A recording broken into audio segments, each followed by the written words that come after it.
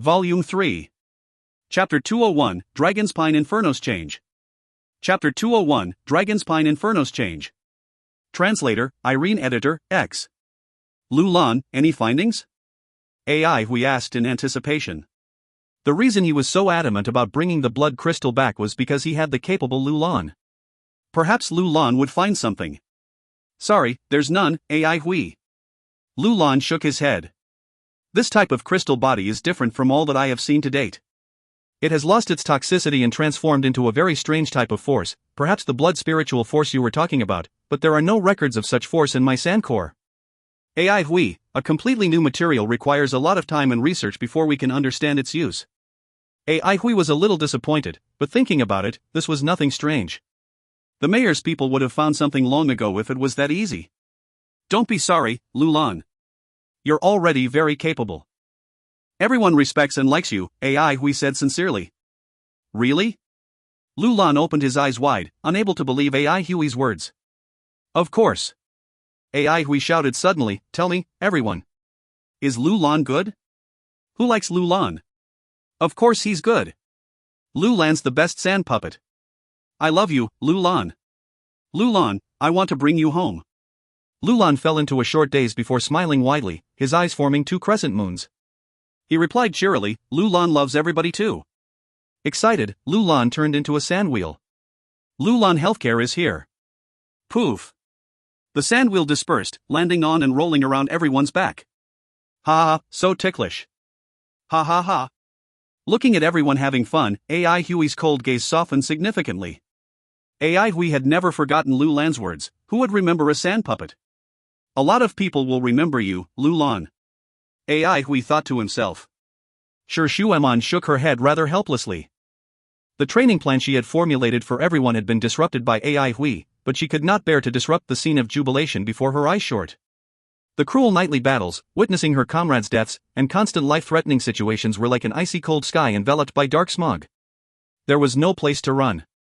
Everyone gritted their teeth and fought for survival. The frolicking students served as a sudden reminder that they were still a bunch of kids. She automatically looked toward AI Hui and saw the coldness and bleakness in his eyes warm up, as if the sky was colored by sunlight. She was startled. It was her first time seeing such warmth radiating from AI Hui's body. Detecting a watching gaze, AI Hui turned his neck. Seeing that it was Iron Lady, he hesitated for a little while, muttering to himself, should I say it? What do you want to say? Shueman blurted out. When she finished her sentence, she felt slightly embarrassed. I'll say it then. AI Hui walked directly toward Shueman with a stern expression on his face, as if he had just made an important decision. Inexplicably, Shueman grew nervous. She tried hard to remain calm and undisturbed, but her heart rate started to increase. AI Hui walked to Shueman's side before saying softly, Iron, goddess. In Shueman's book, goddess was a most ordinary word. From a young age, she had lost track of the number of people who called her that. Even within the team, everyone called her that. She knew that this compliment was based more on her appearance and was neither disgusted with nor fond of it. Yet, somehow, hearing AI Hui address her as goddess made her heart beat even faster. Thud thud thud. The sound seemed to echo within her chest. I've saved your life a few times after all, AI Hui said with a reserved look on his face. As the saying goes, repay your lifesaver with money.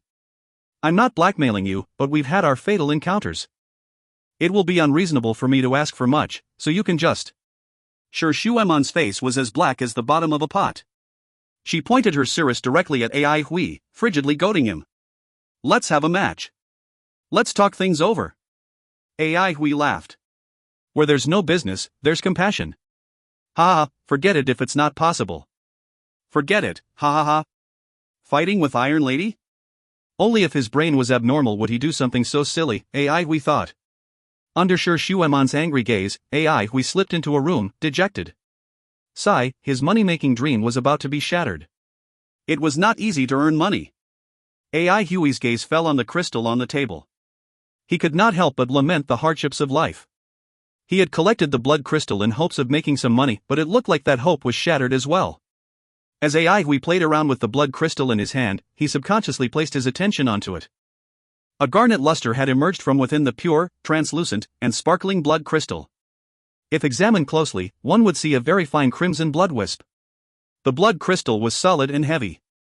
When knocked against the table, it made a sound similar to that of a stone. What surprised Ai Hui the most was the fact that the blood crystal had no odor, while the blood poison had a distinct fragrance. Lu Lan said the blood crystal was not toxic. It was very difficult to imagine that this red gem was actually made from fresh blood. This series of unimaginable changes made Ai Hui fear the blood of God even more. The blood of God was so subversive, and genius was no longer sufficient to describe the person who created all of this. No wonder the old fellows were beaten so badly. Recalling the old man's words, that the blood crystal contained blood spiritual force, jolted him. Perhaps he could try his blood bandage? He tried touching the blood crystal to the blood bandage and was disappointed by the blood bandage's lack of reaction. Could it be that it was still full from its previous meal? After the blood refinement, the blood bandage seemed to have lost interest in the blood poison. Ai Hui knew that there must have been some changes that occurred, but he did not know how to use the blood bandage. It merely served as a defensive tool for him at the moment. He had used its natural ability to resist sword injuries, saving himself from quite a few harmful incidents. Blood spiritual force, spiritual force? What else was associated with spiritual force? The sword embryo? Ai Hui did not dare to absorb the blood crystal because if something went wrong, even angels would not be able to save him. What else could he do about it? Ai Hui's eyes lit up. Dragonfire Inferno. 7 artifact remnants were embedded in Dragonspine Inferno's sword body. What are artifact remnants? They were remnants of treasures and artifacts from the cultivation era. The remnants could not be corroded by the silver mist sea. Since they were artifacts and treasures from cultivation era, they were related to spiritual force. Everyone either called them artifact remnants or ocean dregs, which reflected the two types of attitudes that people had regarding them. Ai Hui still preferred the name artifact remnants since they were able to survive thousands of years of corrosion. While they might not have much use, there was no doubt that these artifacts were of superb quality. Ai Hui held Dragonspine Inferno up. The 7 red prismatic crystals were arranged in a row on its body. The prismatic crystals on the sword and the blood crystals were all red, but they carried very different color and luster. The prismatic crystal's shapes were more orderly, whereas the blood crystal's shapes were not structured at all. Due to the fact that the prismatic crystals were fished out from Silver Mist Sea, their origin was unknown and untraceable.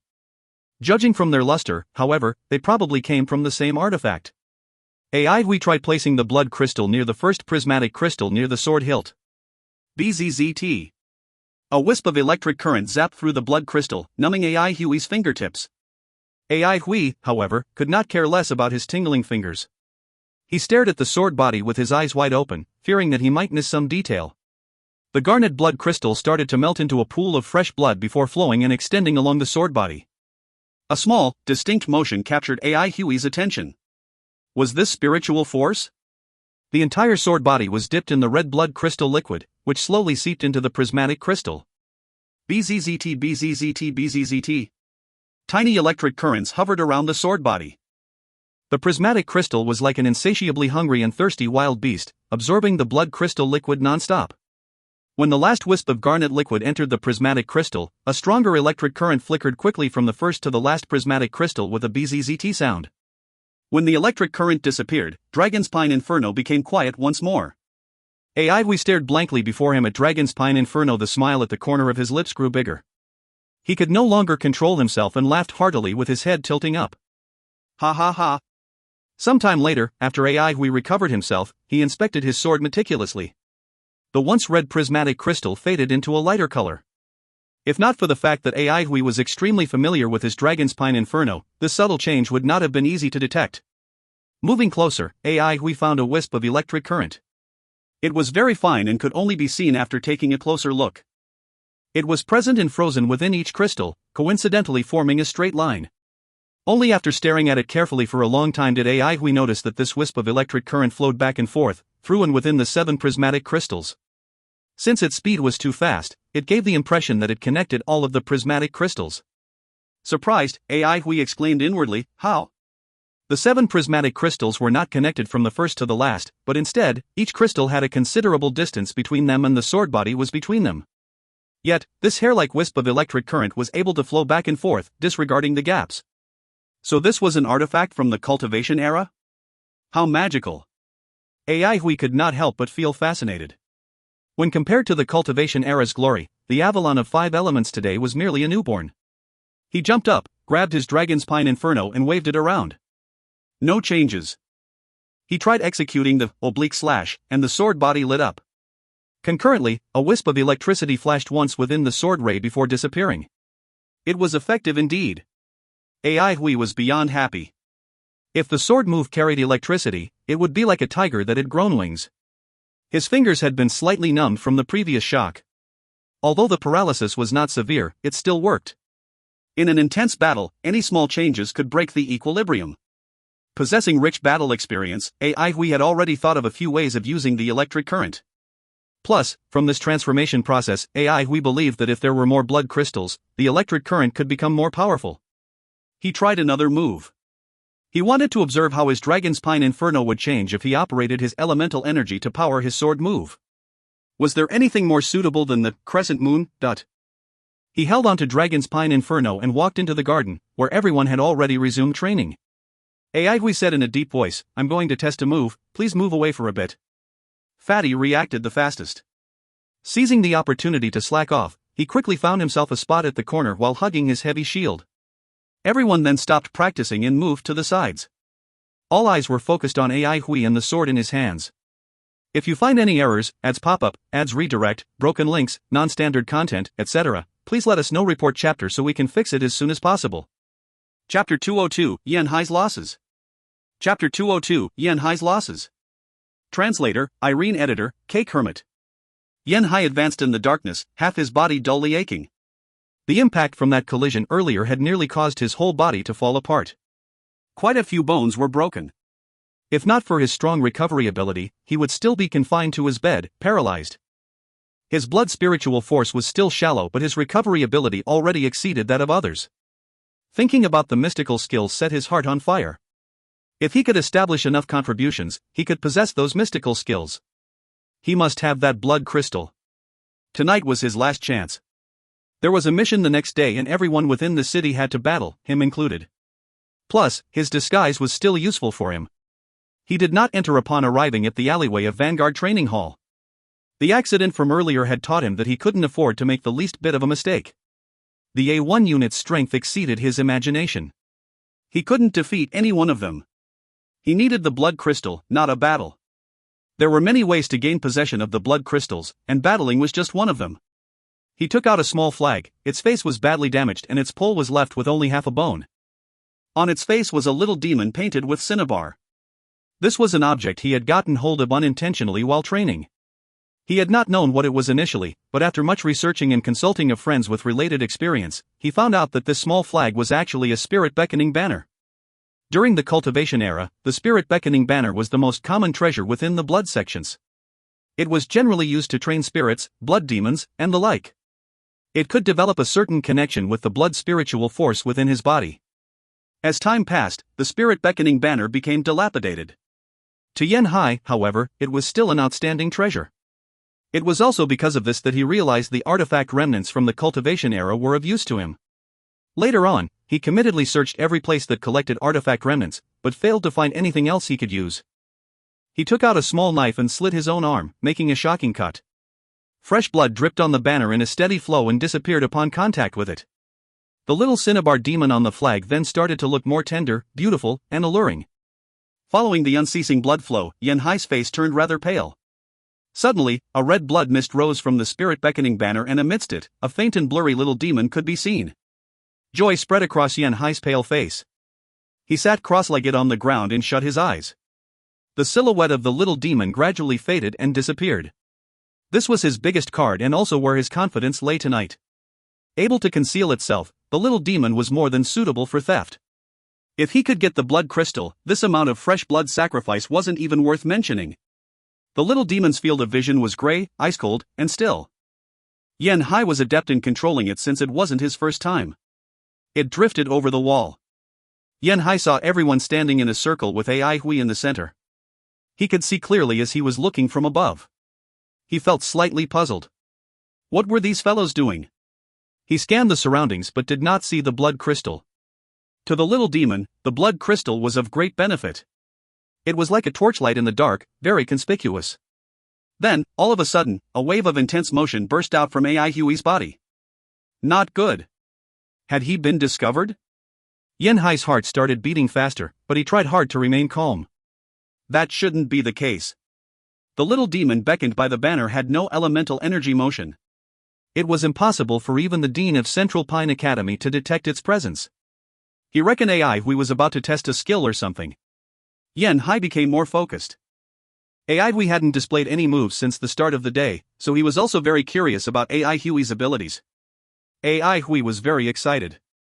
He did not expect the blood crystal to be able to activate the artifact remnants on the Dragon's Pine Inferno. The artifact remnants would cease to be. If the blood crystals could stimulate certain treasures, then the remnants left in the Silver Mist Sea, which had once been considered trash, would become much more valuable. Their prices would also increase exponentially. It was a pity he had no money to start a business. Or he could contact his master and mistress and perhaps earn more money at the embroidery workshop. Then again, he quickly started laughing involuntarily. He might not even survive this calamity, so why was he thinking about earning money? He should further develop his Dragon's Pine Inferno instead. As its power increased, his chances of survival increased as well. Plus, it could be seen that the Dragon's Pine Inferno was still far from reaching its limit. That meant that he needed more blood crystals, since the sword had more potential to improve. AI Hui collected his thoughts. He was already fairly familiar with Crescent Moon. Using Big Dipper to operate it was the challenge. The 7 palaces within his body vibrated simultaneously, and out of them flowed 7 rays of elemental energy. AI Hui prepared to converge them. Just then, without any sign, the sword embryo between his brows suddenly jolted. An indescribable feeling overtook AI Hui's body. Cold. From head to toe, he felt a sense of coldness. His joy and excitement vanished as he became immersed in this unprecedented, cool state. Feeling something, AI Hui turned his neck and walked towards the perimeter wall. There was clearly nothing, but he saw a mist-like presence. He didn't know what it was and could only feel its enmity. The elemental energy circulating within his body became even fuller and richer. Before, AI Hui had needed to multitask in order to control it, but now, everything went on naturally and smoothly. AI Hui drew a graceful trajectory in the sky with the Dragon's Pine Inferno. At that moment, in the eyes of Shi Xueman and the rest, he was like a completely different person. He was merely waving the sword in his hand, but every movement was so coordinated and aesthetically pleasing that it brought about a casual freeness. Shi Xueman's eyes lit up as she recalled the first time she saw AI Hui's swordplay. He wasn't bad then, but now he was becoming and feeling more like an expert. Only after seeing for herself how he had changed bit by bit did she really understand how fearsome AI Hui was. What was even more shocking was that each time Duanmu Huanghan felt pleased about his own progress, AI Hui would quickly deal a blow to him. He'd thought that his progress was already very speedy, but AI Hui's was even quicker. Seeing AI Hui's grandeur, Duanmu Huanghan couldn't help but clench his fist. You've already grown so much? How great! How exciting! Having such a strong rival like you is my greatest honor. I won't make you wait too long. Duanmu Huanghan felt his blood boil. Unprecedented battle lust agitated his body like raging flames, causing it to tremble slightly. Suddenly, AI Hui struck out. The Dragon's Pine Inferno in AI Hui's hand drew a bow-like crescent moon. The curvy sword ray flashed across the sky, matchlessly fast. When AI Hui looked towards him, Yen Hai jolted inwardly. He had been found. There was no time for him to figure out why, and he quickly decided to turn and leave. Before he could take any action, a dazzling light ray rose and a strong fear overtook him. The little demon turned to leave, no longer under control. He knew that this was the demon's instinctive fear, as if there was something within the light ray that it was very afraid of. A crescent moon came towards him at breakneck speed. It was so fast that all he saw was a quick flash of light before feeling something run through his body. Closely after, a numbness spread throughout his body. He looked down and saw a hole in his chest area. A bright light ray flickered around its edges, and like a dark flame consuming a piece of paper, it continued burning non-stop. Was that lightning? Yen Hai blankly stared at the silver light ray, extending and spreading unceasingly. He knew now why the little demon was so afraid. During the cultivation era, the undead, ghosts, and the like feared the sound of thunder most. Thunder and lightning were regarded as one of the most masculine forces between heaven and earth. It was the evil spirit's mortal enemy. But why was there lightning? There was no lightning in the Avalon of 5 elements. Amongst metal, wood, water, fire, and earth, only water elementalists were associated with lightning. Their clouds and mists could develop lightning. The lightning between heaven and earth was then affected by clouds. Its violence and destructive force entered people's field of vision very early. Countless water elementalists had tried creating lightning, but until today, they were still unsuccessful in using lightning in battle. Lightning in the cultivation world was entirely different. They were given a special name, thunder stars. There were many types of thunder stars. Blood refinement had thunder stars as well, such as the scarlet blood thunder god and the like. But the cultivation world was long gone. People today were no longer able to imagine what sort of existence the so-called thunder stars had been in the past. No, not lightning, but thunder stars. Yan-hai did not know why, but this thought surfaced within his head and did not disappear.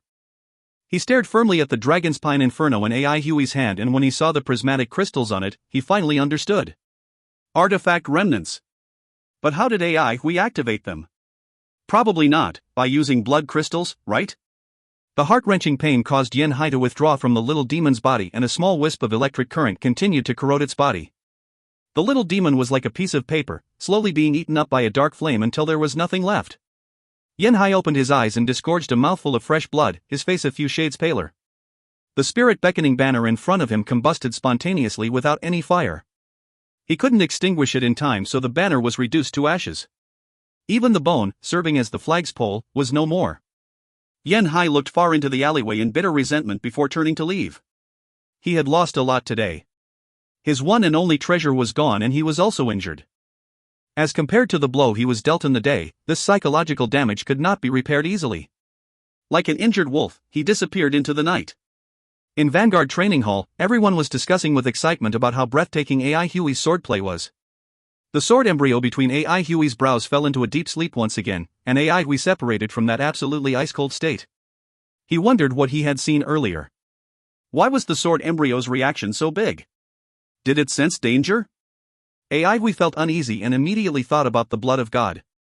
Thinking about the old prisoner, he wondered, had the blood of God found him? That wouldn't be a good thing. If you find any errors, ads pop up, ads redirect, broken links, non-standard content, etc., please let us know. Report chapter so we can fix it as soon as possible. Chapter 203, New Blood Fiends. Chapter 203, New Blood Fiends. Translator, JL Editor, K. Kermit. Yan-hai, you are late. Team leader was displeased. I encountered a blood ant and sustained some internal injuries. Yan-hai explained. Although most of the blood ants in the city had been purged out, some blood ants still appeared sporadically and easily hurt people. Team leader's face softened upon seeing Yan-hai's ghastly white face. It's fine as long as you did not sustain any external injuries. If you had, I would have had to send you to isolation. Everyone be more cautious. There are always some random blood ants. Our mission today is not very serious. The blood ants have been almost eliminated, we just need to keep guard on the underground tunnels. If any of us encounter any sneak attacks, send out a warning. Understood? Understood. The resounding answer was not unified. Everyone's morale was low. Team leader did not say much as he was not in high spirits either. In the battle just yesterday, half of their troops were killed and only 30-odd people managed to survive. While they had gotten more manpower, they still could not feel secure. It was like they were just sitting there awaiting death. It was depressing. Today they were standing guard at a small hill located in the west of the city. There were many tunnels there, courtesy of the blood ants. The mayor residence was helpless regarding all those underground tunnels. Even sealing up the tunnels was ineffective. What else could be used to ward off the blood ants? Everyone could only hope that the other blood fiends did not like to dig holes. The only fortunate part was that the blood ants had a small build. Those larger blood fiends were unable to enter the tunnels, which were as big as a fist. Nevertheless, there were still many potential threats. Some insects that were not too large were still able to make use of the tunnel created by the blood ants to travel. The mayor residence had set up a large number of snares around the tunnels. Nobody knew if they would be able to hold back the blood fiends, so the vicinity of the tunnels was also guarded by people. Even if they were unable to hold back the blood fiends, they could at least warn the others. The small hill was positioned against the direction of the wind. Everyone hid in a corner where there was no wind. Today is the 5th day, right? Someone asked suddenly. Are we really going to get reinforcements? Will it be another 10 more days? Everyone stayed silent. Nobody could answer this question and nobody dared to try. The mayor residence claimed that the support troops would reach them after 15 days. The higher-ups of the Avalon of 5 Elements definitely wouldn't leave them in the lurch. Yan-hai turned his gaze towards the team leader. The two of them were neighbors and were on good relations. When he'd first arrived at Central Pine City, Team Leader had taken him under his wing. Out of all of Central Pine City, Team Leader was the one who he'd want to survive. Yen Hai held Team Leader's conduct in high regards. Compared to his own timid and cowardly nature, he felt that Team Leader was better than him in many aspects. He did not have any talents and he had a weak temperament. Why else would he have been eliminated so early? He had thought more than once, perhaps he could influence Team Leader into becoming a blood elementalist? He was slightly hesitant. He did not know if Team Leader would be willing to accept it. Yen Hai believed that the blood of God was the best way to go. Given Team Leader's capability, he would be able to prove himself within the organization quickly. However, unlike him, Team Leader had a family to go back to. Yen Hai had been a member of Blood of God for a long period. He was clear of the boundary between the blood elementalists and the elementalists. Once the boundary comes between one and one's family, it would be the cruelest thing in the world. Some pain was worse than death. Unless it was as a last resort, he definitely wouldn't change Team Leader into a blood elementalist. Team Leader was a loyal and passionate person, aspects which were also his Achilles heel and might cause him more pain. He did not want Team Leader to blame him, regardless of the reasons. The dead would be struggle-free while the living shoulder the burden. Sometimes, it was hard to determine which was better. Have a good rest. I will take over, said Team Leader to Yen Hai. Yen Hai looked at Team Leader. He opened his mouth, but not a sound came out. Team Leader pat his shoulder and smiled at him. Having said that, he turned and walked to the vicinity of the tunnel entrance and sat down cross-legged. Yen Hai fell asleep amidst his thoughts. The little demon being beheaded had brought about a huge, negative impact on his state of mind. Suddenly, he was awakened by a mournful siren. He violently sprang up. Be careful. Something is approaching. Team Leader stood up and shouted the reminder. A ray of red light flew out from underground and passed through Team Leader's chest. No! Yen Han shrieked and his features twisted. He stood blankly. He saw the light going out of Team Leader's eyes. They became empty and his body dropped on the floor with a loud bang, sending dust flying up. The air was filled with endless miserable shrieks. Yen Hai could only turn a deaf ear to them. His pale and shrunken face seemed to have lost its soul. He stared fixedly at Team Leader who was lying motionless on the floor. The red ray was like a strange sword ray. It was able to twist around freely in the air and was as fast as lightning. In a flash, the underground was filled with corpses. The red ray fell on the floor and surprisingly, it was a blood snake that was as thick as an arm. Its scales were red and it was covered with distinctive black blood traces. Its blood-red pupils did not have any hint of emotions. It stared at Yen Hai who was frozen in shock. A flicker of suspicion flashed across its eyes. The prey in front it seemed to have the scent of their species. The blood snake fixed its attention on Yen Hai before catapulting and disappearing without a trace. The mournful siren was sounded simultaneously at a few places in the city. It triggered everyone's nerves. They just managed to suppress the blood ants and now there was a new surge of blood fiends. We have no buffer time at all. The dean wore a furious expression. 5 to 7 days? Didn't you say they need 5 to 7 days to transform? Damn it! The blood ants were attacking us from day one. This simply implies that we had misjudged them. Wang Jin replied. The current wave might possibly be the first wave of the completed transformation, but... Attention! 6 places have issued the alarm. The defending troops were wiped out. The elementalist who came forward to make the report spoke with a trembling voice. Wang Jin was silent for a moment before gravely saying, what sort of blood fiend was it? Those that we could confirm right now would be blood snakes, blood rats, and blood butterflies, replied the elementalist. Wang Jin muttered to himself, the previous wave was all blood ants. It is a different type of fiend for this wave. It seems like every time they complete a cycle of transformation, our pressure and stress increases. What about the blood traces? The blood traces were very distinct. The elementalist's eyes showed signs of fear. They were even clearer than the traces on the blood ants. Send the elite unit to hunt them down. Wang Jin decided resolutely. Despite the worsening situation, he still held hope. He continued, group the students and the average masses. We need to have lookout posts in all the corners of the city. We need to know where exactly the blood fiends are located. Yes. The elementalists hurriedly replied. The elite unit was the nucleus of Central Pine City. It was the equivalent of the guards in the training hall. Compared to the average troops formed by the students and the masses, their capabilities were much stronger. The dean exhaled heavily. He knew Wang Zhen's original plan. Wang Zhen initially predicted that he would only make use of the elite unit after 9 days. It was 4 days earlier than they had intended. Notify A1 unit and have them prepare to attack. Wang Zhen suddenly said. No. The dean opposed. They are still kids. Also, do not forget about their status. Wang Zhen angrily said, status. Whatever status is not important now.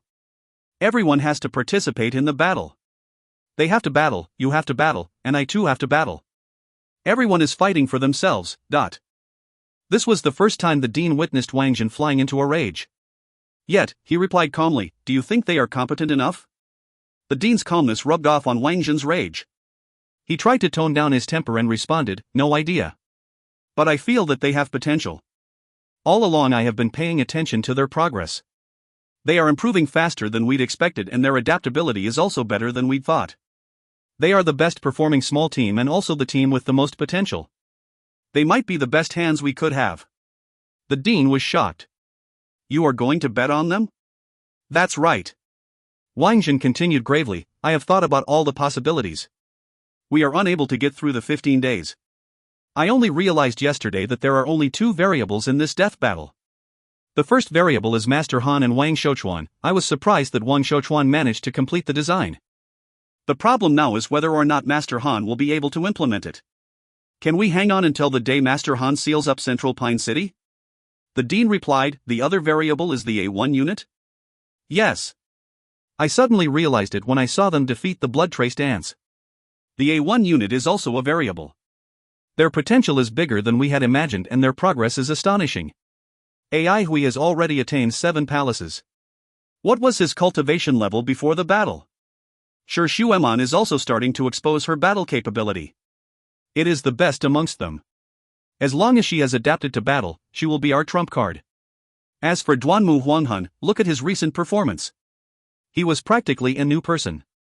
The rest of the students have improved drastically as well. Why did I allocate so many resources to them? Because I am unsure of their limits. They are a group of talents and perhaps they will be able to create a miracle.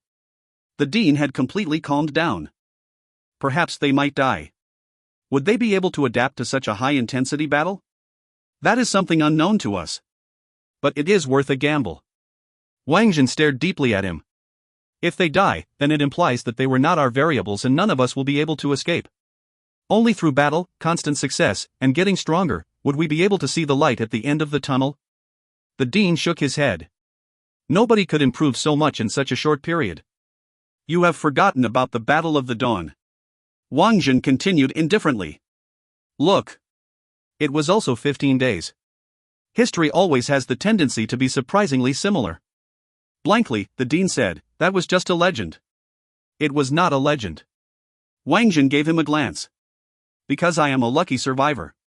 The dean was dumbstruck. At that moment, an elementalist rushed over hurriedly.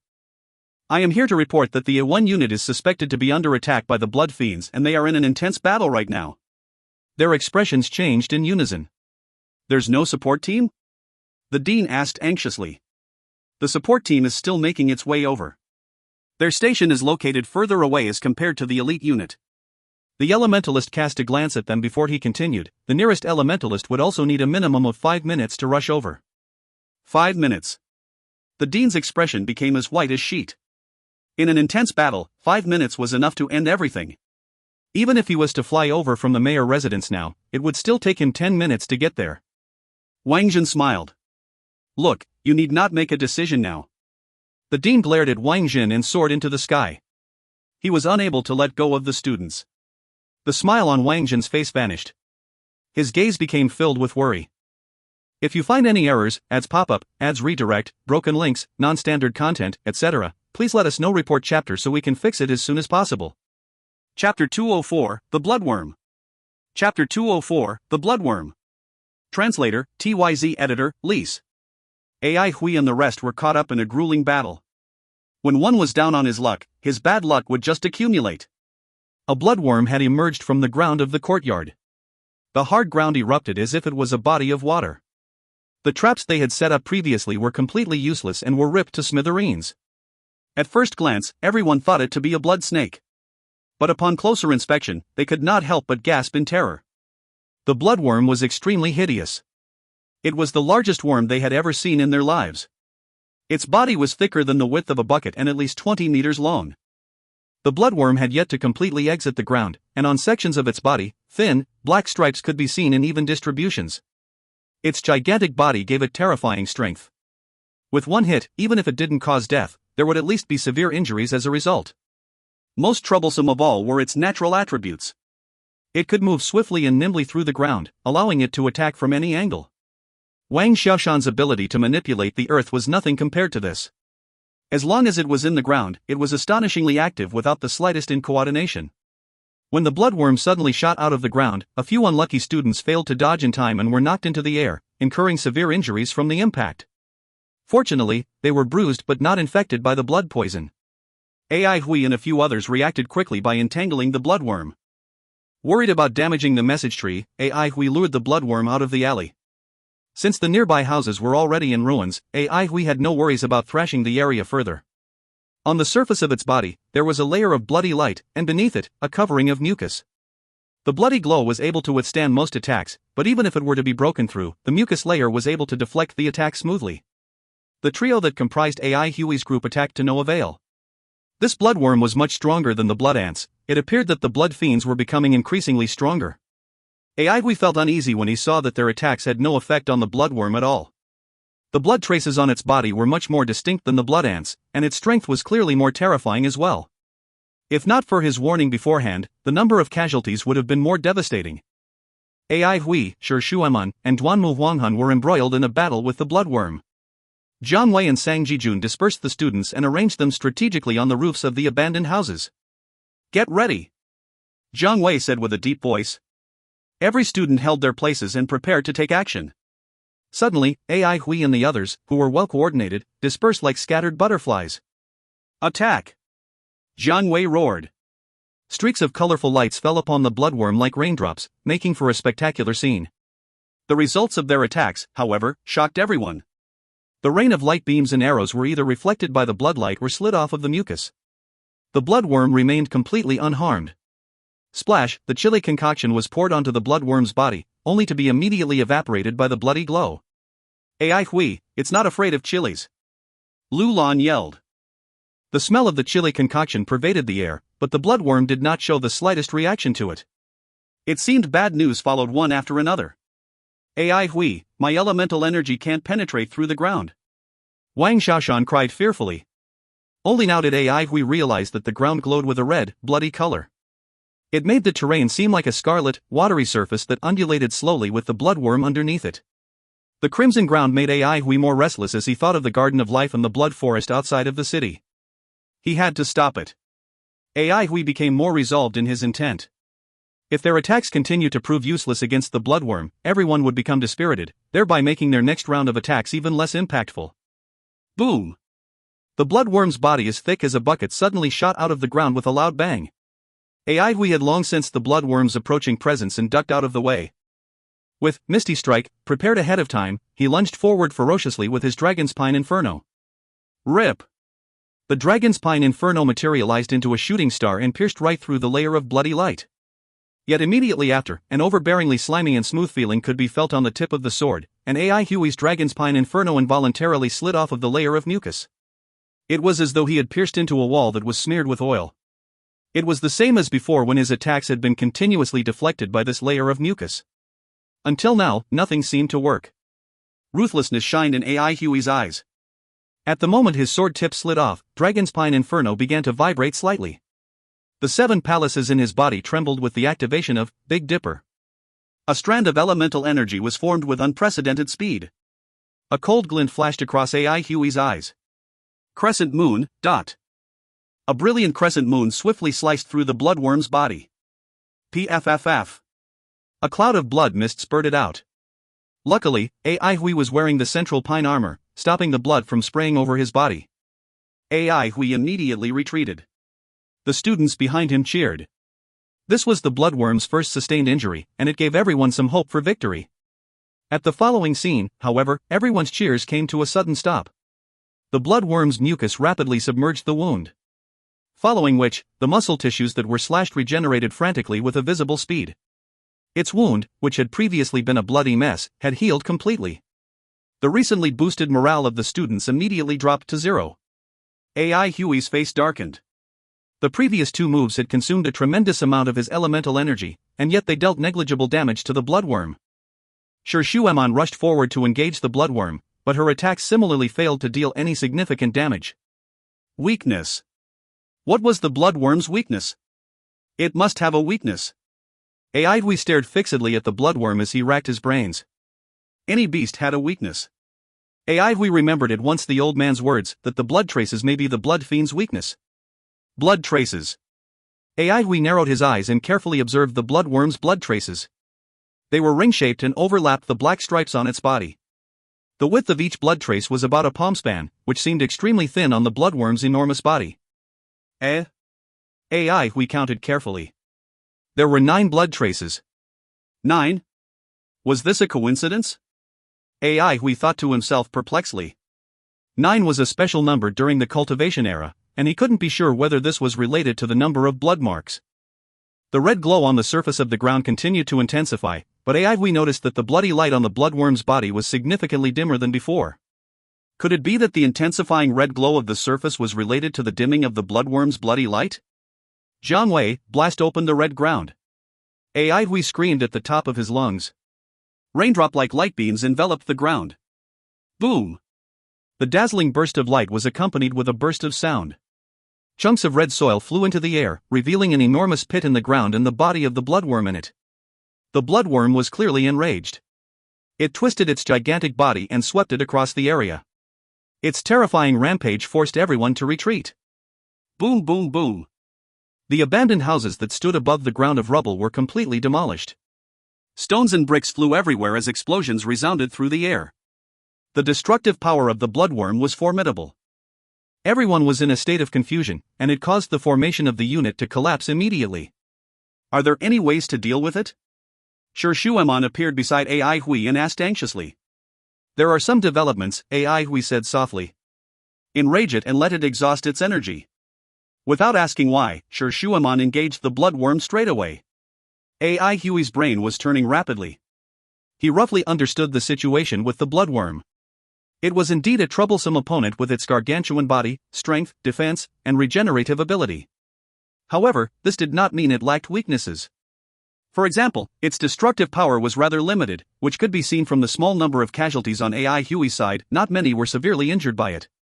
It must have been crucial for them to alter the terrain, or else they would not have drawn out such an enraged reaction from the bloodworm. Bloody glow, mucus, blood traces. The bloody glow on the bloodworm's body had dimmed significantly, with only a thin layer left. The main issue was the layer of mucus. It was slippery and thick, an impregnable armor.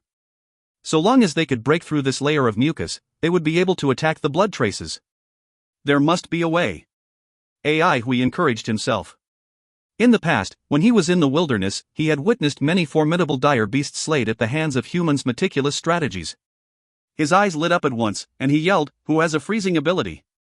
Or any ice-freezing drugs?" The mucus was impregnable, but it was a liquid after all. Once it came into contact with the chilling cold, it would freeze and harden. And with the layer hardened, its viscosity would drop until it could no longer endure the bloodworm's tremendous strength. I do. Duanmu Huanghan replied. All right. AI Hui screamed. The rest of you use ranged attacks. At his command, Jiang Wei and Sang Jijun unleashed a torrential pouring of arrows onto the bloodworm as if their arrows cost nothing. They did not care anymore about the unit's formation. Instead, everyone focused on channeling their elemental energy with all their might. The sky was raining with streaks of light. At this point, nobody held anything back in their attacks. Ingrate, get ready! AI Hui snarled. Duanmu Huanghan almost tripped and fell down. This bastard. However, he could not be bothered with AI Hui right now. He channeled all of the elemental energy in his body, revealing cloud-like patterns beneath his feet. Soon after, he flew through the air and appeared above the bloodworm. Duanmu Huanghan was extremely imposing as he hovered in the air with swirling green flowers beneath his feet. That handsome face of his stared ruthlessly at the writhing bloodworm, and the clothes on his body fluttered despite the lack of air currents. The glinting of his eyes became brighter, resembling the stars in the night sky. From the battle's beginning until now, his viridescent flower had been unable to pose any threats to the bloodworm. Against its gargantuan body, his vines were too feeble. When Ai Hui asked for someone with a freezing ability, he had responded without any hesitation. Viridescent flower had a freezing move, symbol of ice. Only, it was his pity that he hadn't fully mastered this move yet. Given his current base level, it would exhaust him to execute this move. But he did not think about such things and directly volunteered himself for the task. There was no time for hesitation. Suspended in the air, Tuanmu Huanghan emanated a powerful aura, the elemental energy in his body channeled to the limits.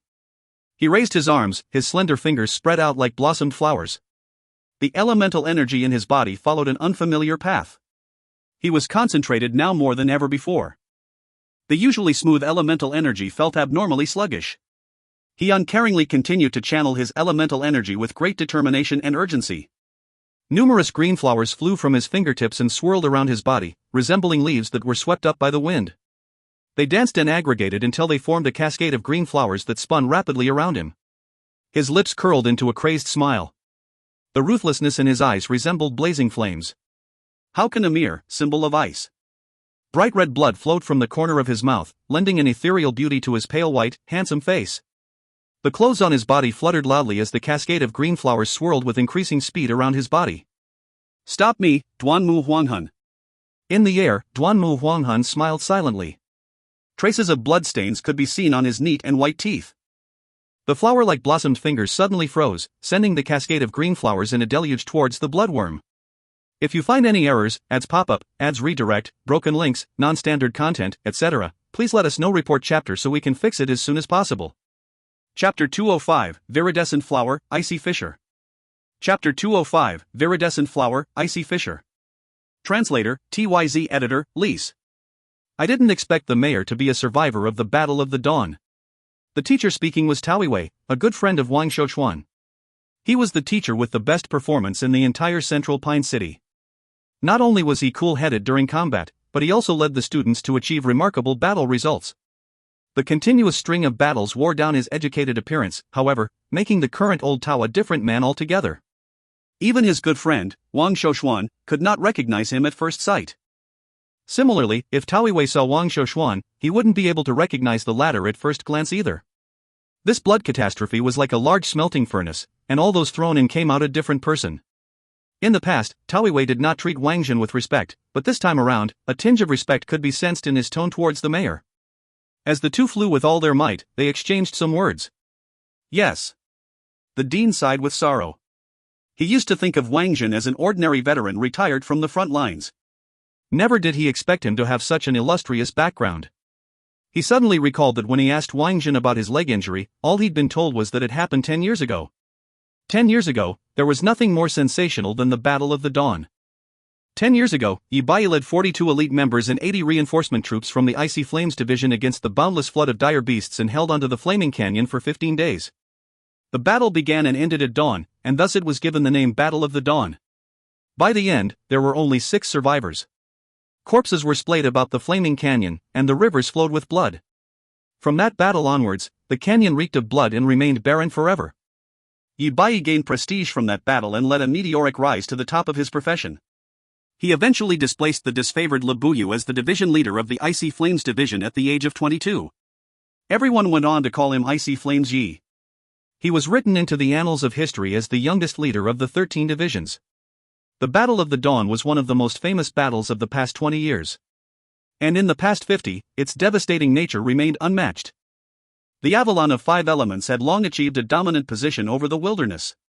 Hence, for the past few hundred years, territorial expansion had been their main priority. This is what made the Battle of the Dawn so memorable. There had been zero indication of the dire beasts' invasion, which threw them into a precarious situation. Upon hearing that Wang Jin was one of the survivors of the Battle of the Dawn, their astonishment was unimaginable. It was no wonder Wang Jin never disclosed his division. I didn't expect it, I really didn't expect it. Tao Wei shook his head in disbelief. The hero of the Battle of the Dawn actually came to our Central Pine City. It seems our city is a blessed place. It's a good thing for us. The dean used to think that Wang Jin was leading poorly, but now that he knew his background, he immediately felt that the situation was far graver than he originally thought.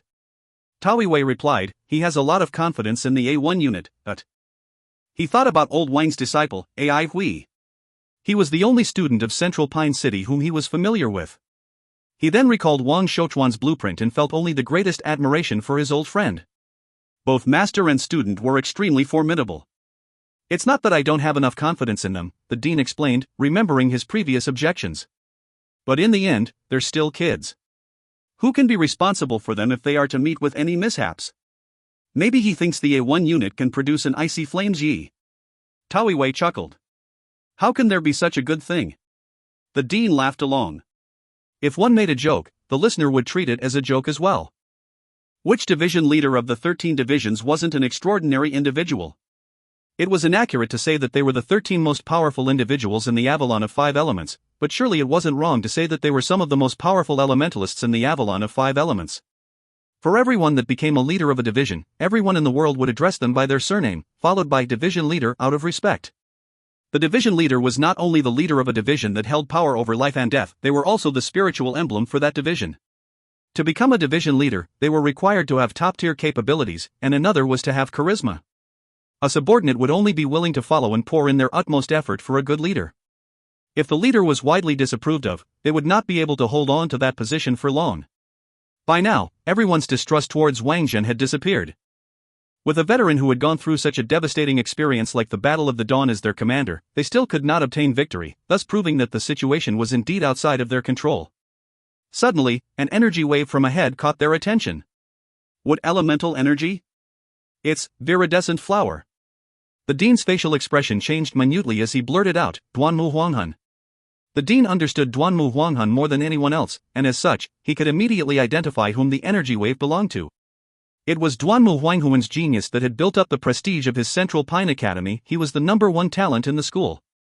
Such a formidable display of elemental energy far exceeded Duanmu Huanghuan's base level. The dean was burning with anxiety. Duanmu Huanghuan's fixed his rigid fingers at the bloodworm. The green flowers that rapidly swirled around Duanmu Huanghan suddenly disappeared. With an ear-piercing sound like that of a shattering vase, numerous green flowers then exploded into green snowflakes that engulfed the bloodworm. A penetrating, haughty gaze overtook Duanmu Huanghuan's eyes. His mouth curled into a cold sneer before he clenched his fists. Splat! He spat out a mouthful of bloody mist. Even so, his facial expression did not change. It was as if the blood he expelled was not his own. The green flowers that exploded disappeared once more. Following which, numerous green flower patterns appeared on the scarlet body of the bloodworm. The uneven verdant patterns that spread across the bloodworm's body made it look as though it was made of green porcelain. In the air, Duanmu Huanghan abruptly straightened his body. He did not bother to wipe the blood stains from his mouth. His tall and upright suspended form displayed an indescribable confidence. There was an impish smile on his devilishly handsome face, like that of a child who had done a mischievous deed. He elegantly clapped his hands once. Viridescent flower, icy fissure. Crack, crack, crack. Throughout the layer of mucus on the bloodworm's body, numerous cracks appeared. It was like watching an iceberg crack and disintegrate upon itself. The bloodworm twisted frantically from the pain caused by the frostbite. Crack, crack, crack. The crackling noises sounded more frequently and with increasing volume. In mid-air, Duanmu Huanghan resembled a refined magician who was waiting for his magic performance to unfold. Large chunks of ice fell from the bloodworm's body, the frozen mucus. The naked body of the bloodworm finally appeared before everyone's eyes. Iron Lady, the blood traces. Ai Hui roared as he surged forward. When Shueman heard the 2 words Iron Lady, she did not have any reaction except to grasp her cirrus tightly, revealing the fury in her heart. / Misty Strike. Using all of his might, Ai Hui pierced his Dragon's Pine Inferno into the blood traces on the bloodworm's body. The jabs from Shueman's cirrus landed on the bloodworm like torrential rain, each motion surrounded by snow-white mist. With each strike on the bloodworm's body, the sprays of blood became larger and larger. Sang Jijun also clenched her teeth and retrieved her bunny hair arrow. Once the arrow was shot out, it materialized into a thin streak of light that pierced into the bloodworm's blood traces. The bloodworm's astonishing vitality was drained slowly, and it wrung its body agitatedly. For each strike on its body, that part shattered. Ai Hui was frenzied. The stabbing effect of Misty Strike was not useful in this situation. While he attacked with his / he continued to actively dodge the bloodworm's attacks. Slash by slash, he hacked at a specific blood trace continuously. Pop. Suddenly, his Dragon's Pine Inferno hit nothing but air. A section of the bloodworm's bucket-wide body was chopped off by AI Hui. The students broke into cheers. Despite being cleaved into two, it refused to die. The two separate parts were writhing, but AI Hui noticed that after chopping it apart, its powers had dropped significantly. Popsure Shuemon had chopped off another section. The rest of the students, who previously could not find an opportunity to launch their attacks, surged forward together. Even Fatty was overwhelmed by a fervor of unknown source and rushed ahead to attack the worm. With more manpower came more power. The students strictly followed AI Hui's orders and hacked at the blood traces only. The bloodworm with its 9 blood traces was being hacked into 10 pieces. At last, the last strand of life disappeared completely from the massive bloodworm. The dean, Old Tao, and the elite unit arrived just in time to see everyone converging to hack at the worm. Seeing the 10 separate sections of the bloodworm's corpse on the ground, shivers crawled down their spines. They had heard about the A1 unit's exceptional capability. Now that they witnessed it with their own eyes, the A1 unit was truly terrifying. Exhausted to the bone, the students collapsed to the ground as one. Even as the elite unit descended from the sky, nobody bothered with them. When AI Hui saw them gathering around the bloodworm's corpse, he reminded them, "Don't touch it. The blood crystals are ours." Instead of flaring up at AI Hui's impoliteness, the commander of the elite unit merely said, "Don't worry, who wants the blood crystals? Not bad. All of you actually managed to kill a bloodworm. It seems we can't underestimate this unit anymore. You flatter us." "Sir, how do I address you?" AI Hui replied weakly. "My surname is Zhang. You can call me Old Zhang." The man chuckled. "You don't need to introduce yourself. As of now, the A1 unit is renowned. In the future, if we're ever in trouble and you happen to pass by, please lend us a hand. These blood crystals are our spoils of war from our previous battle. Let's form a partnership then." AI Hui looked with surprise at Old Zhang. He felt that this person was rather nice and nodded. "Thank you for your gift then, Old Zhang. If we encounter you in your unit, we'll do our best to help you." AI Hui did not want to promise Old Zhang anything. Even though the blood crystals were valuable, they were not worth their lives. "All right, we're considered friends then. Now, we still have another mission awaiting us, so we have to leave. Until later." Old Zhang chuckled and left with his unit. Seeing the other party leave, AI Hui rubbed his throat and said, "Lulan, clean up the blood crystals." "No problem, AI Hui." Lulan cheered. AI Hui cast a glance at Duanmu Huanghan and said, "Ingrate, if you're not capable enough, then don't force yourself. TSK, I thought you were confident, but I didn't expect that you were taking a gamble." Duanmu Huanghan didn't bother with AI Hui. He greedily gulped in breaths of air as an indescribable excitement arose within him. Despite his severe injuries, he had relieved the pent-up anger inside his heart during the battle. He felt an indescribable contentment, and his body was extremely relaxed. This was the life he wanted. This was the Duanmu Huanghan he knew. He didn't mind dying as long as it was a glorious death. He didn't mind dying as long as he garnered everyone's respect. If you find any errors, ads pop-up, ads redirect, broken links, non-standard content, etc., please let us know. Report chapter so we can fix it as soon as possible. Chapter 206, Yumingqiu. Chapter 206, Yumingqiu. Translator, TYZ Editor, K. Kermit. Yumingqiu was a man of tall stature. His long hair was tied up into a ponytail using a red hairband, and his small and slanted eyes made him look as if he would fall asleep at any time. On the contrary, all the elementalists around him were on high alert. They had already reached the depths of the induction ground. "How much longer until we reach Central Pine City?" Yumingqiu asked while yawning lazily. "Approximately 3 days' time," replied an elementalist after doing some calculations. So sleepy. Tears welled up in Yumingqiu's sleepy eyes. "Life is tough. Rushing here and there, how many nights of sleep have we missed? Light equipment and little manpower, how can I be so low profile? I am, after all, a division leader." "Sir, you're only a vice division leader," reminded one of his subordinates. Oh. I'm still a vice division leader, huh?" Yumingqiu chuckled while yawning again. A blemish does not obscure a jade's luster. In any case, vice division leaders are always being dispatched for such situations.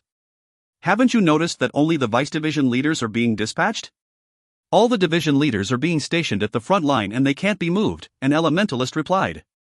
"Reportedly, the front line is rather unsettled recently and there has been continuous harassment from the barbarian tribes. There are already a few places where fights have broken out." "Bullshit." Yumingqiu snorted.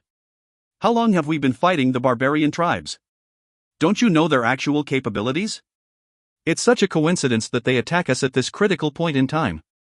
Ha, they are definitely colluding with the mastermind behind the blood catastrophe. As far as I am concerned, the blood poison is what we should prioritize right now. Isn't the blood catastrophe a natural epidemic? You mean it's a man-made one? The subordinate's face turned pale with fright. You're right about that. No wonder the blood fiends are getting stronger these days. The subordinate's tone was filled with worry. We need to increase our speed. The other units might have already arrived. It's impossible, Yumingqiu replied with irritation as he involuntarily yawned again. No one can be faster than we are. They are heading out from the front line while we are coming from our holidays. How can it be the same? It's a different scenario. Those old fogies had better compensate me handsomely for the time I have wasted. Otherwise, I will not let them off. But sir, you're the one who wanted to go over. The subordinate retorted. Rubbish, I need to go and save Mingqiu. Otherwise, Senior will kill me. Yumingqiu took a sweeping glance at everyone. How about I let you all go back now? The next time all of you are in trouble, there will be no need for me to come to your rescue, right? Everyone remains silent. Sir, are we those kinds of people? Sir, we have been following you for several days and nights. Sir, you are only thinking about Miss Mingqiu, right? All the while, I have been missing her, Yumingqiu replied lazily. If not for her master's wrath, I would have gone to Central Pine City for my holidays and lived happily ever after with Mingqiu. I wouldn't even care for the position of division leader. Mr. Liu will beat you to death. No, he would not let you die that easily. The subordinate it appears that Miss Mingqiu has rejected you a few times, the subordinate continued. Actually, both of you are rather close. She treats you like her own elder brother. Cold. When Yumingqiu thought of his senior, he couldn't help but tremble in fear. If he was to fall into the hands of his senior, he would not be allowed to die easily even if he wanted to. It appears that Miss Mingqiu has rejected you a few times, the subordinate continued. Actually, both of you are rather close. She treats you like her own elder brother. With a look of disdain, Yumingqiu replied, What do you know? Which girl in the world doesn't say that? Mingqiu's rejection is precisely why I see that there's still hope for me. It's normal for a nice and beautiful girl like her to be pursued by so many guys. Then it will be very difficult for you, the subordinate replied after a long hesitation. It's a pity that there's not enough time for Mingqiu and I to cuddle this time around. Yumingqiu put on an unhappy face. There's also a small junior who Master has just accepted as his disciple, a brat from the Duanmu clan. Why can't it be a female junior? Really? Why can't Master spare a thought for the love lives of his two disciples? I don't care if Senior wasted his life by practicing abstinence, but what about me? Do I need to waste my youthful years as well? Speaking of which, I feel really sad. Alright, since we are under the same master, I don't mind saving my little junior, but then, what about Shi Beihai's daughter? What does she have to do with me? He is from the North Sea Division whereas I'm from the Deathgrass Division. We've got nothing to do with each other. So, we don't save them, the subordinate questioned. We still have to save them. Yumingqiu gave a bitter-looking face. I'm afraid of Shi Beihai beating me up. He would definitely do it. Other than Master and Senior, none of us here are his match. If it happens, Master and Senior definitely won't help me. Miss Shi is a great beauty, the subordinate reminded. My heart belongs to Mingqiu. Yumingqiu gave a slight cough. I heard that she is an austere beauty. Oh, that means she is also an icy beauty. I think she's Senior's type of girl. I can forget about it. Anyways, I'm doing this for everyone's sakes. We only have around 100 people. How many people can we actually save? How many can we save? The subordinate asked while looking at Yumingqiu. Yumingqiu's reply would decide the difficulty of the situation they were going to face. Everyone's gaze turned to Yumingqiu simultaneously. After a slight hesitation, Yumingqiu replied, We will first help them with their defenses. If the defense can't hold, we will bring 3 people to retreat with us. They will be Mingqiu, Duanmu Huanghan, and Shi Xueman. He had to think of and be responsible for his subordinates. They had a total of 100 men and the blood fiends were getting increasingly stronger. It would be very difficult for them to break out of a siege if it was necessary for them to do so. They did not have the capability to bring so many people out with them. Everyone heaved a sigh of relief. The atmosphere of the unit brightened up once more. It was not a big problem for an elite unit like them to retreat with 3 people. Suddenly, Yumingqiu's eyes shrunk and he yelled, "There are enemies right in front of us, prepare for battle." A massive red cloud was flying towards them at a terrifying speed. When the massive red cloud flew closer to them, they could clearly see that it was a bunch of oversized blood bats. The blood bats were huge in number, looking like a massive red cloud from afar. Yumingqiu shook his head and moaned. "There are birds coming from afar, prepare to feed them the melons." A seed appeared out of thin air on his palm. As he channeled his elemental energy into the seed, it germinated, grew, blossomed, and bore fruits at a visible speed. Within seconds, 2 fist-sized, dark green, ripened melons appeared on his palm. The vines, stem, and roots of the melons had reduced to nothing but dust, leaving only a few pieces of leaves. These melons were called the 1,000 seeds exploding melons. The 1,000 seeds referred to the huge number of seeds that it had inside of it. There were more than 1,000 seeds in every melon. This melon was one of the classic battle melons that the Deathgrass division liked to use. Yumingqiu inserted 2 pieces of leaves into every melon. Everyone followed suit. With a frivolous look on his face, Yumingqiu blew his whistle and yelled, "Get ready! Fire in the hole!" Yumingqiu roared and threw the melons in his hands towards the incoming blood bats. Everyone followed suit. 200 melons flew towards the incoming blood bats with a whizzing sound. When the blood bats noticed the small black dots that were flying towards them, they flapped their wings and dispersed in all directions. Suddenly, the leaves that were inserted into the melons started flapping. Like wings, the leaves flapped faster and faster. The melons' flying speed increased abruptly, causing them to fly even faster. The deafening whizzing sound got increasingly louder, striking fear into one's heart. They were like shadows of death, ruthlessly plunging into the bunches of blood bats that did not manage to disperse in time. The melons then exploded with a loud bang. Hundreds of thousands of seeds exploded in all directions. Every seed that pierced into the body of a blood bat exploded once more. The series of explosions wiped out the horde of blood bats like a violent storm. This wave of attacks certainly caught the powerful horde of blood bats by surprise. A tremendous amount of flesh and blood bat corpses fell from the sky. The previously cloud-like horde of blood bats had been reduced significantly in number. There are no big birds in this world that would want to gnaw on grass after eating melons.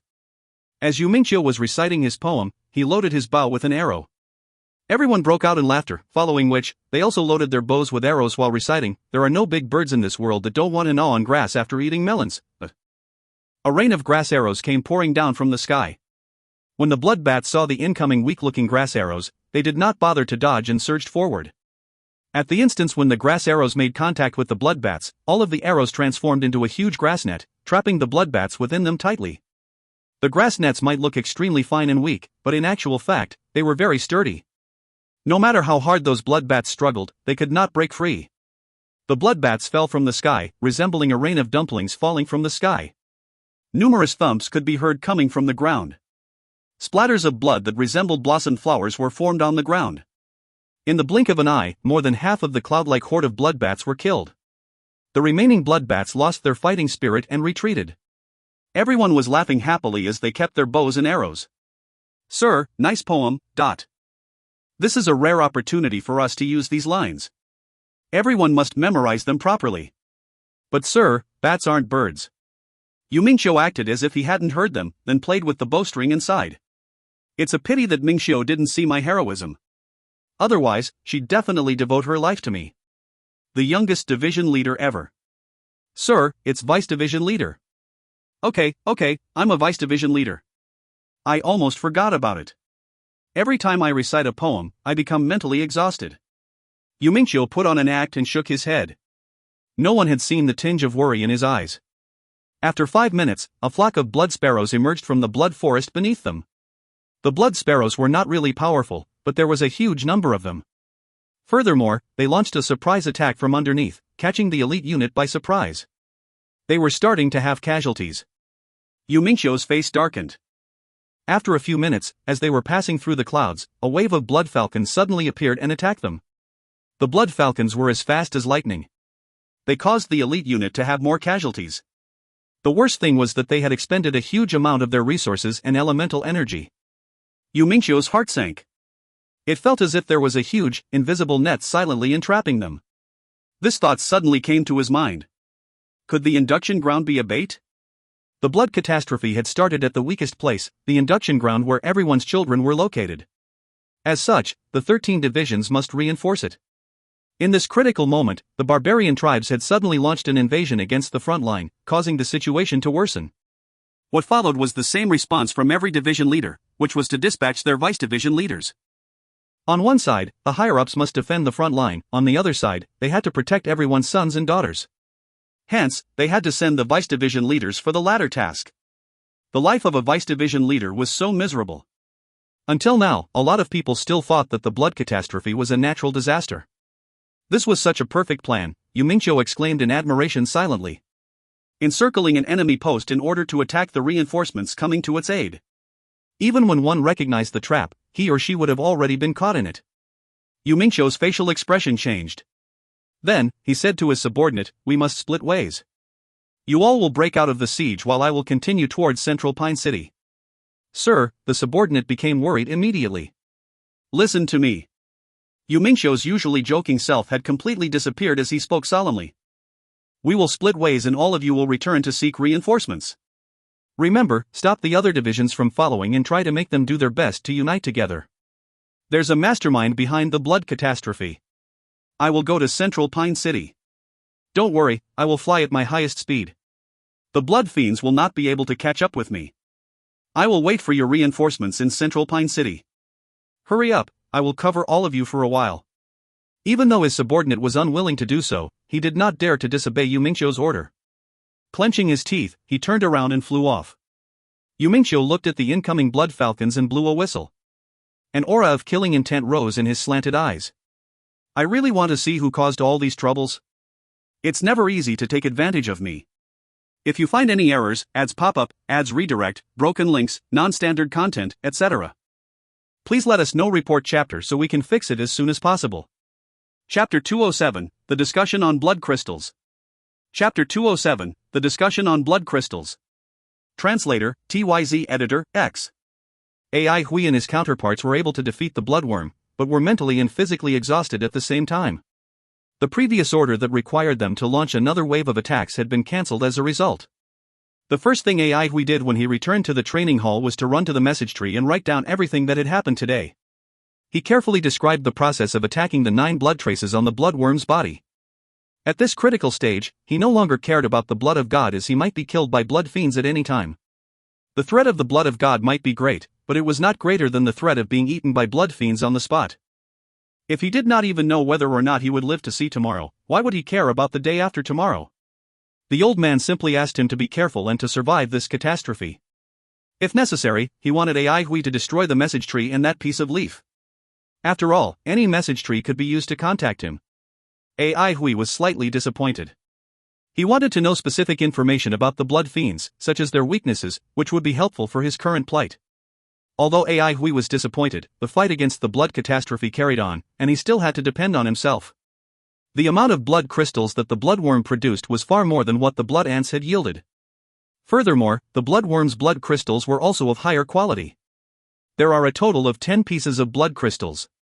Every piece was thumb-sized, sparkling, translucent, and smooth. Even though the body of the bloodworm was so huge, it had only produced 10 blood crystals. AI Hui was cursing the bloodworm repeatedly in his heart.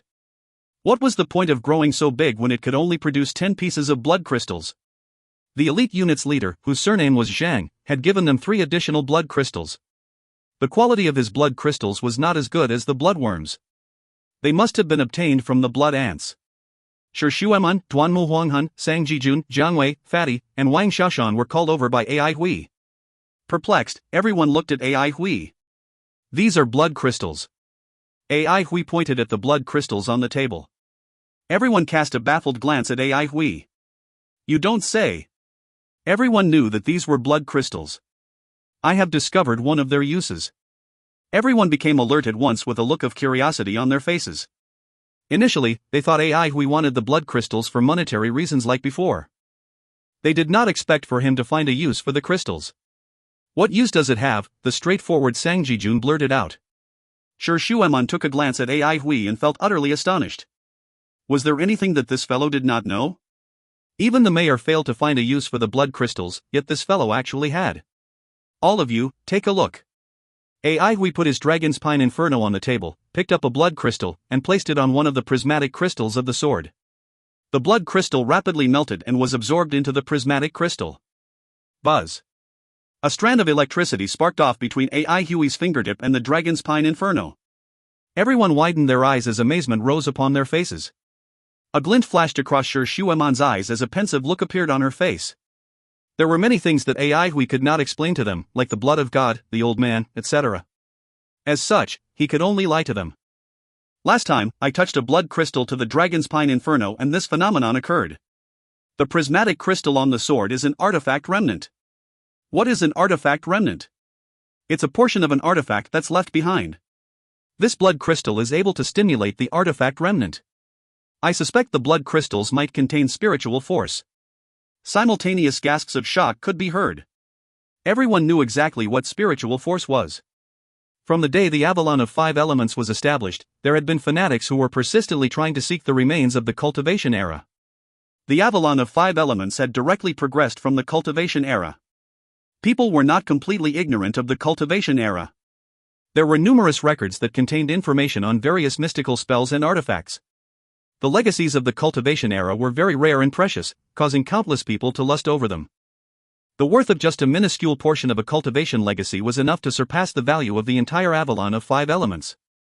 However, no one had succeeded until now. That was because of spiritual force. All artifacts and spells needed spiritual force to function. Without spiritual force, the mountainous heaps of artifacts might as well be thrown into the silver mist sea.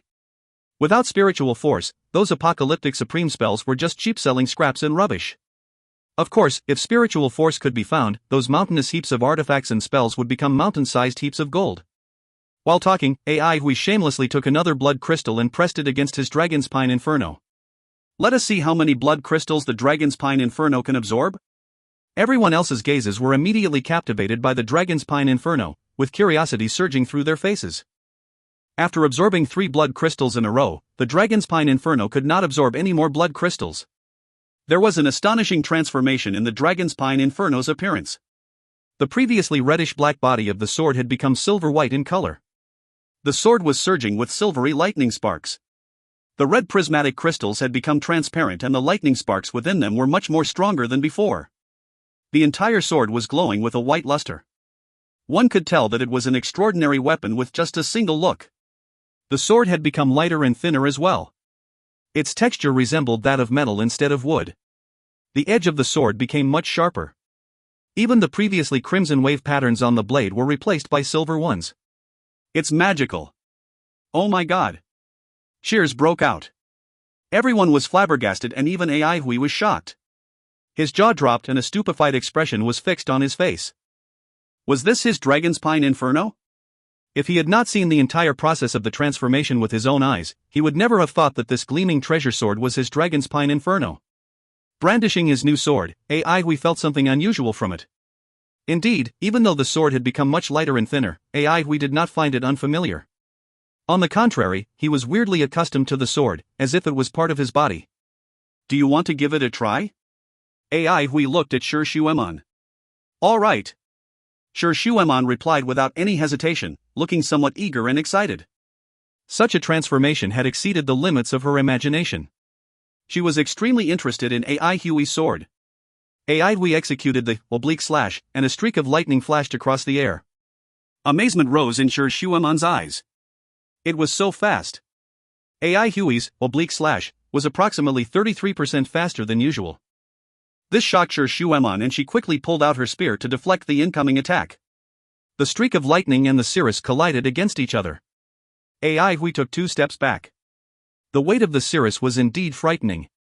Furthermore, with the powerful spiraling effect of the spear, Sher Shuemon's attack was violent and mighty. On the other side, Sher Shuemon did not move a single inch.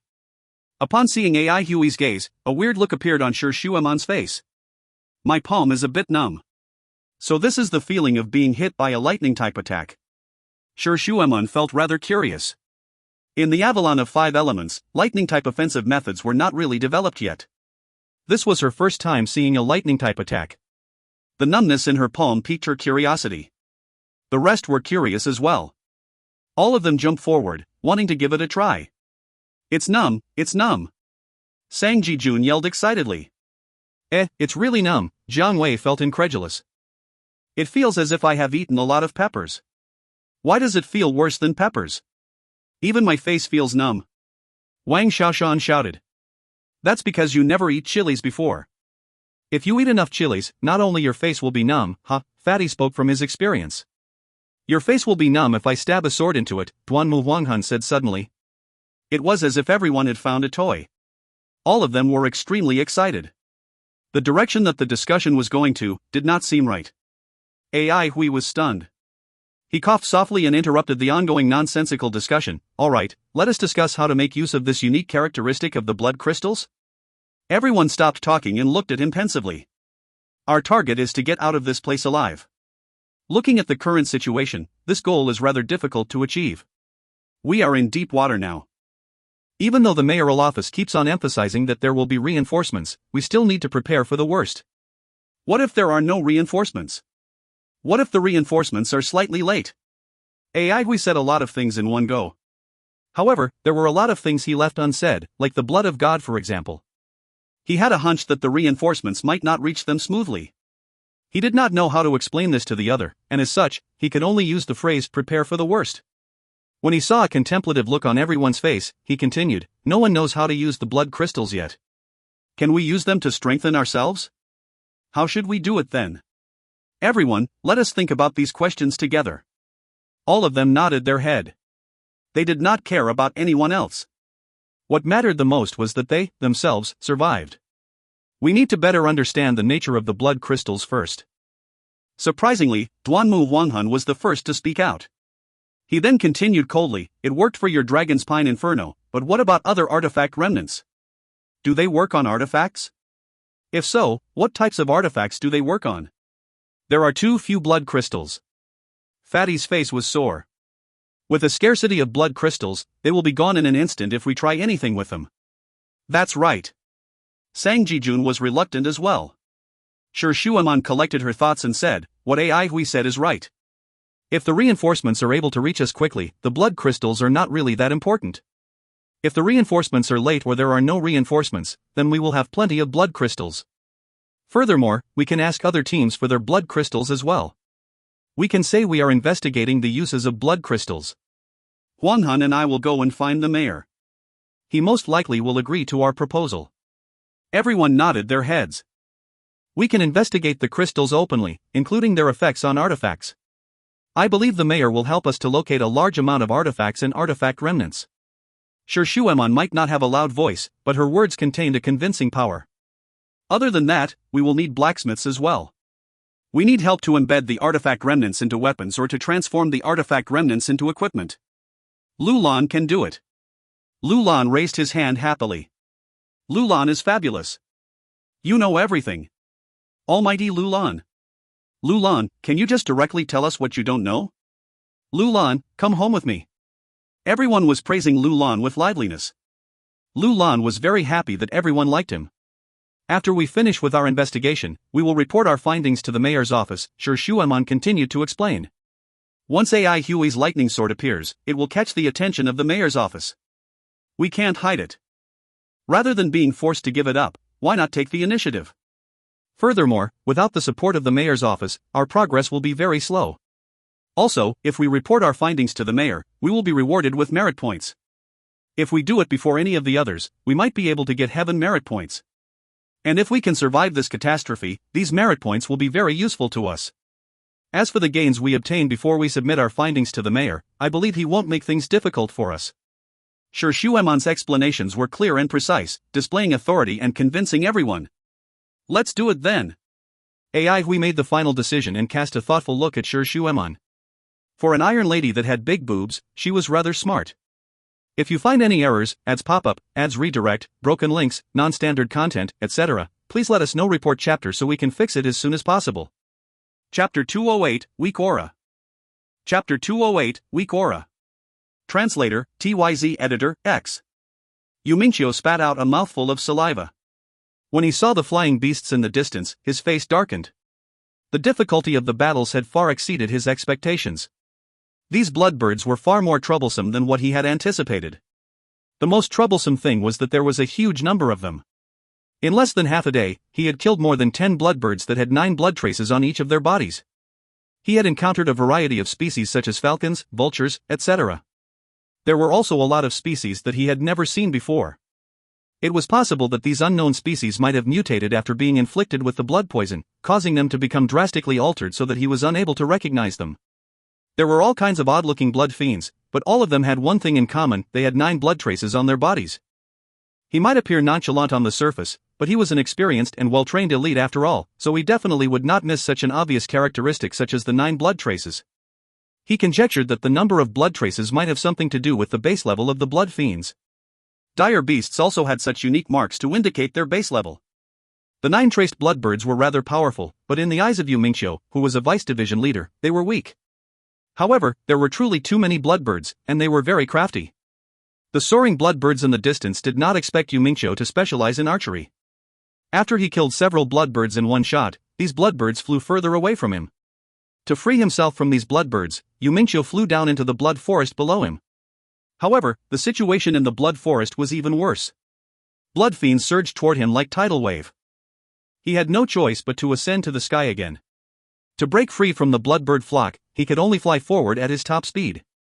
However, every time he was about to break free from the pursuing bloodbirds, he would encounter a new concentrated legion of bloodbirds that flew toward him from his front. He had no choice but to engage them in battle. Once he engaged, his flying speed would slow down.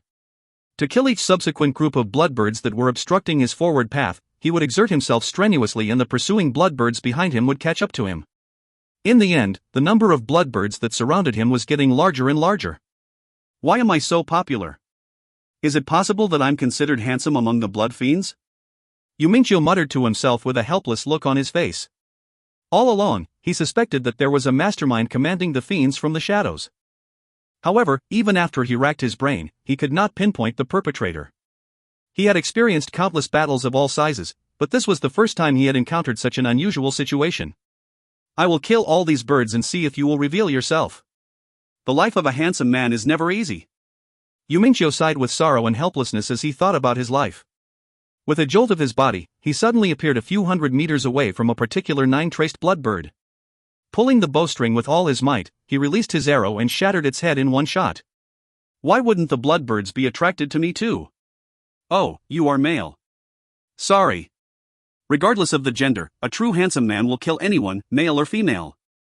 Killing 2 birds with 1 stone. Perfect archery. Perfect man. A man that even Mingqiu can't resist. Luckily Senior is not here. Yu Mingqiu kept on uttering nonsense non-stop. His hands did not slow down. His body was as fast as lightning, darting left and right. The glint of his arrows appeared and disappeared unpredictably, yet they never missed their targets. In the blink of an eye, the entire sky was painted with blood and feathers were scattered everywhere. He cleared the horde of bloodbirds in exactly 10 minutes. Panting heavily, he had a satisfied look on his face. I'm really pitiful. How can a perfect man like me do such heavy manual labor? It's really not appropriate. This time around, it appeared that he had stunned the shadowy mastermind. After flying for a long while, he did not encounter a single bloodbird.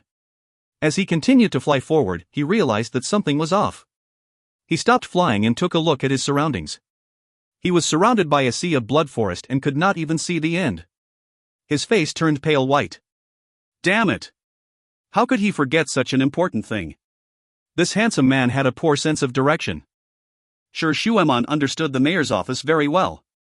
Together with Duanmu Huanghun, they headed to the government building.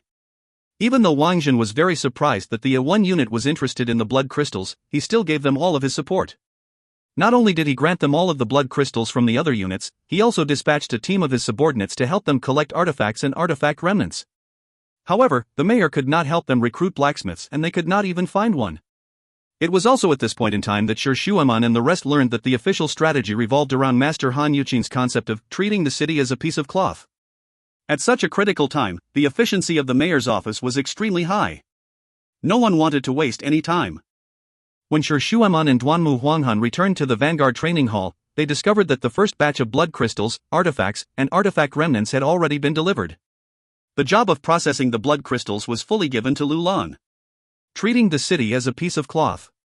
Sher Shueman cast a glance at Ai Hui. The designer of this plan is your master, Wang Shouchuan. The administrator of this plan is your mistress, Master Han Yuqin. When Sir Shuemon heard about the concept of treating the city as a piece of cloth, she was very surprised. Treating the city as a piece of cloth, what an imposing idea! If not for the fact that this plan had been approved by the embroidery master Han Yuqin, Sir Shuemon would have thought that it was a bullsh*T concept. No one had ever done something like this before. The one who designed the plan was Wang Shouchuan, who was Han Yuqin's husband and Ai Hui's master. Other than this background information, she knew nothing about Wang Shouchuan and had never heard of his name before.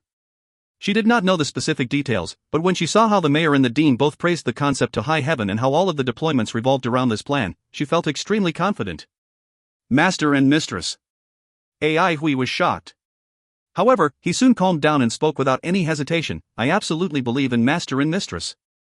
Tell me more about this concept. Upon discovering that his master and mistress were taking actions, Ai Hui immediately felt more at ease. His master and mistress were proud individuals. If they were willing to take action, it meant that they had confidence in what they were doing. Ai Hui was rather excited to see his master and mistress display their magnificence. Sir Shuemon explained, generally speaking, the entire plan is split into two parts. The first part is to produce 9 gigantic gold needles. Reportedly, the 9 gold needles are extremely fine. Right now, the blacksmiths are forging them with all their might. We will not be of any help for this part. Once the gold needles are completed, they will be nailed to 9 specific points in Central Pine City. This step will allow for the conduction and direction of the elemental energies in the city, forming a network. Our mission will most likely be focused on the second part of the plan.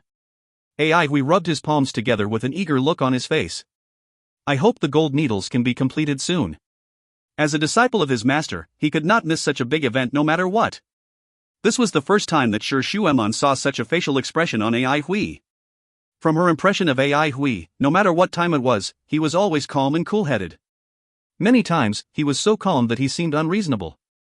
It was only at this moment that she saw Ai Hui express an emotion that belonged to their young age. We have to endure through this period of time, Sir Shuemon reminded. The attacks from the blood-traced fiends will get more and more ferocious. Our situation will be more dangerous and arduous as a result. The elite unit has suffered massive casualties. At the least, we have to endure until the day Master Han takes action. She felt slightly sad since the Sher Clan training hall had already had a few men that were sacrificed. Since the Sher Clan training hall's guards were more competent than the average guards, they had been enlisted into the elite unit. The last battle had a very high number of casualties. She was worried about Uncle Yong Zhang, but she did not use her status to influence the mayor despite her concern. The mayor might agree to protect Uncle Yong Zhang, but this would be considered an act of misappropriation and would only bring shame to both Uncle Yong Zhang and her family. The point of conscripting the whole city was to make sure that everyone contributed part of his or her strength in life. No one was exempt. After going through such an ordeal, everyone was extremely exhausted. Everyone was relieved after resolving the main problem. Even an iron lady like Sir Shuemon could not handle it. Duanmu Huanghun stood motionless at one side, resembling a stationary wooden stake. Upon closer examination, one would realize that this guy had actually fallen asleep. A strand of crystal-clear drool could even be seen on the corner of his mouth. Today, he was completely worn out. Everyone lay all over the hall, fast asleep.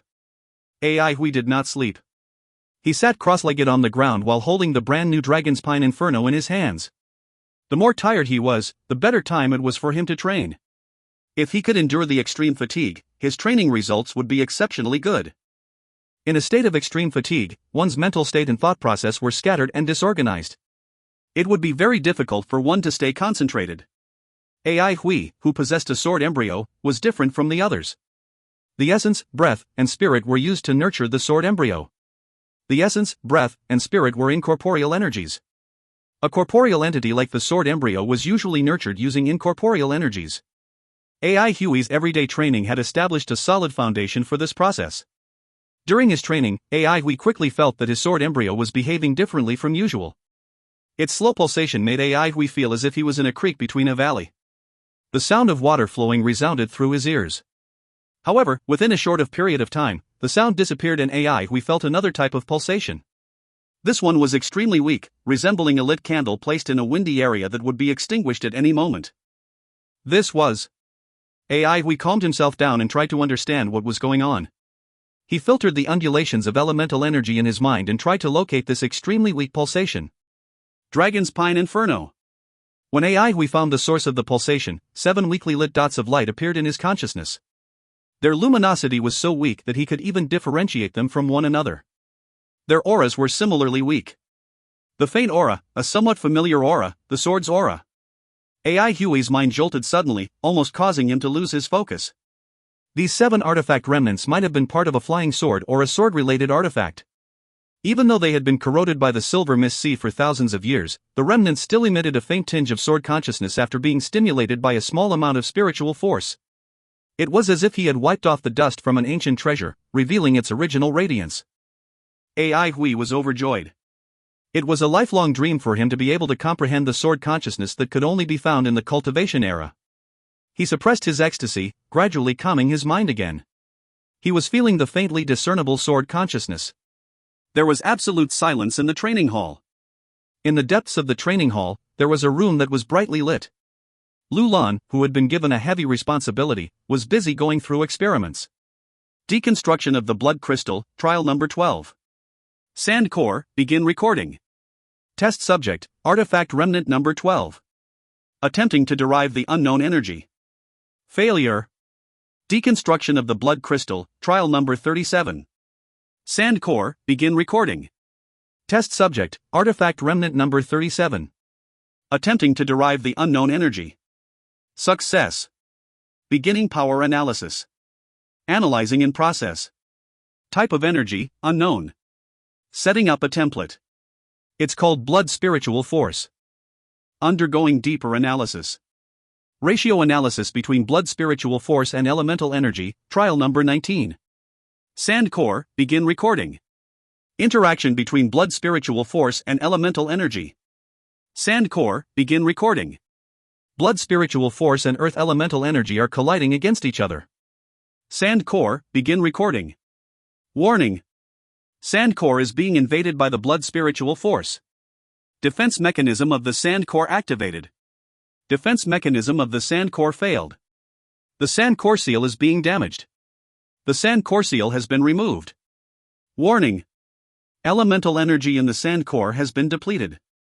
Substitution mechanism has activated. The sand core will begin to absorb the blood spiritual force. Absorbing the blood spiritual force in progress. Absorbing. Absorbing. Absorption completed. Midnight activated. If you find any errors, ads pop up, ads redirect, broken links, non-standard content, etc., please let us know. Report chapter so we can fix it as soon as possible. Chapter 209, New Sword Moves and Elemental Energy Soup. Chapter 209, New Sword Moves and Elemental Energy Soup. Translator, JL Editor, K. Kermit. Aivui slowly opened his eyes and a bright ray of light flickered past them. Aivui could not get his mind off the sword ray that had triggered the lightning and thunder. That scene was simply too stunning. When he had been engulfed by the sword embryo, Aivui had witnessed the sword intent of the 7 artifact remnants. Just that scene alone almost made him lose his mind. At that moment, there were only 3 words in his mind: destroy the world. Thinking back to the times when he'd read through the sword manuals, he'd thought that the descriptions were simply too exaggerated. However, having witnessed firsthand that sword intent, he understood that the descriptions had not been exaggerated. Rather, they were too understated. Glancing down at the dragon's pine inferno in his hand, the silver ray was still dazzling. However, he was no longer able to detect the indistinct, feeble energy of the 7 artifact remnants. Aivui was somewhat surprised that the sword embryo could absorb the sword intent. After pondering, he came to an understanding. If he were to compare the similarities between the sword embryo and sword intent, then they were both categorized as part of the 3 essential life-sustaining energies. Aivui did not know whether or not his conjecture was right. In any case, it was how he understood it. He grabbed the dragon's pine inferno and started his sword dance. His initial sword moves were slow and coarse. Sometimes, he would stop and ponder and make some adjustments.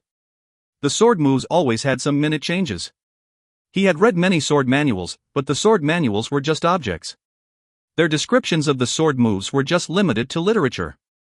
There were many mysterious meanings behind the sword moves that were difficult to put into words.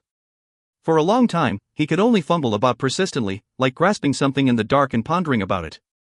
The moment the sword intent of the 7 artifact remnants had been engulfed by the sword embryo, Aivui was able to experience the sword intent as it was during the cultivation era. While it was still simply too high-end for the current Aivui, it was still of an unusual significance to him. He could use it as a source of reference. He waved the long sword, occasionally went forwards, and occasionally retreated. He attempted different moves persistently and used such a method to sort out his recent comprehensions and gains. Gradually, a change occurred in his sword ray. The sword ray became smooth and no longer flashed and disappeared. Instead, it was congregated and did not disperse. His heart was filled with immense happiness. So, it was like this. Countless inspirations started to appear in his mind. He was elated and the sword moves changed continuously. The sword ray also changed accordingly. The silver sword ray became increasingly congregated and stayed in the air, not dispersing. We made move after move and did not stop. The sword in his hand was getting increasingly fast.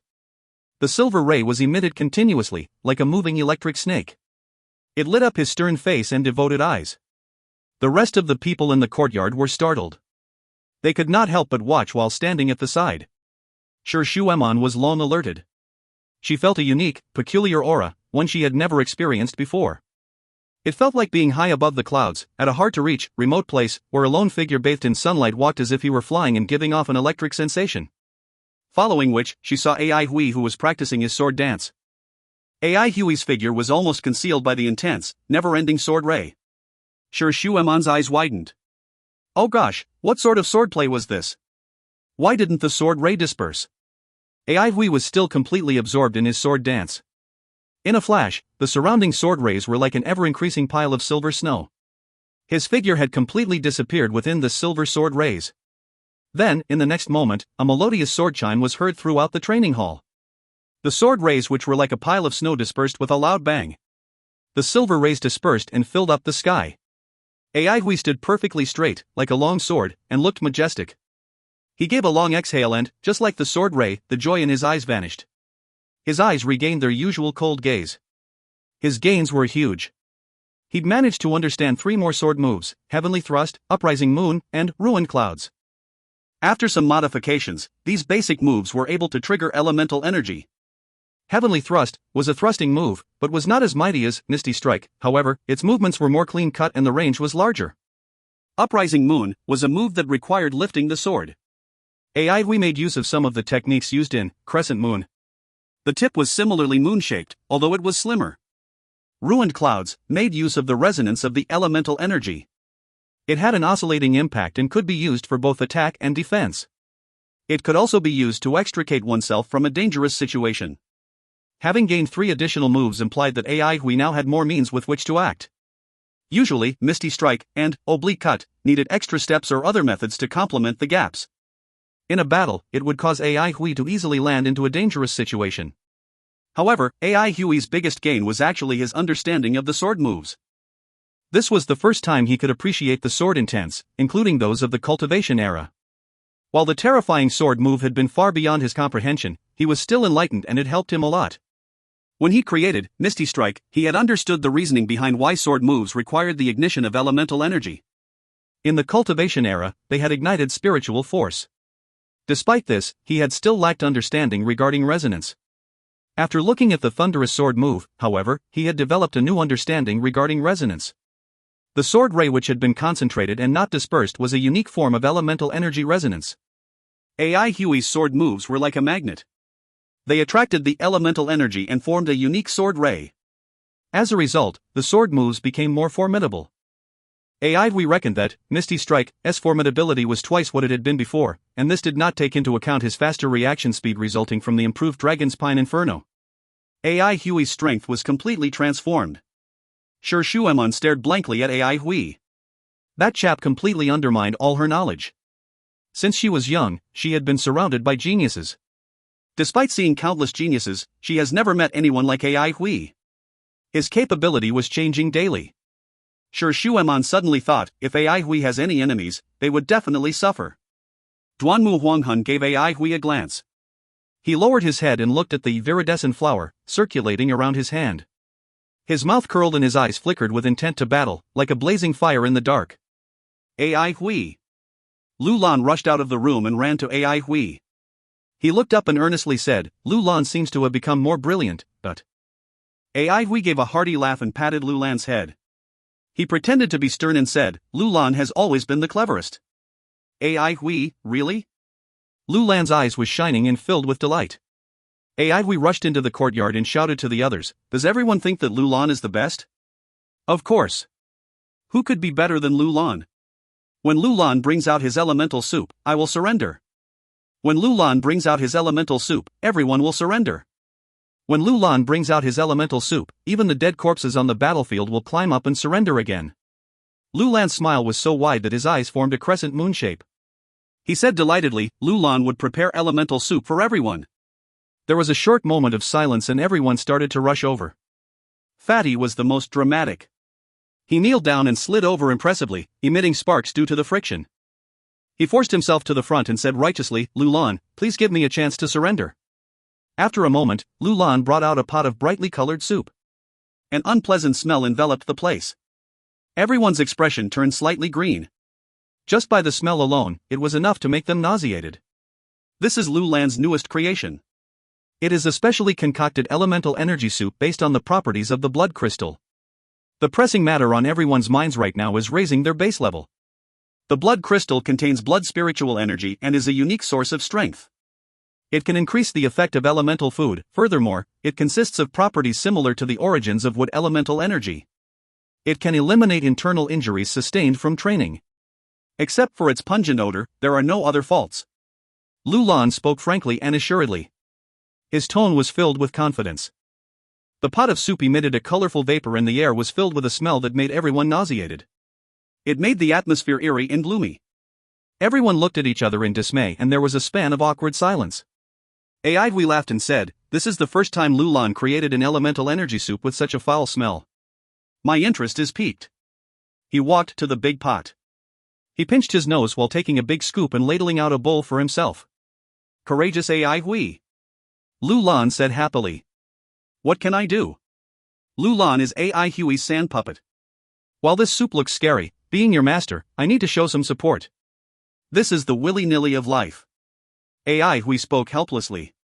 He pinched his nose and with a martyr-like posture, he downed the soup in one gulp. The next moment, his eyes widened and his face turned green. Hui felt that this was the most disgusting soup he had ever drunk. Even those medicines that were hard to swallow could be considered a delicacy when compared to this soup. While he was downing the soup, he almost puked it out. Not giving him a chance to puke it out, the soup transformed into a ball of blazing flame. Hui's eyes widened further. This is... The turbulent waves of elemental energy suddenly exploded and scoured his body. The quiet sword embryo was stimulated and started jumping about crazily. Hui did not have any time to react before the elemental energy in his body began the circulatory cycle revolution. The amount of elemental energy was simply too much. It was too much to the extent that the circulatory cycle revolution was momentarily unable to fully absorb it. Part of the elemental energy seeped deep into Hui's body. The remaining elemental energy was dispersed around the surface of his body. Hui's body emitted a faint silver light. Everyone was dumbfounded by the sight in front of them. Hui could no longer care to speak. He held the sword hilt and single-mindedly concentrated on controlling his body's elemental energy through the circulatory cycle revolution. The dumbfounded crowd regained their senses and rushed towards the pot. The ecstasy and the excitement on their faces could not be contained. So what if it was disgusting? As long as it could increase their elemental energy, they were more than willing to drink it. Everyone must fully absorb it. The elemental energy in this soup is very suitable for absorption. Such an effect can only appear in top-quality elemental energy soup. The blood crystal is indeed a magical object. Lulan explained while looking at Hui. Lulan Sankor had recorded in detail the moment Hui had stood up and drunk the bowl of soup while pinching his nose. Lulan is Hui's sand puppet. What a happy moment. Lulan has improved. Lulan will be able to help Hui more. What a happy moment. The elated Lulan transformed into a long tail made up of the word willy-nilly with a loud bang and danced around everyone. Oh hey, all the best. All the best. All the best. Oh hey, willy-nilly. Willy-nilly. Willy-nilly. Lulan was so happy. If you find any errors, ads pop up, ads redirect, broken links, non-standard content, etc., please let us know. Report chapter so we can fix it as soon as possible. Chapter 210, A Strange Outcome. Chapter 210, A Strange Outcome. Translator, JL Editor, K. Kermit. AI Hui circulated the elemental energy with all his might, but after the 7 palaces were filled, the huge volume of elemental energy had nowhere to go to, so it started to surge towards his sky palace between his eyebrows. Due to the existence of the sword embryo in the past, his sky palace has not been activated. However, due to the huge volume of the elemental energy this time round, the powerful surge forcibly opened AI Hui's sky palace. The moment the elemental energy entered the sky palace, AI Hui started trembling. It was like his mind was suddenly crammed with countless objects. His mind was blank. If AI Hui was still in a clear state of mind now, he would realize that it was as if there was a door open slightly in his sky palace. Behind the door was a bottomless pit. Regardless of how much elemental energy was going in, it would be engulfed cleanly. The surge of the elemental energy continued for a few more minutes. There were no signs of the sky palace being filled fully. The surge of elemental energy towards the sky palace started to weaken. As Lu Lan observed AI Hui surreptitiously, his yellow eyes flickered. He noticed the change within AI Hui's body and immediately ladled a bowl of elemental energy soup and poured it into AI Hui's mouth. Bang! The surge of elemental energy increased dramatically once again and continued to flow crazily towards the sky palace between his eyebrows. What was surprising was that AI Hui's sky palace did not move a single jot and still did not show any signs of being filled to the brim. After a moment, the elemental energy started to weaken. Again, Lu Lan gave a bowl of soup to AI Hui. After giving AI Hui 5 consecutive bowls of elemental energy soup, the speed at which the sky palace engulfed the elemental energy started to slow down. AI Hui's sky palace is so formidable, Lu Lan muttered to himself. He was surprised. He knew that each bowl of elemental energy contained a shocking amount of elemental energy. As a result, he only allowed them to have 1 bowl each. If they drank too much of it, they would not be able to support the amount of elemental energy. There was a process that they had to go through before the elemental energy would be absorbed. To activate and expand, the 8 palaces needed time and effort. Those that base level were not high enough would not be able to handle too much elemental soup. In simpler terms, it meant that someone who wasn't in a good state of health would not be able to handle a strong tonic.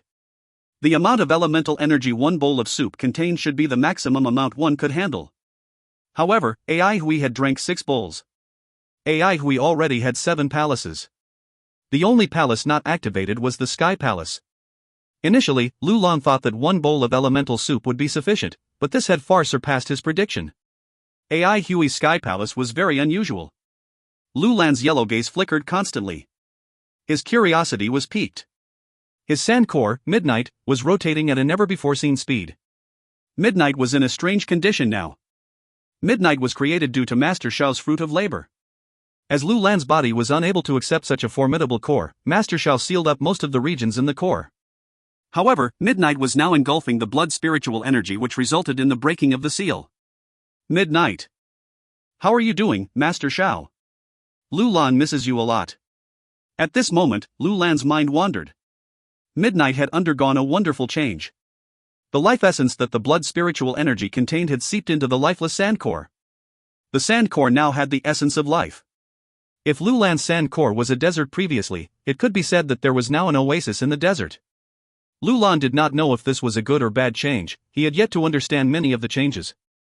Based on the current situation, these changes enabled Lu Lan to be stronger. The ability of the sand core had increased tremendously while not putting an additional burden on his body. The increase in ability was multi-purpose. He could transform more quickly, he could transform into more complicated shapes, and he was also better in examining capability, etc. Now Lu Lan was using all of his might to examine AI Hui. He could see many details that he had missed out on previously. AI Hui's sky palace was really strange. Once again, Lu Lan sighed. It was common to have stronger and weaker components between the 5 residences and 8 palaces. However, the difference between the stronger and weaker component was always within a specific limit. After all, the 5 residences and 8 palaces were one entity. Just like our left hand and right hand, while they might have a difference in strength, the difference was not too drastic. It was the same for the 8 palaces. After 6 consecutive bowls of elemental energy soup, AI Hui's sky palace started to show signs of being full. The addition of the blood crystals increased the effect of the elemental energy soup by at least 3 levels. Lu Lan felt that the blood crystals would definitely be in huge demand in future. Even he was impressed by such an effect. The addition of blood crystals would increase the training speed of the elementalists drastically. Suddenly, Lu Lan experienced an intense wave motion. He turned his face around. It was Miss Shi Shuemon. The intense wave motions were emitted. Water elemental energy started to converge towards her direction. Shuemon was like a whirlpool, constantly and continuously absorbing the water elemental energy rushing towards her. Shuemon was in the eye of the tornado, and there was a crazy gale at the training hall. Not long after, another intense wave motion was experienced. It was Sang Jijun. Their breakthrough was expected. Shuemon and Sang Jijun had the best base levels amongst the rest. They were just one step away from the 8 palaces completion. It would be strange if they did not break through after drinking such an outstanding elemental energy soup. Lu Lan was jubilant. It was such a pleasure to be able to help others. There were constant wave motions, and rays flickered from everyone's bodies. However, none of the waves were as strong as Shuemon's and Sang Jijun's.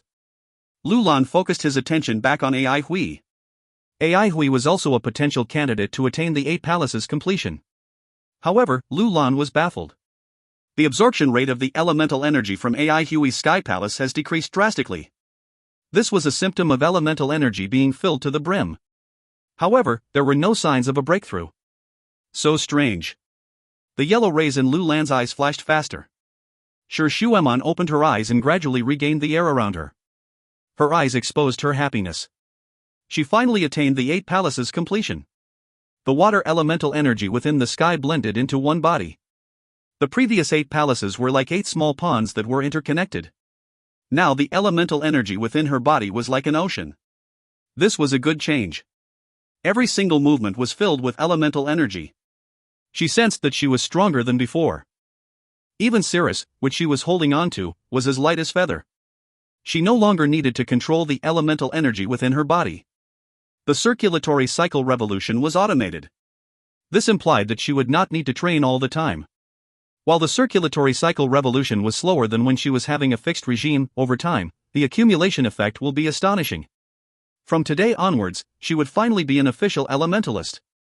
She would be qualified to join the 13 divisions, she would be able to conduct missions, she would be able to enjoy the relevant benefits. She was unable to describe how she was feeling. Many a times, Shuemon had envisioned herself being an official elementalist. To the people from Avalon of 5 elements, being an official elementalist was of a huge significance. It was a child's coming-of-age ceremony. When you became an elementalist that was recorded in the books, you would no longer be treated as a kid. It meant that you now had the ability to talk to the adults. It also implied that you were responsible for your own life and you are required to assume the corresponding responsibility. Shuemon never thought that her coming-of-age ceremony would be in the middle of a disaster, and in the middle of an imminent crisis like the blood battle. Life was so strange. Her gaze swept across everyone. Everyone had some form of breakthrough, but it was not enough for them to attain the 8 palaces completion. Where's that person? Shuemon's gaze swept across the crowd and fell on the youth who was holding onto a sword and standing upright. Her mouth curved upwards. It was still that strange pose. In her heart, she was actually clear of the fact that the reason they were still alive now was largely due to Ai Hui.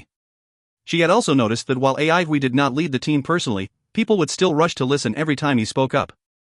And there were many positive traits found on Ai Hui. He did not withhold the information he had, he shared things related to the blood crystal with everyone, and he was also reliable in times of crisis.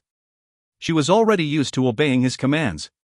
However, some of the actions that he took made it difficult for her to have a favorable opinion of him. Thinking about it, Shuemon felt a surge of anger. She held on to her hatred. If this was the past, he would definitely have a tragic end now.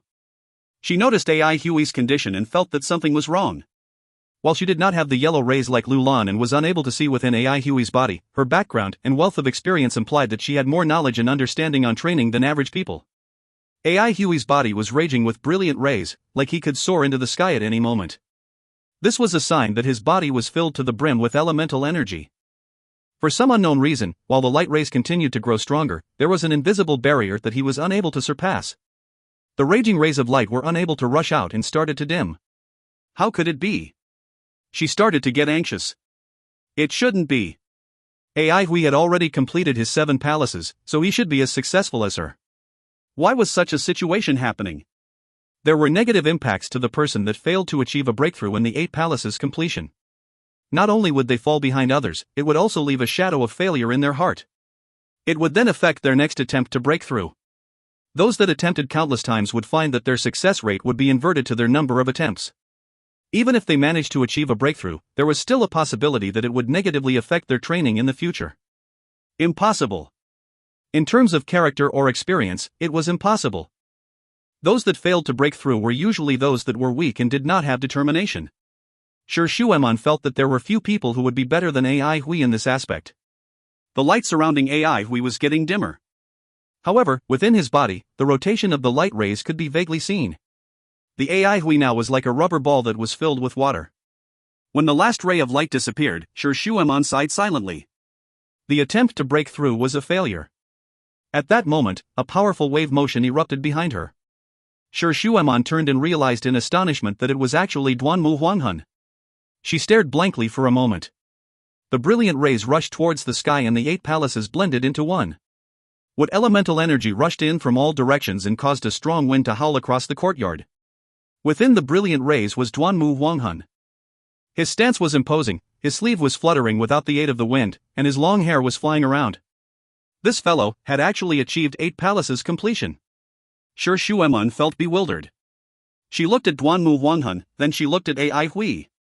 The person who was supposed to break through and attain initial completion did not manage to attain it, yet the chap that shouldn't break through managed to attain success. What a strange outcome. If you find any errors, ads pop-up, ads redirect, broken links, non-standard content, etc., please let us know. Report chapter so we can fix it as soon as possible. Chapter 211, Blood-Traced Cat. Chapter 211, Blood-Traced Cat. Translator, JL Editor, K. Kermit. Stay behind and rest at the training hall if you are feeling unwell. Sure Shueman glanced at AI Hui, and her tone conveyed that she had no confidence in AI Hui's current condition. Not only Sure Shueman, everyone could see that something was not right with AI Hui. His steps were empty, unstable, and not the least bit agile like they were in the former days. The more capable someone is, the better they are at controlling their strength and gauging the distance. All of these meticulous traits seep into different aspects of their daily life. For example, the pace that they walk is even more uniform than by using a ruler to measure each step. Their sense of rhythm enables them to always be in their optimal condition. They are conditioned to be able to relax, but at the next moment they can give a fatal blow. All of these special traits could easily be seen on AI Hui in the past. However, the current AI Hui seemed to be a completely different person. His steps were uneven and he was staggering from side to side. He looked like a mess. One would even wonder if he was going to trip over his own shoes. Duanmu Huanghan shot AI Hui a glance and said indifferently, "Do not try to be a hero and become a hindrance to us later." But he laughed madly in his heart. Ha ha ha, he could finally use such a tone to talk to him. At that moment, Duanmu Huanghan was more than happy. How long had it been since he was awaiting such a day? Ever since meeting that scoundrel, Duanmu Huanghan constantly found himself at a disadvantageous position. Even if his capability was stronger, he would still be defeated by that scoundrel. In a state of muddle, he was healed by that chap. In a state of muddle, he was saved by that chap. In a state of muddle, he owed a huge debt to that chap. Duanmu Huanghan felt that the only reason he had not gone bonkers was due to his strong willpower. If Duanmu Huanghan had not made clear why AI Hui was leading before the blood battle, the performance that AI Hui exhibited after the blood battle was at another extreme end. It was so strong that it was hard to contest against. Duanmu Huanghan did not retreat. He had never once given up on his pride. Indeed, he was someone with strong willpower. He finally managed to defeat AI Hui. He gave an exhale and he felt that his mood could not get any better than this. Even his steps seemed to be flying. He felt that this was a turning point in his life. From this day onwards, he would start to surpass AI Hui in all aspects. He was destined to be the final victor. Duanmu Huanghan lifted his head arrogantly, like a victorious hero that had just returned from a battle. "When will you return the money?" AI Hui's question caught Duanmu Huanghan by surprise. It was like shooting a fatal arrow which stabbed Duanmu Huanghan directly in the heart. Duanmu Huanghuan's expression froze. "Could it be that you are not planning to return it? Let me tell you this, while there are many matters between us, you still need to return what you owe." AI Hui's tone was filled with suspicion. Duanmu Huanghan felt humiliated. When the gaze of the others fell on him, his face heated up. He wanted to rush forward and punch AI Hui. However, he still had his pride, so he forced the words out of his mouth.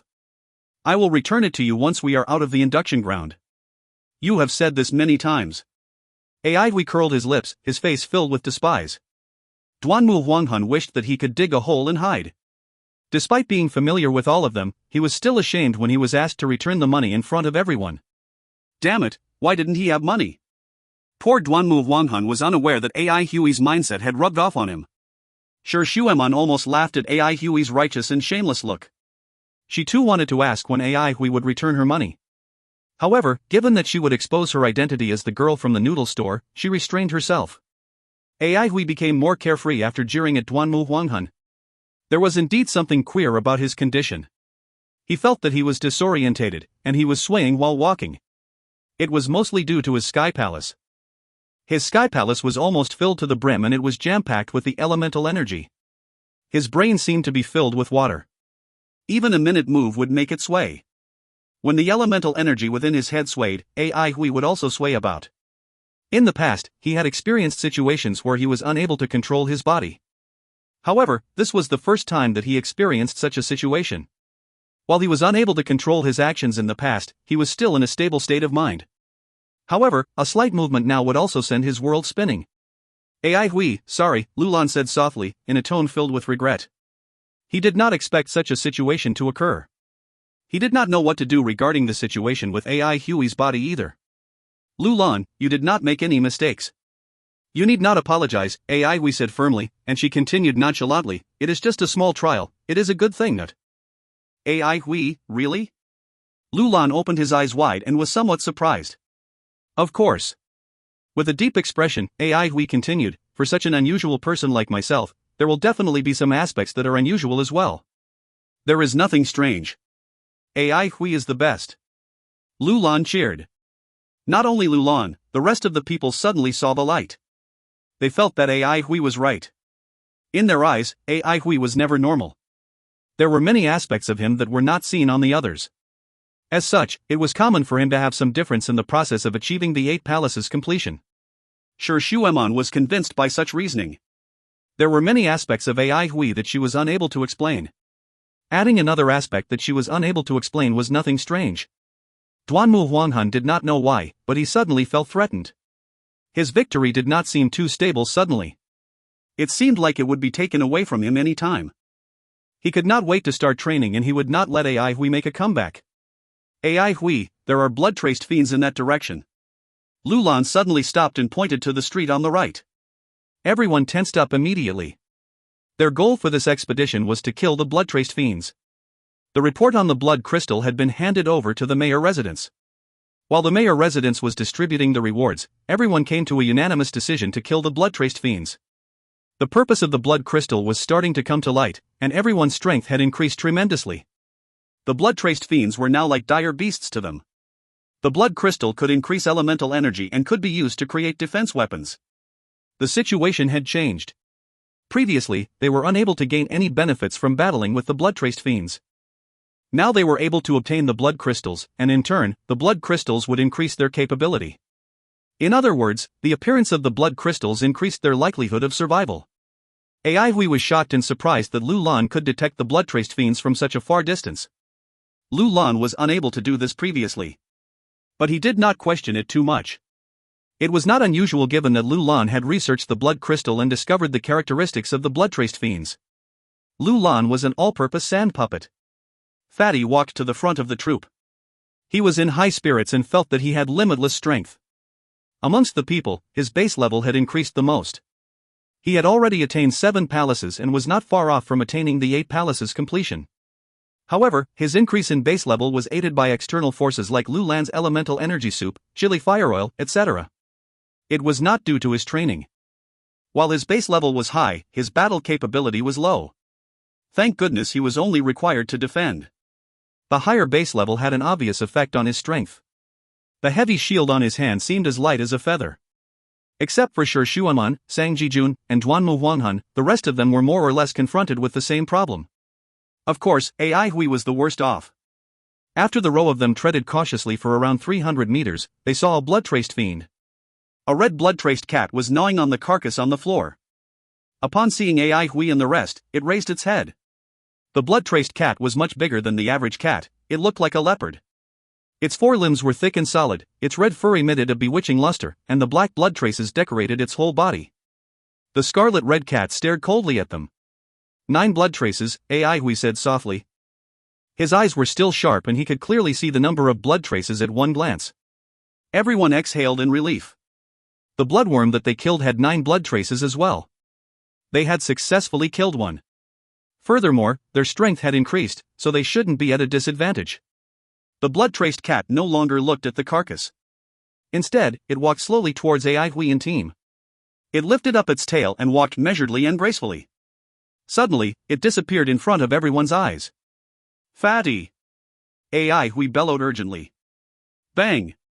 The shield on Fatty's hand was split into pieces, like it had been hit by a hammer. The pieces flew all around.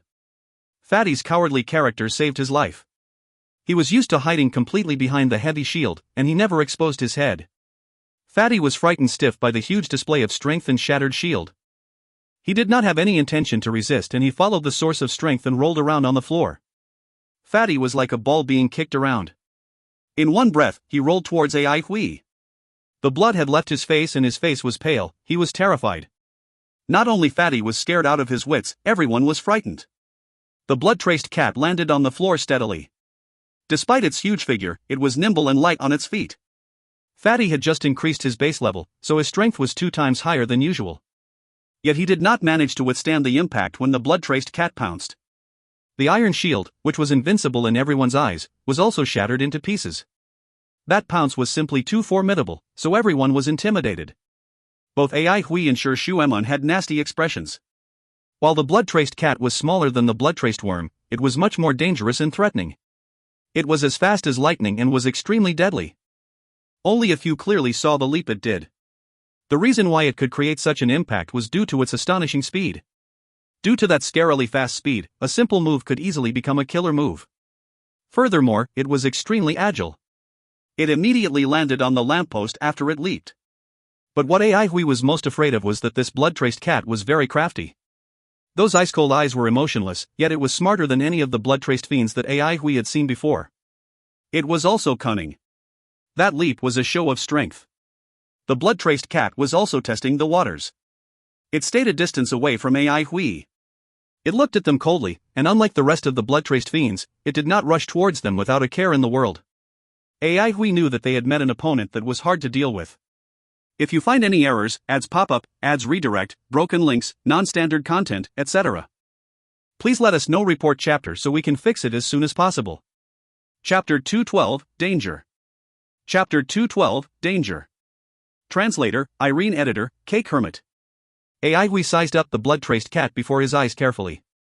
This was the cleverest blood-traced fiend that he had seen so far. There was a sense of calm within its ice-cold eyes instead of the bloodthirstiness evident in other blood-traced fiends. AI Hui had a faint feeling that the cat was also sizing him up. Under the pressuring silence, they stood opposite each other.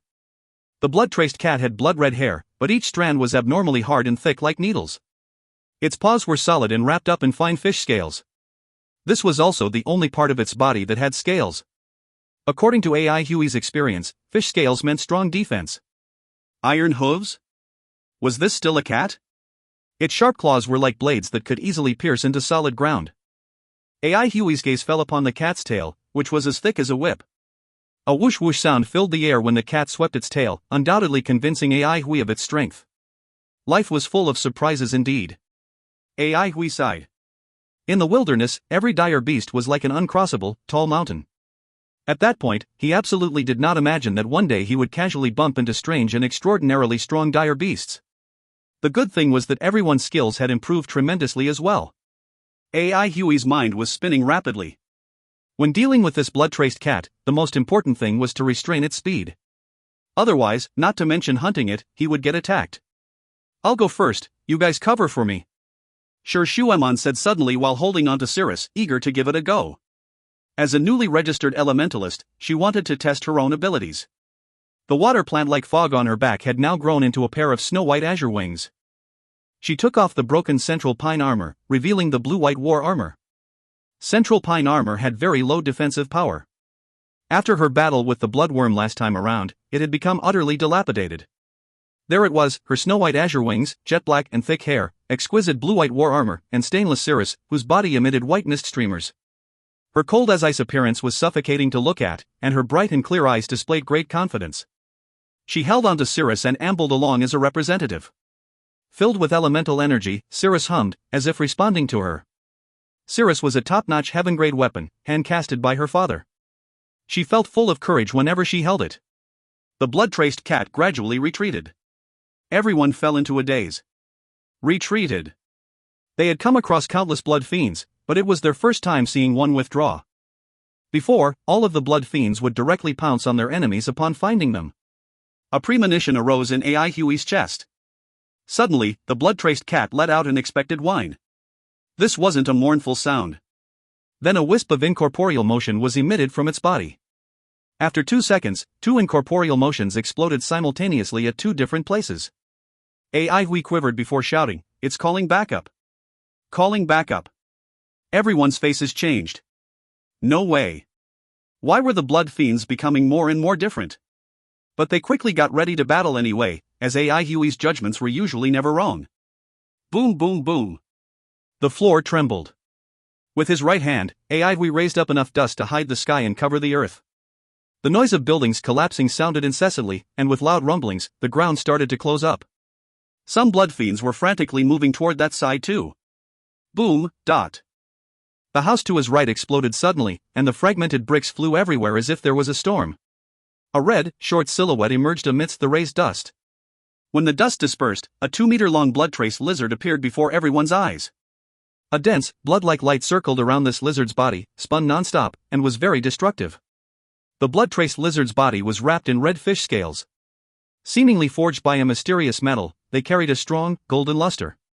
The blood traces on its body were very peculiar, like an irregular pattern formed by black, warped characters. After counting, AI Hui located 9 blood traces. The blood-traced lizard had ice-cold, completely emotionless eyes. Just then, a blood fog arrived quietly from their left. It moved in an observable speed and started fading as a petite, red blood fox appeared in front of everybody.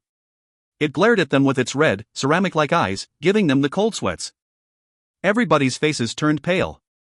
They wanted to hunt for one blood fiend but never imagined that there would be 3 appearing together. No, the 2 that were summoned. Blood-traced fiends who knew how to fight in groups were bad news to AI Hui and the gang. The tremendous pressure brought about by 3 blood-traced fiends was stifling and the air froze up. It was as if everyone had been doused with a pail of ice water. The joy from the earlier breakthroughs vanished into thin air. They had been battling for days, and not one was as ruthless as today's. Duanmu Huanghuan's eyes flicked with light as he took a stride forward, saying coolly, "I'll deal with the small fox." This moment, AI Hui took a deep breath before speaking. "I'll get the lizard." Shi Shueman and Duanmu Huanghun turned over at the same time. AI Hui quickly added, "The rest, please provide assistance." They turned back around. While AI Hui wasn't in his best condition, it was manageable if he had everyone's support. The first to move was Duanmu Huanghun. He had long been impatient. Thinking about how he would be able to render AI Hui speechless fired his whole body up. Reaching initial completion was a major breakthrough for him, and it changed the quality of his viridescent flower. With a slight flick of his fingers, the viridescent flower coiling branch drilled its way out from the blood fox's paws, winding around the blood traces. The blood fox's paws stomped on the branch, crushing it with a bang. A strange smile appeared at the corner of Duanmu Huanghuan's lips. Without any movement, the shattered viridescent flower suddenly released an intense, cold air. Caught off guard, the blood fox's paws were covered with a layer of frost.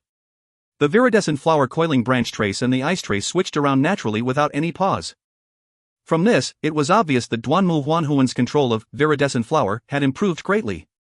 Cold entering its body, the blood fox shivered and tons of blood fog surged out of its body. In the blink of an eye, its body was completely concealed within the blood fog. The blood fog rolled up swiftly and went straight for Duanmu Huanghun like a rapacious beast. Duanmu Huanghun made a himp sound and a viridescent flower cloud appeared below his feet. Then he made a few jumps in the air to dodge the blood fog. Following closely behind, the blood fog flew up as well and pounced on Duanmu Huanghun. The battle between Shi Shueman and the blood-traced cat was similarly intense. The newborn azure wings increased Shi Shueman's speed exponentially, but even then, she could barely keep up with the blood-traced cat's speed. The blood-traced cat's body was soft, as if boneless. It could turn and reverse in any direction like a bolt of strange, red lightning, reflecting and refracting within the building incessantly. It was Shi Shueman's first time meeting such an opponent, so she was highly focused. She had to be. Any negligence, if she were to touch the red lightning even just a little for example, would lead to death or serious injury. The cat's incomparable speed allowed it to execute each move fatally. Within just 10 seconds, Sir Shuaman's forehead was filled with sweat. She knew that she couldn't continue like that. She had to make a change, or once her body's strength declined, she would never be able to follow the blood-traced cat's speed. When that time came, there would be no chance left to launch a comeback. She spun Cirrus with both palms suddenly, before shouting in a clear voice, "Open." The surging cloud of mist spread through the air like a deluge. The blood-traced cat charged into the cloud of mist and found it a miss immediately. The cloud of mist was not lethal, but it had remarkable buoyancy, which caused the cat to lose control over its body. But with a strange snap, the blood-traced cat stabilized itself by assuming a twisted posture. It dodged Cirrus' silent hit from within the mist. But quickly, the blood-traced cat found that the situation was turning for the worse. The cat, trapped deep within this soft, cotton-like cloud gas, was immobilized. More critically, the cloud gas that wrapped around it was rising non-stop. Having sunk into a dangerous situation, the blood-traced cat's hair was as straight as steel needles. Its body trembled violently and the needle-like hair shot out from all around like a rainstorm. Sir Shuaman shook Cirrus promptly before drawing out a ring to block the incoming needle rain. Just then, the red, needle-like hairs exploded simultaneously. Sir Shuaman only felt a strange force breaking into her Cirrus ring. She flew backward 7-8 meters before regaining stability. She stared at her broken cloud gas as a red silhouette descended. With this short showdown, both parties knew that their opponent wasn't to be trifled with. The blood-traced cat's tail stood erect and its hair was pencil straight. It glared unwaveringly at Sir Shuaman, who was in midair.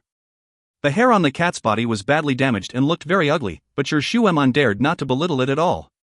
What she had thought to be a fatal blow had easily been undermined by the blood-traced cat.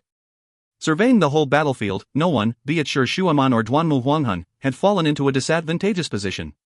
Except for Ai Hui. Ai Hui was almost completely suppressed by the blood lizard. For a few times now, he had nearly knocked against the blood ring around the lizard's body, causing him to sweat profusely out of fear. He saw with his own eyes how the blood ring had wrung and crushed incoming rain arrows. The only person who could break through the lizard's blood ring was Sang Jijun. But her arrows, upon passing through, no longer had sufficient power to even leave a scar on the fish scales. Ai Hui, who was experiencing vertigo, could not coordinate his Dragon's Pine Inferno properly, and his sword moves were crooked. If not for the fact that the blood lizard had a restraining fear of Dragon's Pine Inferno, he would have retreated. Ai Hui was anxious. What was happening to him? It would be difficult to withdraw if this continued, not to mention claim victory. He gathered all of his energy, trying hard to control the elemental energy within his body. His sky palace had no elemental energy, no elemental energy. Ai Hui was hypnotizing himself non-stop, to force himself to ignore the blurriness and dizziness. He placed all his attention onto the 7 palaces, onto operating, Big Dipper, and onto the sword moves. Oblique slash, heavenly thrust, uprising moon.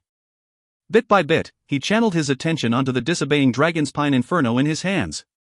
If you find any errors, ads pop up, ads redirect, broken links, non-standard content, etc., please let us know. Report chapter so we can fix it as soon as possible. Chapter 213, Contrast and Standstill. Chapter 213, Contrast and Standstill. Translator, JL Editor, K. Kermit. Ai Hui never thought that there would be a day when he would be a burden. His current condition was horrible. He wanted to pass his role over to someone else, but no one was up to task. Fatty's heavy shield had been shattered to pieces in one blow and he was probably still scared out of his wits. Ai Hui knew Fatty well. Fatty was still far from qualified to be a shield bearer. It was already a miracle that he had been able to hang on for so long without being terrified. The impact was too strong, way more than Fatty could withstand. If he had just met these students, he could have treated them like grenades run for his own life without a second thought. However, after going through a few battles with them, he could no longer disregard their life and death. While the speed of the 9-trace blood lizard was not comparable to the 9-trace blood cat, it was still much faster than most of the students. Its potential for attack was also terrifying. Even Ai Hui could not guarantee that he could withstand its direct attack. As such, the others must have also been incapable of taking a hit. If the 9-trace blood lizard charged into the middle of the troop, it would be like letting a tiger into a flock of sheep. Ai Hui needed to prevent the 9-trace blood lizard from breaking into the students' formation. He was relying on the Dragon's Pine Inferno now. From time to time, rays of lightning flickered from the sword. It exhibited significant utility. Unless it was a huge and powerful dire beast like the whale, most living creatures were fearful of lightning. It was as if they were born with an instinctual fear. Otherwise, based on AI Huey's disarrayed attacks, he would have long been gobbled up cleanly by the Nintrace blood lizard. When was the last time he had been caught in such a difficult situation? AI Hui did not know. While the Nintrace's blood lizard was powerful, he hadn't yet despaired. He was used to being in such a poor state and then experiencing an unprecedented improvement. AI Hui had experienced situations in which he was forced into a corner due to the opponent being too powerful, as well as situations where his reaction speed could not keep up with his agile sword embryo state. This was the first time, however, for him to be unable to control his own body. To someone who was used to being in control, losing control over your own body was like being a swordsman and losing the sword on your hand. Still, he remained calm. The sword embryo enabled him to look like a swordsman, and he still had his last weapon, which was the calmness he had developed after having gone through life and death situations. He tried his best to disregard his disoriented state and the swaying elemental energy in his sky palace. He slowly managed to focus and transferred his attention to the Dragon's Spine Inferno in his hand. According to his previous experiences, when he came across many distractions, he should focus on one particular thing. Only then would it be possible to remove the distractions. He forgot about Big Dipper, forgot about elemental energy, and forgot about sword moves. His whole mind was fixated on the Dragon's Spine Inferno. For example, the tremble of the sword's body when the Dragon's Spine Inferno collided with the Nintrace blood lizard's blood ray. There was also the tiny vortex that was formed when the sword blade cut through a stream of air.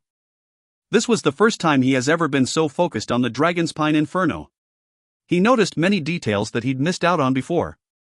Like how the body of the Dragon's Spine Inferno was not as straight as he'd thought, it actually had a slight arc. The sword was also lighter than before due to being constantly refined by the electric rays. The original wooden blade was filled with countless tiny pinholes that were even smaller than the tip of a needle. Large amounts of electric rays infiltrated through the densely packed, tiny pinholes and gathered on the blade, then formed lightning that could be seen by the naked eye. When the Dragon's Spine Inferno and the red glow surrounding the Nintrace's blood lizard collided, he saw the explosion of the lightning. Countless electric rays were infused into the red glow and destroyed it. However, compared to the intense red glow, the lightning was much dimmer. The red glow from the Nintrace blood lizard was, in fact, not a ball of red glow as could be seen with the naked eye. Instead, it was a ball of red glow that was rotating at high speed and was shaped like a sawtooth. Rotating at such high speeds made the red glow potentially destructive. After observing a few collisions between the Dragon's Spine Inferno and the red glow, AI Hui jolted. The angle was wrong. Without thinking, he cut into the red glow with his Dragon's Spine Inferno and followed the direction of the rotation. All of a sudden, the Dragon's Spine Inferno penetrated right into the middle of the red glow. The electric ray from the sword blade abruptly caused the blood trace to explode. A few traces of fine electric rays split and fell onto the Nintrace blood lizard's scales. The Nintrace blood lizard jumped in shock and retreated in a panic. AI Hui did not bother to chase after it, instead standing blankly at a faraway place. His attention was only on the sword. Sang Ji-jun and the rest were pleasantly surprised. AI Hui's performance was much better now. He could actually prevent the Nintrace blood lizard from reaching them, however, the atmosphere seemed rather queer. AI Hui did not have his usual spiritual energy. Instead, he looked lifeless. He stood on the spot motionlessly, just like a puppet. He would only react when the Nintrace blood lizard attacked him. When he reacted, it was like he was another person. He was fast and precise. Occasionally, he dodged. Occasionally, he seized an opportunity to strike back. Occasionally, rather than a sword move, it looked like he was just waving his hand around. Regardless, the effect was on point. During that short span of time, AI Hui portrayed himself as an exceptional swordsman. Once or twice, AI Hui would gain the upper hand. Sang Ji-jun and the rest could see that it was a good opportunity, but every time the Nintrace blood lizard retreated, AI Hui would fall back into his lifeless state. Again and again, he lost many opportunities. Sang Ji-jun wanted to shout a reminder to AI Hui, however, seeing that AI Hui was in a weird state of mind, she restrained herself. The contrast between the puppet-like AI Hui and the competent AI Hui when he was entangled with the Nintrace blood lizard was drastic. Given that the contrasting behaviors were coming from the same person and occurred in such a dangerous battle, it gave a strange feeling to those witnessing it. While it was a strange phenomenon, it was enough that AI Hui had managed to stay in front of the Nintrace blood lizard. Without any qualms, everyone started to attack. The effect of Lu Lan's blood crystal elemental energy soup was extraordinary. The lowest base level amongst the troop was 6 palaces. The majority of them had 7 palaces. Those that were like Jiang Wei had already activated the 8th palace and were just a step away from attaining the 8th palace's completion. Relying on external forces to raise their base levels was considered disdainful to many, and it would also be harmful for their future training. However, given that they were struggling between life and death, neither was a pressing issue for them. They first had to survive and would think about it later. The troop had yet to adapt to their higher base levels, but now that AI Hui was on the front line, everyone became more relaxed. They were not as tensed up and their performance got better. The change in the students could be seen through the reactions of the 9-trace blood lizard. Their initial attacks had been messy and their stances dreadful. Gradually, their moves became more adept, the elemental energy became more concentrated, and the attacks became more coordinated. As such, they were more threatening. The red glow surrounding the 9-trace blood lizard started to look badly damaged and uneven. The 9-trace blood lizard was also aware of the danger. Suddenly, it turned around and leaped away. Sang Jijun and the rest were stunned by such a move. Was it escaping? AI Hui stood as still as a puppet. He was not bothered at all. The 9-trace blood lizard only stopped after running for 200 meters. It then turned around again and faced AI Hui. A frightful ray flickered in its eyes. It lay on the ground, accumulating some energy before taking action. Suddenly, its forelimbs shot out and the 9-trace blood lizard shot out like a released arrow, rushing towards AI Hui. The ground trembled with every step it took. Its speed began to increase, it became dramatically faster. In the wake of such speed, the surrounding red glow started to increase. The rumbling lingered on. It was as if Sang Jijun and the rest of the students were standing on a vibrating drum. They could barely stand straight. In the blink of an eye, the red glow had completely concealed the 9-trace blood lizard's body. The red glow started to blur and the low hiss started to become high-pitched. It was like a bullet had just been shot from a gun. Leaving a trail of red, it rushed towards AI Hui with an imposing manner. The students' expressions changed drastically. Block it! Fatty rushed out of the crowd like a madman and threw himself towards AI Hui. But he was a moment too late. Like a whizzing meteor, the 9-trace's blood lizard had hit its target. No. Time seemed to stand still. They were blinded by the dazzling red radiance. Bang! A destructive power exploded at that moment. A gigantic sound wave and a surge of air engulfed the place like a tsunami. Subconsciously, everyone aimed to protect themselves. The shattered stones were like arrows raining down on them. Those students that reacted slower experienced an explosion of blood. At that moment, however, no one could care. Their minds only had one thought: they were done for. Even the most optimistic person could not bear to think what the troop would be like without AI Hui. AI Hui had long become both the core and pillar of the troop. AI Hui. Like a whistling wall, the airwaves brought along the dust and shattered stones to roll across the troops' bodies. The scene unraveled in front of their eyes. Hold on. Momentarily, those heartbeats that had stopped started to beat again like crazy. In the middle of a crack that resembled a cobweb and was around 50 meters in diameter, a youth was holding his sword horizontally. He used the sword to block the 9-trace blood lizard's dagger-like teeth. The 9-trace blood lizard's cold eyes almost popped out. It displayed shock, fear, and confusion. It did not understand what had happened. The scene seemed to have stopped in time. Not a single voice could be heard. Sang Jijun and the rest were dumbstruck by the scene in front of them. They forgot to have any reaction. The scene in front of them had some strange power. It could suddenly grasp their hearts and make them beat like crazy. In the midst of the silence, Fatty's footsteps could be heard clearly. Moving against the air surge, Fatty became able to see more clearly. He started to slow down. In the center of his shaky vision was a familiar figure. It was a figure that he had seen countless times in wilderness. Ah! AI Hui didn't die. Fatty stayed rooted for a moment before rushing 2 meters behind AI Hui. Afterwards, he saw that AI Hui's sword was caught between the blood-traced lizard's sharp teeth. There were still traces of blood. It was not too far away from him. It was quite close. Fatty's pale face turned red and then back to pale. He violently turned around. With a blood-curdling howl, he rolled and crawled to rush forward. If you find any errors, ads pop-up, ads redirect, broken links, non-standard content, etc., please let us know. Report chapter so we can fix it as soon as possible. Chapter 214, Attack and Kill. Chapter 214, Attack and Kill. Translator, JL Editor, K. Kermit. Sure Shuemon was caught in a tough battle. The 9-trace blood cat's speed was as fast as lightning. Sure Shuemon barely managed to keep up by giving it her all. Furthermore, the 9-trace blood cat's agility also far surpassed hers. If not for the constant changes in hydromancy, she would have been in an even worse predicament. The 9-trace blood cat was different from the other opponents she'd met before. It was nimbler and smarter. Cirrus was unable to play a big role here. She had to increase the speed at which she used her spear. Having gone through generations of developments, hydromancy was currently a wide-ranging and profound training system. Each family's absolute art was not formed in a day, but instead consisted of countless years of hard work by the family members. The Sher family still kept with the ancient tradition of being regulated by the clan elders.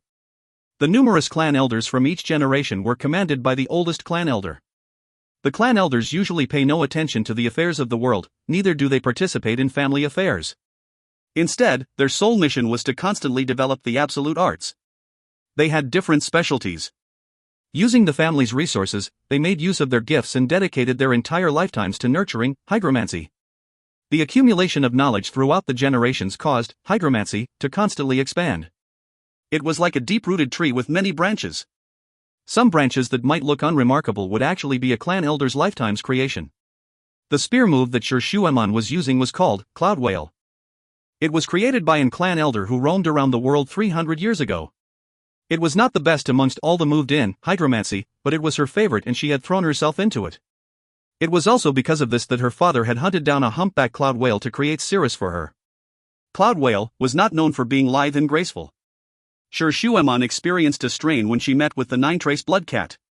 Before today, she would have definitely been at a loss when meeting with such a formidable opponent. Now, she had slowly learned to battle.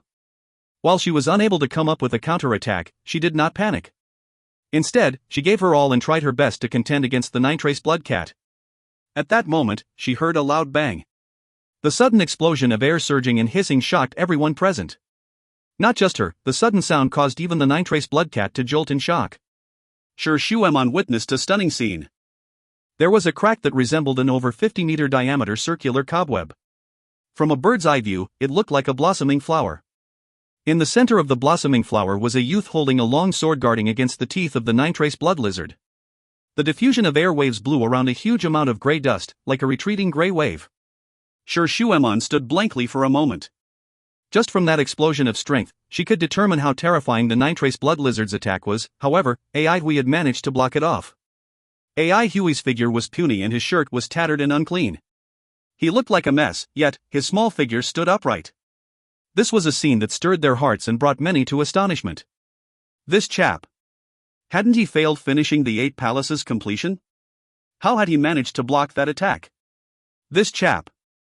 Unlike Sher Shueman, Duanmu Huanghan was situated at a better location and witnessed the entire process. After the surge of air had swept away, he saw the upright Ai Hui and the 9-trace blood lizard which was unable to move even an inch. It was as if Duanmu Huanghan had just gulped some strong spirits. His handsome face became flushed as if he were drunk. A sense of excitement and an intent to battle that was hard to put into words led to an uncontrollable tremble. Every inch of his skin was burning up. The raging inferno lit up the wasteland. His blood was raging under that strong inferno. His heart was churning with the strong intent to battle. He wanted to look up into the sky and blow a long whistle. His fists were tightly clenched and his nails turned white from the pressure. His trembling was like an electric current spreading throughout his whole body. He strongly restrained himself. Because this was a magnificent performance by Ai Hui and not him, Duanmu Huanghan. In that moment, his long, narrow eyes glinted with a strange yet frantic ray. Unconsciously, he licked his pale lips. This was a battle that he was looking forward to. This was the glory that he had been waiting for. He narrowed his eyes and rushed towards the 9-trace blood fox. Fatty's loud howls were as if a wolf had bitten him on his rear. Jiang Wei was the first to react. Releasing an arrow from his bow, he screamed and ran towards the 9-trace blood lizard.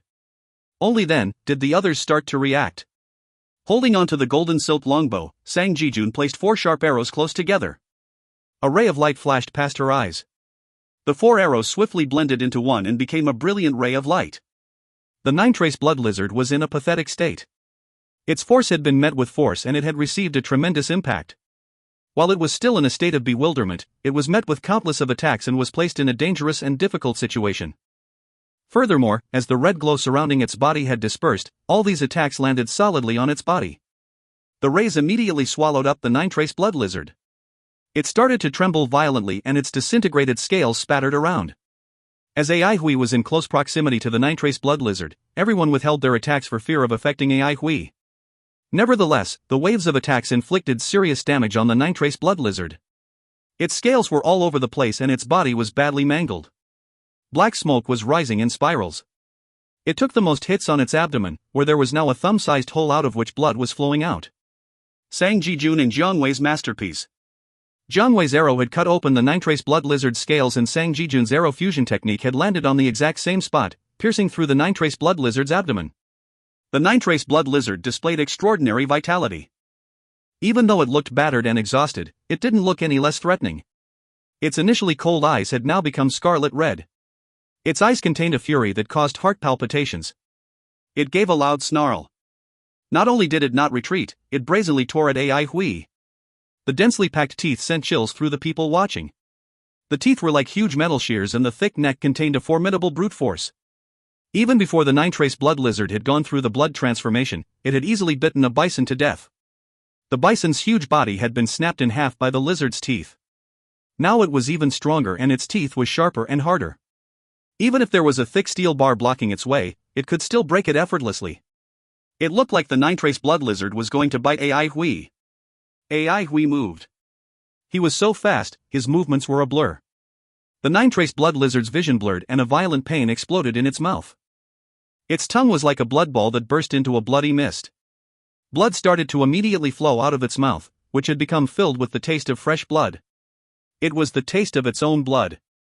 It had never before experienced such intense pain. It retreated. The pain controlled the blood-traced lizard's movements. It tumbled around on the floor to relieve the pain, but to no avail. Fresh blood continued to flow out through the gaps in its remaining teeth.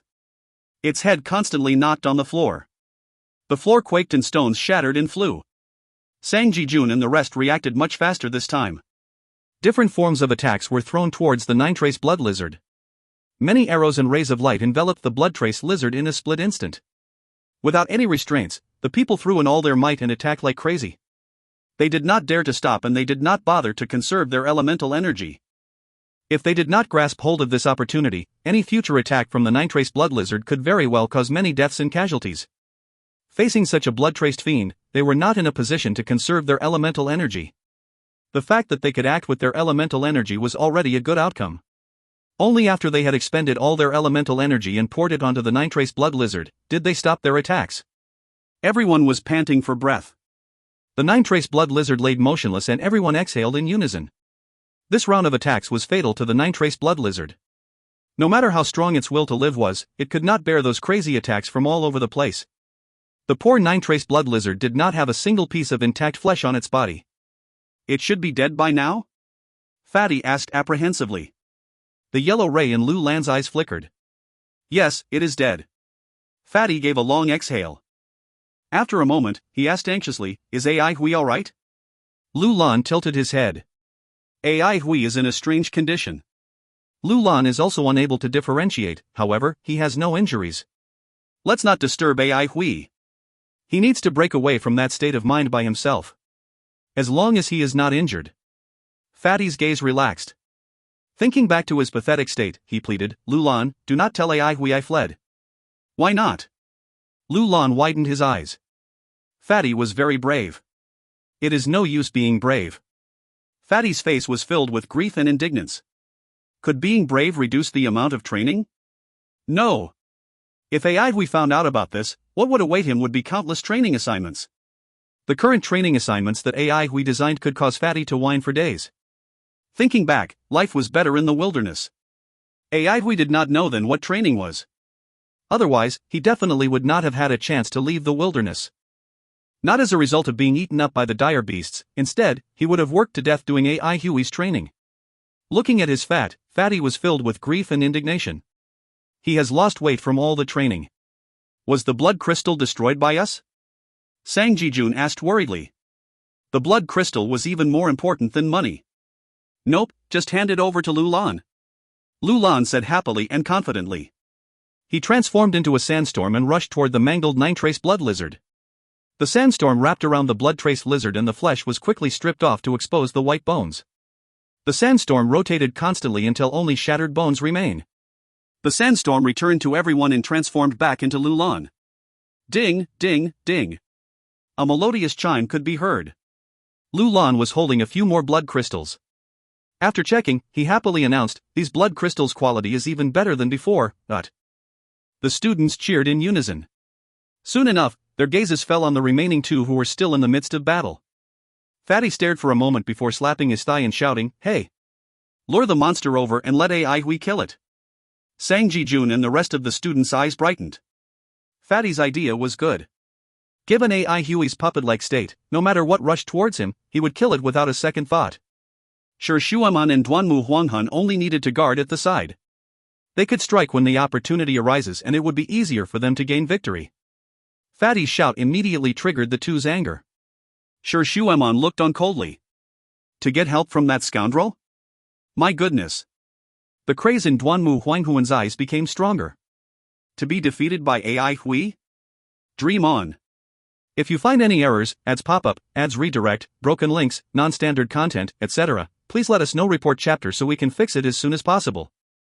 Chapter 215, A Frightened Tian Quan.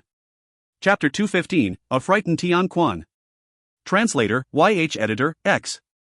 Did they really find out how to use the blood crystals? The dean found it hard to believe what he had just heard. The researchers in the mayor's residence were all teachers, yet they had been unable to discover anything. It was not particularly shocking to hear that students were able to discover things faster than the teachers, but the speed at which the A1 unit had accomplished this was no mean feat. It's been tested, Wang Jin stated. It's effective. Wang Jin was taken aback when he first heard about it as well. He had not expected much when Ai Hui informed him that they wished to study the blood crystals. Since they don't have an officially designated researcher, the accomplishment will be considered as a group effort. Ai Hui and his core members will receive 400 heaven merit points each, while the ordinary members will receive 100 heaven merit points each. In addition, all members of their unit can each choose one inheritance. When announcing the A1 unit's rewards, Wang Jin felt a little envious. Troubled times were indeed the best times to accumulate merit and accomplishments. It was hard to imagine the meritorious service required to earn 400 heaven merit points during peacetime. But this contribution was indeed worthy of such a reward. Compared to the last time they were given a reward, the service rendered by the A1 unit this time was much more impressive. Discovering the blood crystals' uses had far-reaching implications for not just battle, but also for the blood disaster as a whole. 400 heaven merit points alone were honestly not a sufficient reward for such an enormous contribution. Under the present circumstances, however, the higher-ups probably could not award anything better. Although, Wang Jin believed that the higher-ranked authorities were beginning to keep an eye on Ai Hui and the others. They would have bright futures if they managed to survive this disaster. The higher authorities have also requested for me to present them with suitable rewards. Wang Jin laughed bitterly. How can there be anything good left? The supplies and items that we still have are not exactly useful. I guess we'll just have to reward them with more blood crystals. Such an amazing group of youths, the dean commented solemnly. Thinking about their discovery, he soon perked up and said, "It's great that the blood crystals can provide such large benefits though." Indeed. Wang Jin nodded. All those mercenary people out there will put their best efforts into hunting the blood-traced fiends once they find out about the blood crystals' uses. The higher-ups have already released an announcement informing everyone that blood crystals can be exchanged for heaven merit points. The blood crystals' immense value would change many things. How are the golden needles coming along? The dean asked, deeply concerned. This is the real key to victory. It's not progressing very well, Wang Jin replied truthfully, his face racked with worry. We lack a lot of the materials required, especially since a lot of the stores have been reduced to rubble. Thus, we have to dig through the ruins to find the relevant materials. The number of blood-traced fiends within the city has increased, impeding our progress. We need to hurry though. The dean sighed. I wonder why the reinforcements aren't here yet. We're really running out of time. All Wang Jin could offer in reply was an awkward laugh. Deep within the blood forest, a resting Tian Quan was rudely awoken by the activity in the sky. He shook his head, attributing the commotion to two bloodbirds fighting. Bloodbirds were sadly out of his reach. Tian Quan had yet to fully recover from his injuries. That fellow from the infantry division had sacrificed his two arms to cause massive damage to Tian Quan. Luckily for Tian Quan, the fight had taken place in this blood forest that was full of blood-traced fiends. Otherwise, his injuries would have been much worse.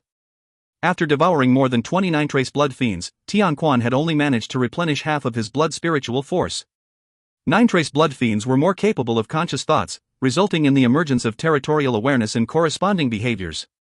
As such, they were more spread out, and Tian Quan had to travel longer distances between fiends. He was unable to tap into blood refinement before completely recovering. He regretted not learning the beast coercion spells. He would have been able to amass a huge number of 9 trace blood fiends by now if he had learned it, which would make for a really easy recovery meal. The others must have progressed far ahead of him by now. A huge explosion rang out in the sky, followed by brilliant flares which lit up the sky in immense fluctuations of elemental energy. Tian Quan was startled by the display that signaled the presence of elementalists. Elementalists who still dared to venture this deep into the blood forest were definitely not to be belittled. If it was a group, they would most likely be a particular division's elites. If it was an individual, then it would be someone that Tian Quan could not afford to provoke. He noiselessly leaped up a tree, hiding behind its lush cover to survey the skies. Tian Quan was gobsmacked when he saw the figure fighting in the air. He immediately recognized that the lanky elementalist was Yu Mingqiu, the vice division leader of the Deathgrass division. Seeing this big-name target stirred him up. The contribution he'd make if he took down a vice division leader. Tian Quan's eyes flashed with greed and aggression, but he quickly calmed down. Even at full strength, he might not be able to handle Yu Mingqiu. With his present injuries, this was definitely not the right moment to strike. Tian Quan's ominous gaze was locked onto Yu Mingqiu's opponent, who he recognized as Situ Zhong, the apostle that Tian Quan disliked the most. Situ Zhong was treacherous, cunning, and merciless. He was someone that could not be trusted at all. Situ Zhong's black robes fluttered in the wind, making him look like a large bat flitting through the sky. Tian Quan knew that the blood-red patterns embroidered on Situ Zhong's huge sleeves were his trump card. Situ Zhong was a sly one. He hid among the bloodbirds, moving about erratically. Countless bloodbirds completely surrounded Yu Mingqiu like a cloud made up of blood rather than water vapor. Tian Quan was shocked by Yu Mingqiu's sudden display of power. More than 100 green arrows of light burst forth without warning, piercing through the blood-red cloud in all directions. Situ Zhong's face turned pale and he began to flee. Tian Quan shivered in fear as he watched the wretched-looking Situ Zhong escape, his black robes riddled with small holes. Tian Quan hid behind the tree trunk, afraid to even breathe too loudly. It was only after the two figures disappeared from his view that he cautiously re-emerged. That was too scary. Was that the strength of a vice division leader? No wonder their superiors did not want them to engage in direct combat with elementalists that were equal or above this level. They had instead proposed to lure the stronger elementalists deep into the blood forest and ambush them with an army of blood fiends. He calmed his nerves, shifting his focus once again to his recovery. The scene that he had just witnessed made him realize that his original plan would not work. Even if he managed to complete the next phase of his blood refinement, he still would not be able to handle someone as strong as Yu Mingqiu. He needed someone to aid him. The beast coercion spells provided the easiest means of creating unquestioningly obedient allies, but he had not learned them. Tian Quan was an obstinate man, but he was no fool. A flash of inspiration hit him. He started to move after thinking through his new idea. Jade Embroidery Workshop. Mingqiu stood guard outside her master's door. She reported softly, "Junior has rendered great service again and was awarded 400 heaven merit points." Her eyes revealed a hint of sadness. She had initially been unable to understand or accept her master's decision. Having been with her master for so long, however, Mingqiu knew her well enough to know when she had firmly made up her mind. Han Yuqin's cold, emotionless voice came from behind the door, "Your junior is better than you in that aspect." Mingqiu cheerily replied, "Junior has naturally become stronger than me." After a moment of silence, Han Yuqin slowly asked, "How's Shouchuan?" "Be honest, dot." Mingqiu was caught off guard and bit her lower lip before she could bring herself to answer, "He's aged quite a bit." Han Yuqin heaved a heavy sigh. She kept silent for a long while before speaking again, "Don't let your junior know." Mingqiu's tender disposition took another blow as the sadness in her eyes deepened. Looking down, she said, "That's what he instructed as well." Han Yuqin laughed softly before falling silent again. The elementalist in charge of delivering the mayor's reward had a weird expression when he delivered it to the A1 unit's current location. At one spot, Ai Hui was standing motionless like a wooden puppet.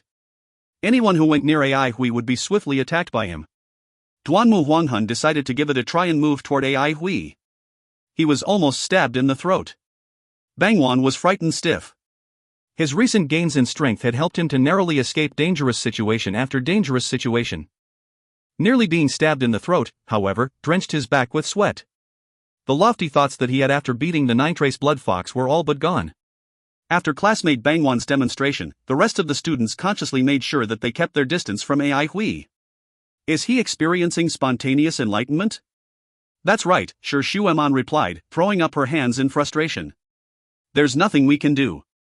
I understand. The elementalist nodded.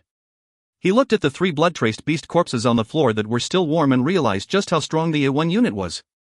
Everyone in the unit had become numb to receiving heaven merit points. To these students, rewards that could not be cashed in immediately were not of much use. Nobody knew if they would still be around by the time they could actually use these points. However, the inheritances and blood crystals that were offered brought on cheers from the students. These 2 things were what they really needed. Sure Shueman promptly shut down all intentions to immediately pick out an inheritance. She pointed toward AI Hui and explained, "We'll wait for him to wake up first." The students who were prepared to rush forward and claim their rewards stopped dead in their tracks. Nobody moved up to choose an inheritance. Classmate Bangwan could not stand it any longer. He snorted, "I'm not waiting for him since I have no need for an inheritance." Right after he spoke, Duanmu Huanghan walked over to a corner and began to train by himself. The elementalist from the mayor's residence who came to deliver the rewards was taken aback by the amount of respect that AI Hui commanded from the rest.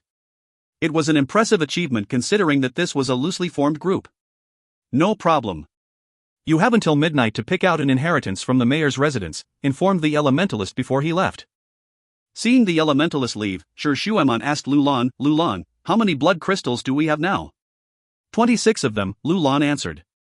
We have 10 lower quality blood crystals that were given as a reward and 16 of higher quality that were obtained from the 9-trace blood fiends.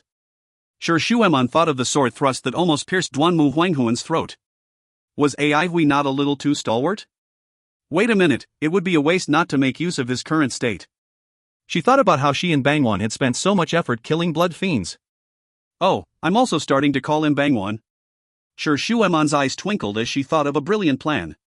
If you find any errors, ads pop up, ads redirect, broken links, non-standard content, etc., please let us know. Report chapter so we can fix it as soon as possible. Chapter 216, Monstrously Powerful. Chapter 216, Monstrously Powerful. Translator, YH Editor, K. Kermit. Old Zhang, who had just returned from the mayor's residence, told everyone about the blood crystal's uses. A commotion promptly ensued. No wonder that fellow wanted the blood crystals. He had it all planned out. We've suffered terrible losses. What a scheming young man. Everyone was engaged in a clamorous discussion. Hearing these comments annoyed old Zhang. Stop these ridiculous conjectures, the A1 unit were the ones who discovered its uses. The higher authorities have rewarded them with 400 heaven merit points and the mayor's residence has given them additional rewards, he shouted, displeased. Old Zhang spoke out of admiration for AI Hui. He hadn't thought much of AI Hui when they first met, but thinking back now, he had become acquaintances with someone impressive. As far as he could remember, no student had ever accumulated this many heaven merit points before graduating.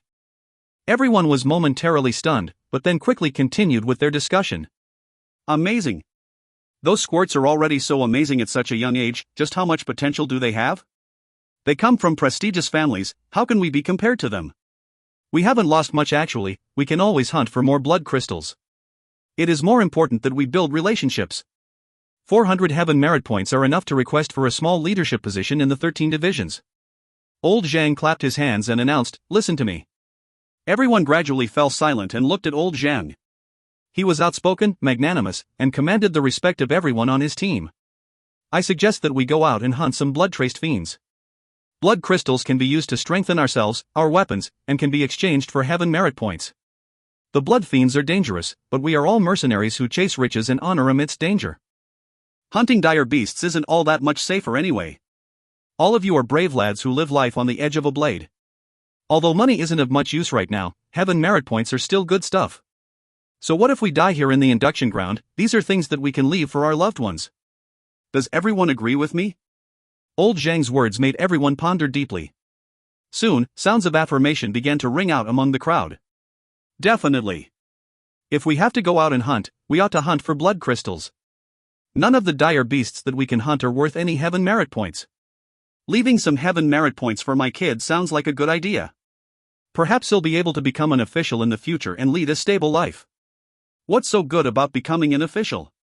He could exchange those points for an inheritance. Inheritances that are exchanged with heaven merit points are all excellent. Old Zhang nodded his head in satisfaction. He gestured for everyone to quiet down and waited for the noise level to fall before continuing. We'll follow the old reward distribution rules of the hunting units that everyone is familiar with. Everyone nodded in agreement. The hunting units were teams that specialized in hunting dire beasts. They had a very well thought out set of rules that governed reward distribution within each unit. Since everyone here had once been a part of such a hunting unit, they were very familiar with the established rules. I'm sure many other groups will have the same idea now that blood crystals can be exchanged for heaven merit points, explained Old Zhang. As such, we have to be alert and guard against other groups as well. Also, everyone here may be familiar with dire beasts, but none of us know much about blood-traced fiends. I'd advise all of you to put your lives first and avoid engaging blood-traced fiends that are too powerful. There'll be more to hunt as long as we stay alive. Light-hearted laughter could be heard from the crowd. These were practical words that they've heard many times. Old Zhang's group was indeed not the only one which became more active following the announcement. Many others had set their eyes on the blood-traced fiends as well. Some were after wealth while others were in it to become stronger, still others did it for a chance to live. All these elementalists with different motives had the exact same target. Blood-traced fiends were no longer actively avoided. They were now actively sought after. The number of elementalists roaming the streets increased exponentially. The battles that they fought also became even more ferocious. Old Zhang carefully led his members in search of prey. He made sure to maintain his composure, reminding himself that while blood crystals were very valuable, the slightest lapse in attention would see his entire team destroyed by the vicious blood-traced fiends. "Boss, come and see this." One of his front scouts cried out in alarm. Old Zhang swiftly made his way forward. He saw a familiar figure dashing wildly down the street with a red blur hot on its tail. Everyone could recognize the person being chased. It was Duanmu Huanghan. Central Pine City's elementalists knew the academy's brightest students well. The A1 unit? Old Zhang found it strange that Duanmu Huanghan was the only person around. Could they be in trouble? Why was he alone? Let's follow them. Be on your guards. The line of elementalists cautiously advanced. They soon heard the unmistakable sounds of battle. The sounds caught their attention as they quietly moved ahead. Old Zhang was shocked to see the battle that was occurring before him. Ai Hui was standing motionlessly in one spot like a wooden puppet, and a wretched-looking nine-traced blood cat was chasing after Duanmu Huanghan. The fiend and the human were standing on opposite sides of the wooden puppet.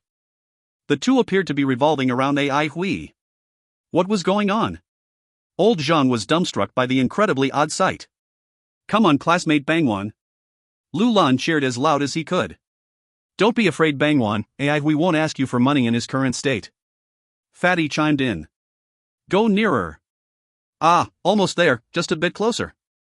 "Bangwan, what did you do to that cat? Why is it so intent on taking you down?" Shueman folded her arms across her chest, seemingly enjoying the show. Duanmu Huanghan was sweating profusely. The blood-traced fiend that Shueman had lured over earlier had been completely shredded by Ai Hui. However, this nine-trace blood cat that Duanmu Huanghan had found appeared to be too fast for this strategy. Duanmu Huanghan had almost been injured by it. Ai Hui's ridiculously small attack range meant that Duanmu Huanghan had to lure the blood-traced cat extremely close to Ai Hui in order to get it to attack him. Duanmu Huanghan was, however, hesitant to go near Ai Hui after almost being stabbed by him. The nine-trace blood cat continued to follow him in circles, completely ignoring Ai Hui. Duanmu Huanghan was so frustrated that he wanted to scream. "What kind of lousy blood-traced fiend are you? Can't you see that motionless target right there? I have to think of something." Duanmu Huanghan was struck by a brainwave. He cut his movement with a step forward, turning around to face the blood-traced cat before activating his viridescent flower. Countless vines weaved together to form a huge net in front of him. The blood-traced cat wasn't expecting something like this net. Unable to react in time, it crashed into the net. The blood-traced cat desperately clawed at the vines, but to no avail. It only managed to break a few of them before becoming completely bound. The next moment, it was sent flying. The blood-traced cat was heading towards the motionless Ai Hui. Old Zhang almost cried out in shock. Was Duanmu Huanghan trying to harm Ai Hui? Stumbling through the air, the nine-trace blood cat noticed that it was getting closer and closer to Ai Hui. With a blood-red glint in its eyes, it shifted its limber body in midair as it prepared to pounce on him. Claws as sharp as the blade of a knife shot out of its meaty paws, menacingly reflecting the light. AI Hui remained completely motionless, seemingly unaware of what was about to happen. What happened next shocked old Zhang so much that his cry was stopped dead in his throat. Just as the 9-trace blood cat entered attacking range, a silver-colored sword ray appeared out of nowhere. A distinct ringing sound whistled through the air and was soon interrupted by the sound of blades clashing. AI Hui's sword had collided with the 9-trace blood cat's claws. Before the sword ray could dissipate, another one emerged in the exact same spot. One more stroke, dot. Old Zhang wondered if his eyes were playing tricks on him. The clashing sounds were ringing out in such short intervals that they appeared to blend into one long, clear ring. Ping! The 9-trace blood cat's claws, despite being harder than steel, were reduced to dust. Almost simultaneously, a slender, crescent moon-shaped sword ray appeared on its abdomen. Uprising moon. The 9-trace blood cat's abdomen had the highest number of blood traces. The crescent-shaped sword ray penetrated the blood traces, opening a sleek wound on the abdomen. The blood-traced cat's pupils dilated as its body became rigid. But this wasn't the end of the attack. Dots of light lit up its abdomen like a starry night scene. The wound on its abdomen was ripped open further, becoming a large, gaping hole. An extremely keen sword ray then sliced its way out of the blood-traced cat's back. Thin pillars of blood spurted out of the blood-traced cat's back. Another sword ray emerged out of nowhere, striking the cat's neck. It pierced the blood-traced cat's muscular neck, emitting shards of lightning from within. All of the attacks, from the moment the blood-traced cat had entered AI Hui's attack range to the moment it was sent flying off, were executed in a frighteningly short amount of time. Bang! Like a ragged sackbag, the 9-trace blood cat collapsed to the ground. The sword ray on its neck exploded into a burst of radiance with a loud bang. The 9-trace blood cat was motionless. So was AI Hui, who had returned to his wooden puppet state.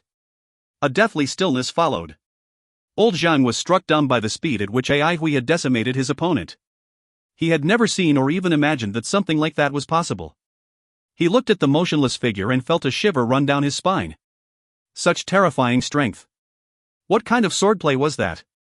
He had never heard anyone mention something this powerful.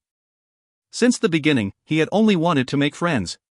He had heard of the A1 unit's prestige in fighting prowess, but had never seen it for himself. It wasn't until today that he realized just how formidable AI Hui was. Something as dangerous as a blood-traced fiend had been nothing in front of AI Hui. He had thoroughly destroyed it before it even had a chance to fight back. So-called elite groups like Old Zhang's were probably nothing in front of AI Hui as well. Old Zhang felt his heart quiver. Their performance wouldn't have been much better than the blood-traced cats. He decided to warn the other groups to avoid having conflicts with the A1 unit at all costs. Sure, Xueman and the rest were taken aback as well. Her folded arms had fallen to her sides, her eyes filled with disbelief. This time around, AI Hui's attacks were much faster and much more precise. He had executed 3 precise sword strokes in such a short amount of time, each one striking the exact same spot on the blood-traced cat's claws. That was how he'd managed to turn them into dust. How was this bloke capable of improving even when in such an odd state? Witnessing what had happened left her feeling slightly uncomfortable. AI Hui's performance was simply unimaginable. Duanmu Huanghan was dealt an even greater blow. He gaped at AI Hui as though he had just seen a ghost. No one could explain the strange state that AI Hui was in. Duanmu Huanghan felt that it was something similar to spontaneous enlightenment, but that monstrous strength, was he not experiencing breakthroughs? Duanmu Huanghan unwittingly tightened his fists. AI Hui had just sliced a 9-trace blood cat like a melon, yet he himself hadn't accomplished much else. AI Hui's present state may be something out of this world, but Duanmu Huanghan doesn't need excuses. Damn it, dot. The wide street was completely silent. All of a sudden, a loud rumbling noise could be heard. The ground began to shake violently. Sure, Xueman and Duanmu Huanghan snapped out of their fright. Looking up, they noticed the huge column of smoke that was rising from a distance away. It's the city gate. Duanmu Huanghan yelled at the top of his lungs. The city gate has been breached. Sure, Xueman's voice shuddered. Everyone behind them went pale with fright. Although Central Pine City was vulnerable to underground attacks, blood fiends that could enter via that route were often small. The city's defenses were responsible for keeping the larger blood fiends out. Once the city gate falls, however, the larger blood fiends would be free to enter as they pleased. It would be a complete disaster. The ground was shaking. What was even more fear-inducing was that the tremors were getting closer. Run! Blood fiends! Screams of fear could be heard nearby. Nobody had the chance to react. A red flood washed its way onto the streets, engulfing everything in sight. If you find any errors, ads pop up, ads redirect, broken links, non-standard content, etc., please let us know. Report chapter so we can fix it as soon as possible. Chapter 217, One Man Against Countless Numbers. Chapter 217, One Man Against Countless Numbers. Translator, YH Editor, K. Kermit. Tian Quan didn't follow the horde of blood fiends into the city, instead choosing to observe it from outside. If he remembered correctly, this was a painfully ordinary city within the induction ground known as Central Pine City. As he neared Central Pine City, he noticed that its defenses remained completely intact. He became more guarded after making this observation, since he had seen many other cities which were larger yet had defenses that were much more dilapidated. Surveying the area carefully, Tian Quan noticed something peculiar. The blood-traced fiends near Central Pine City were all of a lower level. He now understood why the city's defenses were still in such good condition. Tian Quan had hunted many blood-traced fiends on his way to the city and as such, was able to determine the blood-traced fiends' levels. There were a large number of wild beasts in the induction ground. Once they were infected by the blood poison, these beasts would continuously experience transformations and become much stronger as time passed. Their large numbers would allow them to eventually overwhelm the elementalists and become the new masters of the induction ground. The organization had never before attempted a blood fiend breeding operation of this large a scale. Tian Quan believed that not even the higher-ups knew what would result in the end. One thing he was sure of, however, was that they were not only racing against the Avalon of 5 elements, but with the blood fiends as well. If the blood elementalists were unable to keep up with the blood fiends' swift transformations, things will not bode well for them either. Once active, the blood poison brings with it a fundamental change. The changes it would cause were irreversible and uncontrollable. Unleashing it was like opening Pandora's box. Nothing could be said after the deed was done. While risky, it wasn't too different from most other big opportunities. Large opportunities were often hidden within huge risks. Besides, those who seek success must inevitably tackle such risks. Death? Death was an inevitability. Tian Quan despised those hypocrites who thought otherwise. He suddenly remembered that when the crazy lady in red had come to his aid, it had been from this direction. Did she have something to do with the lower-leveled blood fiends in this area? Tian Quan couldn't detect any traces of her presence nearby. She must have left quite a while ago. His eyebrows furrowed in thought. Although he wasn't quite sure what had happened here, he was certain that this phenomenon hadn't occurred naturally. Blood refinement? This was the most possible scenario, since blood refinement required large amounts of blood spiritual force. The amount of blood spiritual force contained within plants was minuscule and definitely not sufficient for blood refinement. Only a large number of blood fiends could provide the necessary amount of blood spiritual force. However, encouraging blood fiend transformation in such a large area was a slow process requiring an enormous amount of effort. Just how much blood spiritual force did that crazy lady need to have done something like this? Tian Quan calculated an approximate figure and quickly concluded that the amount of blood spiritual force here was beyond what she could handle. What was the real reason then? Tian Quan couldn't think of anything else, so he turned his focus to the enigmatic little city in front of him. In order to prudently tease out some of its secrets, he decided to break down the city gate and lure the blood fiends into the city. The horde of blood fiends rushing inside would reveal any potentially dangerous individuals that resided within Central Pine City. The sudden destruction of the city gate plunged Central Pine City into a state of crisis. Groups of elementalists which had been on the hunt for blood-traced fiends ended up becoming the hunted instead. Old Zhang stared at the incoming wave of blood fiends in terror. "Run, quick," he shouted. A pair of azure wings spread out from behind Old Zhang and he swiftly took to the skies. The other elementalists rapidly followed suit. Looking down from above, they could see the blood-red torrent gushing down the streets in their direction. The earth rumbled and the mountains shook. It was a fearsome sight to behold. At this moment, someone cried out in alarm, "The A1 unit! They don't have azure wings." Old Zhang unwittingly looked down and saw the stranded A1 unit shaking before the might of the horde. He could see the look of despair on their young, immature faces. Damn it! He couldn't help but swear. The raging horde that swiftly approached the street below appeared to have no end. No one dared to venture down to save the A1 unit. It was too late. He shut his eyes in resignation. The A1 unit was in disarray, everyone was pale with fright. Although they had become much stronger, their fear-stricken bodies still trembled before the destructive force that was headed their way. The laid bricks that made up the street were groaning under the immense force of the blood fiend's hooves. The thundering stampede caused the ground to quake intensely, making it difficult for Sir Shueman and the others to maintain their balance. Everything that stood in the way of the blood fiends was reduced to dust. They raged on, crushing every last building and causing ruin in their path. Nothing could withstand their might.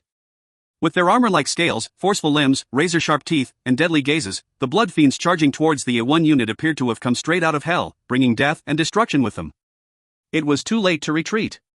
Prepare for battle.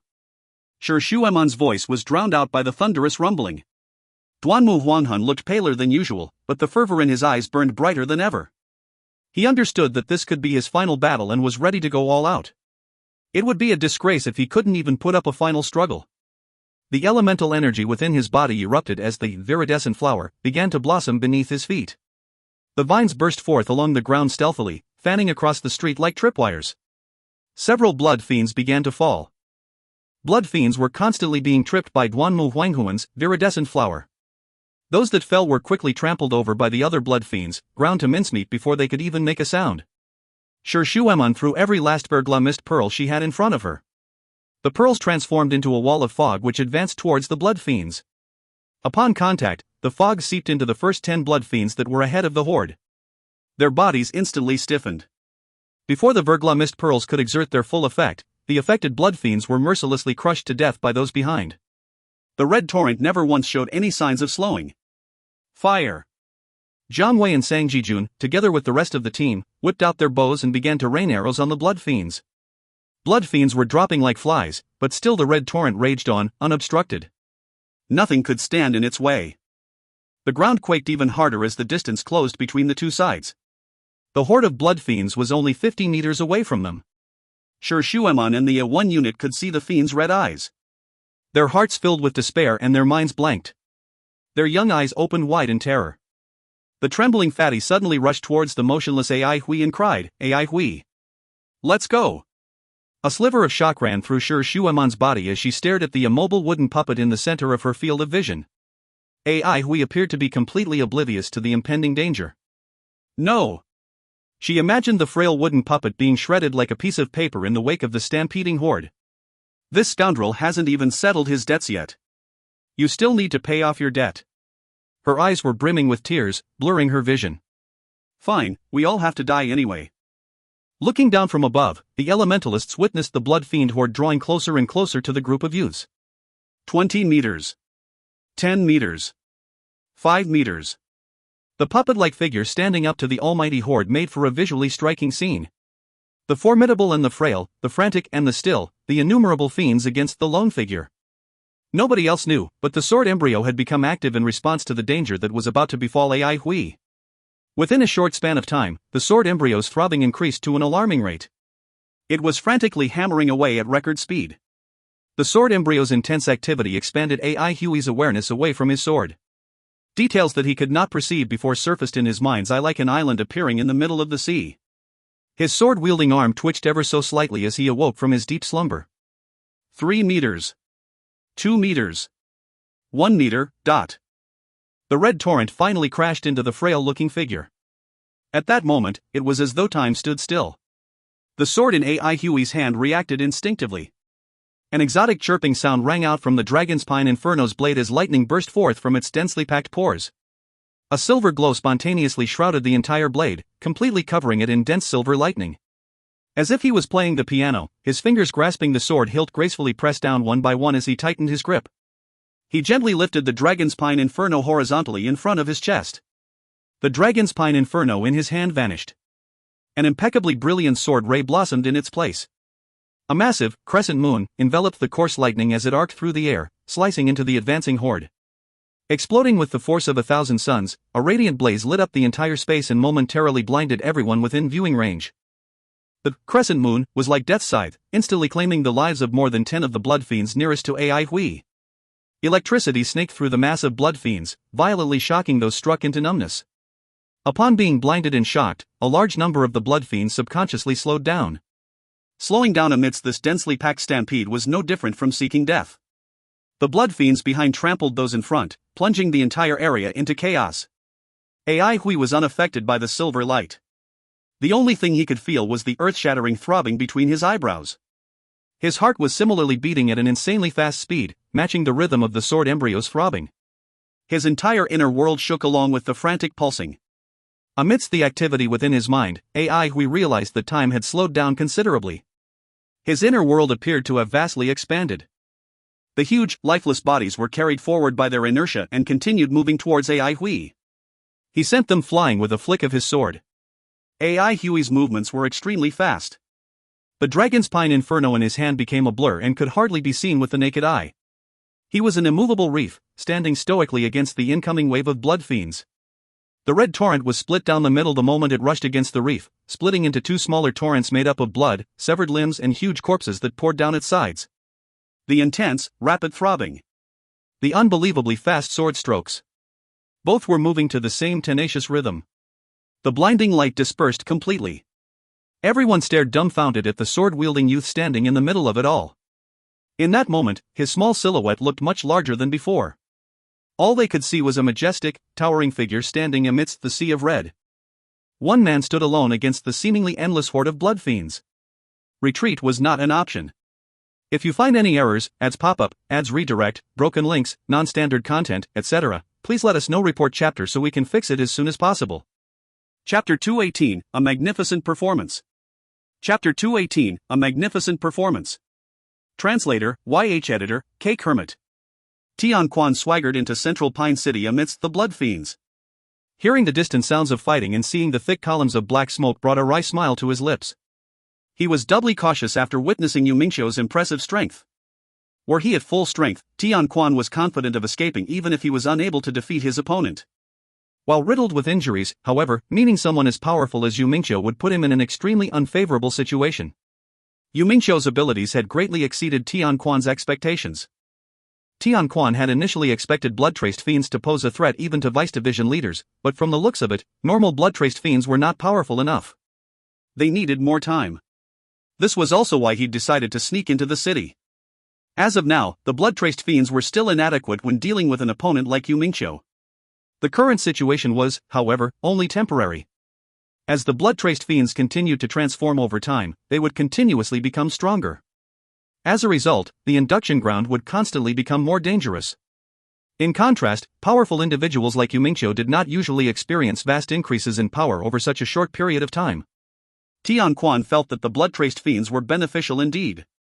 Not only could they aid him in his training, they were also useful in dealing with elementalists. Ruins and rubble were the only things in sight. The entire city was a complete mess. Seeing the chaos he had created with his own hands made him feel an inexplicable sense of delight. He was absolutely fascinated that such a small offensive effort on his part was capable of destroying an entire city. At that point, he felt as though he was a god, capable of controlling the fate of the mortals beneath him. What a great feeling! So this is what it's like to feel all-powerful. He quickly suppressed his rising zeal, reminding himself that it was not yet time for him to become arrogant. He cautiously inspected his entire body to ensure that every single one of his blood traces were concealed. The blood traces on a blood elementalist were not usually visible, but would surface once they started to activate the blood spiritual force. Blood traces were a headache for both blood elementalists and blood-traced fiends. It was a double-edged sword, being both the source of their energy as well as their key weakness. The more formidable the blood elementalist, the fewer the number of blood traces present on his or her body. It was the same with blood-traced fiends. It was said that the blood traces would all disappear upon attainment of the highest realm. This was of course, just a myth. It was a purely theoretical conjecture and did not have much value when discussing something this new. Tian Quan disguised himself as an ordinary elementalist.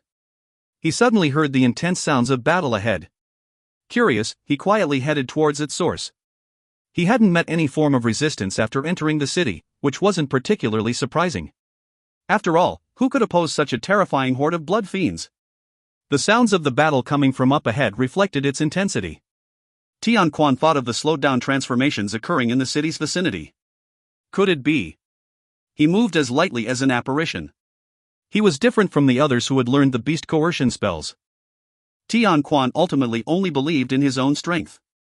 All of his time, effort, and resources were spent wholly on himself. As such, he had an impressive command over his own body. Using the environment as cover, he occasionally adjusted his position. His figure faded significantly and blended well into his immediate environment. This was the technique, shadow body, that was derived from the blood shadow clone spell of the cultivation era.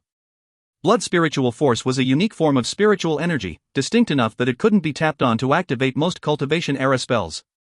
The only way to utilize blood spiritual force was to adapt spells from the former blood sections. Blood spiritual force possessed the basic conditions necessary for spell activation, but it was impossible to use it effectively at cultivation-era levels. The biggest obstacles were the meridians, since all meridian-related studies had long been abandoned. In the past, cultivators would begin tempering their meridians from a young age, but this was something blood elementalists couldn't possibly achieve. Without the consistent tempering of the meridians, it was impossible to attain the levels of spell complexity achieved by the cultivators. Despite this, it was still possible to satisfactorily draw out part of a spell's power. With the help of the ruins, Tian Quan managed to inch forward and take a good look at the battlefield. The sight before him made his pupils widen.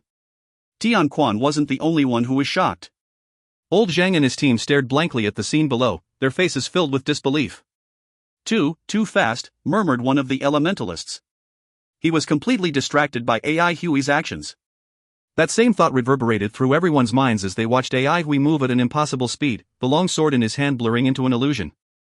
His moves were utterly different from the first strike that he had unleashed. His actions were now much faster and much more precise. The silver-colored dragon's pine inferno was swung at an untouchable rhythm.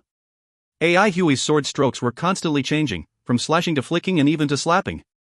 Each stroke was as fast as lightning, executed with the utmost precision and efficiency. The stampeding blood fiends were fatally injured upon coming within range, but they continued to charge and despite their injuries. How AI Hui handled his massive, charging opponents was truly astonishing. The Dragon's Pine Inferno would somehow always appear right where it was needed. Then with the exact amount of strength required, it would be swung, spun, flicked, or slapped against the oncoming fiends. All sorts of seemingly unorthodox strokes were incorporated into AI Huey's fluid dance, taking out the oncoming blood fiends before they could even put up any resistance. His pupils were dilating and constricting at an alarming rate. In his current state, AI Hui was like an emotionless killing machine. Lightning-quick movements, extreme precision, and a despair-inducing stability to boot. The only thing AI Hui could hear on the chaotic battlefield was the frantic throbbing of the sword embryo. Nothing could shake his resolve or break his focus, not even the angry bellowing of the blood fiends. Oh my heavens! Fatty wrapped his hand around his head, unable to believe what was happening. The ground was still trembling from the stampede which looked as though it was never going to end. However, the feeling of helplessness that the horde had brought upon them had vanished. The floor around AI Hui was saturated with blood. Small streams of blood converged to form larger rivers.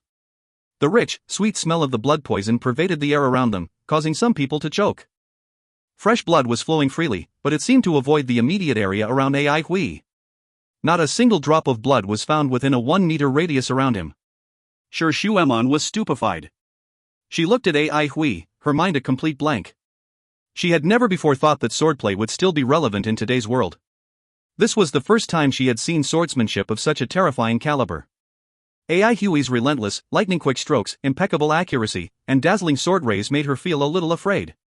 As blood continued to rain down and the fiends continued to snarl angrily, the grim figure continued to cut down lives like they were nothing. His rhythm did not waver one bit. Memories of AI Hui suddenly surfaced in Shi Shueman's mind. She remembered the time when AI Hui and Fatty had pettily fought over noodles, when AI Hui had steeled his resolve to repay his debt of 80 million yuan, when he'd plotted to hit Duanmu Huanghuan's annoying face. The AI Hui she remembered was remarkably different from this ice-cold killing machine in front of her. To think that he was this formidable. Duanmu Huanghuan's eyes were filled with overzealous excitement. Oh, this is incredible. That speed. That precision. What a vicious stroke. I love it. To think you were actually this powerful. Duanmu Huanghun felt himself teetering on the verge of insanity. Having been rescued from the brink of death by such frantic yet precise swordsmanship made him unbelievably excited. He wanted to howl to release his agitation. So, he did it. Ah. He looked up at the sky and raised his arms to his sides. Craning his neck back, he howled like a wolf during a full moon. Every last one of his nerves were trembling with excitement. The wanton massacre occurring before his eyes stimulated even the deepest regions of his psyche, destroying the restraints that maintained his composure. Duanmu Huanghuan's madness prevailed over the silence that had washed over the A1 unit. His fervor spread like a disease, infecting the other students who began to howl as well.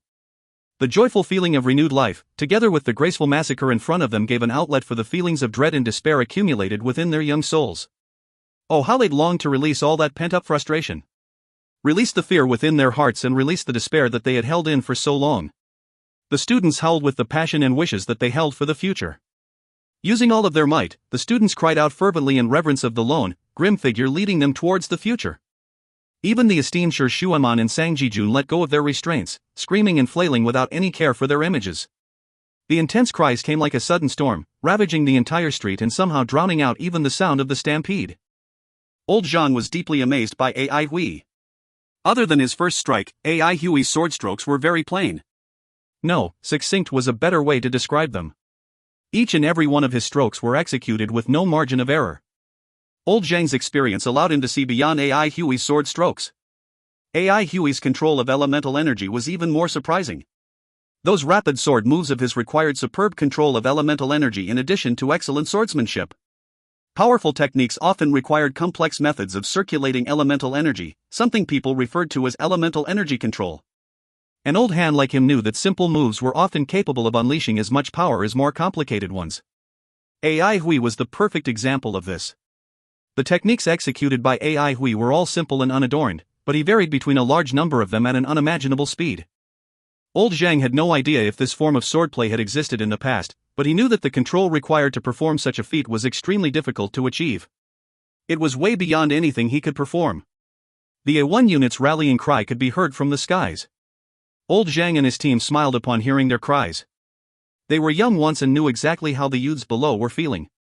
Old Zhang whistled. As elders, I think we should show these rookies how to properly cheer. Everyone laughed heartily. Come. The young lad deserves our cheers. Old Zhang banged on his chestplate, leading the cheer. The rest of his team followed suit, banging on their armor, their shields, and their weapons in a uniform manner. The zealous, passionate cries of the A1 unit combined with the hunting unit's banging. The two sounds resounded against the blood fiends' thunderous stomping and their angry snarls. In the middle of this chaos, the sword embryo continued to beat on. The sights and sounds of the battlefield merged into one big magnificent performance. The sword in the young man's hand changed constantly. If you find any errors, ads pop up, ads redirect, broken links, non-standard content, etc., please let us know. Report chapter so we can fix it as soon as possible. Chapter 219, Bloodbirds in the City. Chapter 219, Bloodbirds in the City. Translator, YH Editor, K. Kermit. The streets of Central Pine City erupted with cheers. Since the blood disaster began, very few occasions could excite everyone like the current one. The blood fiends that were blocked by Ai Hui began to split up, wandering down the other streets and alleys, eventually spreading to other parts of the city. Direct clashes between elementalists and blood fiends occurred simultaneously in different parts of the city. Casualties on both sides were rising sharply. Fortunately, most of the blood fiends flocked towards the main street where Ai Hui was. The enormous benefits of the blood crystals also greatly reduced the elementalists' fear of the blood fiends. If not for these two factors, the number of casualties would have been much worse. Even so, innumerable lives were still lost to the intense battles happening throughout the city. The city had initially suffered heavy casualties, but after paying the price in blood, the elementalists learned how to better handle these powerful blood-traced fiends. People weren't afraid of the blood-traced fiends' raw strength, but rather were afraid of the unknown. The blood-traced fiends' mysterious transformations, unique powers, and the blood poison they carried were all a mystery to most of the city's forces. As the number of battles under their belts increased, these unknown factors were unraveled one by one. The mystery shrouding the blood-traced fiends was fading away and the fear of them was rapidly diminishing. Dire beasts could be just as strong as these blood fiends, but people weren't so afraid of them. The elementalists came from all over the city, dispersing the main horde of blood fiends and surrounding them from all sides. They were applying dire beast hunting tactics to the current situation. Lives were constantly lost, but nobody took even one step back. Everyone was completely immersed in the slaughter. Retreat? Where could they go? There was no path for retreat. There was no alternative to fighting to the death. Destroying every last blood fiend in the city was the only way to survive. The mayor's residence was quiet. The faint cries of madness and uniform knocking of shields in the distance did not disturb Wang Jin in the least. He looked at the elite in front of him. Standing in front of him were the strongest elites in Central Pine City. Among them were teachers who had experienced and survived various disasters, experienced hunting veterans, and former elites of the 13 divisions. Standing beside him was the dean. Central Pine City had no one else to rely on in the face of such a formidable enemy. This was the most powerful team that they could put together. To Wang Jin, this team of elites was woefully weak. During the Battle of the Dawn, at least they'd had Yi Bai and 42 elite members of the Deathgrass Division. He was just an auxiliary soldier, and a retired one at that. How did he end up as a leader? Wang Jin laughed in resignation. He didn't expect this team to have to enter battle so soon, but the situation was critical and he had to make a swift decision. He was capable of mobilizing the entire city, turning Central Pine City into a giant meat grinder. He was willing to send the weaker students out to their deaths in order to deplete the blood poison. He was also more than willing to throw himself out there without the slightest hesitation when required.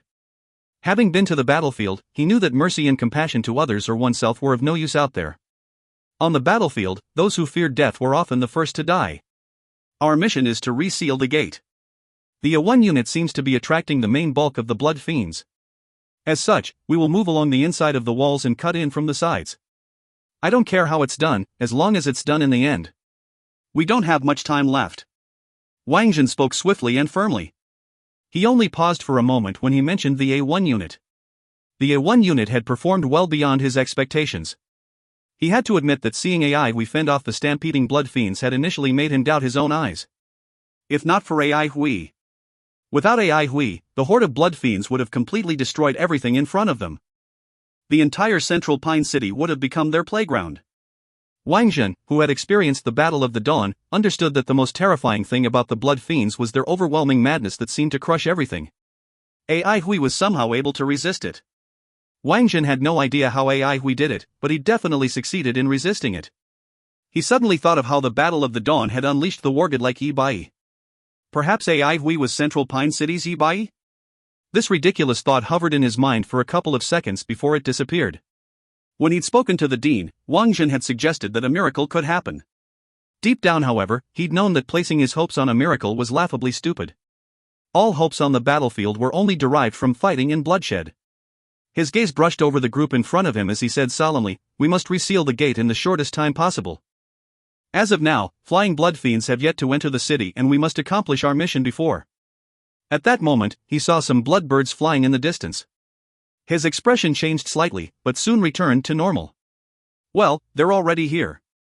All we can do now is to seal the gate as soon as possible and keep their numbers to a minimum. The dean and I will be leading this operation. We must succeed at all costs. Let's go. Central Pine City's defenses had always been robust, especially its air defense. This was the reason why they had been able to hold out until now. The previous incident where bloodbats had infiltrated the city had prompted the mayor's residents to completely reform the city's air defenses. Wang Jin himself had presided over their design. Under his meticulous arrangements, the bloodbats were unable to invade Central Pine City again. To think that there would now be bloodbirds within their airspace. Compared to the blood-traced fiends on the ground, the flying bloodbirds were a much greater threat. They were much more versatile and had more lines of attack. Even with the azure wings, it would take an expert to be able to defeat these flying blood fiends. To most elementalists, flying with the azure wings was just another technical ability.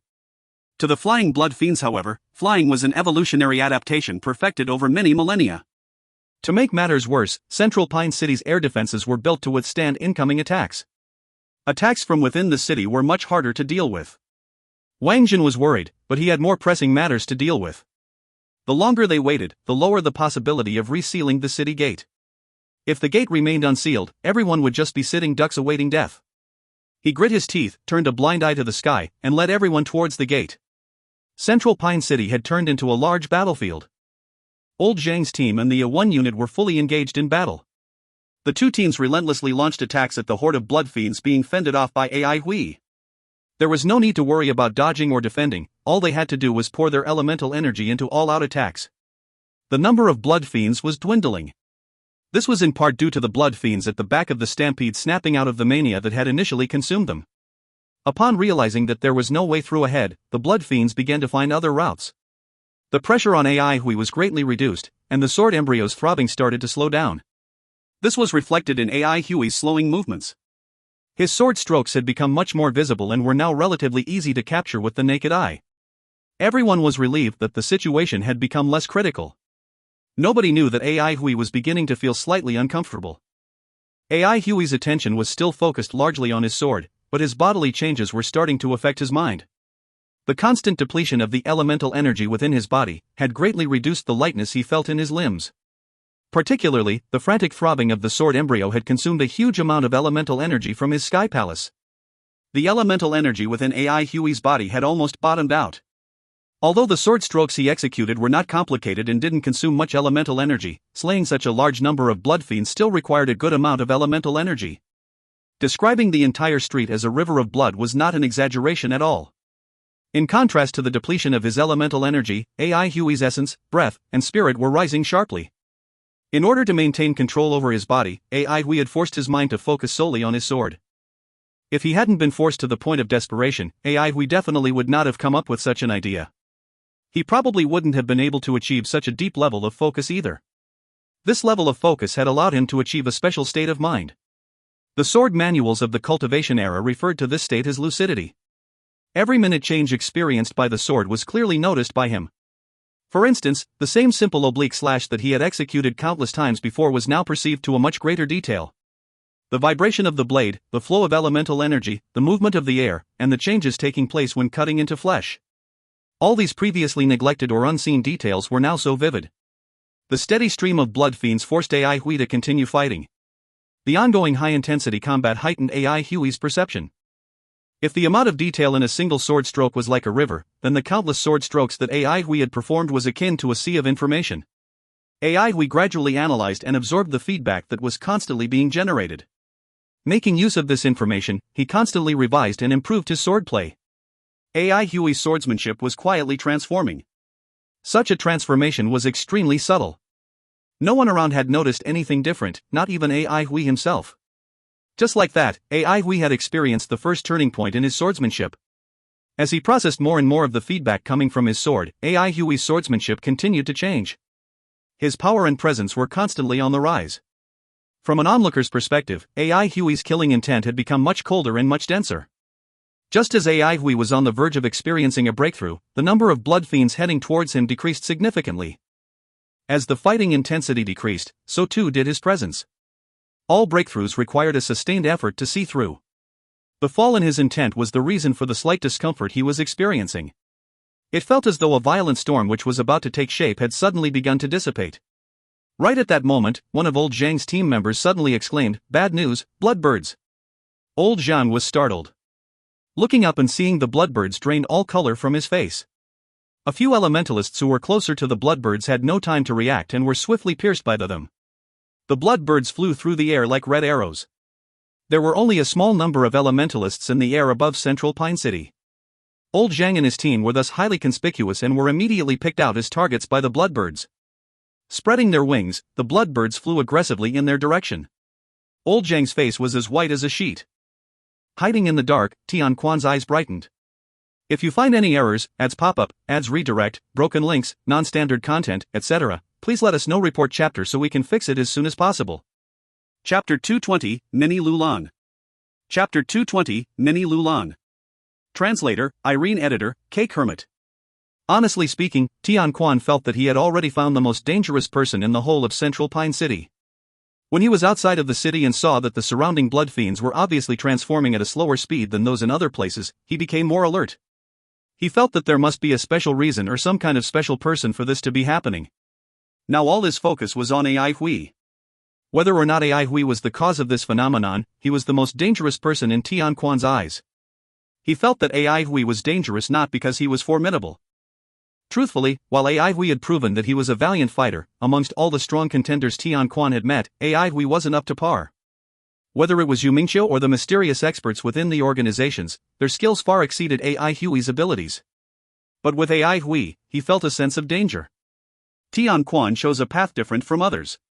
The money he had obtained from successive selections was all invested into his body. He only believed in himself and his body, he had never thought of relying on other forces. That was a stupid choice. He had suffered to no end because of that choice. He had no advantage in the beginning, and each victory came with bruises and scars. A few times, with serious injuries, he had come a hair's breadth away from dying. But he stood by his decision nevertheless, pumping resources into his own body and refining his blood continuously. His investment gradually started paying off. His body could endure the increasing grade of blood refinement, but he became crazier. The intensity of each blood refinement exceeded his body's safe limit. His stubbornness and rashness brought him a lot of trouble. For example, getting injured was an everyday thing. But these traits also brought him a lot of benefits. His body was much stronger than others, especially his recovery abilities. In other words, he had a more tenacious vitality. His opponents were always shocked to find out that many a times he had managed to survive despite his severe injuries. In fact, he had learned how to turn his injuries into opportunities, allowing him to claim victory more often than not.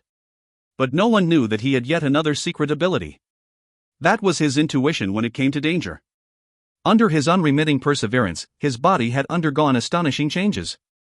Years of struggling between life and death had sharpened his danger-sensing ability. It had saved his life many times, allowing him to brush past death. In the first moments of him perceiving that Ai Hui was dangerous, he was still applauding his splendid performance while inwardly sensing a faint danger. Tian Quan wasn't worried about the condition of his body, as he had been involved in many worse situations. He just needed time to completely recover, and he had a strong premonition that if he could recover this time, his abilities would take a leap. This was all thanks to the fearsome fellow in the infantry division. That fellow's final, all-out blow broke through his elemental energy limit. With extreme willpower, the elemental energy underwent a change Tian Quan couldn't wrap his head around. At the last juncture, Tian Quan detected his breakthrough. Almost instantly, he decided that risk had allowed the fellow to run elemental energy into his body. Li Wei's elemental energy was simply extraordinary, so much so that it damaged Quan Tian's body significantly. With injuries exceeding his expectations, not only did Quan Tian not get angry, he admired Li Wei. As for the anger on his face, it was merely a show for that crazy lady. His body hadn't recovered fully because it was still stubbornly swallowing the elemental energy that contained strong willpower. Once the absorption of this unusual elemental energy was complete, his body would then transform once again. That was for the future. All he could see now was the youth who was standing on a long street with a sword in his hand. This was because of the danger he felt, a danger more intense than that of the elementalist from the infantry division. No one sensed the change in Ai Hui's swordplay except for Quan Tian. And the extremely cruel massacre that thoroughly subverted Quan Tian's cognition.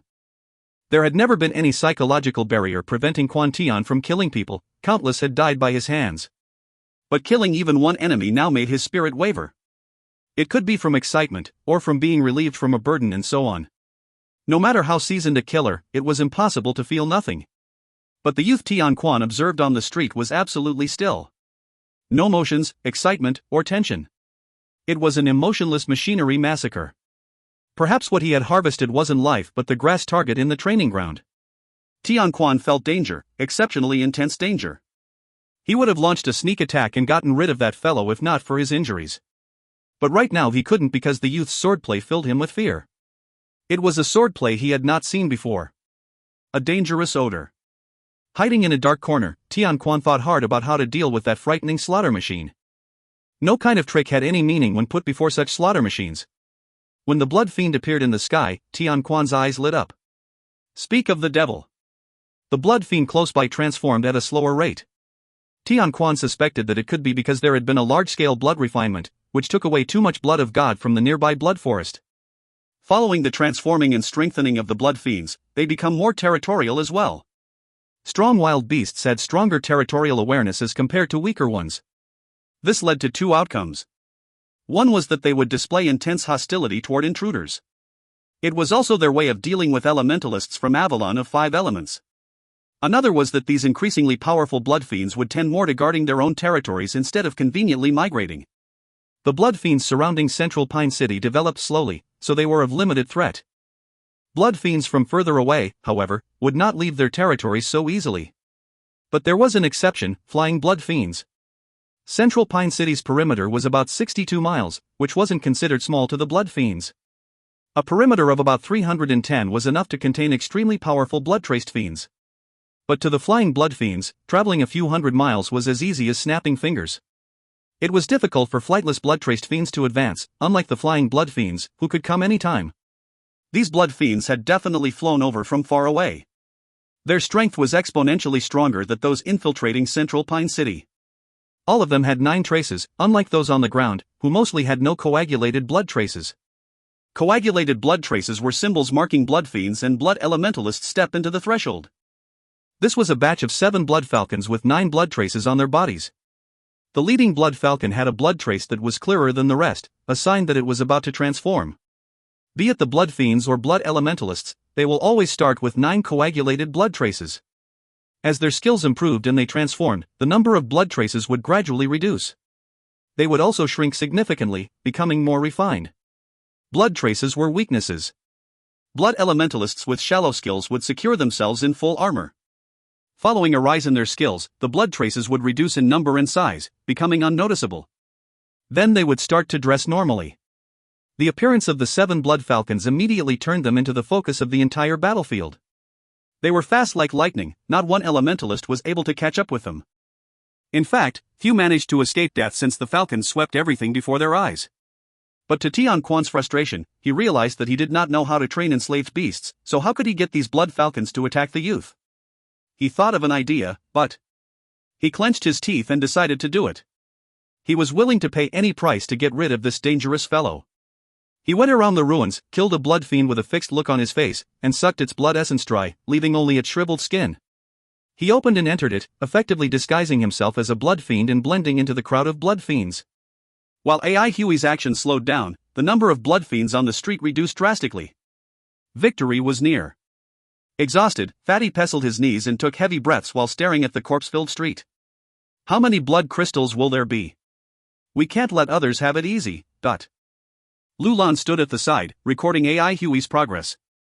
The flickering yellow light in his eye stopped flashing suddenly. Lulan stopped recording upon hearing Fatty's complaint. He felt that Fatty's words were reasonable, and blood crystals were very important to AI Hui. Leave it to me. Lulan responded cheerily before turning into a pool of quicksand. The quicksand formed countless mini Lulans, one smaller than the other yet all remarkably true to life. The mini Lulans moved around AI Hui and dashed into the battlefield. Because their legs were short, their movements looked a little comical. Enormous in number, the mini Lulans permeated the battleground like a lump of sand. Like ants, mini Lulans surrounded the corpses on the ground. They cooperated and quickly crumbled a blood fiend's corpse, obtaining the blood crystal. One mini Lulan carried a blood crystal much bigger than himself over his shoulder, puffing and blowing as he withdrew. Suddenly, a shadow enveloped his sky. A strong, powerful beast leg descended from above. Boom, the mini Lulan instantly became a flat sand cake and the solid blood crystal pierced into the ground. The blood fiend, oblivious to what it had just stepped on, simply left. The sand cake rapidly combined to reform a mini Lulan, who then grabbed onto the blood crystal, effortfully attempting to pull it out. The blood crystal was secured too tightly, so he couldn't get it out at all. 10 seconds later, over 10 mini Lulans gathered from all directions. Putting their strength together, they managed to pull it out of the ground. The mini Lulans cheered, applauded, and celebrated. The mini Lulan from before continued huffing and puffing as it transported the blood crystal back. No one, blood fiends included, noticed these creatures moving about at all. If you find any errors, ads pop up, ads redirect, broken links, non-standard content, etc., please let us know. Report chapter so we can fix it as soon as possible. Chapter 221, Protecting AI Hui. Chapter 221, Protecting AI Hui. Translator, TYZ Editor, K. Kermit. Fatty was dumbstruck, as the blood crystals around him kept on piling up. He looked like a fat rabbit that was blankly watching fat and juicy carrots popping out of the ground. Lulan was an assiduous individual, and his working efficiency was amazing. They were like ants moving homes, rapidly separating the blood crystals from the battlefield and bringing them over to Fatty's side. Their miniature body size allowed them to clear the battlefield of blood crystals without anyone noticing them. Tian Quan, who was hidden among the blood fiends, had all his attention on the 7 nine-trace blood falcons that were flying towards here. The 7 blood falcons quickly dominated the sky, and the surrounding elementalists had disappeared. However, he was disappointed that these 9-trace blood falcons did not immediately attack AI Hui. They were merely hovering about his head. Tian Quan was getting anxious. However, he knew that the more powerful a blood-traced fiend was, the more clever it was. It was highly possible that these 9-trace blood falcons were afraid of the fighting capabilities displayed by AI Hui. Tian Quan was right. The gazes of the 7 9-trace blood falcons in the sky did not leave AI Hui at all. Upon seeing AI Hui annihilating the flooding blood fiends as though he was chopping fruits and vegetables, they were terror-stricken. The reason why flying-type blood fiends were so powerful was because they could soar in the sky. When they were fighting against ground-based opponents, they would always gain an advantageous position over the latter. The vast sky was their biggest advantage. They could attack from any angle, and even if they failed, they could fly up into the sky and escape. Their opponents without wings could only blankly stare at them disappearing into the sky. However, God made everyone fairly. Even though they could fly and use the sky as their advantage, they still had weaknesses. Their bodies were extremely fragile, so any attacks that were insignificant to ground-based living things might be deadly to them. As such, these 9-trace blood falcons, which had developed intelligence, were extremely scared of AI Hui. No matter how fast their flying speed was, they were still not faster than the dangerous youth's sword. However, they had rich hunting experience. They definitely did not lack craftiness in the process of surpassing other falcons in terms of their base level. They were hovering unhurriedly over AI Hui's head. No matter how powerful one was, he or she would be tired out eventually after being attacked continuously. Right now, all they needed was to wait for their target to tire out and deliver one fatal blow to him, then they could reap their rewards. This target contained an unprecedented tastiness. They smelled the fragrance of a breakthrough in this fellow. As long as they could devour this youth, his flesh, which contained an abundance of an unique elemental energy, would propel them into the base level of 8 blood traces. They could become much more powerful than before. For the sake of this target, they needed to have enough patience. However, they did not know that there was someone who was more anxious than them on the ground. Taking just one look at the hovering 9-trace blood falcons, Tian Quan knew what they were up to. However, he could no longer wait, as he saw with his own eyes how AI Hui's swordsmanship kept on transforming. He was worried that if he dragged on any longer, AI Hui's swordsmanship might have a breakthrough. The current level of his swordsmanship was already so dangerous and terrifying. If he made another breakthrough in his swordsmanship, how powerful would he be then? Tian Quan did not know. He had never seen such formidable swordsmanship. Swordsmanship had been irrelevant in the Avalon of 5 elements for a long time, and he had never heard of any powerful swordsmanship inheritances. If this youth made a breakthrough, he would become very difficult to deal with. The thing that was causing him to trepidate in fear was the feeling of danger lingering in his mind. That feeling was so strong that he was willing to pay any price for it to go away. Even if he did not know any beast coercion spells, he still had a way to deal with it as long as he was willing to pay the price. Ruthlessness flashed across his eyes. He took out a sharp knife that was flickering with a cold glint. Clearly, this knife was an unearthly object. With a flick of his wrist, the knife cut down on his arm. His movement was very slow. As the knife cut into his flesh, there was no spurting of blood. A tinge of agony arose upon Tian Quan's face. Even so, his movement did not slow down and he cut out a 2-fingers-wide piece of flesh. The weird thing was that his arm did not bleed. His flesh was rapidly regenerating in a visible speed. In the blink of an eye, the wound had fully healed, leaving a pinkish-red scar on his arm. The piece of flesh that he had cut off was demonic red in color, giving off an extremely alluring and sweet fragrance. A wave of commotion swept across the blood fiends around Tian Quan. Their noses were twitching nonstop, trying to locate the source of the fragrance. However, Tian Quan had long expected this situation. He quickly used his blood spiritual force to wrap up the piece of flesh. All he needed to do now was throw this piece of flesh onto AI Hui's body. His flesh had an irresistible power over the blood fiends. The blood of God in the bodies of the 6 of them belonged to the most outstanding batch of seeds that the organization had at that time. There were 100 people that were implanted with the seeds of the blood of God, but only the 6 of them survived. For a very long period of time, their uniqueness was not revealed. Later on, during an elimination competition among the seed carriers, the ones that survived and won the competition were the 6 of them as well. He only found out about this later on. Under the influence of the blood of God, the 6 of them had completely different transformations from each other. No one knew that the seeds of the blood of God in their bodies were of the same batch. Tian Quan knew a bit more as he was often injured. The organization was also very interested in how an injured body transformed. From the words of a doctor that treated and observed him, he knew a thing or two about certain classified information. For example, no one knew why the formula for that unique batch of seeds was destroyed. The organization had tried numerous times to recreate that formula, but they failed and could no longer reproduce the same type of seeds as the ones in their bodies anymore. As such, the 6 of them were special, and that was also why they had a special opportunity to do all of this. Due to him being injured frequently, Tian Quan was able to discover that his flesh was fatally irresistible to the blood fiends. Elementalists and other seed carriers would not react to his injuries, but if there were blood fiends around, the blood fiends would react in a terrifying way. There was a time where he almost died in the hands of a berserk blood fiend. It was also from then on that he learned how to conceal the aura of his wounds. He was used to using his wounds to create opportunities. Who would ignore such a unique characteristic? He had thought of ways to utilize the special characteristic of his wounds on more than one occasion. As long as he could throw this piece onto AI Huey's body, he could unleash all the blood fiends in the surroundings upon him immediately. The blood fiends would become more violent, more ferocious, and more formidable. Furthermore, the 9 Trace Blood Falcons definitely would not miss this opportunity either. Just like the blood fiends, they could not resist the temptation of that piece of flesh either. But how should he throw it over? Tian Quan thought for a moment. If he made an overhead throw through the air, he would just benefit the 9 Trace Blood Falcons. Before the piece of flesh could even land on AI Huey's body, it would be snatched by those crafty 9 Trace Blood Falcons. That meant he could only make a short distance, low arc throw. There was still a lot of space between the thick and solid limbs of those blood fiends. As long as he could find a bit of space, he could throw the piece of flesh onto AI Huey's body. Even if AI Huey's reaction was fast and he stopped the piece of flesh with his sword, as long as the sword was stained with the aura of the flesh, he would be drowned by the flood of berserk blood fiends. And to ensure that he would succeed, he decided to close the distance between him and AI Hui. Concealing himself under the furs of the blood fiends, he moved forward silently. However, he did not notice that he stepped over an ant-sized mini Lulan. This mini Lulan was right in the midst of the battle. When Tian Quan stepped over his head, his body suddenly froze. The eyes of the mini Lulan started to flicker.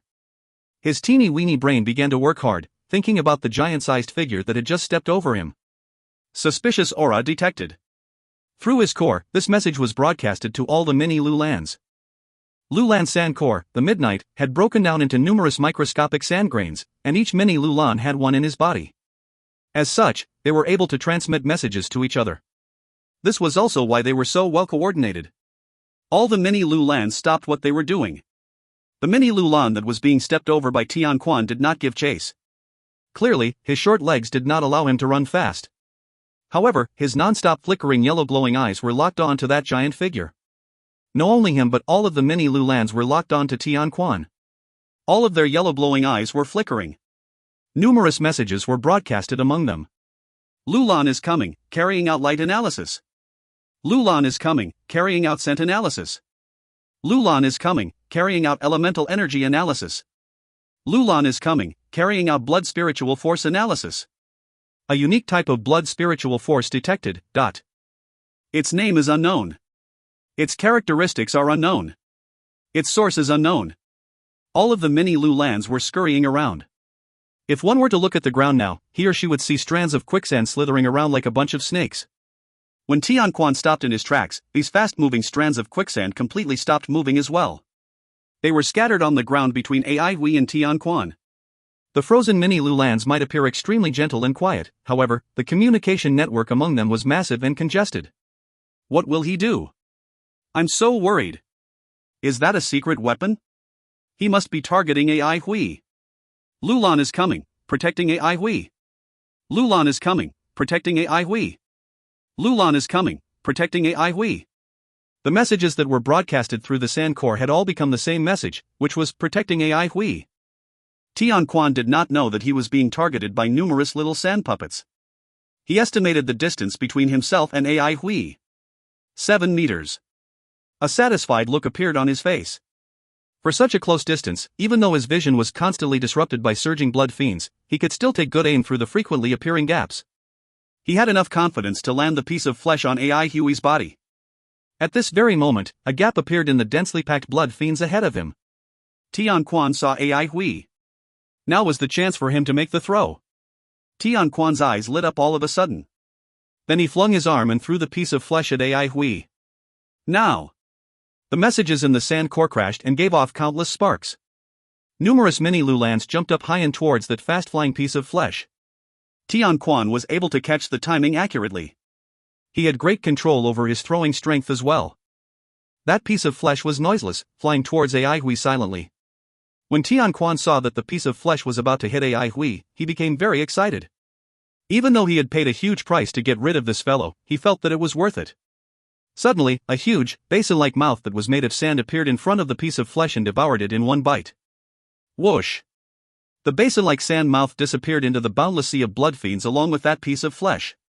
Tian Quan looked as if he was being struck by lightning, dumbstruck and confused. If you find any errors, ads pop up, ads redirect, broken links, non-standard content, etc., please let us know. Report chapter so we can fix it as soon as possible.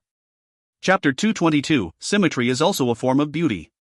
Chapter 222, Symmetry is also a form of beauty. Translator, TYZ Editor, X. What was that just now? Tian Quan almost rubbed his eyes to see if his vision was blurred. However, his logic eventually did not allow him to make such an embarrassing action. But the puzzlement still remained in his mind. What was that just now? The big mouth seemed to be made up of sand. Could it be a sand puppet? Since when did the sand puppet hide there? Why had he not discovered the sand puppet? How had the sand puppet known what he was going to do? Other than the view of the densely packed blood fiends' backs, he could not see a single trace of the sand puppet. Furthermore, why was there a sand puppet? Tian Quan could not help but look at Ai Hui. Concentrated metal elemental energy that was infused with an unique aura flowed from his body. Tian Quan was sure that he did not make a mistake. A metal elementalist that brought along a sand puppet to the battlefield? That was ridiculous. Could there be an earth elementalist hiding in the shadows? Tian Quan looked around vigilantly, but made no discoveries. His senses were extremely sharp, so if there was anyone hiding in the dark, he could definitely sense it. However, when he thought about how he failed to sense the presence of the sand puppet, his confidence slightly wavered. He had encountered sand puppets many times in his life before, but this was the first time something like this happened. Where was the sand puppet? All he saw were blood fiends. His radar was unable to sense the slightest bit of the aura of a sand puppet. It was so weird. Tian Quan felt puzzled. Previously, he could not sense the sand puppet, and right now, he could not locate the sand puppet. Could it be that he knew how to conceal himself? The mini Lu Lands did not know that Tian Quan was looking for them. Currently, they were surrounding the unusual piece of flesh, securing it tightly. Every mini Lu Land's glowing yellow eyes flickered rapidly. This piece of meat contained the blood of God that they had never seen before. Because of the fact that Lu Lan had been studying the blood crystals, he had a deep understanding on the blood of God as well.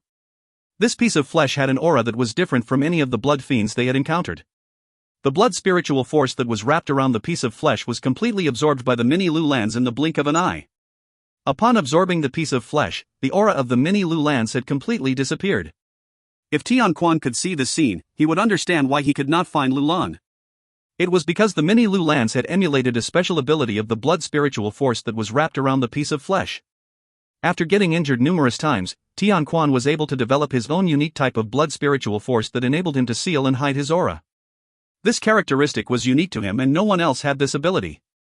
Tian Quan named this ability Shadowless. Not only could this ability conceal the aura of his flesh and blood, but it could also conceal his own aura, enabling him to avoid detection his enemy's radar. After absorbing this unique type of blood spiritual force, the mini Lu Lands quickly decoded the secrets of the Shadowless ability and emulated it successfully. Shadowless was able to hide the mini Lu Lands and the piece of flesh from the rest of the world. Tian Quan simply could not find them. He had never expected someone to emulate his Shadowless, and also never thought of how to counter it. Previously, when Lu Lan broke down into numerous mini Lu Lands, the latter's aura was extremely weak and scattered, preventing Tian Quan from being able to sense their presence. After emulating the Shadowless skill, the mini Lu Lands kept on analyzing this weird piece of flesh. Sand core, begin recording. Type of blood of God, unknown. Source, unknown. Name of blood elementalist, unknown. The active mass of quicksand on the ground looked like dough that was being kneaded by a pair of invisible hands. The piece of flesh in the middle of the mass of quicksand was shrinking at an incredible rate. All the mini Lu Lands' glowing yellow eyes were flickering at an increasingly faster pace. Tremendous amounts of messages were transmitted to the sand core. The Midnight Sand Core's operating speed had become incredibly fast. The mysterious power from the piece of flesh allowed the sand core to operate at an all-out effort. The mini Lu Lands suddenly stopped moving. Their glowing yellow eyes formed waves of yellow phosphorescence that repeatedly swept across the piece of flesh. As the piece of flesh was scanned by the yellow phosphorescence, it started to melt and evaporate like snow. Eventually, it became a puddle of blood. This puddle of fresh blood was mixed with a faint silvery color. Under the yellow phosphorescence, the silvery color became unusually bright. The puddle of silvery-tinged blood continuously changed its form. It looked as if it was alive and had sensed danger, wiggling non-stop to resist the corrosion from the yellow phosphorescence. The mini Lu Lands' yellow phosphorescence kept on sweeping across the puddle of silver-tinged blood. It was as if they would not tire at all. In order to decode the puddle of blood, the mini Lu Lands had completely ignored the outside world. The mass of sand on the ground had become a lump of rock, remaining stationary. The overly suspicious Tian Quan scanned through his surroundings many times but ended up empty-handed. Had the sand puppet left? He was unsure and hesitant. He felt uneasy knowing that there was a sand puppet hiding out there in the dark. He did not know whether or not the sand puppet would launch a sudden attack on him. However, Tian Quan made up his mind very quickly and decided to give it another try. After this next attempt, whether he succeeded or not, he would retreat. He felt danger from that cold-blooded youth. Yet, was it worth it for him to take such a huge risk and gamble his life against Ai Hui? Of course not. After making his decision, Tian Quan clenched his teeth and cut off another piece of flesh from his other arm. Symmetry was also a form of beauty. He consoled himself while holding back the tears in his eyes. This time around, he used stronger blood spiritual force to wrap the flesh so that he could throw it through the air. Previously, the sand puppet had disappeared into the ground. As such, he was unsure whether the sand puppet was hiding in the ground or not. By using stronger spiritual force to channel the Shadowless ability, he could make sure that the piece of flesh would not be snatched by the nine-traced blood falcons before reaching the sword-wielding youth. Without any hesitation, Tian Quan flung his arm and hurled the piece of flesh, which traveled in an arc through the air. The piece of flesh blended in with the sky that was filled with flying rubble and smoke as it flew toward Ai Hui. After throwing the piece of flesh, Tian Quan immediately turned around and escaped like a slippery mudfish. At this moment, Ai Hui was extremely exhausted. The elemental energy in his body kept on diminishing, so he was in a precarious situation now. Before his elemental energy was completely depleted, his rising momentum had already begun to fall. As more and more elemental energy was expended, his situation became increasingly dangerous. Fortunately, he did not break away from the mental zone he was currently in before his momentum had completely fallen. He continued to maintain his focus, focusing on his sword.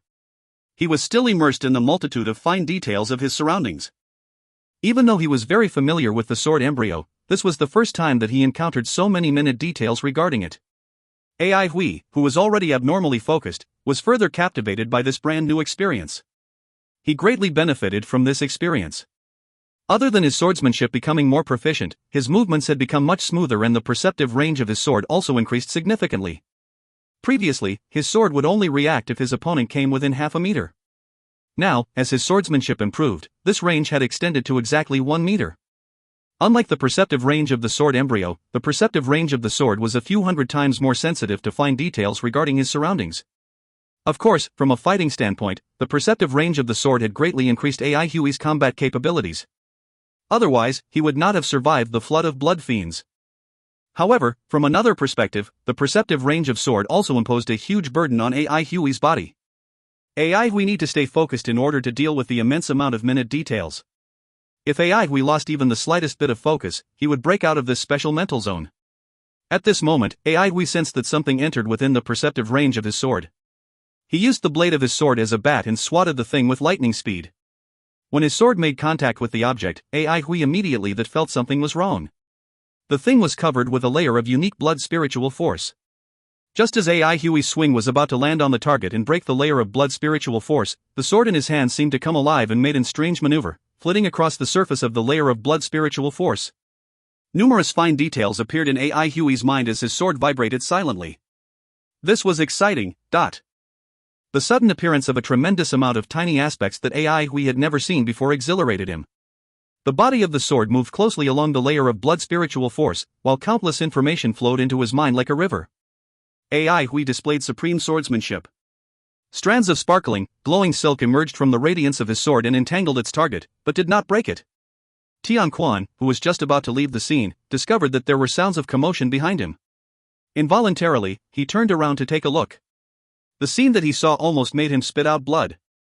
The layer of blood spiritual force was not broken? What kind of god*mn swordsmanship was this?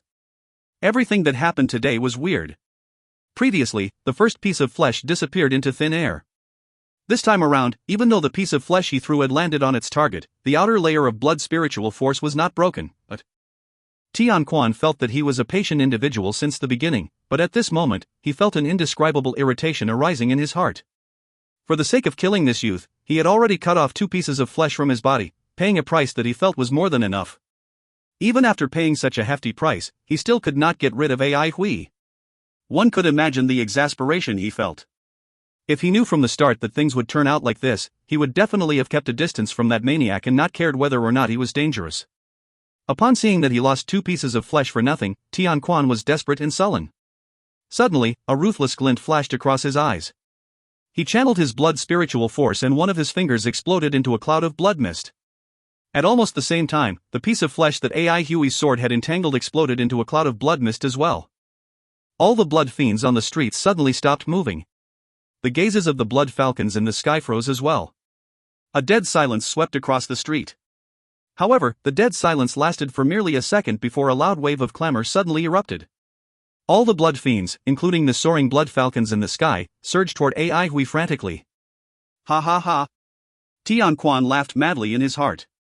Upon seeing that Ai Hui was being flooded by the berserk blood fiends and that the 9-traced blood falcons were swooping down from the sky toward Ai Hui like missiles, he chuckled sinisterly, turned his body around, and walked away.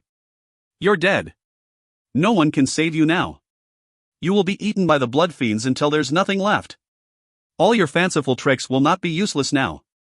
Tian Qian walked away from the scene satisfied. Even though he had paid a hefty price, it was a good thing to kill such a dangerous youth while it was still early. Right now, Central Pine City had become a playground to him. He did not stop to admire his art piece. Numerous past experiences had taught him to leave the scene as soon as his objective was achieved. Suddenly, he stopped in his tracks and his eyes widened. The expression on his face froze. If you find any errors, ads pop up, ads redirect, broken links, non-standard content, etc., please let us know. Report chapter so we can fix it as soon as possible. Chapter 223, The Rupture of the Sword Embryo. Chapter 223, The Rupture of the Sword Embryo. Translator, TYZ Editor, X. The piece of flesh entangled by the sword glow suddenly exploded. Ai Hui's sword was able to react instantly. The sword glow was like a wall, blocking the flying shrapnel from the exploded piece of flesh. The ground within 1 meter of Ai Hui was sparkling clean. Outside this 1 meter range, there were fragmentary pieces of flesh and blood all over the ground. If Ai Hui was lucid, he would have immediately sensed that there was a conspiracy. However, at this moment, Ai Hui's mind was completely focused on his sword and he had lost the ability to think clearly. In fact, he did not have the luxury of time to think. The blood fiends suddenly became berserk, causing everyone's facial expression to change drastically. Previously, the momentum of the blood fiends' attacks were already terrifying. Now, the blood fiends had completely lost all their rationality and they looked as if they had been provoked to insanity by some intense stimulus. The berserk blood fiends' attacking power rose sharply, making them more terrifying than usual. This unforeseen event happened too suddenly. The rest of the group were unable to react in time. They could only look on blankly at the berserk blood fiends surging toward Ai Hui. The blood fiends completely lost their sanity, trampling over each other as they surged forward. In the blink of an eye, nearly half of the blood fiends were injured. Even so, this did not stop them from rushing toward Ai Hui recklessly. Ai Hui. The previous joy of victory disappeared in an instant. Everyone's face turned unsightly, filled with terror.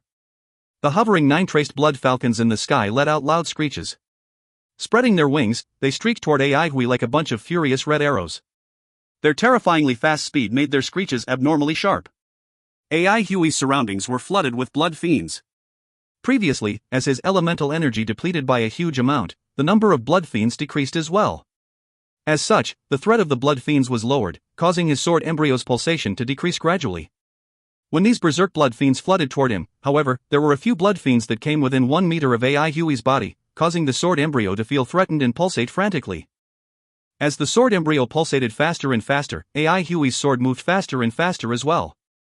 Any blood fiend that traveled within 1 meter of him was met with a fatal streak of sword light. Like his sword, Ai Hui was emotionless and did not have the slightest bit of fear. In the blink of an eye, the surrounding blood fiends became corpses that piled up like mountains. Instead of decreasing, the number of blood fiends kept on increasing. The pulsating rate of the sword embryo continued to escalate, getting faster and faster. Thump! Thump! Thump! Ai Hui was like a machine. The speed at which he executed his sword moves was increasing rapidly. The sword beams he created were like streaks of lightning, zigzagging through the air. The speed at which the sword beams faded could not even keep up with the speed at which Ai Hui executed his sword moves. The sword beams streaking around Ai Hui were becoming concentrated and brighter, materializing into darting lights and shadows. Nevertheless, the blood fiends were still able to close in on Ai Hui. Within 10 seconds, the Dragon's Pine Inferno's range of motion had been compressed to half a meter. Within these 10 seconds, countless blood fiends had fallen. AI Hui was like a highly efficient harvester, wildly harvesting the lives of the blood fiends. His range of motion, or rather the sword's range of motion, or rather the sword embryo's range of motion was being compressed bit by bit. The surging ice-cold sword beams could not stop these berserk blood fiends. They had completely lost their fear of death. The pulsating rate of the sword embryo continued to rise. Like a wild beast that had been pushed to the brink of death, it erupted with astonishing power. The sword beams produced by AI Hui intensified abruptly, pushing his range of motion back to a meter. Almost instantly, however, his range of motion was compressed inward again. At a visible rate, his range of motion was compressed bit by bit. Half a meter, 40 centimeters, 30 centimeters. When his range of motion was reduced to merely 30 centimeters, the rapidly beating sword embryo suddenly ruptured. Boom! When the sword embryo suddenly ruptured, an invisible storm gushed through every single part of AI Hui's body. AI Hui's absolute focus on his sword had been withdrawn. He felt as if he had woken up from a long and bizarre dream. His face was blank. The gaping bloody mouth of a blood fiend was merely inches away from his face. He could clearly see the bloodstains on those ghastly white teeth and the disgusting saliva that dripped down from the corner of its mouth. AI Hui's face was blasted by a whiff of the stench. There was another unknown blood fiend behind him. Its heavy breaths puffed over his neck like mini tornadoes, causing his hair to stand on end. The sharp screeches above AI Hui's head sent a shiver down his spine. Did someone up there throw a javelin at him? AI Hui quivered in fear as he cursed in his heart. How could a mere dream make things turn out like this? However, he had no path of retreat at the moment. He did not even have the time to curse and hesitate. At this critical junction, AI Hui was unusually calm. His body had been emptied of elemental energy. The only thing that put him at ease was the indescribable confidence that he felt from the Dragon's Pine Inferno in his hand. The only thing he could do now. Before he could make any moves, an invisible energy wave suddenly flooded through every section of his body. Boom! AI Hui's eyes became abnormally bright all of a sudden. He did not know that his pupils had become the shape of a biting cold blade. The razor-sharp aura enhanced his vision, making it as keen as his sword. His scalp tingled, as if there was a pair of invisible hands that was forcefully pulling his hair. Traces of sword aura exuded from the pores on his skin. Numerous pin-sized holes appeared on AI Hui's clothes in an instant. What was going on? An intense burst of aura blasted toward the sky. It looked as if a legendary sword had been unsheathed. The blood fiends that were near AI Hui froze. They felt as if there was a sword being pressed against their throat, head, and eyes. Boom! Rolling thunder roared in the sky. Tumultuous, ragged, dark clouds gathered from all directions and loomed over the city. Dazzling lightning danced in the thick and boundless sea of dark clouds. The sky above Central Pine City dimmed immediately, as if it was already nighttime. These unforeseen events all happened in one moment. The abnormal weather startled all of Central Pine City.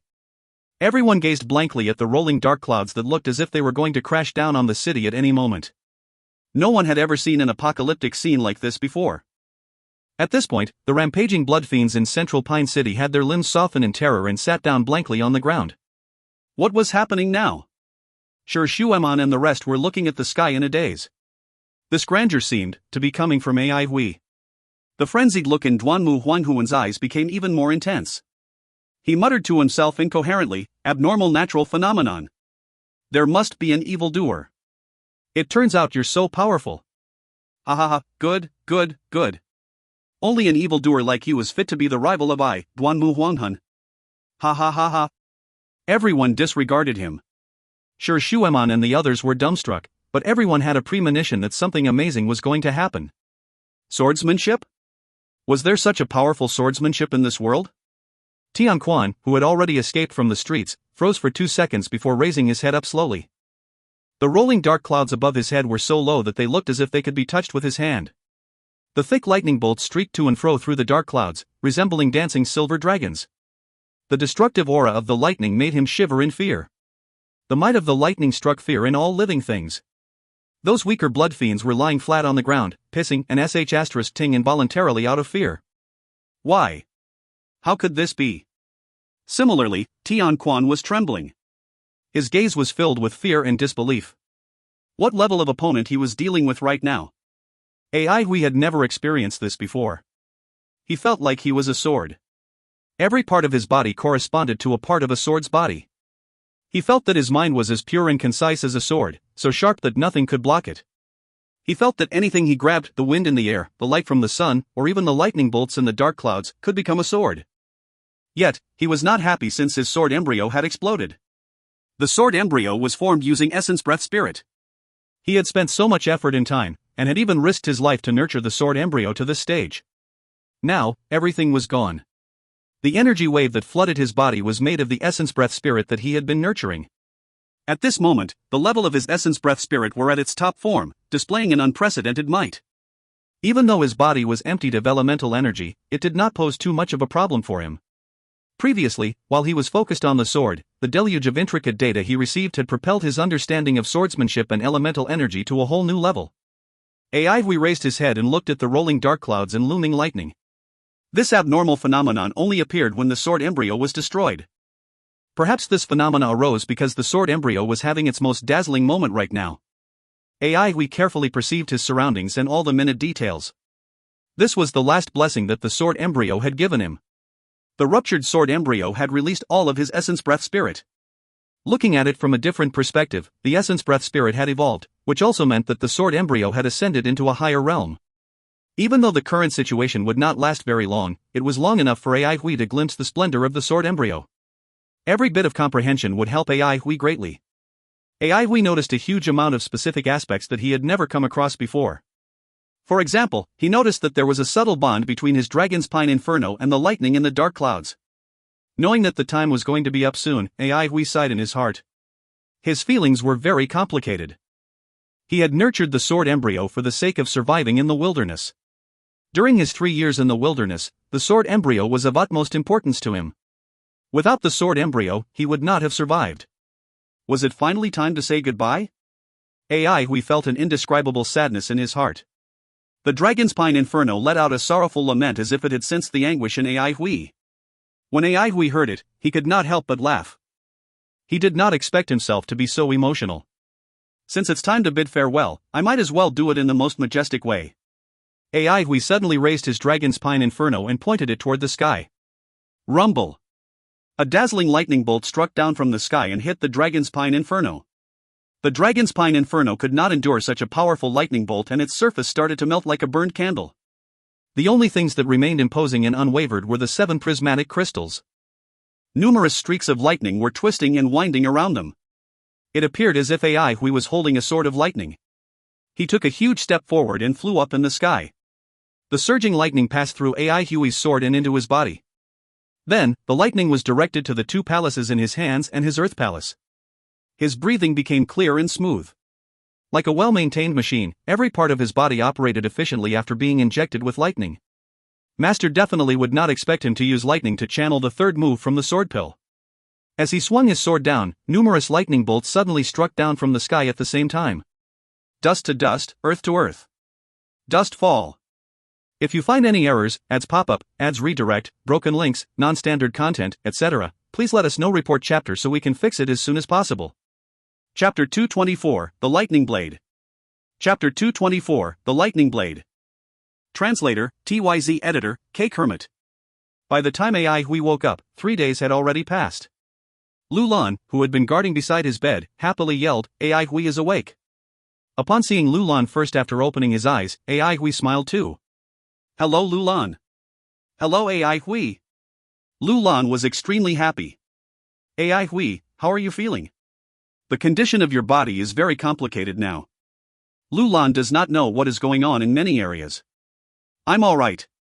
Aivui smiled. The first thing he did when he woke up was to check on his sword embryo, however, he could only confirm that his sword embryo had completely disappeared. He could not sense the slightest bit of the sword embryo's aura. Even though he was somewhat disappointed, he remained calm and collected. After going through such a devastating life-and-death battle, all his so-called heroism and fighting spirit had disappeared completely. Whatever world-shaking event that had happened had nothing to do with him. He did not even care about his gains and losses in the battle. He only had one thought when he woke up. It felt good to have survived the ordeal. He did not feel the same way towards the sword embryo. The sword embryo had been like a companion to him. No matter what, he still survived. It was a very lucky thing for him to have been able to survive the blood catastrophe until today.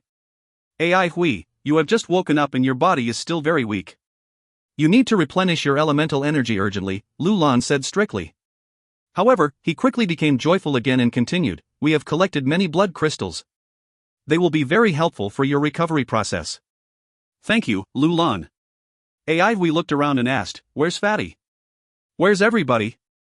They are still fighting the blood fiends, Lu Lan replied.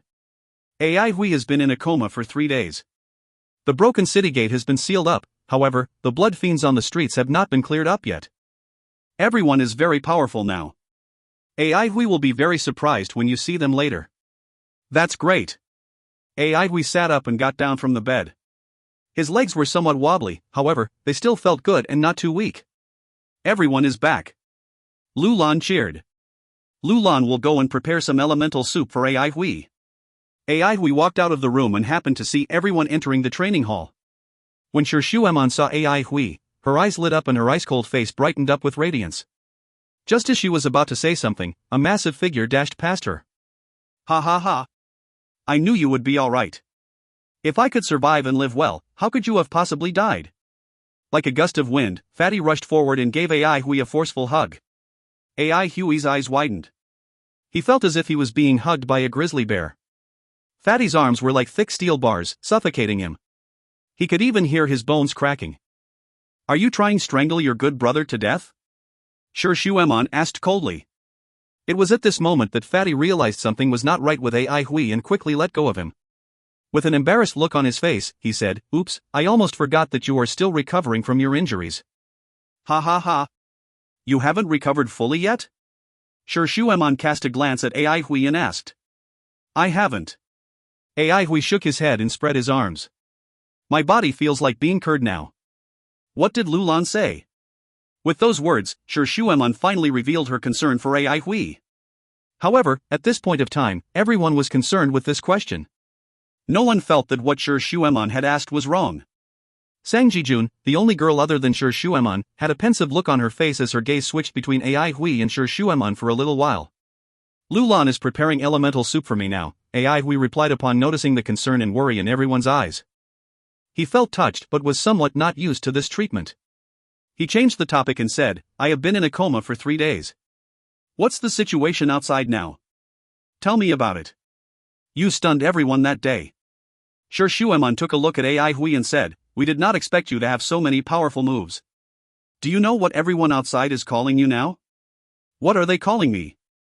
Hui was shocked. The lightning blade. A hint of a smile appeared in Shuemon's eyes, however, it soon disappeared and she returned to her usual ice-cold self. You're worthy of this nickname since you brought down so many lightning bolts from the sky. That one huge lightning bolt you brought down made all the blood fiends lose their resistance. The mayor and his counterparts took advantage of the opportunity to seal up the city gate. The lightning blade. Hui could not help but laugh. He did not expect to get his first nickname in such a situation. It feels good, right? Shuemon saw the smug look on Hui's face and felt somewhat unhappy. However, it appears that the condition of your body is still very weak. They will be very disappointed. What does their disappointment have to do with me? They aren't paying me money or anything. Hui spoke as if it was a matter of course. The previously unhappy Shuemon was stumped by Hui's sudden, irksome words. The change in his temperament was too fast. Hasn't the city gate been sealed up already? Hui asked, puzzled. Why are there still so many blood fiends in the city? And why do they need you all to fight them? Shuemon returned to her senses and replied, the number of blood fiends that poured into city is far too many. Even though the city gate is sealed up, there are still so many blood fiends left in the city. Our unit is the most powerful student unit in Central Pine City right now. As such, we have to step forward bravely to take on the blood fiends. The most powerful student unit in Central Pine City? Hui was stunned. It was only at this moment that he re-evaluated everyone. Upon taking a closer look, he discovered that there was an immense transformation in everyone's fighting capabilities. Everyone had attained initial completion. Did you guys eat some sort of elixir? Hui was dumbstruck. Unexpectedly, Shuemon nodded as if nothing strange had happened and replied, yes, we did. Hui was shocked again. Upon seeing Hui's blank look, Shuemon gave a bashful smile. It was as if the spring had arrived, melting the iceberg called Shuemon and releasing a myriad of colors that were indescribably beautiful. Ai Hui was shocked once more. In his mind, Shu Shuemon was made up of ice-cold steel. Her entire body was constructed out of steel beams and she had a heart that was more cold-blooded than any man's. Ai Hui was frightened when he saw Iron Lady suddenly reveal such a lovely facial expression. Blood crystals. Shu Shuemon withdrew her smile and returned to her usual iceberg-like self. Thanks to you, we were able to obtain many blood crystals from the battles on the streets. The number of blood crystals we collected far exceeded other units. We have used a large number of blood crystals to elevate everyone's fighting capabilities in base level, and that is why we have the most powerful student unit in Central Pine City. Sorry, I let everyone consume the blood crystals without your permission. Don't worry, I have recorded down the number of blood crystals used. I can deduct it from the debt of 80. Oh, nothing. I will send a bill to you once we are out of this situation. She almost leaked out the incident of the 80 million yuan. For some reason, she did not want to expose her identity as the Noodle House Girl. Humph, she once again thought of the label skank that Ai Hui had given her. No need.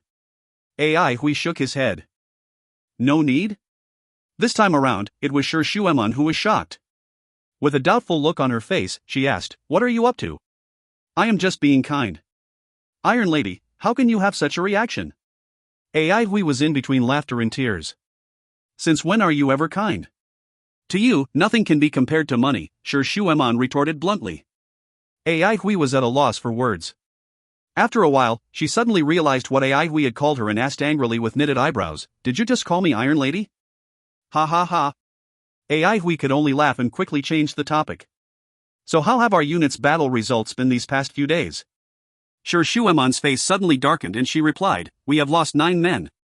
It's my fault, I committed many mistakes." "Big sister, it's not your fault." "Yes, how are the casualties Big sister's fault? How can there be no casualties on the battlefield? Big sister, the sacrificed brothers will not blame you. It's nobody's fault. Everyone tried their best." "That's right. Without Big sister our losses might be even greater."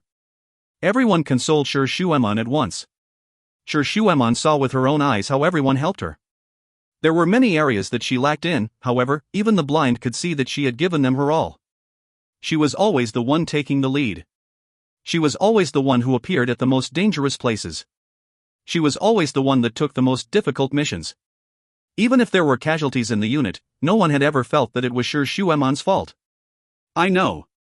Shu Shuemon unexpectedly nodded, then looked straight at Ai Hui. "However, if you're there, our performance will be even better."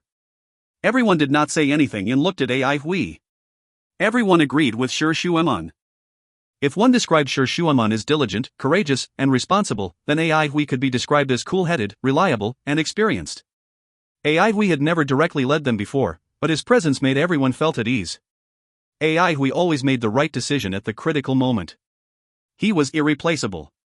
During the battle on the streets, everyone saw with their own eyes the terrifying scene of thousands of lightning bolts striking from the sky when Ai Hui swung down his sword of lightning. Right now, everyone treated him with even more respect. Even though their fighting capabilities had risen sharply and they were capable of becoming legitimate elementalists, Ai Hui still held an unwavering position in their hearts. That fearsome scene was deeply engraved in their minds. They would remember that scene for their entire lives. No one saw Ai Hui as their equal, other than Duanmu Huanghan. Duanmu Huanghan was looking at Ai Hui with blazing fire in his eyes. He was filled with eagerness and had decided that once Ai Hui recovered, he would be the first person that he would challenge. Such a formidable strike, When everyone thought back about it now, their blood could not help but boil. Duanmu Huanghan licked his lips involuntarily. His gaze looked as if they were staring at a prey. Ai Hui, the elemental soup is coming. Lu Lan rushed over happily. In his hands there was a basin of glittering, silvery soup, resembling liquid steel. "I have used a lot of blood crystals. This soup can help Ai Hui to replenish his elemental energy quickly. Ai Hui, Lu Lan has become stronger and I have understood more about the blood crystals. This basin of elemental soup has maximized the power of the blood crystals. You have to finish this basin of elemental soup.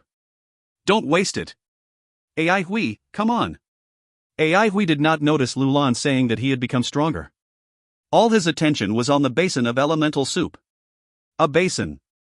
A basin had to be used to hold elemental soup now? He suddenly thought of the fire oil-like elemental soup that Fatty had drunk and how he'd spouted fire after doing so. Would he become something weird like that as well? A premonition arose in AI Huey's mind. If you find any errors, ads pop up, ads redirect, broken links, non-standard content, etc., please let us know. Report chapter so we can fix it as soon as possible. Chapter 225, Various Remnants. Chapter 225, Various Remnants. Translator, TYZ Editor, K. Kermit. What will happen to AI Hui? Will he become more powerful? Fatty looked at AI Hui, who had just finished the basin of elemental soup, and asked Lu Lan involuntarily. Definitely, Lu Lan replied with certainty. AI Hui has always been evolving, no matter what happens. Sure, Shuemon did not say anything. Her gaze was fixed on AI Hui. It wasn't only her, everyone was looking at AI Hui, who was seated cross-legged on the ground. They were holding their breaths for the fear of disturbing AI Hui. AI Hui's health was intimately related to theirs. Right now, AI Hui was the core of their unit. His health would have a direct impact on their future. It wasn't at all an exaggeration. A slight mistake on the battlefield would result in death. They had seen too many deaths. It was unknown whether or not even half of the students in Central Pine Academy had survived. Among all the units, the A1 unit had the highest survival rating. However, if AI Hui hadn't held the pass by himself against the flood of blood fiends during the battle on the streets, the A1 unit would have been wiped out. Even those students who had previously hated AI Hui wholeheartedly pledged their allegiance to him now. AI Hui remained silent. The elemental soup that filled his stomach had materialized into elemental energy which flowed through every single part of his body. He did not feel good at all. Traces of metal elemental energy were flowing throughout his body, and the unique, sharp aura of the metal elemental energy caused him waves of pain. As the traces of metal elemental energy traveled through his body, they slowly transformed into sword-shaped elemental energy, and their aura became significantly sharper. AI Hui came to understand what it felt like to be pierced through by a sword. Since there was a huge number of metal elemental energy traces, the number of elemental energy swords forming was similarly huge. Currently, AI Hui felt as if there were numerous mini-swords traveling throughout his body. His body trembled involuntarily. His face had turned pale white and pea-sized beads of sweat flowed down his forehead. Lu Lan, what's going on? Fatty asked anxiously. Lu Lan was also very surprised. His glowing yellow eyes flickered non-stop. If one took a closer look, he or she would realize that the yellow glow in Lu Lan's eyes was brighter than before. There is a unique aura in AI Hui's body. This aura is able to transform the metal elemental energy into a specially shaped energy. Other than this unique aura, there are also a lot of electric currents in his body. Right now, the condition of AI Hui's body is very complicated. Lu Lan has not thought of any good ideas yet. Come on, AI Hui. If AI Hui could hear what Lu Lan had said, he would praise the latter to high heaven. Lu Lan's diagnosis was completely correct. Even though the sword embryo in AI Hui's body had ruptured and was destroyed, the essence breath spirit that it had released still remained in his body. The invisible energy waves from the sword embryo's remnants were what was transforming the flowing metal elemental energy into the streaks of sword-shaped glints. This was not a good thing for AI Hui. AI Hui could easily absorb and store pure metal elemental energy in the 8 palaces. However, when the metal elemental energy traces transformed into elemental energy swords, they became more stable, making it hard for AI Hui to absorb and store them. The more troublesome issue was the huge amount of leftover lightning in AI Hui's body. His last move, the lightning version of Dust Fall, that had given AI Hui the nickname the Lightning Blade, had caused severe damage to his body. A large amount of electric currents had filled AI Hui's flesh and blood. Every time these electric currents burst forth, AI Hui's muscles would become numb. This created huge difficulties for AI Hui when he tried to control his body. Fortunately, AI Hui was mentally prepared. A price definitely had to be paid if one experienced an outburst of power that far exceeded the limit of their base level. For AI Hui, the price he'd paid was both the destruction of his sword embryo and the induction of electric currents into his body. This price, however, was nothing compared to death. Even though the current situation seemed terrible, AI Hui felt that it was much better than what he had expected. At least his body remained intact. He had not lost his limbs, and his 5 residences and 8 palaces were undamaged and could still work perfectly. As long as these body parts were fine, the other problems could slowly and eventually be worked out. As the elemental energy swords continued to flow through AI Hui's body, the sharp aura from the elemental energy swords caused the lightning remnants to zap. The piercing pain from the elemental energy swords and the numbing effect of the lightning remnants became inextricably intertwined. There were more and more elemental energy swords. The effect of Lu Lan's elemental soup was indeed astonishing. The replenished metal elemental energy continued to transform into elemental energy swords that were scattered all over AI Hui's body. What should he do? AI Hui pondered deeply. Very soon, AI Hui decided on a plan. First, he could not let the elemental energy swords run amok in his body. The sharp and destructive aura of the elemental energy swords was not the reason why his body was damaged. The main reason for the damage was his letting the elemental energy swords run amok in his body. How could he contain them? AI Hui thought for a while. Since they were elemental energy swords, he could deal with them the same way he dealt with a sword. Before, when he'd still had the sword embryo had automatically taken care of all the sword-related elemental energy for him. Even though he did not have the sword embryo anymore, that did not mean that he could not do anything about the sword-related elemental energy. After AI Hui had received a huge volume of sword-related fine details during the battle on the streets, his understanding towards swordsmanship had reached a completely new level. After absorbing the essence breath spirit from the sword embryo's rupture, his base level had temporarily reached an unimaginable altitude. He was like a disciple who had been temporarily possessed by his master and got to feel what it was like to be a high-level individual. This experience would not immediately improve his fighting capabilities, but it would definitely have a long-lasting effect on them. He could see what the higher realms of swordsmanship would look like in the future. This would play an important role in his future developments. According to his understanding of swordsmanship, AI Hui felt that the elemental energy swords could be controlled. AI Hui, who had been trembling nonstop and had his face turned pale white, suddenly opened his mouth and, with a hoarse voice that was filled with anguish, yelled, "Sword! Sword?" Everyone was stunned. Shueman's reaction was the fastest. Her right hand flashed across her waist and a cold glint flew towards AI Hui. She then yelled coldly, "Catch it!" With a distorted facial expression, AI Hui raised his hand. He still felt more or less alright as long as he did not move, but once he started moving, his body felt as if it was being pierced through by a sword. His eyes were closed but his hand still managed to catch the sword that Shueman had thrown him. A faintly discernible smile appeared on Sang Jijun's face. Even though Shueman specialized in the spear and did not have the habit of carrying a sword, there was actually a sword hanging on her waist. At the very moment AI Hui's palm made contact with the hilt of the sword, his previously distorted and anguished face suddenly calmed down. Everyone was shocked by this bizarre scene. Shueman's face was ice-cold like an iceberg, remaining emotionless. However, one could see that her eyes had lit up slightly. This was the unique part about AI Hui. He was always hiding something special in him that he would not normally reveal. Sometimes he was a rascal, sometimes he was a miser, sometimes he was a loner, and most of the time he was an individual who ignored things that were of no concern to him. However, if a dangerous situation was to arise, he would become a completely changed man, revealing imposing fighting capabilities and captivating everyone's attention. This might be an insignificant move, but it contained a mysterious power to it. When AI Hui grabbed hold of the sword, his mind became tranquil and the agitated elemental energy swords in his body calmed down as well. The sword's numerous fine details gushed through his mind like a flash flood. The sword's texture, its weight, the sharpness of the blade, etc. All these little details were clearly displayed in his mind. AI Hui noticed this ability that he hadn't had in the past and became somewhat happy.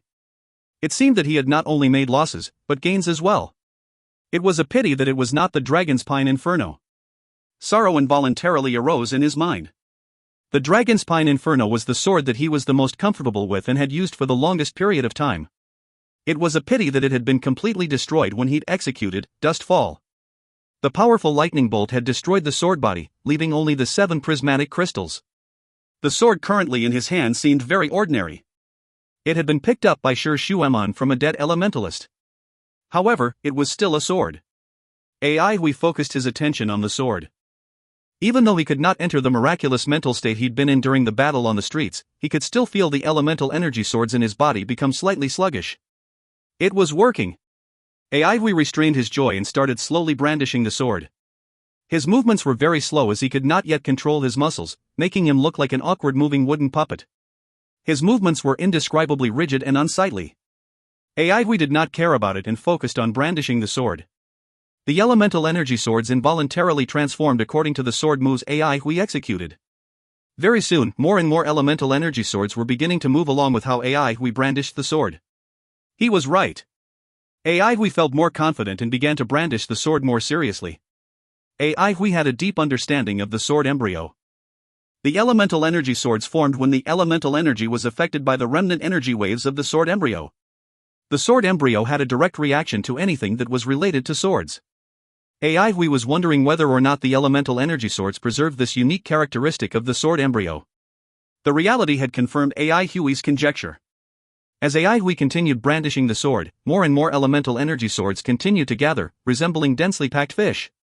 Even though they were crowded together, they were very orderly. The pain AI Hui felt in his body relieved significantly. Very soon, AI Hui came across a new problem. How was he to direct these elemental energy swords into his 8 palaces? The elemental energy swords flowed endlessly.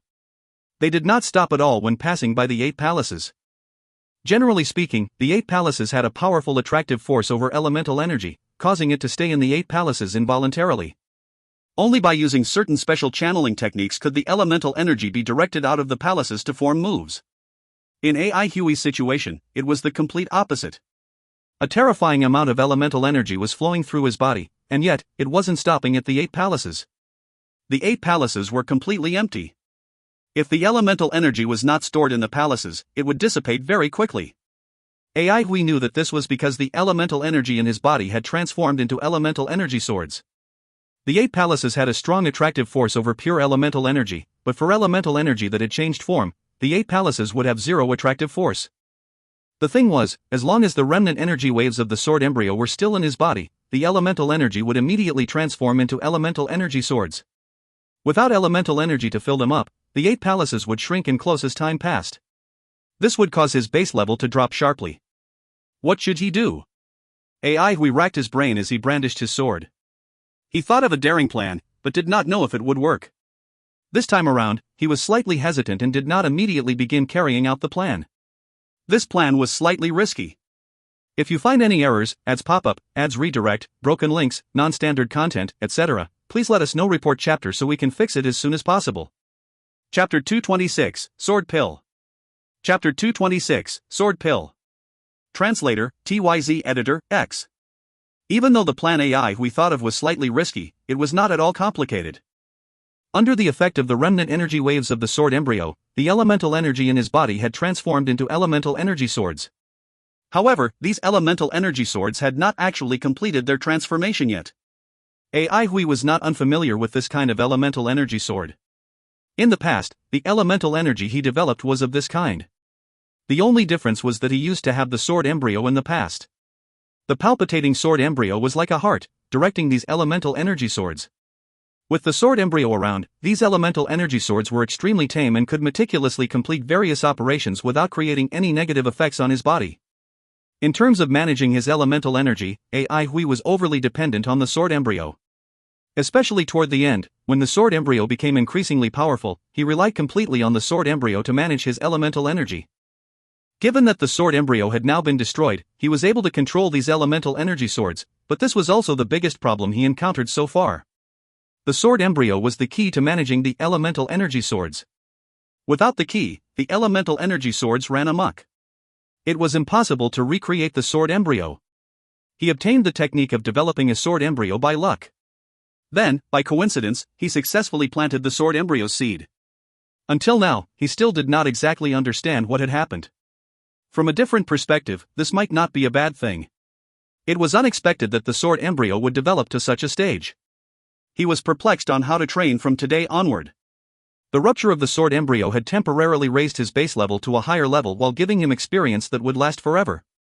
Even though the remnant energy waves from the sword embryo could affect his elemental energy, the effect was minimal. Only a small portion of his metal elemental energy was sword attributed.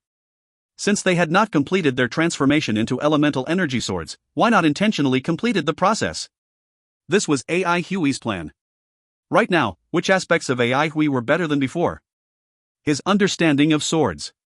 His comprehension toward swords covered a wide range of sword-related topics, which included types of swords, swordsmanship, how he channeled his elemental energy through his sword moves, etc. In other words, AI Hui was acting as the role of sword embryo now. Of course, AI Hui was still not on the sword embryo's level at the moment, which had been abnormally sensitive and instinctive to any sword-related matters.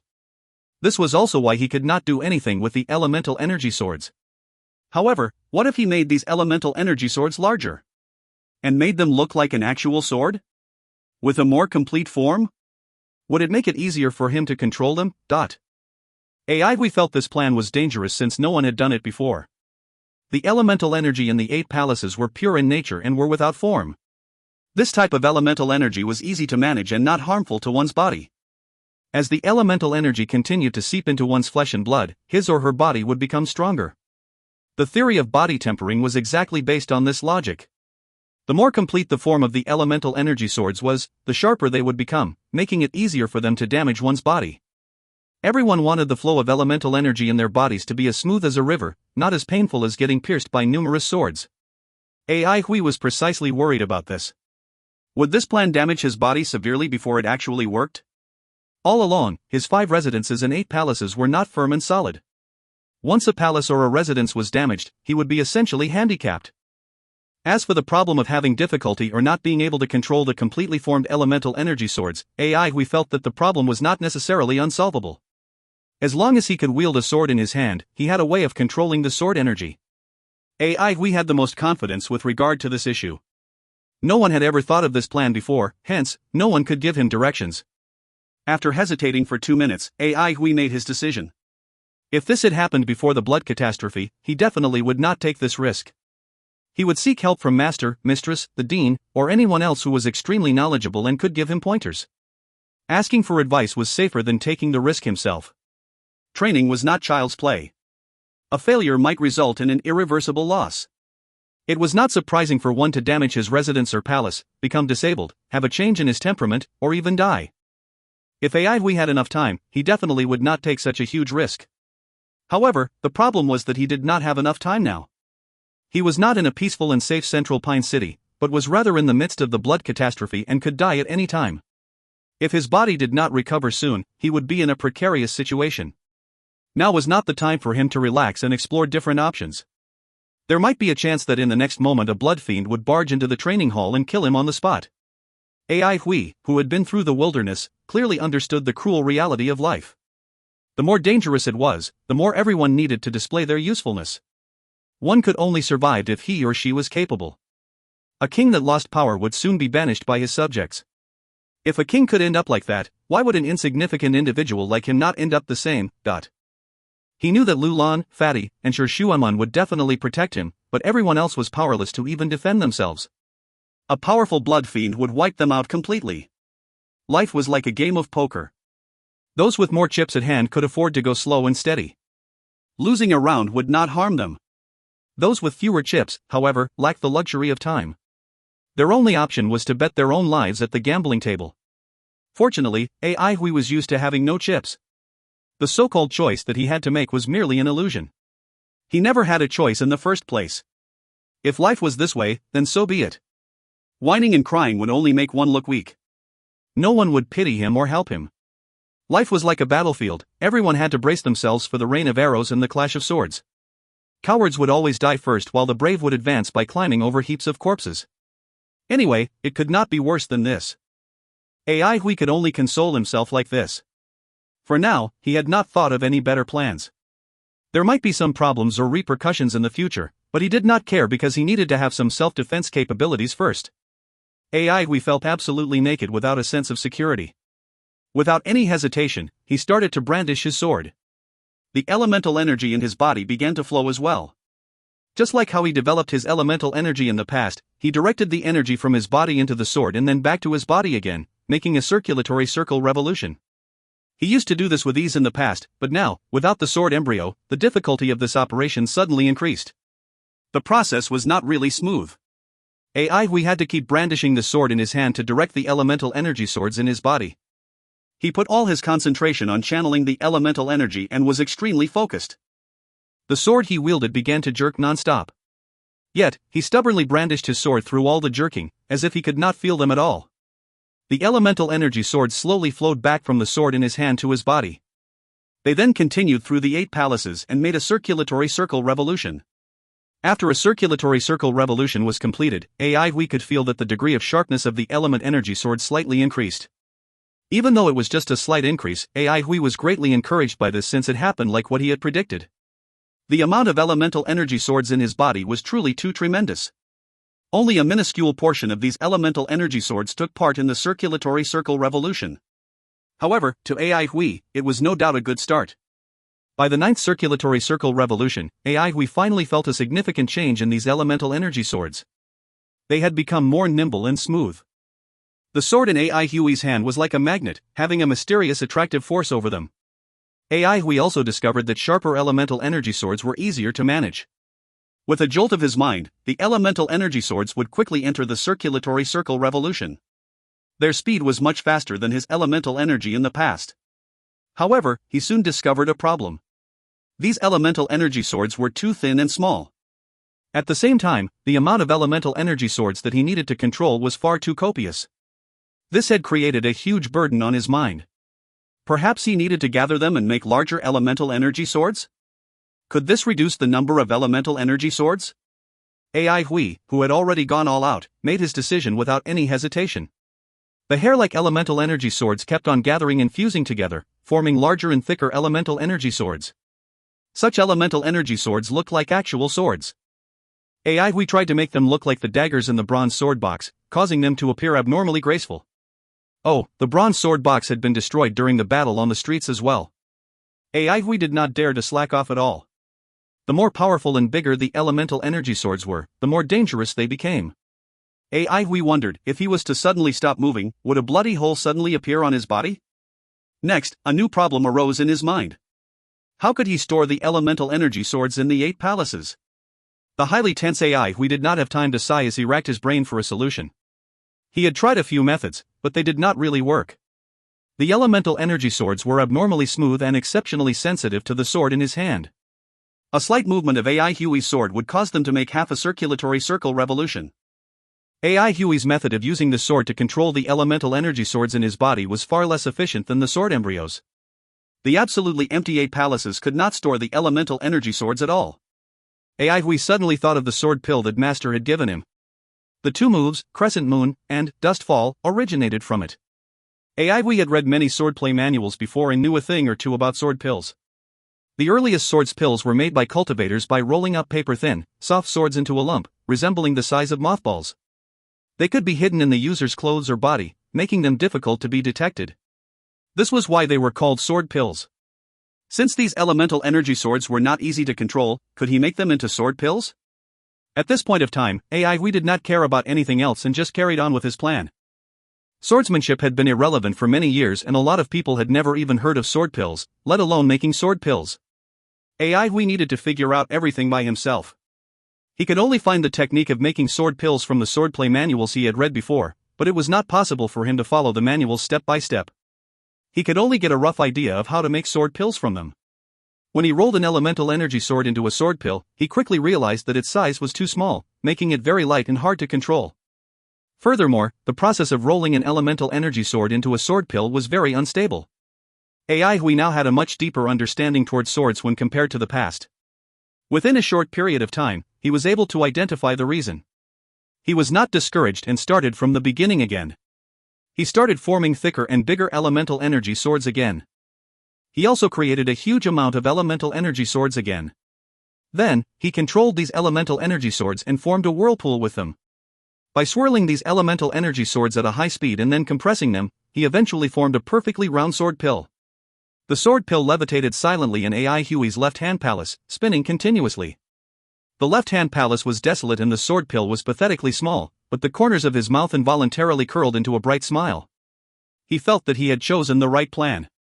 If you find any errors, ads pop up, ads redirect, broken links, non-standard content, etc., please let us know. Report chapter so we can fix it as soon as possible. Chapter 227, Bad News and Good News. Chapter 227, Bad News and Good News. Translator, JL Editor, X. Hui's confidence increased tremendously after he managed to successfully seal the sword pill into his left-hand palace. Now he needed to follow the same steps to roll the remaining elemental energy swords into sword pills. It was a big project that required a long span of focused attention and was as dry as dust. Due to the amount of time Hui had spent roaming around the edges of death, concentration was now second nature to him, almost like breathing. Dull and repetitive content could easily make people lose their patience, but not for Hui. He could concentrate for long periods of time. When he was concentrating, he did not care about others and would be fully immersed in his own world. As he was usually concentrating, in other people's eyes, it always seemed like he was disregarding them and paying no attention to their opinions. Indeed, he has never taken other people's viewpoints into account. When he is caught within a wild beast's teeth and sharp claws, other people's opinions would not increase his likelihood of survival. As such, why not spend more time on improving himself?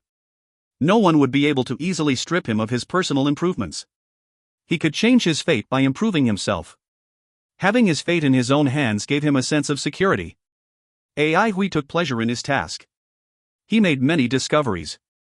For example, he realized that the remnants of the sword embryo's energy waves were the strongest in the Sky Palace.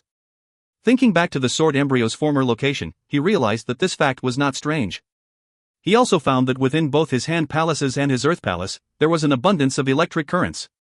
This was the result of using dust fall to draw lightning into both hand palaces and the earth palace. He also discovered that within both his left and right hand palaces, if the sword pills were rotated faster than a specific speed, the surplus electric rays would be stimulated. What an interesting phenomenon! AI Hui mentally noted it down and continued to roll the sword pills. After scanning the remaining amount of elemental energy, he assessed the number of sword pills he'd created. He felt that he could become a grand pastry chef in the future. He'd also considered forming 8 whirlpools within the 8 palaces to absorb the elemental energy automatically. After all, whirlpools were steady structures. However, AI Hui gave up the thought after recalling how the elemental energy ball in his body had previously been hard to absorb. If he managed to form whirlpools within his elemental energy palaces, it would be easy for elemental energy to enter the elemental energy palaces. It would, however, be difficult to extract the elemental energy from the palaces afterwards. While the sword pills were not as effective or stable as whirlpools, they were easier to control. To AI Hui, who no longer had the aid of the sword embryo, it was more important for him to be able to gain control. Sure, Shueman and the rest had been waiting for a long time, but there were no indications that AI Hui was going to stop. Everyone started to take breaks after hearing Lu Lan say that AI Hui would still need a long time to recover. After going through an ardent battle, all of them were battered and tired. Nevertheless, Sure Shueman still sent someone to pass on the message that AI Hui had woken up. Many were still waiting for the news. The battle on the streets had solidified AI Hui's status and prestige in Central Pine City. The scene where thunder had filled the entire sky was unforgettable to all the survivors. Such a grand performance took everyone's breath away. Since the beginning of the blood catastrophe, AI Hui was the one who rose to fame during the battle on the streets. He was the first person in Central Pine City to rely on his own strength to save everyone from the desperate crisis. Everyone was looking forward to having their own Yi Bai in Central Pine City to bring them out of the induction ground alive. Furthermore, after learning that their mayor was a survivor of the Battle of the Dawn, the comparison stuck in their heads. It had spread throughout the city overnight. Yi Bai had not initially been known as Icy Flames Yi. At the time of the Battle of the Dawn, Yi Bai had just been an ordinary team leader from the Icy Flames division. The cruel Battle of the Dawn had allowed Yi Bai to step onto a stage belonging only to him. The survivors in Central Pine City strongly believed that AI Hui, who had participated in the battle on the streets, had the caliber to walk the same route. AI Hui's hard laborer background, the fact that he was still a first-year student in Central Pine City, and that he has yet to achieve the initial completion all pointed to him being a genius. But after the battle on the streets, AI Hui had slipped into coma, and this tugged at many of the people's heartstrings. Some of them were worried that AI Hui had sustained serious injuries, while others were optimistic and felt that it was a sign that AI Hui was going to have a breakthrough. Everyone was closely following AI Hui's condition. That thin youth was shouldering their hopes of survival. Our AI Bai has awakened, teasingly said the mayor. He was in a good mood. After hearing too many comparisons between AI Hui and Yi Bai, he decided to jokingly call AI Hui as AI Bai. AI Hui's rise had reversed the situation. The city gates were once again sealed and the blood fiends had been utterly defeated. How could he not be in a good mood? If AI Hui hadn't been around, what would it have been like that day? The mayor had previously prepared himself mentally to sacrifice half of the troops who were going to seal the door. The dean smiled, but then frowned while saying, such publicity would not be beneficial to his growth. He was also proud of AI Hui. When he had given the original, Big Dipper, to AI Hui, he had still had some reservations on doing so. However, everyone now praised him, saying that he has good perception. Let's focus on what's going on in the present. Wang Jin passed a cup of water to the dean. Everyone needs AI Bai now. The higher authorities are considering AI Hui's rewards. The number of heaven merit points should be quite substantial. The dean took the cup and took a sip. He stayed quiet. He knew what Wang Jin meant. Everyone needed a hero. Even if that hero might not create a miracle immediately, at least that hero could give them hope. He was unable to rebut and changed the topic. How's the situation in the city? Pretty good. Wang Zhen's expression regained its usual stern composure. While the number of casualties is still increasing, the trend is now going down. Most of them are the weaker students and citizens.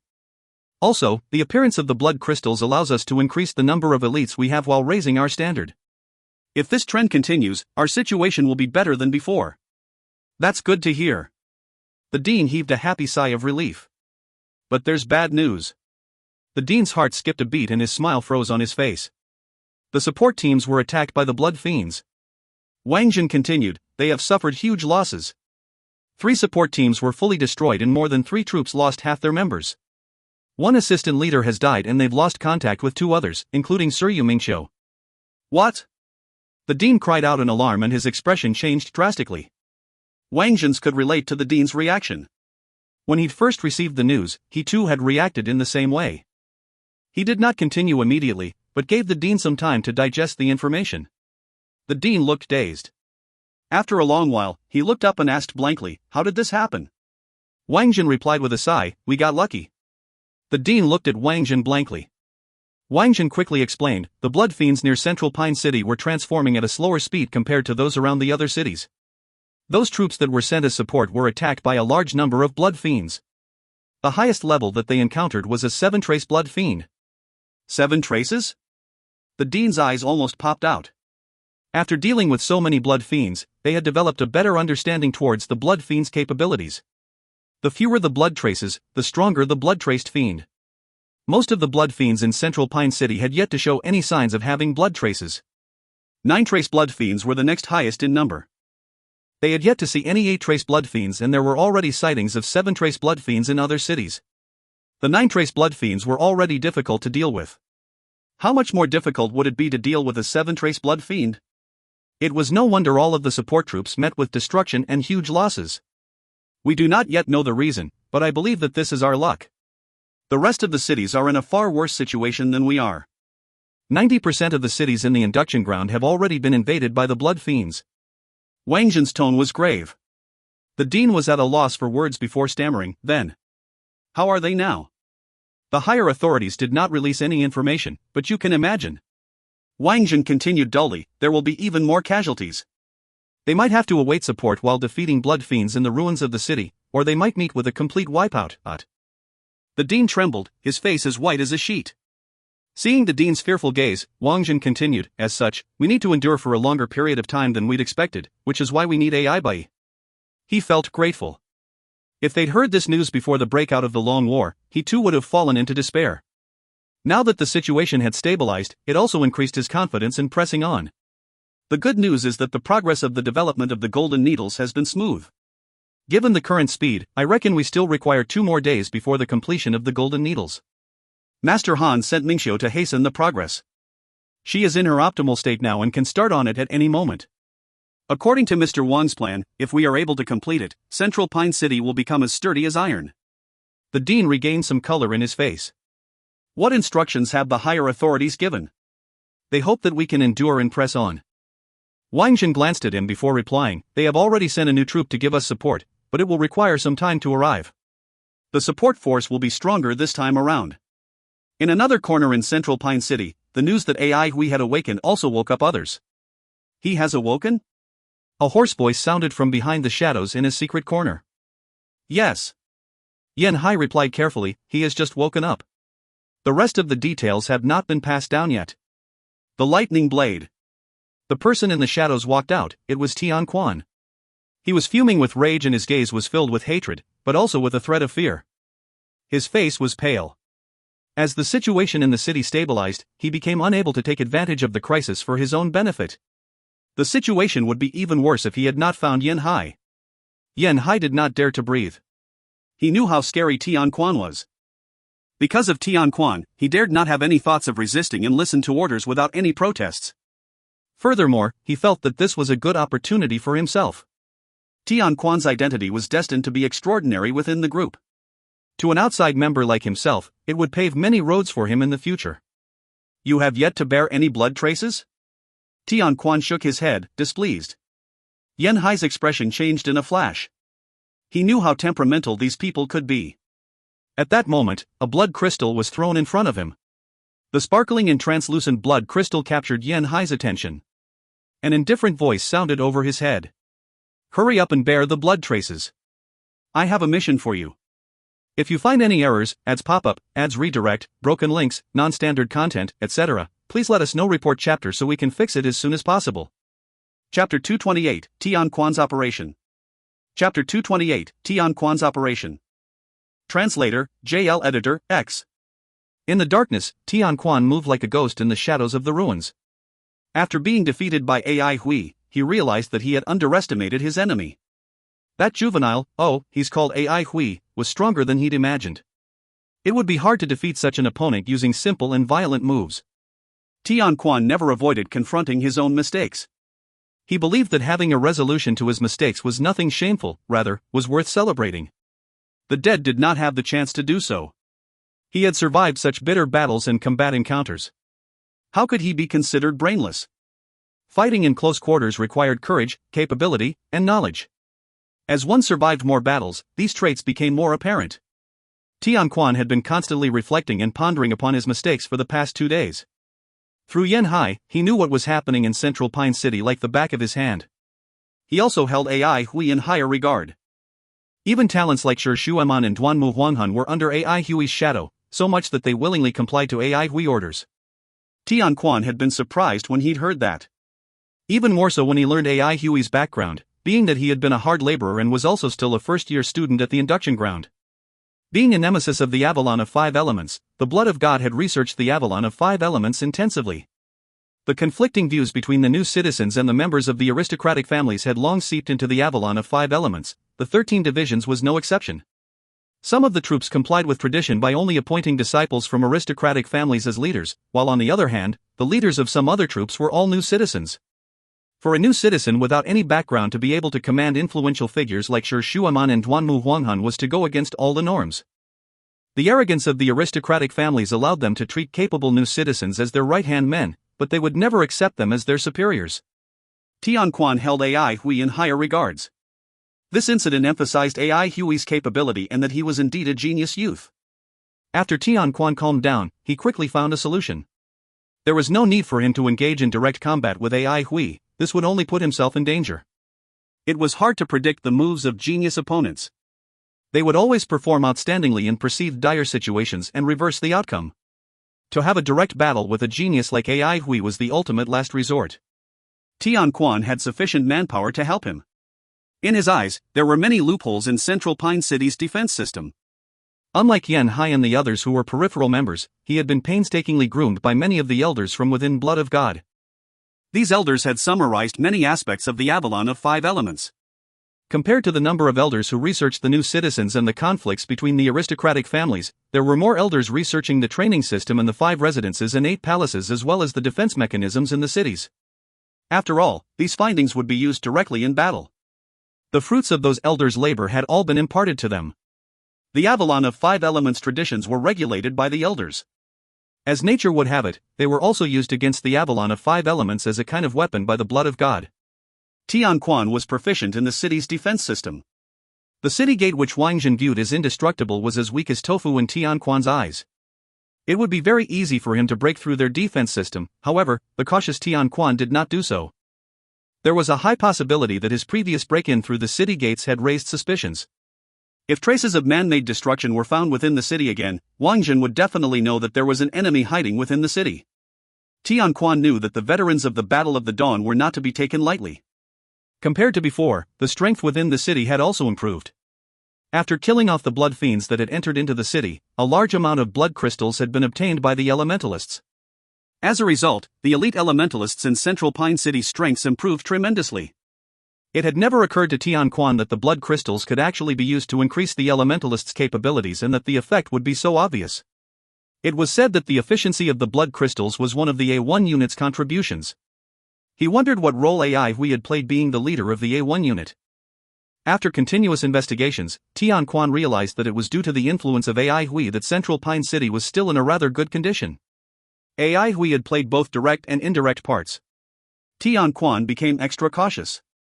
It was fortunate that there were many loopholes in Central Pine City. Tian Quan soon found a new target underground. Central Pine City's underground had long been destroyed. The first wave of attacks was by the blood ants, followed by the blood-traced worms. The rocks underground had been utterly destroyed and there were many holes left behind by the attacks. Tian Quan's target was these holes that were connected to outside the city. He arrived at a ruin without a soul in sight. A huge tunnel could be clearly seen. This was the huge hole that had been left behind after Ai Hui and his team had defeated the 9-trace bloodworm. Immediately, Tian Quan noticed the recumbent parasol bell next to the tunnel's entrance. The recumbent parasol bell was a type of plant used for security purposes.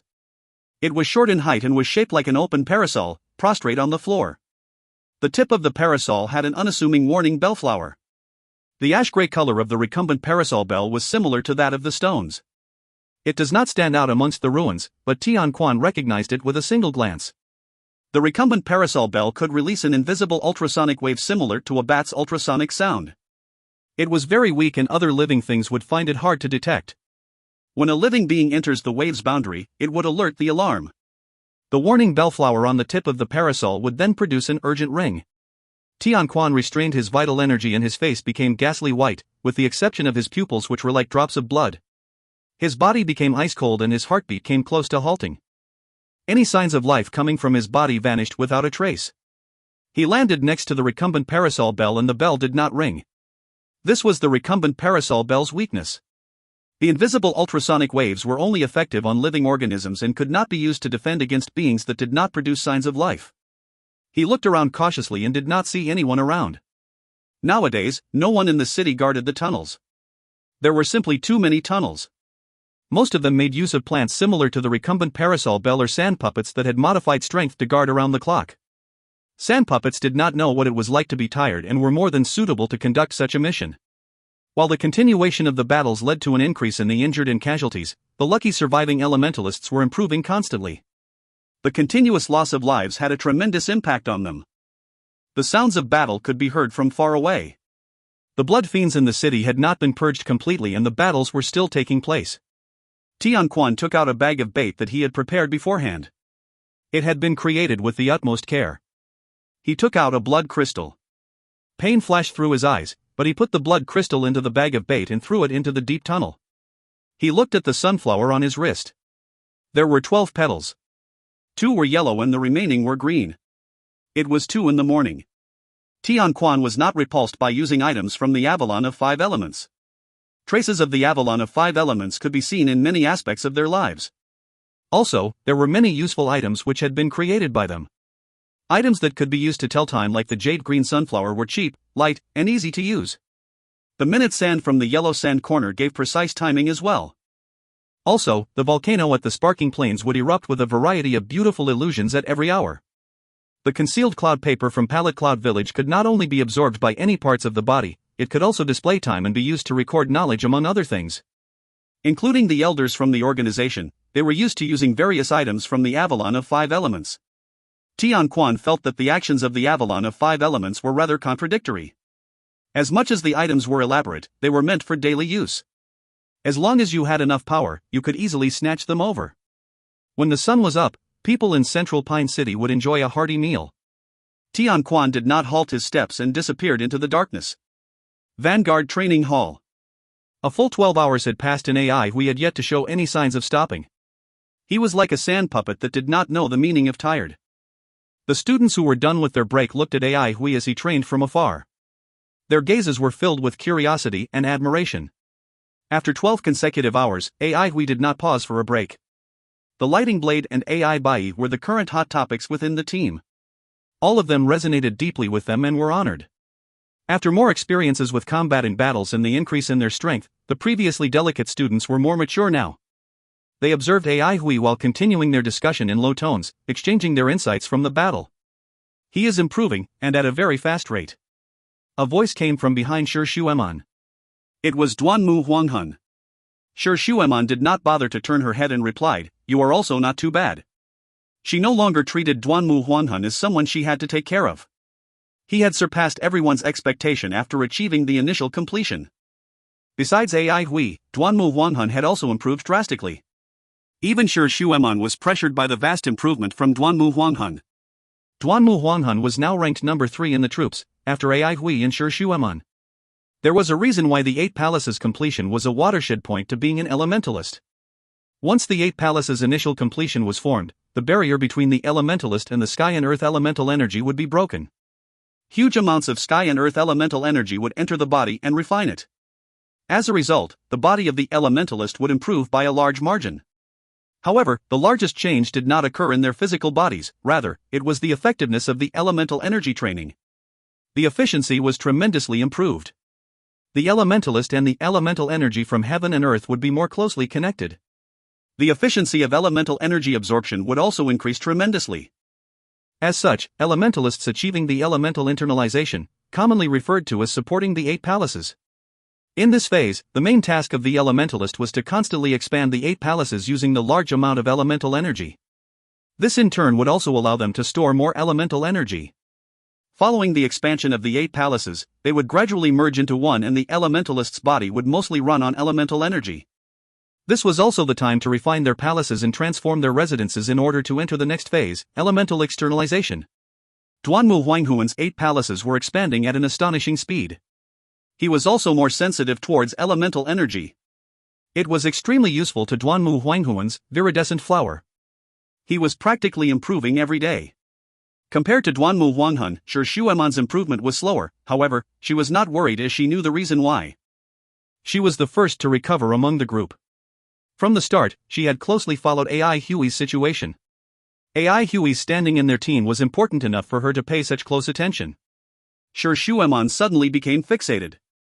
Duanmu Huanghan, who was standing next to her, also stood up straight unconsciously. The rest of the students also soon realized the situation. After brandishing his sword for more than 12 consecutive hours, there were finally some changes to Ai Hui's sword moves. If you find any errors, ads pop up, ads redirect, broken links, non-standard content, etc., please let us know. Report chapter so we can fix it as soon as possible. Chapter 229, Opening the Palace Door. Chapter 229, Opening the Palace Door. Translator, Irene. Editor, X. For the past 20 hours, Ai Hui had been immersed in his training, but his sword moves were clumsy. At times, he did not complete his moves or lost control of his strength and committed all kinds of mistakes. He could practically write a book, a complete collection of swordplay mistakes. Ai Hui's movements were awkward and full of errors. It was difficult for people to associate him with his nickname, the Lightning Blade. Shi Shueman and the rest were used to it, however. There were always all sorts of quirks when it came to Ai Hui. This was not the first time and would not be the last. While everyone was fully aware of Ai Hui's abilities and valor, it was a little difficult for them to endure seeing such a clumsy swordplay as time went by. Even if they knew that a main course would definitely be delicious, it would be an unpleasant experience if they had to first eat terrible tasting appetizers one after another. Everyone became alert when a faint light ray started to gather on the long sword in Ai Hui's hand. They were filled with anticipation since Ai Hui's swordplay was outstanding and often breathtaking. What no one expected was for Ai Hui's sword moves to remain disjointed in spite of the flickering sword ray. It was a tragic sight. What is he trying to do? Duanmu snorted. Even if the person executing such clumsy swordplay was the person he wanted to defeat, wasting so much time watching it was unacceptable. Even without looking at Duanmu Huanghan, Shi Shueman remarked, "You can't beat him anyway." Duanmu Huanghuan's body stiffened, as if an immobilization spell had been casted on him. A few minutes passed before he gradually turned his head around, his facial muscles twitching and eyes shooting flames. "Wanna fight?" Shi Shueman's icy words woke Duanmu Huanghan up, as if he'd been hit by a basin of ice-cold water. Fighting with Ai Hui did not scare him at all. Instead, he looked forward to it very much. But to fight with Shi Shueman. Duanmu Huanghan trembled at that thought, and his childhood trauma returned to him instantly like an enveloping black cloud. He had seen with his own eyes how Shi Shueman made the bigger brothers and sisters wail and howl. This had also fueled his determination to succeed. This childhood trauma was really a bit too overwhelming. Duanmu Huanghan groaned a little before turning his head back. Don't be fooled by his recent progress. He was still meek when it came to confronting Shi Shueman. Losing to Ai Hui was not a big deal because it would just feed his fighting spirit. But losing to Shi Shueman, that nightmarish scene would trigger his childhood trauma. It would be too terrifying. Ai Hui's nickname for her, Violent Iron Lady, was simply an understatement. Humph, I shall not bother with women. Duanmu Huanghan looked down, half embarrassed and half ashamed. AI Huey's 8 palaces were incessantly being filled with sword pills. Elemental energy pills shaped like sword pills continued spinning at high speeds and were suspended within the elemental energy palaces. Plus, AI Hui found another benefit of the elemental energy pills: they were more precise compared to the wisps and threads of elemental energy he used in the past. This was a huge advantage in battles and was especially suited for AI Huey's Big Dipper. Big Dipper required 7 identical amount of elemental energy, which was why it was a very challenging skill. AI Hui had to simultaneously control 7 palaces and accurately guide 7 identical amount of elemental energy within an extremely short period of time and while in combat. This was a very demanding task for elementalists. It was much easier now since AI Hui only needed his 7 palaces to control 1 elemental energy pill. AI Hui paid even more attention when he was rolling the sword pill, ensuring that each elemental energy pills was identical. This caused AI Huey's rolling speed to reduce, but he felt it was very much worth it. Preparation work that could help in battle ought to be done no matter how complicated and tedious. A short battle determined life and death, and preparation work consumed time and energy, but one must survive to have time and energy. It took AI Hui a whole 12 hours to get sufficient elemental energy, roll them into elemental energy pills and place them within his 8 palaces. As the amount of uncontrollable elemental energy within his body decreased, AI Huey's sword ray became brighter and clearer. When the last elemental energy pill entered his sky palace, AI Huey's body jerked. 8 palaces shook at the same time and the high-speed spinning elemental energy pills suddenly froze. The next moment, a violent surge of elemental energy current flowed backward from between AI Huey's brows. Something rumbled in AI Huey's head, causing his mind to blank out. Just then, everyone saw a ray of light lighting up from between AI Huey's brows. The dazzling light transformed into a whirlpool of light as countless wisps and threads of brightly colored rays seemed to get sucked into it from thin air. Sky Palace? Shi Shueman was stunned. Not just her, but Duanmu Huanghan, who was about to leave, was stunned too. When 8 palaces advanced from initial completion stage and attaining elemental internalization, elementalists would be able to sense the elemental energy of heaven and earth as well as guide it into the body. This process was known as opening of palace door, and each palace opened a different kind of palace door. Generally speaking, opening palace doors were for elementalists' strongest palaces, since the most tempered elemental energy palace had the keenest reaction to heaven and earth elemental energy. Furthermore, this was directly related to the inherited training methods. For example, Shi Shueman opened the Sea Palace's palace door because she practiced the Cloud Whale technique and mainly trained her Sea Palace. As such, her spear skills were powerful, while her elemental energy was mild and soft. Duanmu Huanghan practiced the Viridescent Flower, but trained mainly his Gate Palace. The Gate Palace linked everything between heaven and earth. As such, the Viridescent Flower technique was named after its flexibility. AI Hui opened the Sky Palace's place door. Opening the Sky Palace was not that bizarre. A lot of inherited absolute arts, such as the famous Eyebrow Heart Knife, focused on training the Sky Palace. But AI Hui practiced the Big Dipper. At the moment, people were still clicking their tongues in wonder, since the Big Dipper demanded a lot from the practitioner. 7 strong palaces were required, and it was only now that they realized AI Hui had 7 strong palaces. Other than his Sky Palace, the rest were strong. They felt that while AI Hui had low affinity with elemental energy, he had a rather rare constitution for possessing 7 strong palaces. In AI Huey's hands, the Big Dipper was a formidable power that lived up to its fame and glory. If AI Hui had opened a palace door from one of his strong palaces, it would not be surprising or strange, yet it happened to be his Sky Palace that opened. Could it be that AI Huey's Sky Palace had undergone more tempering than the rest? Everyone was confused, but not many were surprised when AI Hui broke through initial completion to elemental internalization. The astonishing lightning version of Dust Fall, displayed during the battle on the Long Street, had already convinced everybody that AI Hui was beyond ordinary elementalists, so it would not be surprising for him to also open his palace door. The light whirlpool between AI Huey's brows continued swallowing the elemental energy that surged out from the air. Simultaneously, there were wisps of brightly colored elemental energy dispersing from AI Huey's surroundings. These were elemental energies that AI Hui was unable to absorb. AI Hui gradually recovered himself.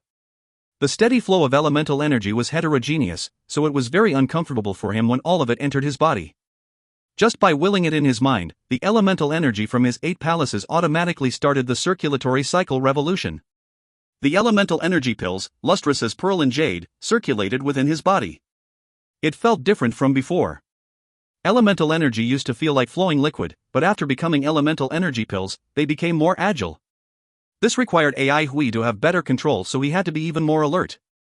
Previously, he did not have to worry about the fluid elemental energy getting clogged when he was performing the circulatory cycle revolution, but now, if the elemental energy pills moved in a swarm, blockages were very possible. AI Hui did not mind in the least. Placed alongside its benefits, the costs were not worth mentioning. As the circulatory cycle revolution continued, wisps of elemental energy were absorbed by the operating elemental energy pills. They followed the pills in the circulation, as if they had smelled a similar odor. AI Hui quickly took this opportunity to roll this elemental energy into pills since he needed them. Those that he did not require were dispersed from around his body. AI Hui's circulatory cycle revolution was different from anyone else's.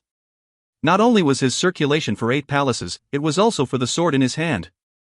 Wholeheartedly rolling elemental energy pills, AI Hui did not notice that following the circulation, the elemental energy pills entered his sword before flowing back into his body.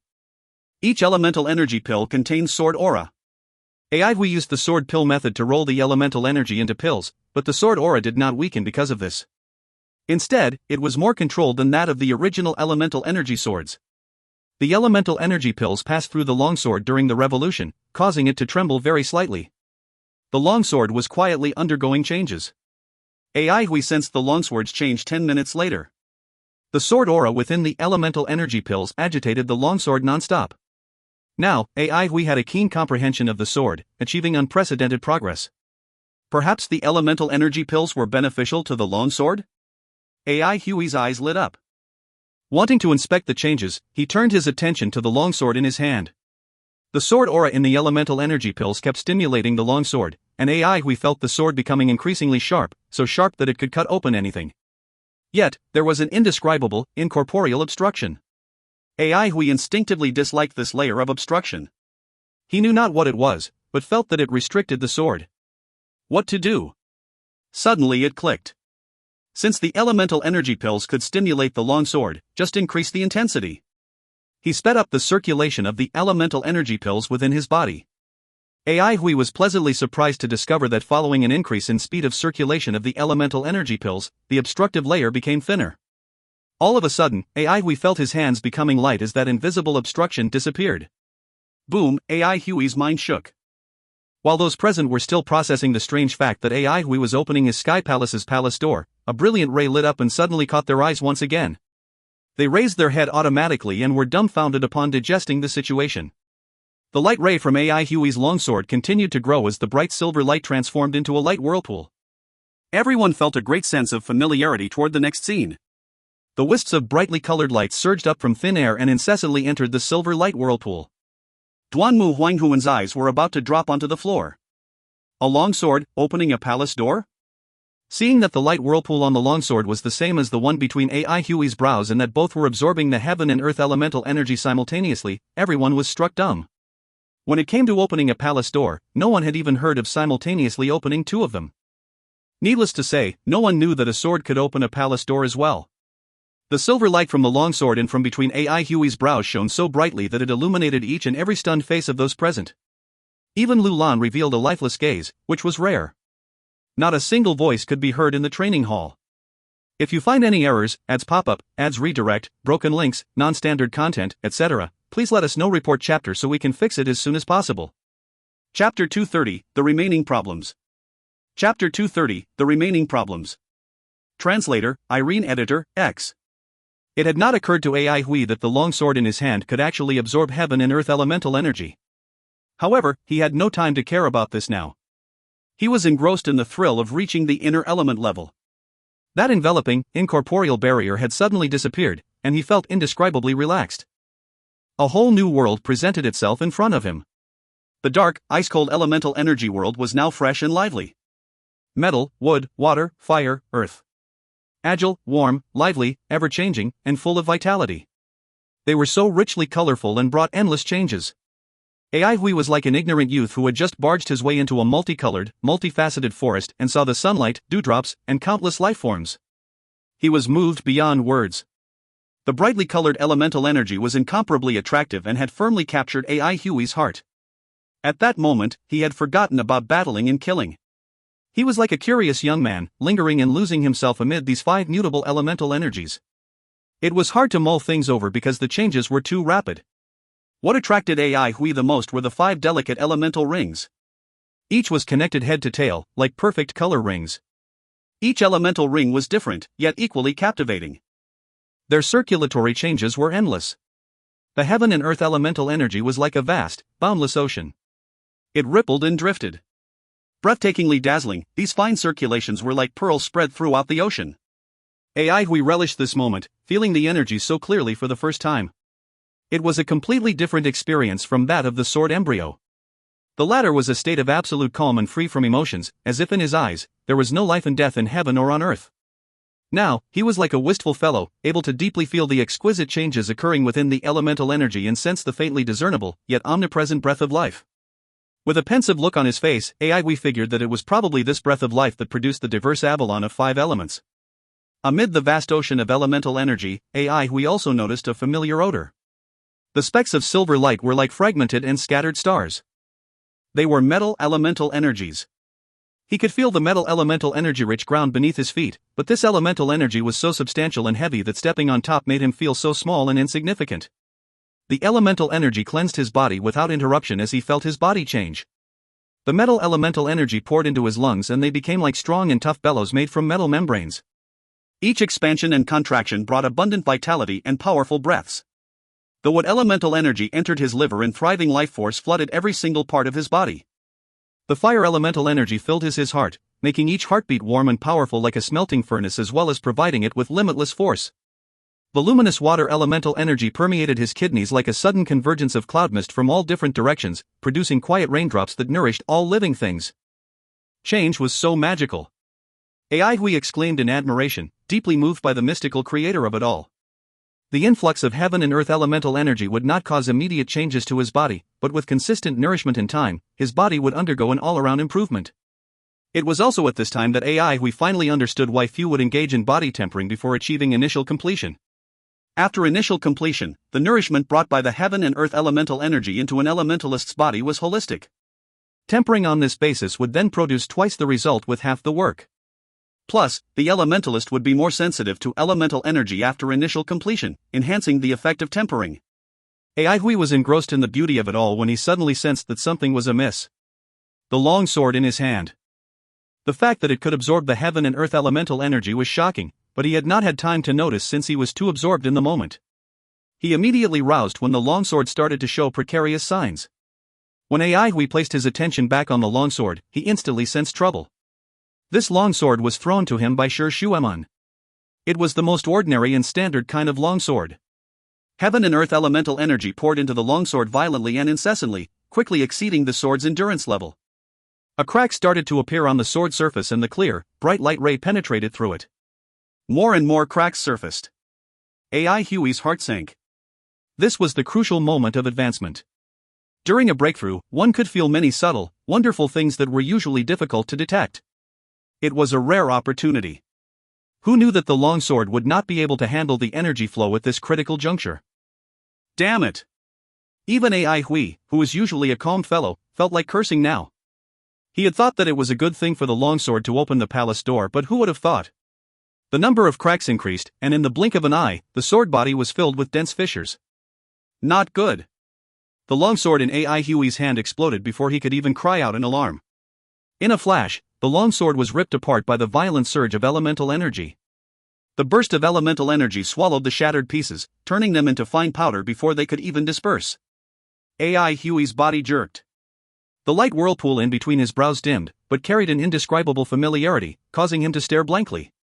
It was as if his mind had sprinted over a vast area of light, flown far away in the blink of an eye, withdrawn, and disappeared like lightning before fully experiencing everything. Hui's eyes opened wide as he realized that indescribable familiarity felt a little like the sword embryo's explosion, just much lighter and shorter.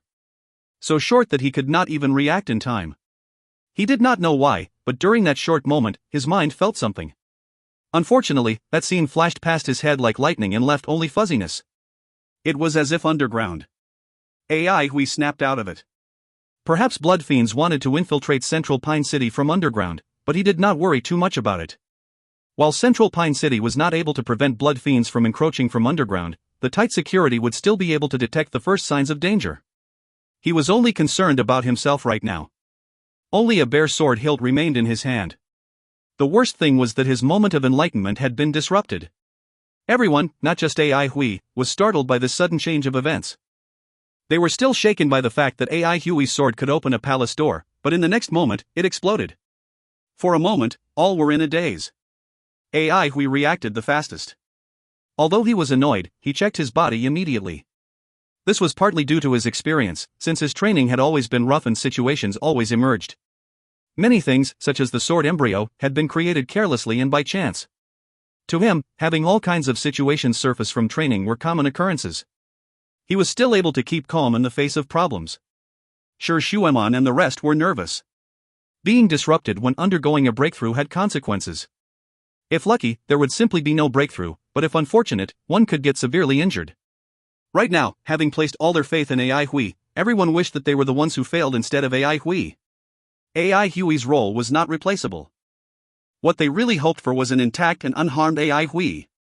No one dared to even exhale, for fear of disturbing AI Hui.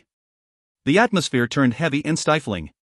AI Hui opened his eyes after a while. How is it? Sure, Shueman could not help but ask, her eyes filled with concern. AI Hui noticed the worry in Sure Shueman's eyes and his heart warmed up a little. Iron Lady was being petty for not paying him the money, but she was actually a decent person. He nodded his head. Still okay. Still okay? Sure Shueman stared blankly for a little while before expressing her discontentment. What does that mean? Still okay, meaning the result isn't too bad. AI Hui noticed that Sure Shueman's eye was twitching. As if he had seen her steely muscles throbbing under the armor, AI Hui was startled and added quickly, it's more complicated. Simply speaking, initial completion was a success. There is an increase in elemental energy and it is mostly all sorted out, but there are many remaining problems with my body. Sure Shueman felt a little more at ease, but was still curious. Remaining problems? Just then, AI Hui's right arm spasmed uncontrollably. This sudden change shocked everyone present, including Sure Shueman.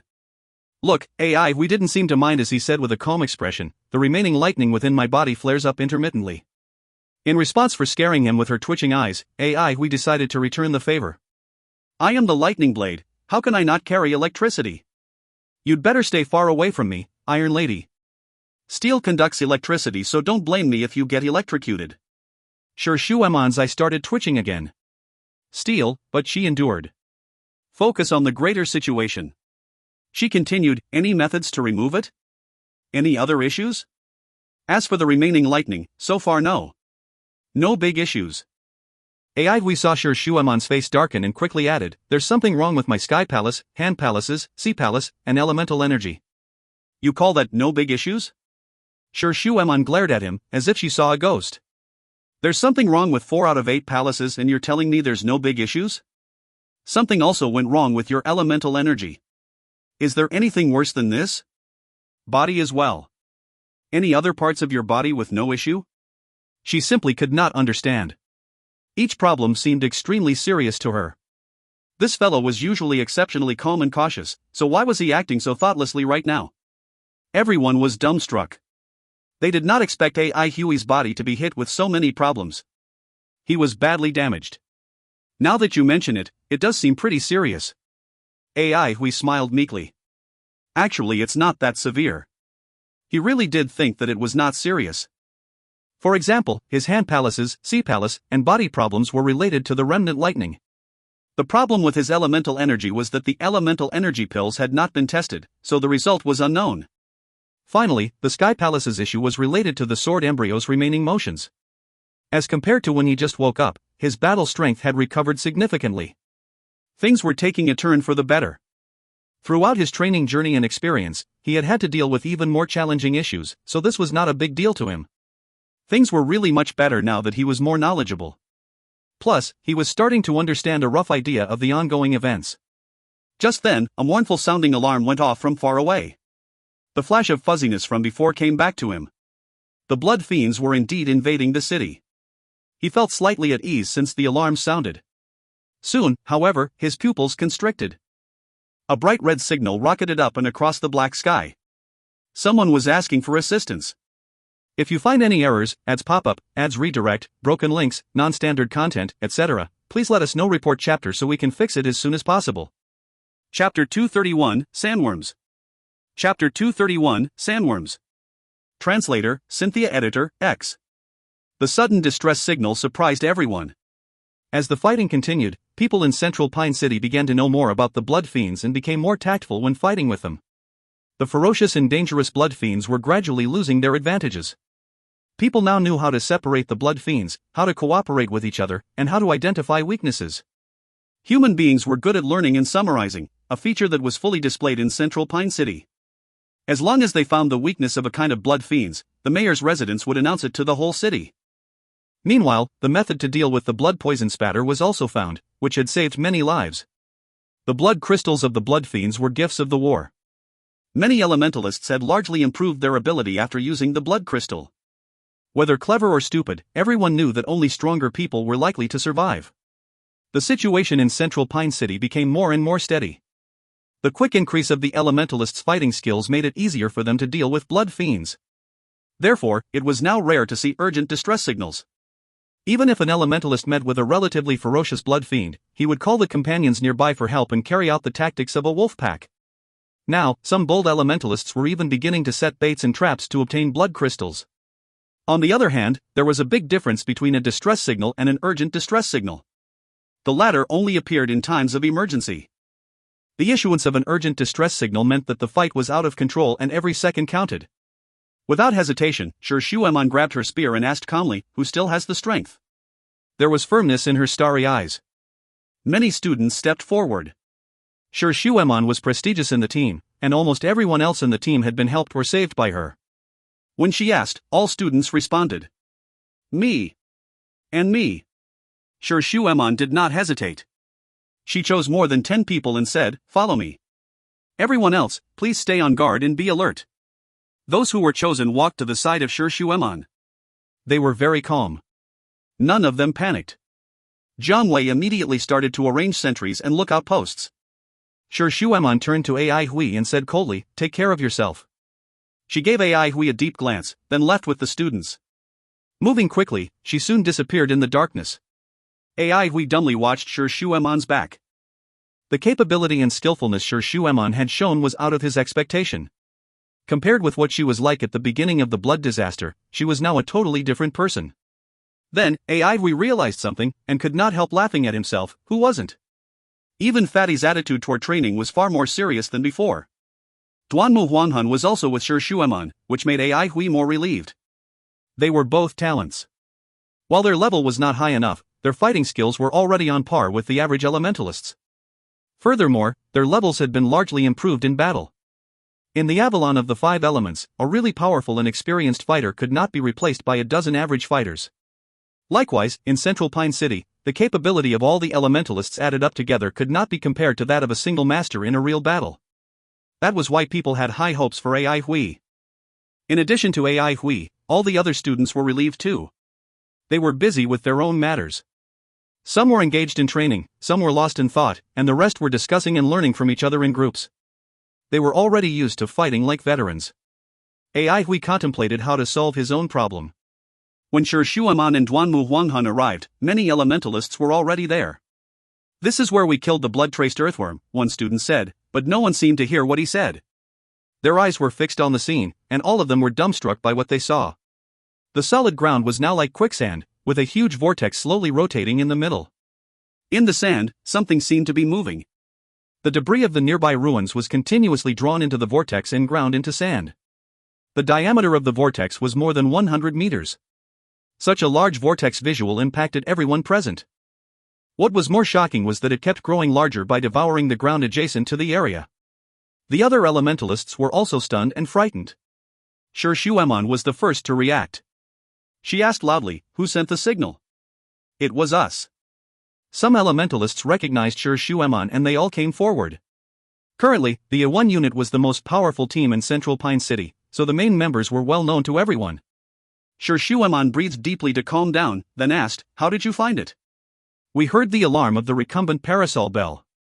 When we arrived, we found that there seemed to be something in the hole, so we immediately attacked the hole, but it didn't help. Then, the ground became as soft as a dough, and a small vortex appeared." Shuemon interrupted without hesitation, "How large was it?" The diameter was only about 20 meters.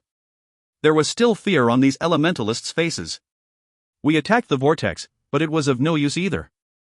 The vortex kept growing at a fast speed. There was nothing we could do but ask for help. How long did it take to grow from 20 meters to what it is now? Sir Shuemon asked. About 10 minutes. Sir Shuemon was calm. Within only 10 minutes, it grew from 20 meters to 100 meters with no sign of stopping. Her gaze was fixed on the rotating sand vortex, as if she wanted to see what on earth was in it.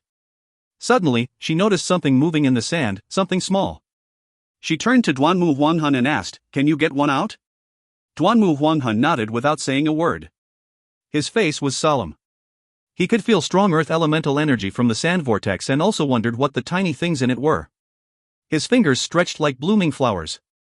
The others could only see a blurred streak in the air that had an unspeakable rhythm. Above the vortex, a green twined vine abruptly appeared out of nowhere and pierced into the vortex. Then, it stretched taut under the strain. Just when everyone worried that the vine would snap, it contracted and pulled a struggling, tightly tied up worm out of the sand and into the air. When they saw clearly what it was, everyone's expression changed. Sandworm. The sandworm was as large as a palm. Its flat body consisted of many segmented limbs that allowed it to twist freely. Sandworms were horrible social creatures. Their flat bodies were rigid like an iron spring leaf and could vibrate at a certain frequency. When tens of thousands or more sandworms vibrated together, the ground would fragment and be ground down to sand and dust.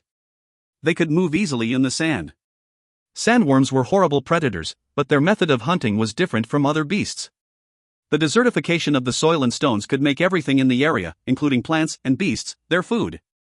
These sandworms were dark red, a sign of blood poison infection. Sandworms seldom appeared above ground, because they disliked the light. Though there was less abundant food compared to above, their territory was usually underground where there was no light. Sir Shuemon looked morose. The time when sandworms were most likely to appear was the evening. And it was now the evening. The vortex continued growing. Its diameter currently exceeded 100 meters. The sandworm tied up by the twined vine squeaked. Suddenly, a streak of sand shot out from the vortex like a speedy tongue and precisely struck the sandworm suspended in the air. Duanmu Huanghan shivered as the twined vine broke. The sandworm disappeared. Everyone was dumbstruck once more. Fear appeared on their faces. The sandworms were experts on controlling the earth. They were large in quantity, and nothing in the quicksand could threaten them. That was why they were all worried when they saw the sandworm. The vortex grew larger and larger, but no one had any idea how to deal with it. The quicksand that slowly churned was the best protection for the worms. It would be extremely hard to strike through the thick sand and hit the sandworms hiding beneath. Sir Shuemon was worried. The appearance of the sandworms was very odd. They typically lived more than 2,000 meters under the ground and seldom surfaced. Now, however, they appeared in central Pine City. She did not believe it was only a coincidence. She did not know why, but she was worried. The sandworms had to be stopped, otherwise all of central Pine City would be turned into quicksand. By then, they would have nowhere to hide. Sandworms had almost no natural enemies, but this excluded human beings, of course. Human beings had already studied these horrible creatures. There were many useful resources underground, but sandworms could devour them all. Therefore, in the eyes of elementalists, they were undoubtedly pests. The Sher family also had relevant records, which Sir Shuemon still remembered. The cirrus in her hand scattered and turned into a cloud of mist. It floated above the vortex and attracted the clouds in the sky from all directions.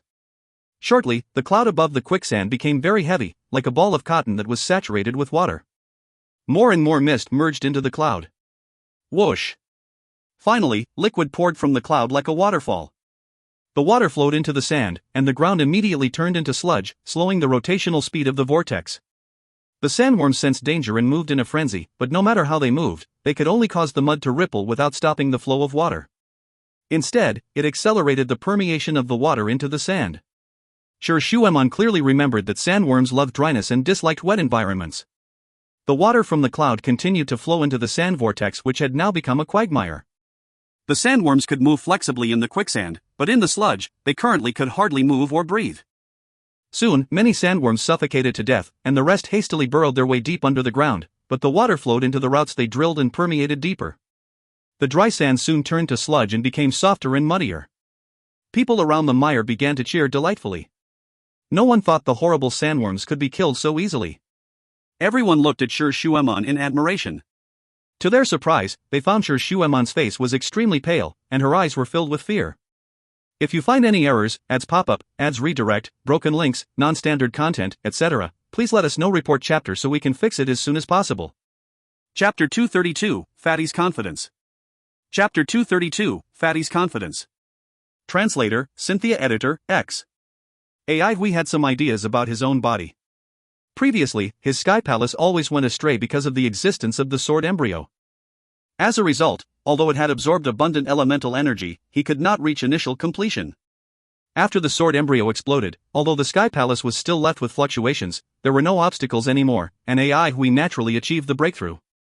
As for the elemental energy pills, it was more a problem of habit. The rotation of the elemental pills was very smooth, which meant that this procedure was feasible. AI Hui did not know if anyone had ever derived the essence of how the sword pills functioned, but he knew that it was a common form. For example, the elemental energy bead was also in this form. An inheritance named the Starry Sky required the practitioner to coagulate his or her elemental energy into the form of a bead. After the formation of AI Hui's elemental energy pills, the traces of sword energy contained in the elemental energy were restrained, and its stimulation of the palaces sharply weakened.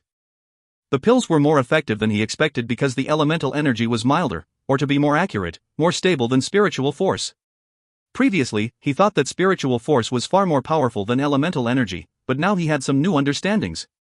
In some aspects, elemental energy was indeed inferior to spiritual force, but it also had its own advantages that spiritual force could not provide. For example, the changes of the 5 residences and 8 palaces were not as flexible and varied as the cultivator's meridian system, but it was simpler, stabler, and sturdy. Compared with spiritual force training, which was dangerous and unpredictable, elemental energy training was much safer. So far, due to the existence of the sword embryo, the elemental energy within AI Hui's body had changed many times, but he was still in perfect condition. Taking a look at the swordplay manuals and spells from the cultivation era, even for the cultivators from big sects that were known for their purity and righteousness, any carelessness in training was likely to lead them astray and cause to go crazy. The training of the sword embryo was even more dangerous. As for blood arts training, it was simply seeking life in the midst of death. Everyone in the Avalon of the 5 elements was training. Even though resources were limited, as long as they were persistent, their ability could gradually increase. In comparison to spiritual force, elemental energy was simple, safe, and easy to train or use. Everyone could train with a very slim chance of deviating. The Avalon of the 5 elements was created in a hopeless situation. Maybe such simple and safe energy was what they needed at that time. The reason why the elemental energy system was inferior to the spiritual force system was not because of its outdated ideology, but due to its lack of accumulation. Elemental energy was like fertile soil. After a certain period of time, it could also produce fruitful harvests.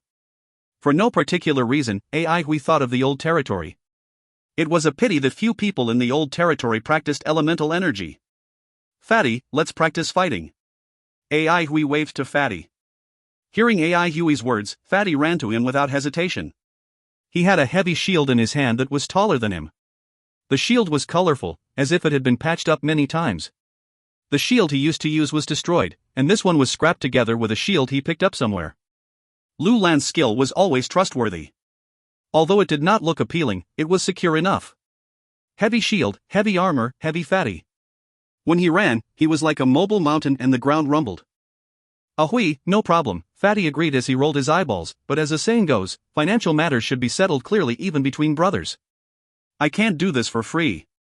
I'll be your training partner, and the debt between us is cancelled, okay? AI Hui looked Fatty up and down in surprise. Then, he smiled and said, as long as you can stop me. No problem. Fatty laughed. He thumped his chest and said confidently, how can I ask you for money if I cannot stop you? You know I always remember the rules. He was of course confident. The rewards for the blood crystals included inheritances. When AI Hui was unconscious, everyone else had just reached the initial completion stage and went to the mayor's residence to select inheritances that were suitable for them. A heavy shield bearer who had attained elemental internalization was an important role in the team.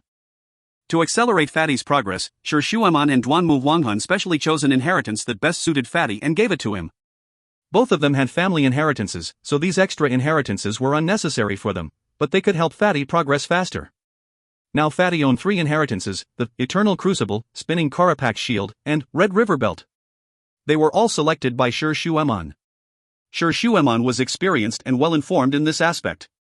No one knew which inheritances suited Fatty better than she did. The magistrate court was very generous this time. The inheritances were all refined arts which could be sold for a good price on the market. There were various kinds of inheritances on the market which could be roughly classified into 4 categories. The most powerful one was undoubtedly the absolute art type, while the next level were called the extraordinary arts, which referred to an inheritance that had the potential to become an absolute art. The third level were the refined arts. In this level, the inheritances were unique with a degree of excellence. Lastly, the fourth level were the most common inheritances and named as ordinary arts. In each level, the inheritances were further classified into 2 classes, A or B. The classification of each inheritance had to be evaluated by professionals in each and every aspect. The extraordinary and absolute arts would be sent to the specialized ministry of the Elders Guild for further evaluation and authentication. To raise the level of one's inheritances was another important way to gain heaven merit points. Whoever was able to develop an extraordinary skill to an absolute art would obtain a lot of heaven merit points from the Elders Guild, even though the new absolute art would not be disclosed to the Elders Guild. The elders hoped to encourage the continuous development of all kinds of inheritances in this way. If the developers were willing to sell such arts, they would receive an amazing fortune. The Elders Guild and each major family were all more than willing to purchase a brand new absolute art. Every year, many people became famous and wealthy by augmenting inheritances into absolute arts. From this process, many talented elementalists were attracted to and engaged in arts development. A.I. Huey's Big Dipper, for example, was a B-class extraordinary art. If he could develop it into an absolute art, even if it was still B-class, the money he would earn would be enough for him to spend for the rest of his life. The gap between an extraordinary art and an absolute art seemed small, but was in fact similar to an unbridgeable chasm. The 3 inheritances Fatty received were all refined arts. The Eternal Crucible was a body-tempering inheritance. Once one began to practice it, his or her body became like a crucible, with elemental energy like fire as well as blood and flesh like iron that underwent tempering day and night. Even without special training, the fire elemental energy within would continuously temper the body. The Eternal Crucible could enhance the physique of a fire elementalist in an all-round way. It was simple, but also riddled with many weaknesses. For example, it would take a very long time to see its effects due to its slow process. Just because of this weakness, it was only evaluated as a B-class refined art. Spinning Karapak Shield was a shield-based inheritance that all elementalists could practice. It enabled one to stand as firm as a rock when attacked by eliminating the force of the attack through spinning power. Few elementalists preferred shield-based inheritances. Those who did were usually known for their physical strength, but the Spinning Karapak Shield required high technical skill. It was also a B-class refined art. Among the 3 inheritances, only the Red River Belt was a A-class refined art. With this art, fire elementalists could form a belt of fire like a floating red river that surrounded them, which was how it got its name. As an A-class refined art, it had its unique aspects. Apart from the damage it could inflict on its enemies, the flame could also absorb the scattered elemental energy from the enemies to strengthen itself. The Red River Belt was a good weapon in protracted wars, especially for shield bearers. Its value was more than the total price of the Eternal Crucible and Spinning Karapak Shield combined. If Fatty was left to his own devices, he would definitely have selected the most expensive arts, but Sher Shueman chose these 3 inheritances after careful consideration. She believed her selections would instantly improve his fighting skills. This was why Fatty was currently so confident. The others heard the conversation and crowded around the pair. This was A.I. Huey's first actual combat training since he woke up, so they were all very curious.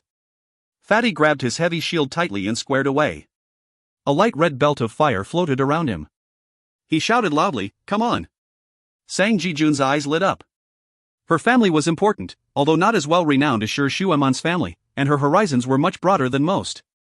It was not easy for Fatty to make so much progress within such a limited period of time. A.I. Hui borrowed a long sword from a student, tested it in his hand, then stood in front of Fatty. Although Fatty looked very confident just now and pretended not to care at all, he was in fact treating the situation as if confronted with a formidable enemy and totally hid himself behind the shield. Facing the human-shaped target, A.I. Hui was not lenient at all. His sword hit the heavy shield hard. A spinning force came from the shield that twisted his sword. A.I. Hui murmured in surprise, "Really better than before." Fatty exclaimed lightly and did not dare to feel proud. Instead, he focused harder. With no more nonsense, A.I. Hui stabbed out with the long sword again and again. They were all the simplest sword moves, such as the oblique slash and misty strike, but the speed was very swift. Bright sword rays flashed through the air. In AI Huey's hand, these simple sword moves sped up as the sword light strengthened. The unspeakable familiarity granted AI Hui a feeling that each stab was within his control. He knew this was because of his deepened understanding of the sword. Still, he could not help being intoxicated with this enjoyable feeling. AI Hui continuously adjusted each strike, and the power kept elevating. While others could hardly detect it, AI Hui could clearly sense it himself. The onlooking students were attracted by his sword moves. They were simple, but natural and smooth. Fatty could feel the difference. He felt the force on the shield grow more and more difficult to offset. The force from each stab was not powerful, but was extremely sharp, as if it was about to pierce the shield. Suddenly, AI Hui's arm tingled. With a weird convulsion, the sword move became slack. AI Hui smiled bitterly. It was the lightning left in his body that stimulated his blood and flesh, which led to his deformed move. Fortunately, it was not a real battle, or he would be in great danger. The numbness lasted only a minute, and AI Hui soon recovered. After the warm-up, he had already become excited and decided to try to use his elemental energy. AI Hui stabbed out again as before, but this time he wanted to use the Big Dipper. He then concurrently activated his elemental energy pills, and the 7 pills set out simultaneously. His sword move suddenly slackened. It turned out that he miscalculated the speed of the elemental pills, which were much faster than that of the elemental energy before. AI Hui tried again, but it was still slack. Again, the elemental energy pills failed to synchronize. AI Hui stabbed more than 30 times and had consumed a lot of elemental energy, but never once did he succeed. The elemental pills rotated rapidly in his body, so even a small deviation would lead to synchronization failure. Fatty remained cautious. He knew he could never be too careful in front of AI Hui because he was fully aware of AI Hui's ability. The next instant AI Hui stabbed out, his eyes lit up. This was the first time that the elemental energy pills had synchronized. Like 7 shooting stars from 7 directions, they merged into the long sword in his hand at precisely the same time. If you find any errors, ads pop up, ads redirect, broken links, non-standard content, etc., please let us know. Report chapter so we can fix it as soon as possible. Chapter 233, Take My Sword Attack. Chapter 233, Take My Sword Attack. Translator, Cynthia Editor, X. The instant the elemental energy pills merged into the long sword, they suddenly stretched and transformed into sword rays. AI Hui's expression changed a little as he knew something had gone wrong. Without any time to react, the long sword in his hand exploded into pieces. The others were scared by the sudden explosion. After a while, AI Hui remained standing still and had not moved at all. "Are you okay, AI Hui?" Jiang Wei asked. "Yes," AI Hui smiled bitterly, "I just can't feel my body." The explosion of the sword stimulated the lightning in his body, which paralyzed his muscles. After tens of seconds, he finally recovered from the numbness and could not help but wonder why the sword exploded. He borrowed another sword and tried again. Just like before, the sword once again exploded into pieces. Watching the swords explode one by one in AI Hui's hand, the others were amazed. AI Hui is not a sword user, he is sword eater. What a sword-holic! Sword-holic? What do you mean? We call those who like to eat sugar-sugar-holic and those who love to drink alcohol-alcoholic. Since AI Hui loves to eat swords, he should be called sword-holic. Ah, okay, then he is really a real sword-holic. I'm really worried about the other swordsmen who will confront AI Hui one day. Why? Will they be defeated by AI Hui? No, just think. The swordsman will shout, "Take my sword attack," and then AI Hui really takes his sword, he eats it up. Ha ha ha. Hearing what they were talking about, Lu Lan was inspired. He transformed into many tiny swords flying in the sky and shouted, "Take my sword attack." AI Hui was embarrassed to hear their jokes and Lu Lan's shout, but he still cleared his throat and asked, "Who else has a sword?" The others burst into laughter. A student took the sword from his waist and threw it to AI Hui. He laughed and said, "AI Hui, this is the last sword left. If you eat this one, then there will be no more." AI Hui touched his nose embarrassedly. He had not expected this either. The elemental energy pills were so difficult to control that as long as they merged into the sword would explode. He knew this was because he had not really understood the properties of the elemental energy pills. Additionally, the swords he used just now were all ordinary ones that could not bear the strong elemental energy. It was indeed a problem. With the last sword in hand, AI Hui felt a bit awkward. Suddenly the stimulation to the lightning in his body flared, and with a flash of inspiration, he said, "Fatty, this time you attack me, and I'll defend." "Me attack you?" Fatty was confused with what? None of his inheritances were offensive. Hearing AI Huey's request, Fatty did not know what to do. You can hit me with whatever you have. AI Huey encouraged him. Then let's make it clear first. You cannot take revenge on me if I really hit you. Fatty's voice came from behind the shield. I won't. AI Huey said solemnly. Really? Fatty still hesitated. Of course. AI Huey became impatient. Will you attack me or not? Of course. Fatty laughed. This was an aboveboard chance to beat AI Huey. How could he miss it? He breathed deeply, grabbed the shield and smashed it hard at AI Huey. Meanwhile, he shouted, AI Huey, take my shield attack. AI Huey narrowed his eyes. Fatty's attack was not skillful, but it was amazingly powerful with a ponderous whistle of wind. The shield seemed heavier than before. AI Huey's judgment was correct. Although the shield was ugly, it was as heavy as 360 kilograms, which was twice the weight of the destroyed shield Fatty used to use. After reaching the initial completion stage, Fatty had advanced rapidly in physical strength. He felt the new shield was even lighter than the old one. The heavy equipment they had could not satisfy Fatty now. Plus, the eternal crucible would further enhance his strength. AI Huey, on the contrary, had not seen obvious improvement to his physical quality after achieving initial completion. He was now more like a real elementalist, as the influence of elemental energy on his fighting capacity was greater than before. AI Huey believed it was a good thing.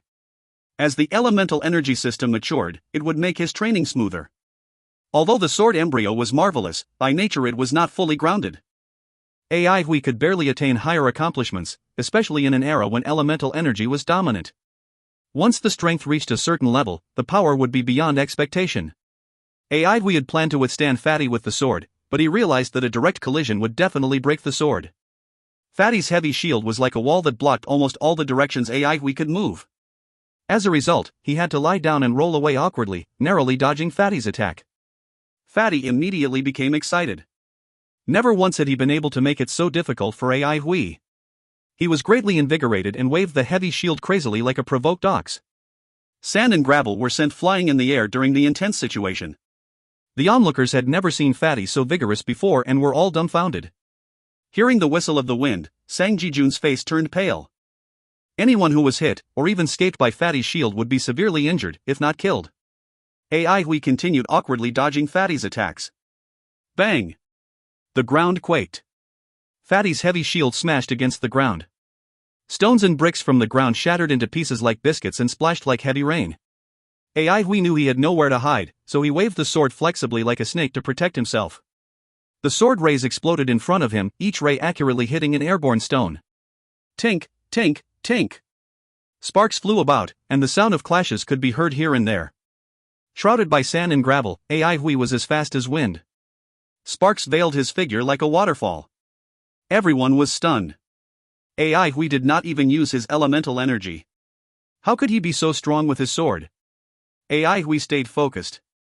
The sword in his hand was like a part of his body, and together they created a comfortable scene. As his suppressed fighting intent finally broke out, he did not retreat, but rushed forward as the sword rays lit up like stars. For the onlooking students, it was really a feast for the eyes. Fatty growled in fury and suddenly lifted the heavy shield that was stuck on the ground. AI Huey directly rushed at the shield that was coming toward him with huge force. The students could not help but cry out in shock. If AI Huey really hit the shield, even if he did not die, he would be severely wounded.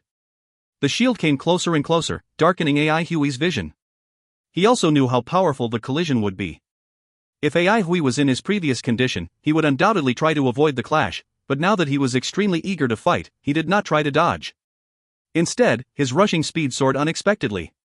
The instant that he was about to contact the shield, a cold light flashed in his eyes, and the sword suddenly stabbed out. A bright sword beam shot toward the shield at a weird angle. When it was about 5 inches away from the shield, it exploded silently and transformed into a soft and mild sword shower. The strong impact numbed his palm and agitated his body, but he still held the sword tightly. With the abstruse angle, the sword shower overcame the hardness with its softness.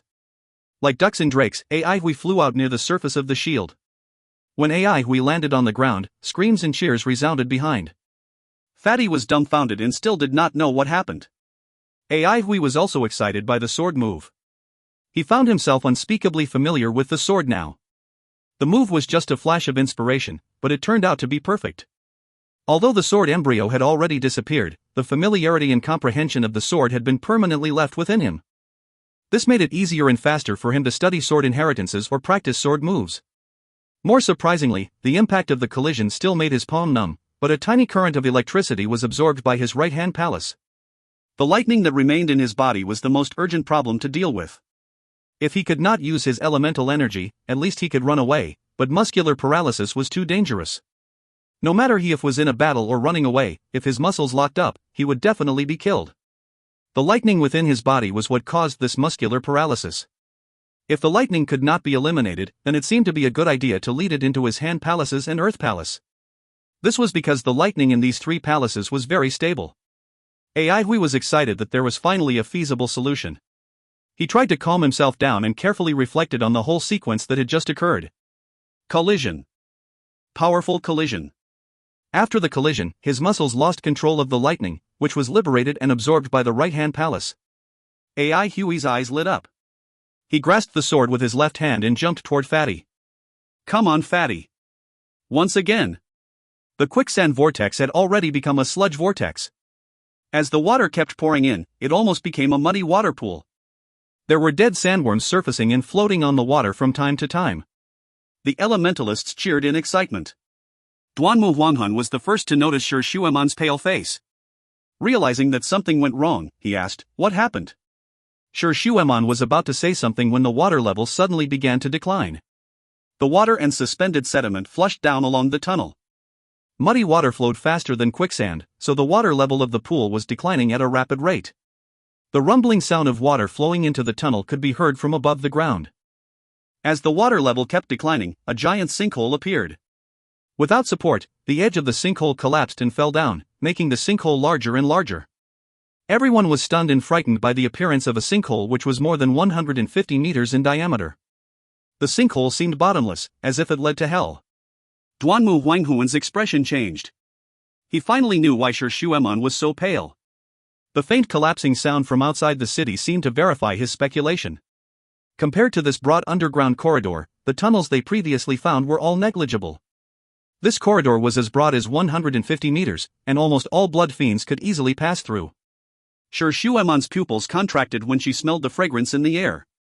Blood fiends? No. The blood fiends must be stopped. After the previous fight, Shi Shueman's face was not as delicate and flawless as before, but was still firm and determined. Her thin and armored figure rushed out first. Ponytail swinging in the air, she held her white spear high like a flag, raised her arm, and shouted, "Follow me." If you find any errors, ads pop-up, ads redirect, broken links, non-standard content, etc., please let us know. Report chapter so we can fix it as soon as possible. Chapter 234, Flaming Ape.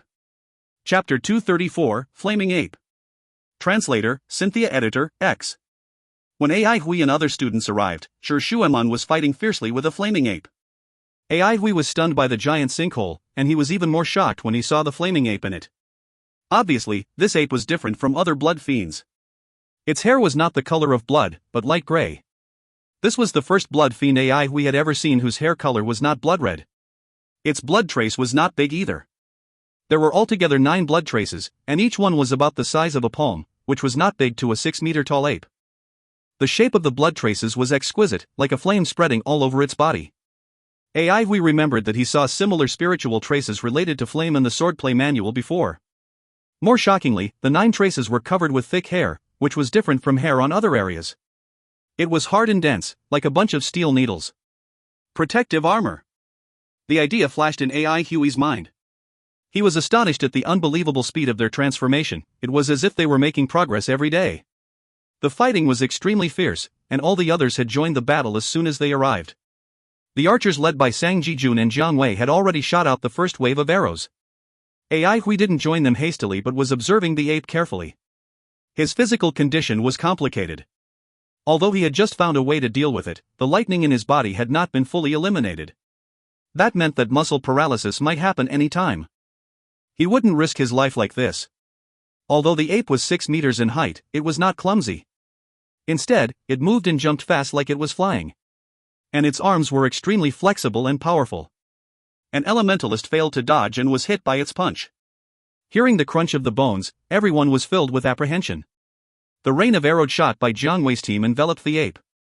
It growled in fury and slapped up toward the sky. Red flames appeared in its palm and created a ripple of flames in the air above it. The arrows hit the flames like straw being blown away in a storm. AI Huey's expression changed when he saw this. The flaming slap of the ape. AI Huey felt very familiar, and an idea occurred to him: is this the blood spiritual force?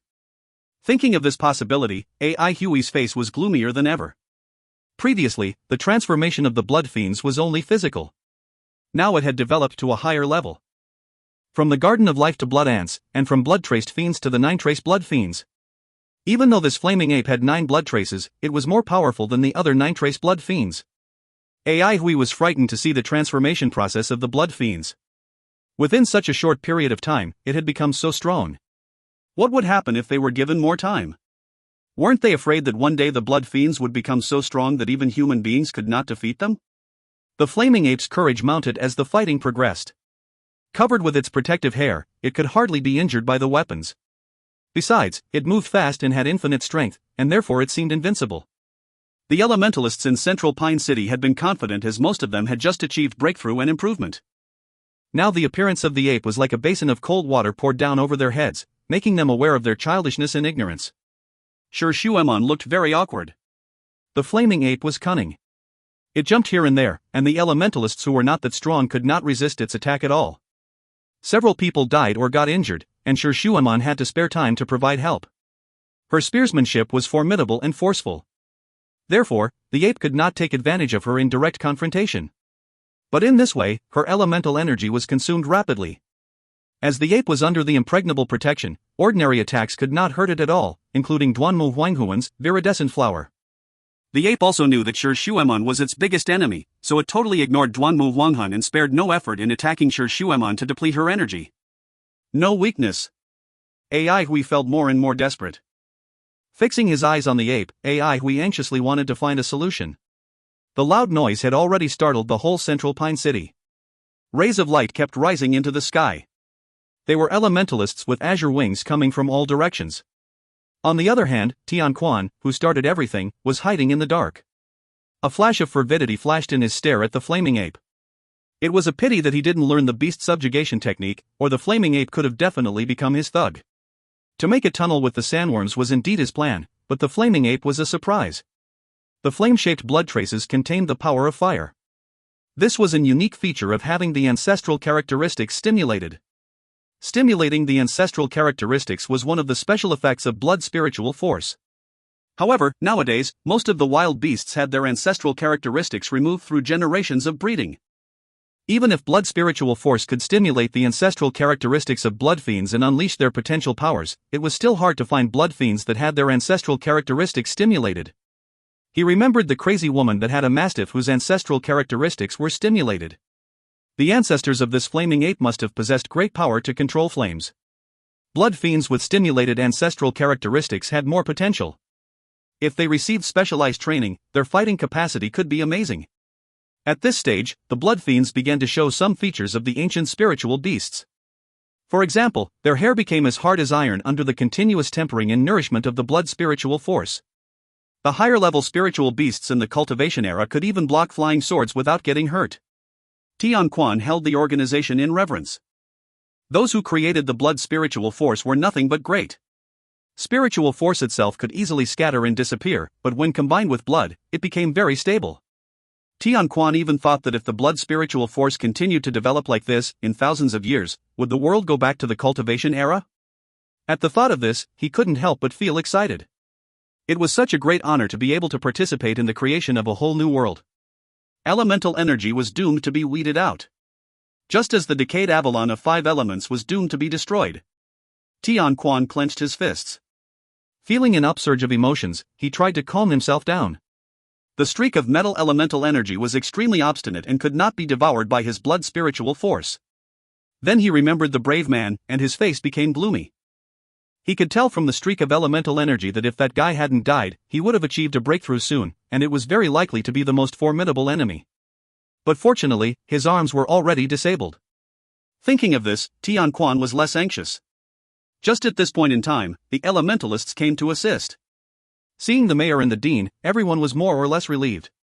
The dean's expression changed when he saw the flaming ape. Wang Jin was more experienced. He immediately joined the fight without any hesitation. Howling loud, Wang Jin stretched his azure wings and abruptly rose up high in the sky. When he reached about 100 meters from the ground, he suddenly turned around and dove sharply. With the force of his dive, he slashed with his sword. The dazzling light of the sword was like a silvery waterfall that fell sharply from the sky. The air was filled with his hostility. Shi Shueman stepped back without the least bit of delay. She was astounded by the attack, as she had never heard of the name of Wang Jin. No one ever thought that such veteran could have such a thrilling attack. Tian Quan's expression changed dramatically in the dark. His heart was filled with fear as he stared at the powerful sword gleam. Thank God he had been cautious enough. There were so many undiscovered talents in such a small city. This attack, just like the elemental energy in his body, had already reached the edge of a higher level. A survivor from the Battle of the Dawn could be so frightening. How many more experts would there be in the Avalon of 5 elements? This was the first time that he discovered that the Avalon of 5 elements was more powerful than he expected. Fear appeared in the ape's eyes for the first time. But as the sword gleam had already enveloped it, it had nowhere to escape to.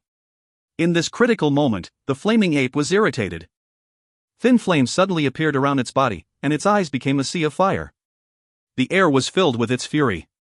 The flaming ape roared and punched towards the sword gleam with its fist. The huge flaming fist and the silvery sword gleam got closer and closer. Boom! The flames exploded, and silvery sword gleam was also blown into pieces that flew in all directions. Flames scattered on the ground and set everything on fire. The ground was also damaged by the splashes of the sword gleams.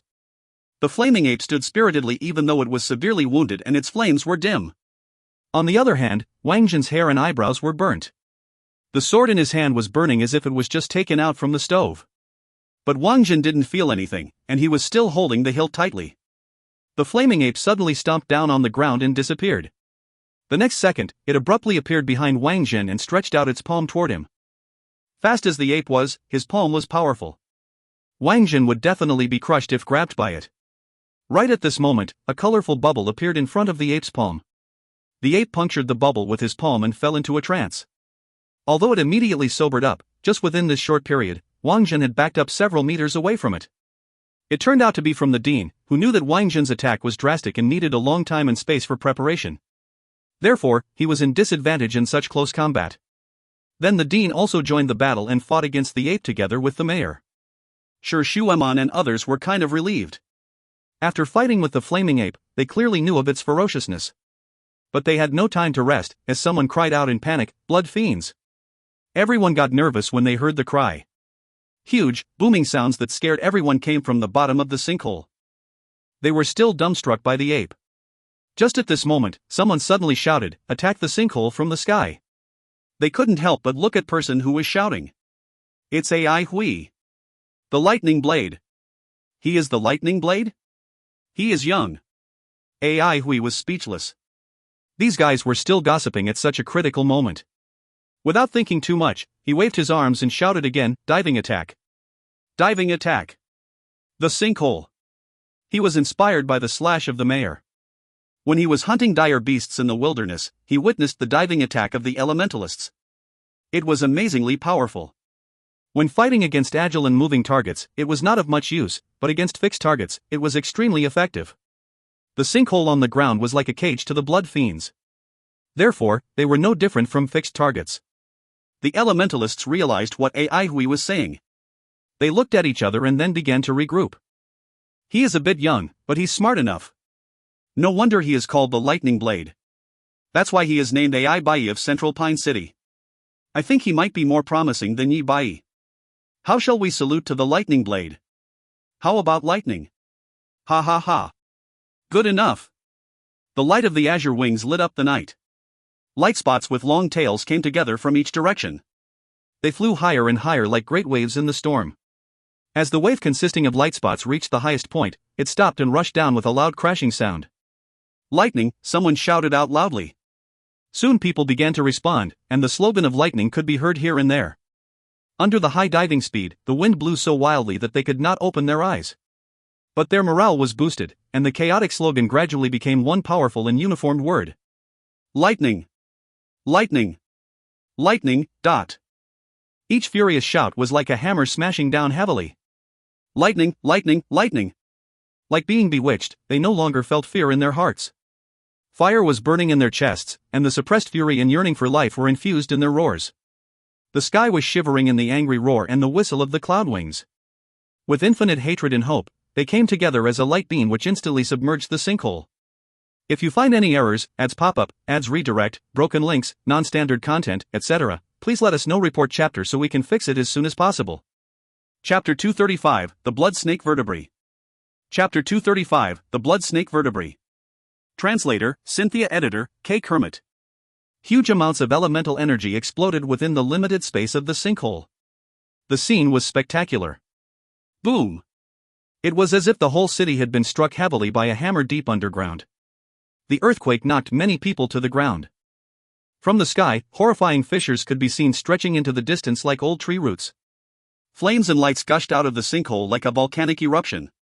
They rushed into the night sky and lit up Central Pine City. Everyone was stunned by the scene. Even the flaming ape, Mayor, and Dean stopped fighting. The ape suddenly looked afraid. It was not afraid of fire, but that soaring flame had awakened an instinctual fear.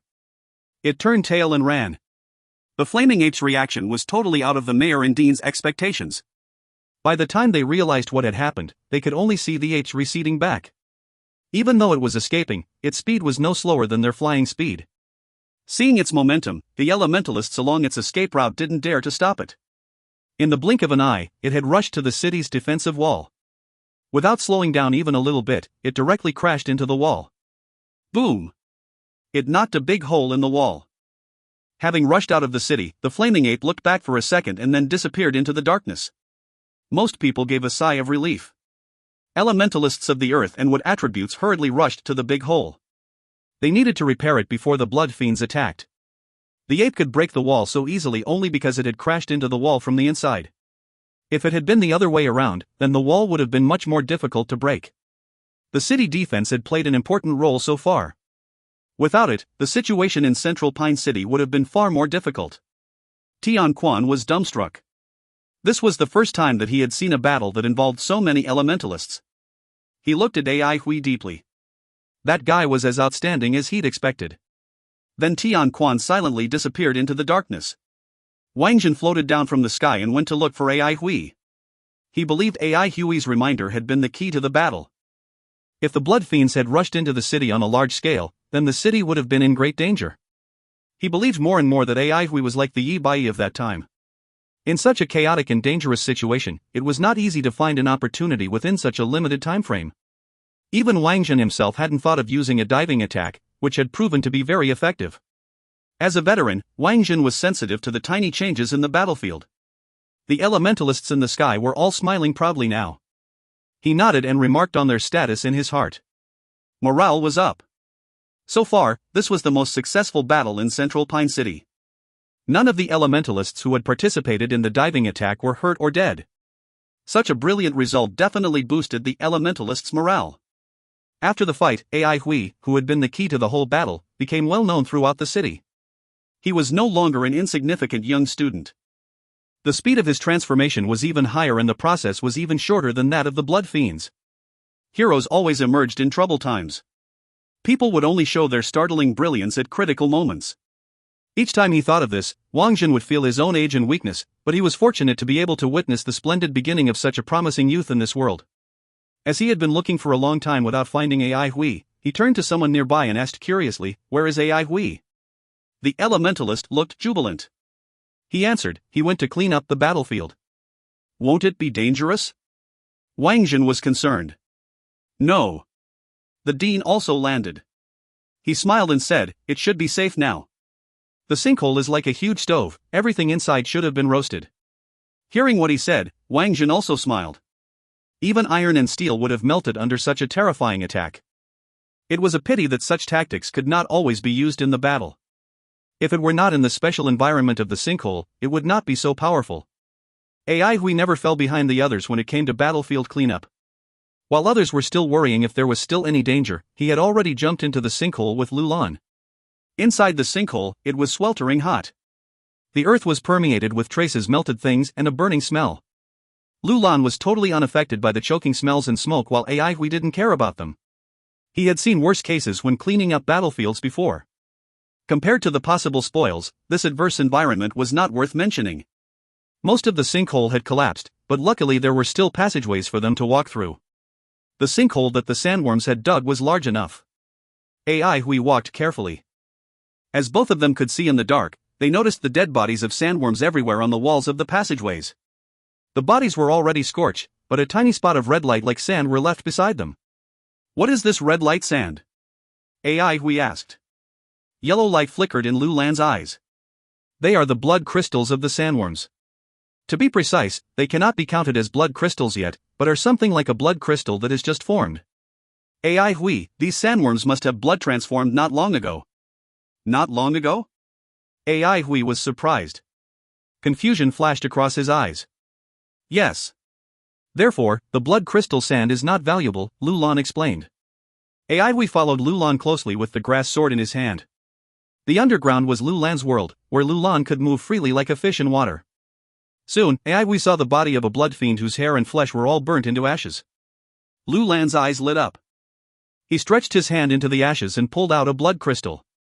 Look, AI Hui! Blood crystal! AI Hui was overjoyed. Finally! As they went further in, there were more and more dead blood fiend bodies, many of which were not totally burnt into ashes but still looked frightening due to dehydration. To AI Hui, however, it was just a piece of cake. He didn't feel uncomfortable at all. Not every blood fiend had blood crystals, and some blood crystals were buried underground. Nevertheless, Lulan found them all. AI Hui grinned from ear to ear. Lulan was the best. He would never miss any blood crystals even if they were buried deep in the earth. Having seen too many miseries, AI Hui was a bit apathetic, but the piles of bodies and ashes made him fearful. If these blood fiends had rushed into the city from the sinkhole, it would undoubtedly have caused severe casualties. Luckily, he had been quick enough to think of those tactics. Thinking of this, AI Hui became complacent. After all, so many elementalists had been present. He'd never thought he could take control before, but now he'd done it. On the other hand, AI Hui felt he totally had no need to come down here. Lulan was the one who was crazy at battlefield cleanup, and he was so careful that even AI Hui felt ashamed for being inferior. AI Hui, I got one. AI Hui, here. AI Hui, there's one under your feet, about 10 inches deep. Lulan, good job. Lulan, you are so great. Lulan, you are the best. Apart from good and great, AI Hui could not think of any other words to praise him. A former professional could only be a visitor in the sinkhole because Lulan was here. AI Hui was bored. He looked around casually, and suddenly some faint light came into his sight. He was surprised and fixed his attention on a pile of ashes not far away. There seemed to be something glowing there. Curious, he walked towards it. To be honest, except for the blood crystals, almost all the other parts of the blood fiends were useless. This was the big difference between blood fiends and wild beasts. The essence of a blood fiend was its blood crystal. Although it could be strong and solid, once it was dead, its flesh and bones would be crispy like biscuits and could not be used at all. It was really a shame for blood fiends. Wild beasts were also beasts, but they were of great value from head to toe. AI Hui walked up to the ashes and rummaged around. Then he touched something solid. AI Hui's eyes lit up. He grabbed it and pulled it out. As he was familiar with beasts, AI Hui could tell at a glance that it was the vertebrae of a blood snake. The blood snake had not been long and its spinal column was only about 2 meters in length. It was white in color with a texture like jade and porcelain. Its surface was covered with thin, crisscrossed blood streaks like a densely woven net. The spinal column was flexible and could be curved at any angle. Each of the joints were closely meshed. AI Hui was surprised at its weight. He roughly weighed it in his hand and it was at least 45 kilograms. It was so heavy even though it was less than 2 meters long and as thick as one's wrist. AI Hui wondered if it was made of metal. These vertebrae are unique. Yellow lights kept flickering in Lulan's eyes. They are almost as dense as 1,000 traces silverwood and bright light iron. Bravo! AI Hui was startled, as he knew both 1,000 traces silverwood and bright light iron were rare and valuable materials. 1,000 traces silverwood was specially produced in jadeite forest. It was a kind of tree that grew slowly and needed wood elementalists to continuously infuse elemental energy into it. This material was white, bright, and very heavy. Before it grew to full size, each growth of 1 day and night would result in a silver ring in the horizontal cross-section of the trunk. If the elemental energy infused into the tree was insufficient, then the silver ring would not form. It reached its full size when the number of silver rings was 1,000, after which each attribute of the wood would be greatly improved. Even if the wood elementalists spared no effort to cultivate the tree without any negligence, it would still take 3 years to grow it into a useful timber. Besides, its consumption of elemental energy was far more than other plants. As a result, it was undoubtedly of high value and high price. Brightlight iron was produced in the Brightlight city of the Silver Mist Sea. It could only be produced by an extraordinary craftsman using several materials. It was as light as a feather, but was extremely solid and shined with a saintly light. That was why Aihui was so surprised to hear that the density of the vertebrae was similar to that of the 1,000-trace silverwood in Brightlight iron. He took a closer look at the vertebrae. The red blood traces on the white vertebrae were like a pattern. Aihui felt he must have seen it somewhere before. Anyways, the blood snake must have been extraordinary when it had been alive, maybe similar to the blood ape. The blood ape. Aihui finally realized why he thought the pattern looked familiar. It reminded him of the flaming traces on the blood ape. He observed the blood traces on the blood snake's vertebrae. They were similar to the thunder traces mentioned in the swordplay manuals. Thunder traces? An idea suddenly occurred to Aihui. Could the vertebrae be a natural sword? If you find any errors, ads pop-up, ads redirect, broken links, non-standard content, etc., please let us know. Report chapter so we can fix it as soon as possible. Chapter 236, Run. Chapter 236, Run. Translator, YH Editor, K. Kermit. This idea filled Aihui with excitement. Aihui had experienced heartache at the loss of his most comfortable weapon, the Dragon's Pine Inferno. Its sturdiness had been its most commendable trait. He had since turned into a sword-consuming maniac, destroying sword after sword. Besides the difficulty he experienced in controlling his elemental energy, those swords weren't of exactly great quality either. Their inability to withstand his violent elemental energy was one of the main reasons why they were so easily broken. After the decline of swordsmanship, the number of people practicing swordplay decreased as well. This naturally resulted in a small demand for swords. The Dragon's Pine Inferno's quality had been decent, but nobody had wanted to buy it. Everyone else's swords were carried more for show. They were mostly long swords made out of ordinary materials and couldn't withstand elemental energy that was too powerful. Aihui was left facing an awkward situation. There were no swords that he could effectively use. The Dragon's Pine Inferno's blade had been destroyed, but the 7 artifact remnants that had been embedded in the blade remained intact. Calling down lightning with the Dragon's Pine Inferno had resulted in its 7 artifact remnants being saturated with electricity. Aihui had thought of using these artifact remnants to create a new sword, but where would he find the time? The blood snake vertebrae felt good in his hands. Aihui managed to better understand the spinal column's unique properties after waving it for a while. To most people, controlling something as flexible as the blood snake vertebrae would be a challenging feat for an expert in swordsmanship like Aihui. However, their flexibility wasn't an issue. He was soon able to brandish them as he pleased. It's just a flexible sword. If one was able to overcome the difficulties associated with controlling them, the flexibility of the blood snake vertebrae was actually an advantage. It allowed the wielder to execute a greater range of unpredictable and unorthodox sword strokes, creating fatal opportunities that could easily be tapped on by expert swordsmen. Is Aihui thinking of using it as a lone sword? Lu Lan asked curiously. That's right, don't you think it's suitable? Aihui replied. He handled the blood snake vertebrae fondly, waving them about as he pleased. With a single movement, Aihui made the blood snake vertebrae snap into place. He thrust the vertebrae, which were now as straight as a pencil, into the air in front of him. A whistling sound could be heard as small, deep holes appeared in the wall. It is indeed very suitable, Lu Lan replied, his eyes lighting up. Lu Lan has never seen a material like this before. If Aihui gives me one small section of it, I can analyze it and then create a sword with it. Astonished, Aihui asked in response, Lu Lan knows how to craft swords? I'm not particularly proficient at it, Lu Lan replied, a little embarrassed. Lu Lan has only read The Creation of Famous Swords, Deconstructing Arms, a treatise on elemental energy and weapons, dire beasts and grass-grade weapons, a record of heaven-grade weapons. Aihui dumbfoundedly listened to Lu Lan list out a small library's worth of books. After 5 minutes, Lu Lan finally finished reporting his reading list. Still a bit embarrassed, he stated, although my knowledge on the matter is limited, I'll try my best to help you. Limited. The first half of Lu Lan's sentence left Aihui feeling weak in the knees. The second half, however, moved him deeply. Clearly touched by Lulan's offer, AI Hui replied, "Thank you, Lulan. Lulan's standard is amazing. You're the best. Really?" Lulan asked, his eyes as round as a full moon. "Absolutely." AI Hui answered resolutely. Lulan cheered loudly. Scurrying about like a sandstorm, he then abruptly proceeded to clean up the battlefield. AI Hui decided it was time to split the spoils from their previous battle. Because AI Hui had played an extremely crucial role, he took a share of 5 blood crystals. Shi Shuemon had also contributed a lot and as such, received 3 crystals as her reward. She had fearlessly pitted herself against the blood ape and had proven indispensable in the battle. As more battles were fought against blood fiends, everyone began to get the hang of it.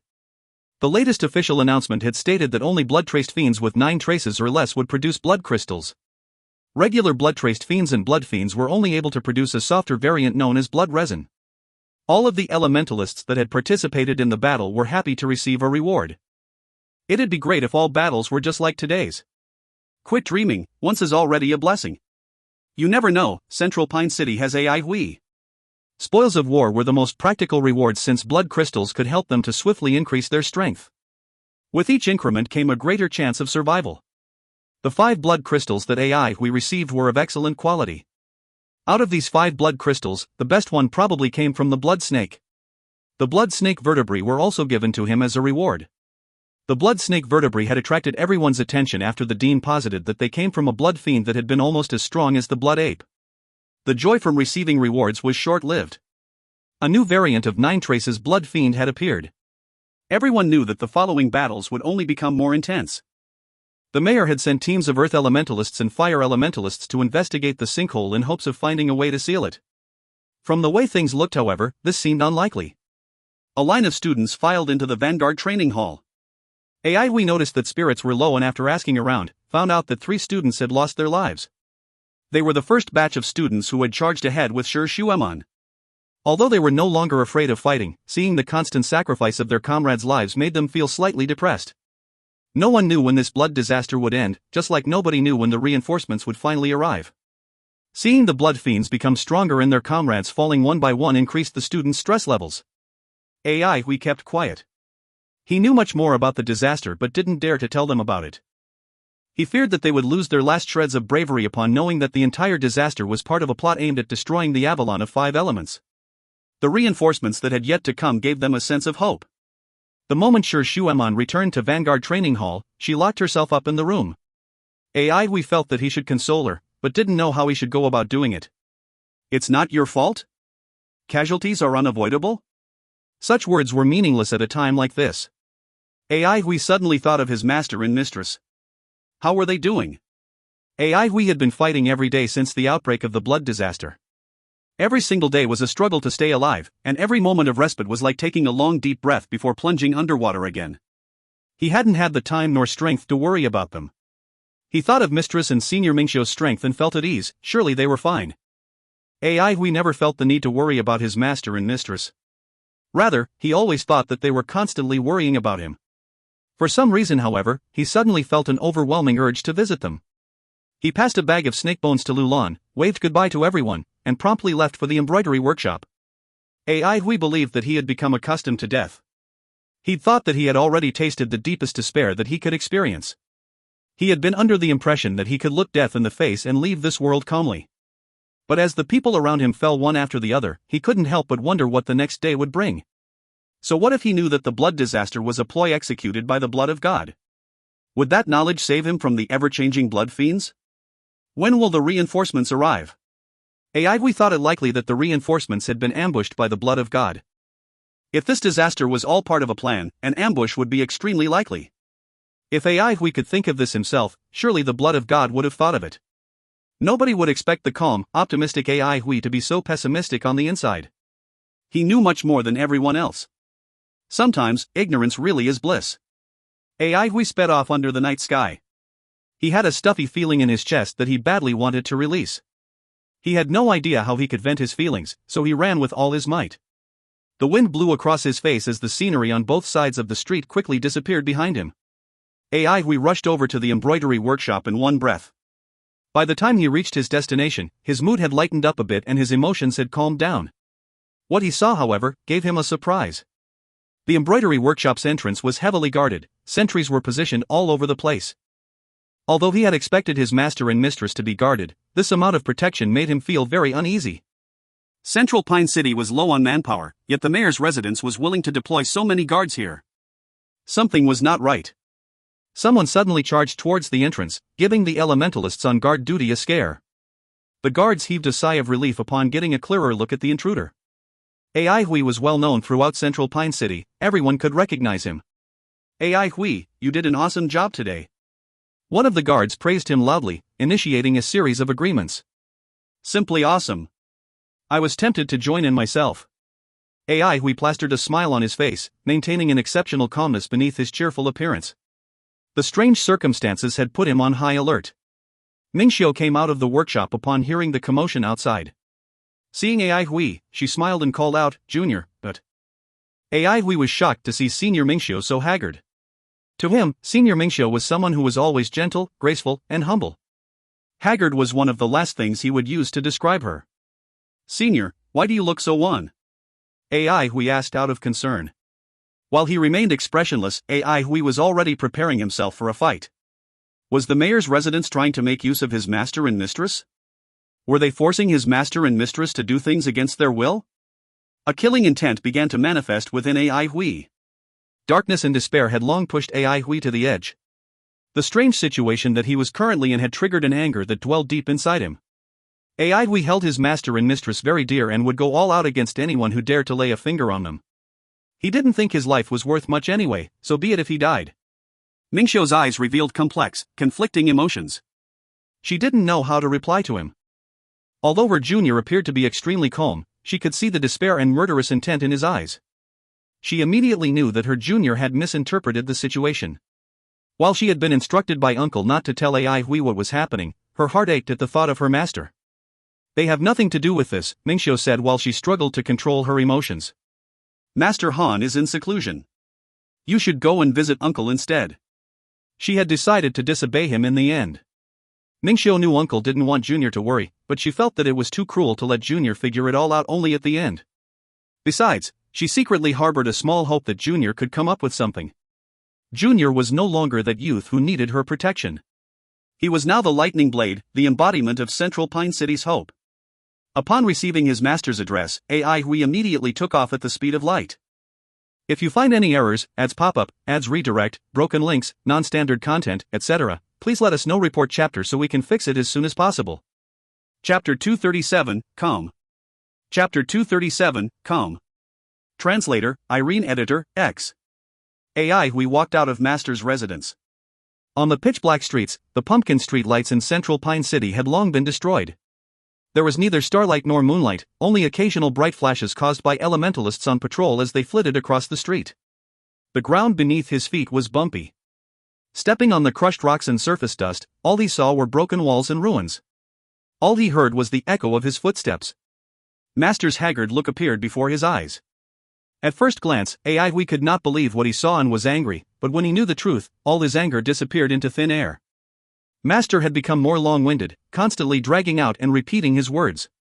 He could hear the guilt in Master's voice. Master felt he did not impart anything to Ai Hui and always said that he was unfit to be Ai Hui's teacher. Ai Hui listened carefully with a smile on his face. There was no fear of death in Master's hoarse voice. There was no annoyance and regret, only calmness and proudness. A withered life was like a faint ember left from a raging flame, its brightness and warmth gradually dispersing. Ai Hui was very calm, so calm that even he, himself, was shocked. He felt no regret and sadness, only respect for his teacher. Perhaps it was because he had witnessed death too many times, so he viewed life and death differently from most people. Living was very important, but at times, it was not the most important. If Master could go back in time, he would have made the same decision again. Why did Master reject Mistress's earnest request? Ai Hui listened as Master prattled on, trying to explain himself. His wrinkled face radiated a dazzling spirit, an expression of his pride toward his achievement. Master declared that Mistress would most definitely be astonished by his result, and also mentioned that in her younger days, she used to look for him whenever she ran into problems. Master said he was telling the truth, repeating this a few times. Being able to exist in life's afterglow and feel that his life was not a waste. How perfect was this ending? Ai Hui did not blame Mistress either. Her decision was worthy of respect as well. Hui felt he would not have been able to do the same.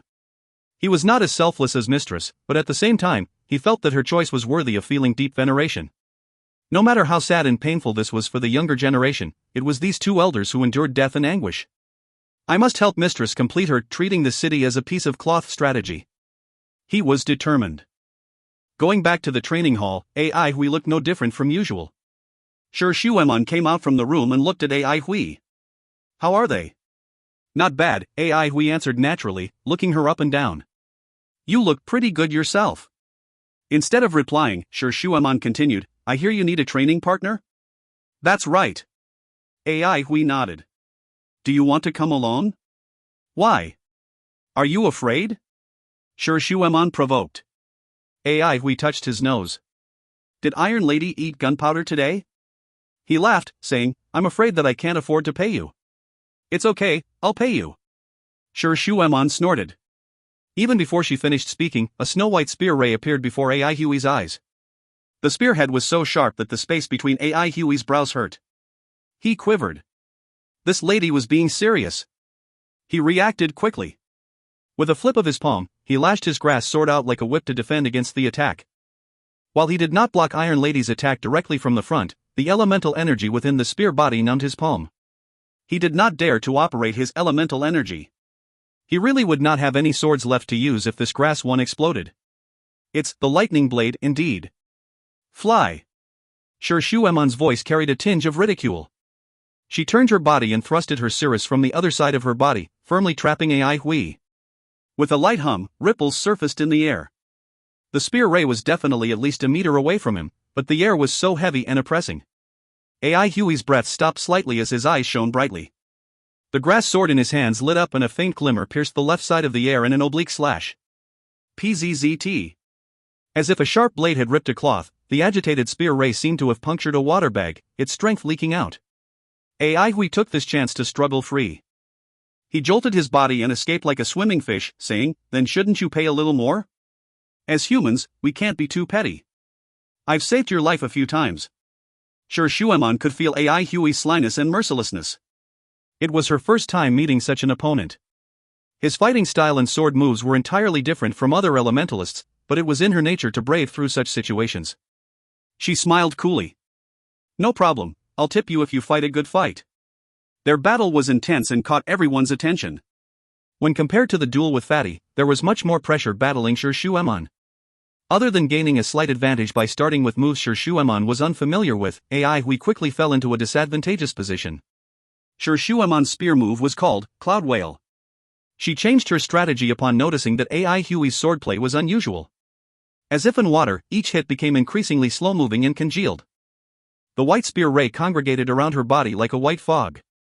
It was strangely heavy, and when struck by Hui's grass sword, it sounded like grinding stone, with sparks flying in all directions.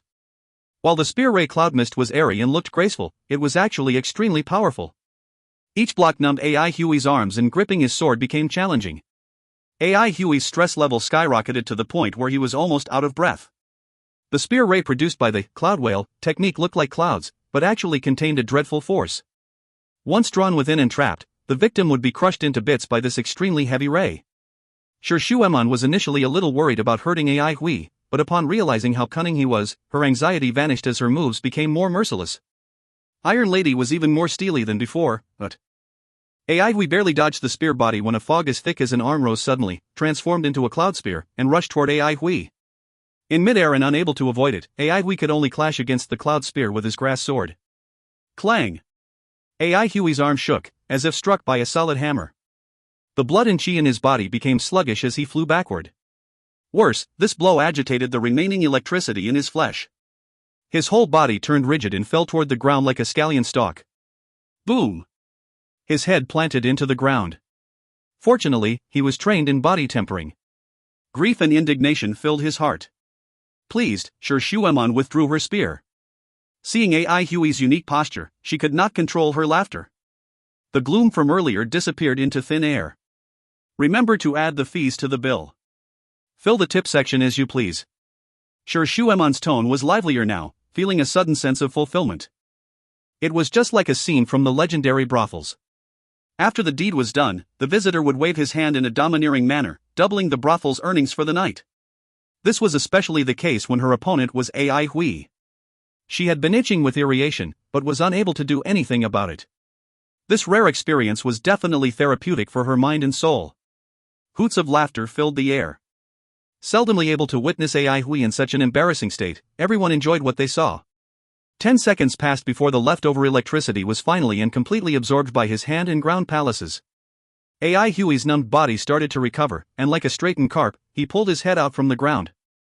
If not for the fact that he cherished this grass sword, he promised himself to write an astronomical figure on that bill. To hit her with a ruthless blow. As he was stabilizing himself, Duanmu Huanghan appeared before him.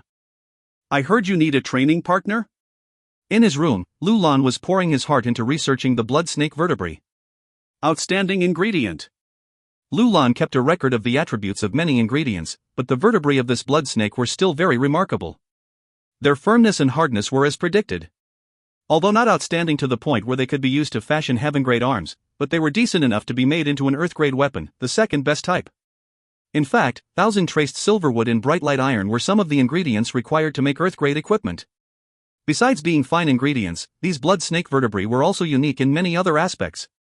For example, the blood traces on top were thunder traces, which contained the force of thunder and lightning. Lu Lan did not know how these thunder traces appeared on the blood snake, but thinking about the flame traces on the blood ape's body compelled him to speculate that the blood spiritual force could induce the spiritual traces from the cultivation era. This could possibly be related to the blood spiritual force's operating method, but there were too few samples for Lu Lan to analyze further. Thunder traces were the key to understanding why the blood snake vertebrae were so outstanding. Going through the thunder traces converted spiritual force into thunder and lightning force, which then coagulated within the vertebrae. The force of thunder and lightning tempered the vertebrae continuously, improving its quality. Lu Lan hypothesized that the flesh of the blood beasts from before were useless because they had no spiritual traces such as the thunder or flame traces. The force of thunder and lightning was alluring, but once used up, this blood snake vertebrae become like rotten wood, unable to take a single hit. Either to lock the thunder and lightning force or to replenish it. For example, the 7 artifact remnants on Ai Hui's Dragon's Pine Inferno contained shocking amounts of thunder and lightning force. These blood snake vertebrae had no affinity at all with fire, wood, and earth elemental energy, but it had moderate affinity with water and metal elemental energy. This was good news. There were many theories when it came to creating weapons. Some were complicated, while others were simple. Simple ones would be like Shir Shuemon's Cirrus whalebone as the spear body and firmament iron as its head. It was difficult for this weapon, which was made from supreme-grade ingredients, not to be classified as a heaven-grade arm. Although fashioning weapons was not Shir Shuemon's father's forte, he sure made one hell of a heaven-grade weapon. With clever designs, weapons made from average ingredients could also be unique and formidable. In reality, this type of weapon was more mainstream. Superb ingredients such as the whalebone and firmament iron were and would remain unseen by most. These blood snake vertebrae were good ingredients, but there was still a lot to consider.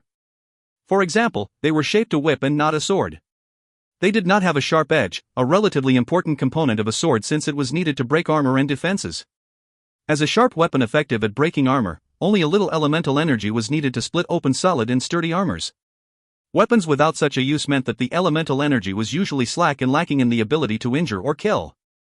Yet, the blood snake vertebrae could not be ground into shape. Once ground, the thunder traces on it would be destroyed. How then could he form the spinal column into a sword blade? Forget about the sword blade? Lu Lan instantly negated this thought. He was going to make Ai Hui his first ever legitimate weapon, so he had better do his best. What about the sword hilt? What ingredient to use? Lu Lan's midnight sand core was operating at an alarming rate, the light in his eyes spinning non-stop. If you find any errors, ads pop up, ads redirect, broken links, non-standard content, etc., please let us know. Report chapter so we can fix it as soon as possible. Chapter 238, A New Sword.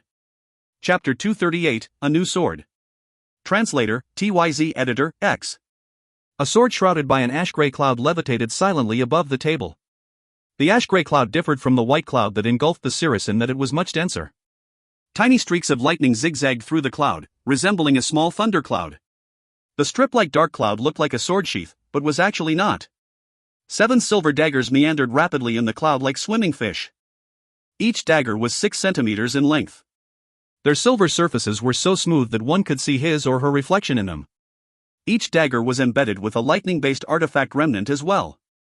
The occasional lightning sparks on the body of the sword were induced by the high-speed flight of the 7 daggers. It's so beautiful. Is this made of that snake vertebrae? Sure, Shuemon could not believe her eyes and took a closer look. Is this a sword? Does it need to be unsheathed? No need, Shuemon, that is a honing cloud, Lulan explained seriously. It's the blade of the sword. The honing cloud was a special type of cloud. When one imbued it with elemental energy, it would produce a sharpening effect. The honing cloud was a special local product of Palette Cloud Village. Palette Cloud Village produced various kinds of weird clouds, such as heavy and dense lead clouds, colorful and gorgeous rosy clouds, green poison clouds, flame-spouting fire clouds, etc. Just like the Jadeite forest, where there were countless species of plants, Palette Cloud Village had countless types of clouds. Only water elementalists could appreciate the spectacle of these clouds. Blade? Using the honing cloud to make the blade of the sword? That's a clever idea. Sure, Shuemon's eyes lit up and praised, Lulan is really fabulous. Thank you, Shuemon. Lulan's eyes were smiling brightly, but soon after, his tone was filled with regret. The snake vertebrae is highly functional and was a top-grade material. Looking at it from the 5 elements perspective, it is both metal attributed and water attributed. Metal collects water, which is why I used the honing cloud to make the blade of the sword. However, due to differences in the grade level of the materials used, the power of the snake vertebrae are not optimized. The sword tassel is made up of fire prairie stones, which are a low-grade material. Still, it's better than nothing. As for the 7 daggers, they are made up of silver glow wood, which is strengthened by the water elemental energy in the honing cloud. The honing cloud and the silver glow wood are roughly the same grade, therefore, combining them provides a great boost to one's elemental energy. This sword can only be considered as a mysterious grade weapon. However, its unique lightning properties and the outstanding qualities of the snake vertebrae would make this sword a rather powerful mysterious grade weapon. If the honing cloud was replaced by heavenly honing cloud, the silver glow wood was replaced by thousand trace silvery wood, and the fire prairie stones were replaced by molten core stones, then this sword will be an exceptional earth grade weapon. With the lightning properties, it would be considered a rare earth grade weapon. Everyone understood what Lulan was talking about. Even though they did not know how to specifically craft weapons, they still knew the fundamentals. The grading system for weapons was not as complicated as the classification of food ingredients. The highest and most powerful grade were the heaven grade weapons, followed by the earth grade weapons, then the mysterious grade weapons, and finally the most common grade, the grass grade weapons. Other than unique materials, the grade of a weapon was usually dependent on its weight, sturdiness, and other physical attributes. However, the most important factor was still the availability of elemental enhancement in the weapon. The elements of metal, wood, water, fire, and earth made up a complete cycle, growing and multiplying without an end. The enhancement between the 5 elements was one of the most important characteristics of the 5 elemental energies. Weapons were based on this theory as well. Some types of elemental energy could enhance each other while some could restrain each other. If a weapon possessed all 5 elements and they enhanced each other, that weapon was considered a heaven-grade weapon. Heaven-grade weapons had very low elemental energy consumption requirements for elementalists. Furthermore, they could produce many wondrous effects during the process of elemental enhancement. An earth-grade weapon had 1 less element than a heaven-grade weapon. There were only 4 elements in an earth-grade weapon. This was why there was a huge disparity between a heaven-grade weapon and an earth-grade weapon. Having 1 less element, the elemental cycle was broken, disrupting the natural flow of the elements and differing in terms of quality. The disparity between an earth-grade weapon and a mysterious-grade weapon was not too big. A mysterious-grade weapon was composed of materials from 3 different elements. Hence, the power and variability of a mysterious-grade weapon were inferior to an earth-grade weapon. As for grass-grade weapons, most of them were roughly made in crude. They were made up of materials that usually contained only 1 element or 2 poorly combined elements on occasion. In theory, weapon crafting seemed very easy, but in reality, the process required immense and meticulous attention. For example, materials that were of the same grade were preferred so as to achieve a complete enhancement process. The grades of the honing cloud and silver glow wood were much lower than the blood snake vertebrae, causing the weapon to be unable to fully utilize the metal elemental attribute of the blood snake vertebrae. Many wood materials actually contained more than 1 element. These kinds of material posed an extremely huge challenge to the weaponsmith himself. The suitability and availability of materials, together with outstanding crafting techniques, could produce a good weapon. Some unique materials possessed exceptional qualities and did not need to take elemental enhancement or restrainment into consideration. However, professional weaponsmiths despised such reckless weapon crafting technique as they felt it would be a waste of good materials. Lu Lan was extremely unsatisfied with the sword, but Ai Hui's gaze had not left the sword for a second. This sword had many outstanding qualities, displaying Lu Lan's skillfulness in crafting swords. For example, the use of the honing cloud as the blade of the sword had perfectly resolved the issue of the blood snake vertebrae's lack of a blade. Ai Hui would not have thought of this even if he racked his brain. The honing cloud could bend and twist according to the form of the blood snake vertebrae. It could be firm and rigid or soft and flexible. The design of the 7 daggers was even more amazing. Their design was inspired by the bronze sword box and extremely marvelous. Within a short period of time, Ai Hui had thought of several new sword moves. For example, he could hide the daggers within the cloud, and if his opponent was to block his attack, the daggers could launch a surprise attack to catch his opponent off guard. Furthermore, the 7 prismatic crystals had a mysterious connection between each other, which meant that they could devise numerous complicated attacking combinations. Such a good sword. Ai Hui, don't you want to give the sword a try? Lu Lan slanted his head and asked. This sword doesn't have a name yet. Ai Hui held the hilt of the sword excitedly. The moment his hand made contact with the icy and sturdy blood snake vertebrae, his palpitating heart calmed down. When Ai Hui picked up the sword, it appeared to everyone that he had become a completely different person. An indescribable aura silently extended outward from Ai Hui's body. He looked very serene, but dangerous at the same time. Suddenly, Ai Hui grinned, revealing his white teeth and said, I need a sparring partner. Who's willing to be my sparring partner? Duanmu Huanghuan's eyes lit up immediately. He had witnessed the whole process of how Shi Shueman utterly defeated Ai Hui and wanted to add insult to Ai Hui's injury. Ai Hui was not stupid either as he rejected Duanmu Huanghan without hesitation. Ai Hui approached everyone except him. Duanmu Huanghan had been itching to beat Ai Hui into a pulp. If just by watching Ai Hui get pummeled had already made him so happy, how happy would he be if he got to personally beat Ai Hui up? Thinking about it, how much had he suffered in Ai Hui's hands so far? Duanmu Huanghan began to become restless, but he did not have a chance. No matter how many times he volunteered, Ai Hui pretended not to see him. As such, he became increasingly furious. When he heard Ai Hui say that he needed a sparring partner, Duanmu Huanghan volunteered himself without any hesitation. Me. When Ai Hui passed Duanmu Huanghan, the latter purposely mocked the former by saying, You already have a sword, what excuse do you have this time? Since you insist, come on then, Ai Hui replied helplessly. Fatty turned his face around, unable to bear watching what was going to happen. However, in the blink of an eye, he whistled and yelled, Everyone, come. It's a rare opportunity. Let us gamble and have some fun. Ai Hui and Bangwan, who are you betting on to win the fight? You are born with nothing and will die with nothing. One has to take a gamble in his or her life. A small amount of gambling is entertaining, but excessive gambling is harmful. I, Fatty, shall be the banker and will treat everyone fairly. It's okay if you don't have money now, we can put it on a tab. I am betting on Bangwan. 500 yuan. Ai Hui hasn't recovered yet, I am betting on Bangwan. 800 yuan. Ai Hui is too anxious, he should rest for another 2 days first. I am betting on Bangwan too. 1,000 yuan. Everyone was stressed out after so many days of continuous fighting. Therefore, they jumped in joy when there was a rare opportunity for recreation. I am betting on Ai Hui. 10,000 yuan.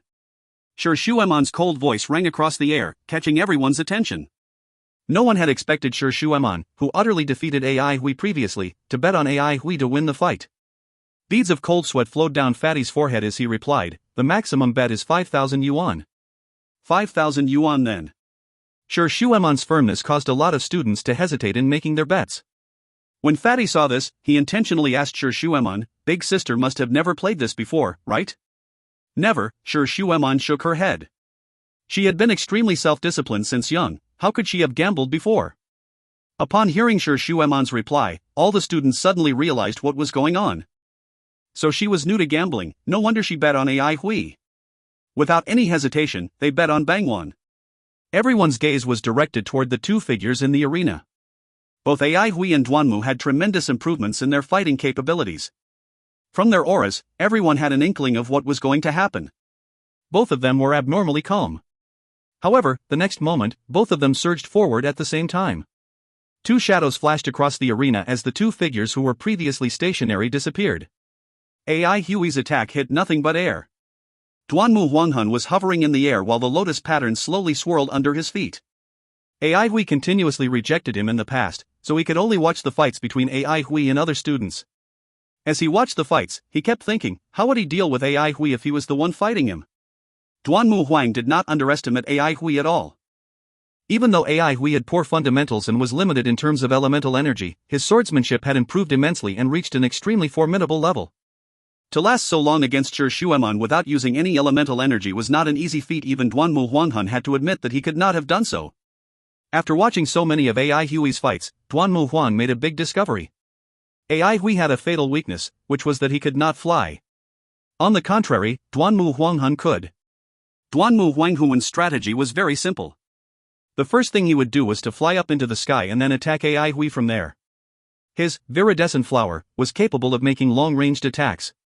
Upon seeing Ai Hui raise his head and look at him helplessly, Duanmu Huanghun could not help but smile wickedly and feel extremely happy. Finally, it's time for payback. Today is the day to pay back Ai Hui for all the humiliating times, but the more Duanmu Huanghun thought about it, the more excited he got. The smile on his face involuntarily grew wider and wider. It was finally the day to slay his inner demon. Today shall be the day that he surpassed Ai Hui. His smile eventually exploded into a howling laughter. Ha ha ha. Ai Hui, have a taste of my viridescent flower. His frenzy-filled eyes began to flicker. Surging elemental energy gushed through Duanmu Huanghuan's body. The slender fingers from both of his hands spread out like a blossoming flower. Numerous elegant shadows appeared momentarily and faded from his fingers. Green ripples appeared under Ai Hui's feet and extended outward. Ai Hui's body froze as if there was an invisible power confining him. Numerous green branches and tendrils emerged from beneath his feet. They grew at a terrifying speed, as if they were alive. The intertwining branches and tendrils eventually formed a cage around Ai Hui. Looking at it from the sky, it resembled a green openwork longevity lock. Viridescent flower, perennial lock. If you find any errors, ads pop up, ads redirect, broken links, non-standard content, etc., please let us know. Report chapter so we can fix it as soon as possible. Chapter 239, Perennial Lock and Elemental Energy Pills. Chapter 239, Perennial Lock and Elemental Energy Pills. Translator, TYZ Editor, X. Ai Hui was locked up in the green openwork cage, unable to move a single step. The seemingly slender branches and tendrils that made up the cage were actually abnormally tough and durable. Within the cage, an invisible force was crushing Ai Hui from all directions. The branches and tendrils that were nearer to the ground were abnormally thick and strong. The wrinkles on them looked as though they had been through hundreds of years of great changes. Perennial lock. Shi Shuemon was slightly shocked. Is it very powerful? Upon hearing how shocked Big Sister sounded, Fatty jumped up in surprise. Anything that had to do with getting rich would immediately energize him. Is it a very well-known move? It's very powerful, but not really well-known because it's very difficult to master. Shi Shuemon replied without shifting her gaze. Upon hearing this, Fatty became worried. He took a closer look and muttered, I can't really tell if it's that powerful. It's just a grass cage after all. If it was me locked inside, I would just break out with force. You would not be able to do it, Shi Shuemon replied bluntly without shifting her gaze. Fatty knew that Big Sister was a practical individual and he did not feel humiliated by her words. On the contrary, he was worried about his money-making plan and continued to argue. I really see nothing terrific about it. The terrific parts are unobservable. Shi Shuemon was candid as usual. Those branches and tendrils are entrenched a few hundred meters deep into the ground and are absorbing an unending stream of water elemental energy from the surrounding earth, strengthening and nourishing their bodies. Water nourishes wood. The reason why this move is called perennial lock is because as time passes, the lock will become more secure and stable. A perennial lock planted by a master-level wood elementalist can last for hundreds of thousands of years without rotting. In the past, they used this move to lock up individuals that were guilty of terrible crimes. Shi Shuemon was very familiar with various families' absolute arts, knowing everything about them. Upon hearing this, Fatty was dumbstruck. After a long while, he then opened his mouth again. I'm going to stay away from that pretty boy in the future. His family is indeed abnormal. No wonder his gaze is always that weird-looking. Shi Shuemon talked rather loudly. Upon hearing what she had said, everyone became restless. It turns out this move is so powerful. Fortunately, I bet on Bangwon. Seems like I'm going to make a small profit on this bet. This time around, Fatty is going to suffer a huge loss, so much so that he won't even be left with his pants. Fatty was slightly flustered, but he continued to be in denial and snorted. All of you don't know AI Hui well enough. He is the kind of person who wouldn't give up even when facing death. It's still too early to say that the pretty boy will defeat AI Hui. Everyone could see the panic on Fatty's face and broke out into laughter. Everyone was envious of Duanmu Huanghuan's invincible move. As they had just attained elemental internalization, it was still a long while before they would be able to draw on and use the elemental energy in nature. Only those who had achieved elemental externalization could do so. Upon achieving elemental internalization, the barrier between the elementalist and nature was broken, greatly increasing his or her training efficiency. The main purpose of elemental internalization was to expand the 8 palaces, allowing them to become stronger and the elemental energy internalized within their body to be in abundance. After the 8 palaces could no longer expand, the elemental energy in one's body would undergo saturation, which was also known as the advanced completion. After reaching the advanced completion, one could attempt to attain elemental externalization. The so-called elemental externalization referred to the ability to draw on and use the elemental energy in nature. Compared the elemental energy in nature, the elemental energy in a human body was insignificant. In order for an elementalist to draw on the elemental energy in nature, a conductor would be necessary. That conductor was the physical body of the elementalist. The more robust the elemental energy in the body was, the easier it would be for him or her to establish a connection with nature. Duanmu Huanghuan's move was extremely high level, so much so that Shi Xuemon could not help but exclaim in admiration. To be able to draw elemental energy from nature while only having attained elemental internalization, it was apparent how extraordinary Duanmu Huanghuan's genius and his viridescent flower were. Shi Xuemon took a glance at the locked-up AI Hui and pondered pensively. Even though Duanmu Huanghan was currently winning the fight, Fatty was right in the sense that giving up was not AI Hui, that rascal's, style. All the students had underestimated the degree of prudence with which Duanmu Huanghan faced AI Hui. Even though AI Hui was being imprisoned and seemingly did not have the chance to make a comeback, Duanmu Huanghan did not loosen his vigilance at all. He had suffered under the hands of AI Hui more than anyone else, and as such, he understood AI Hui better than anyone else as well. There were several times in which he thought his victory was assured, but then was thwarted by AI Hui towards the end. Duanmu Huanghan might look crazy now, but he was not foolish. He was not at all stingy with his elemental energy. Various species of vines and tendrils frantically grew out from the cage and engulfed it. In the blink of an eye, the cage was completely devoured by densely packed green flowers, vines, branches, and tendrils. A 15-meter-tall green hill appeared in the arena. Everyone was dumbfounded as a shiver went down their spines. How many grievances did they have between them? Few. Duanmu Huanghuan's heavy panting could be clearly heard. The elemental energy in his body had been completely depleted, however, he did not feel tired or empty. All he felt was extreme relief. The gloominess that had been bottled up within him was cleared. Ha ha ha. Wicked, wild laughter resounded throughout the arena.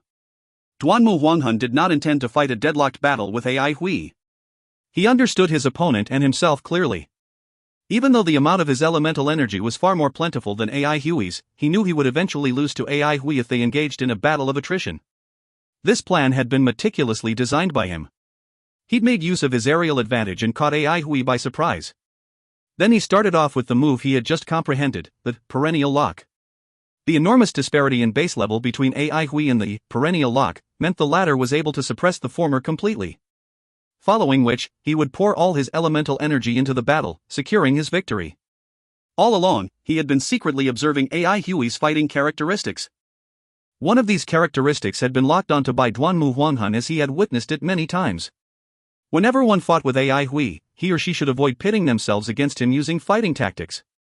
This fellow was like a cockroach.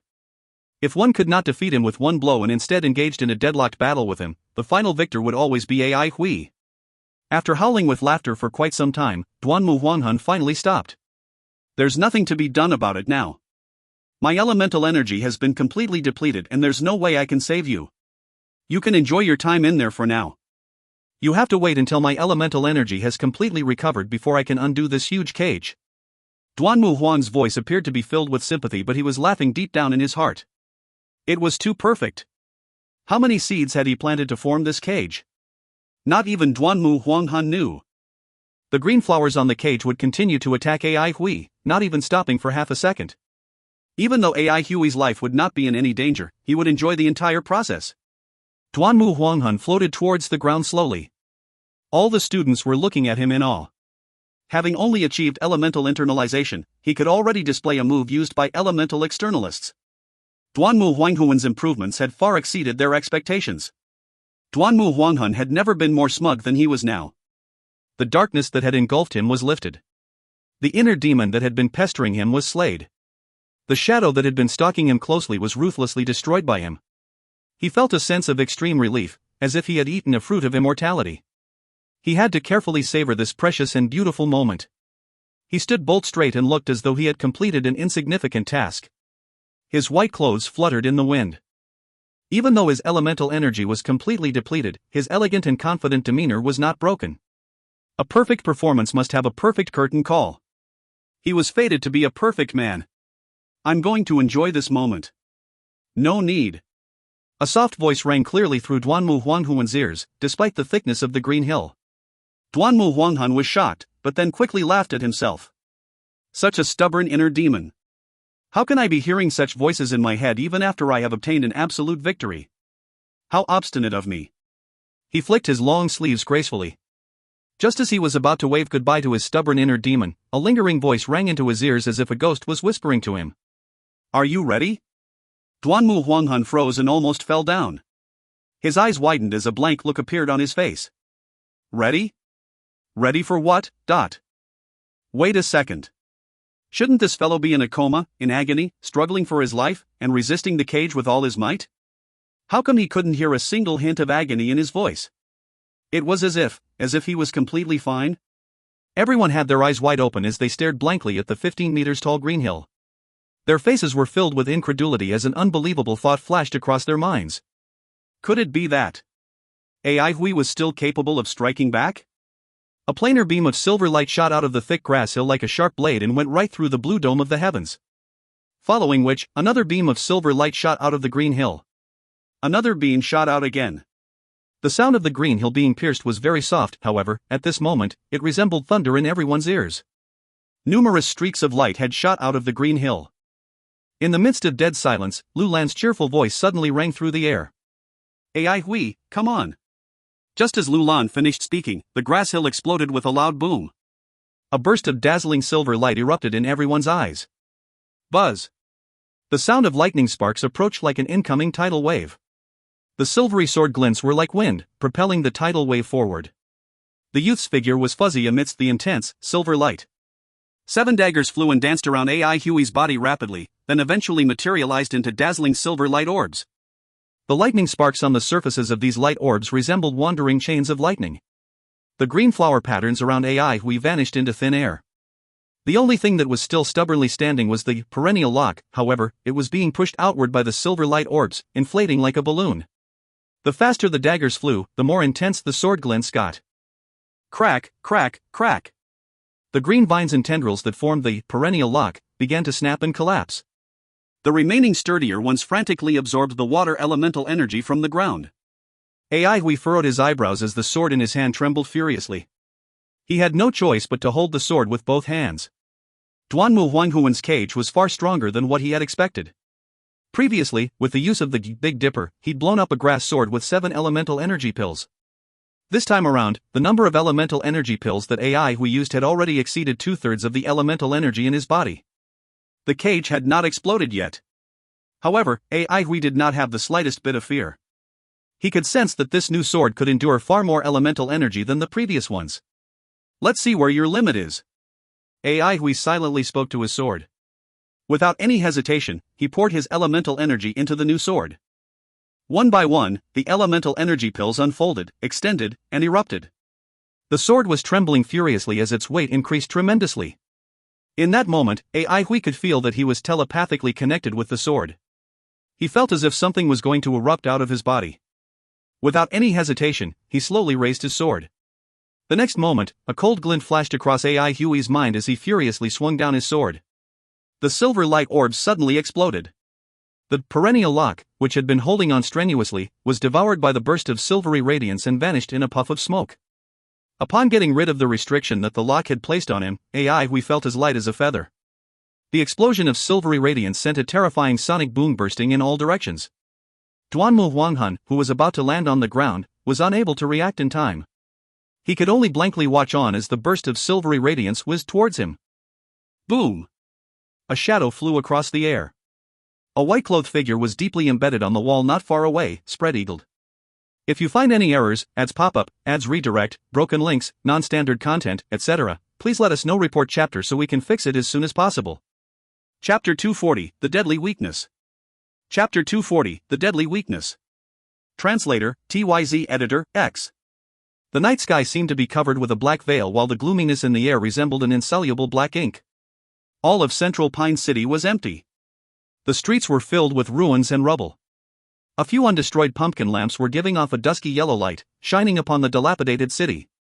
Two indistinct dark figures were walking through the ruins.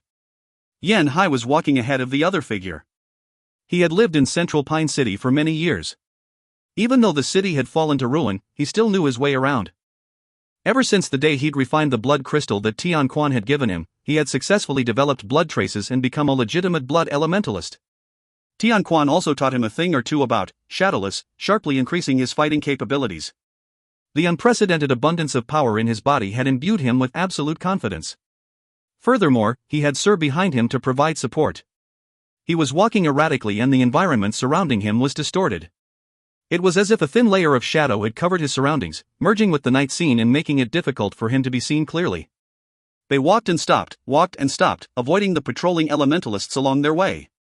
They had arrived. Yan Hai stopped in his tracks, raised his head, and looked at the towering perimeter walls. The wall was covered with various species of densely packed plants. Other than the mayor's residence, this was the most intact place in all of Central Pine City, the casualty barrack. Yan Hai made a hand signal behind his back.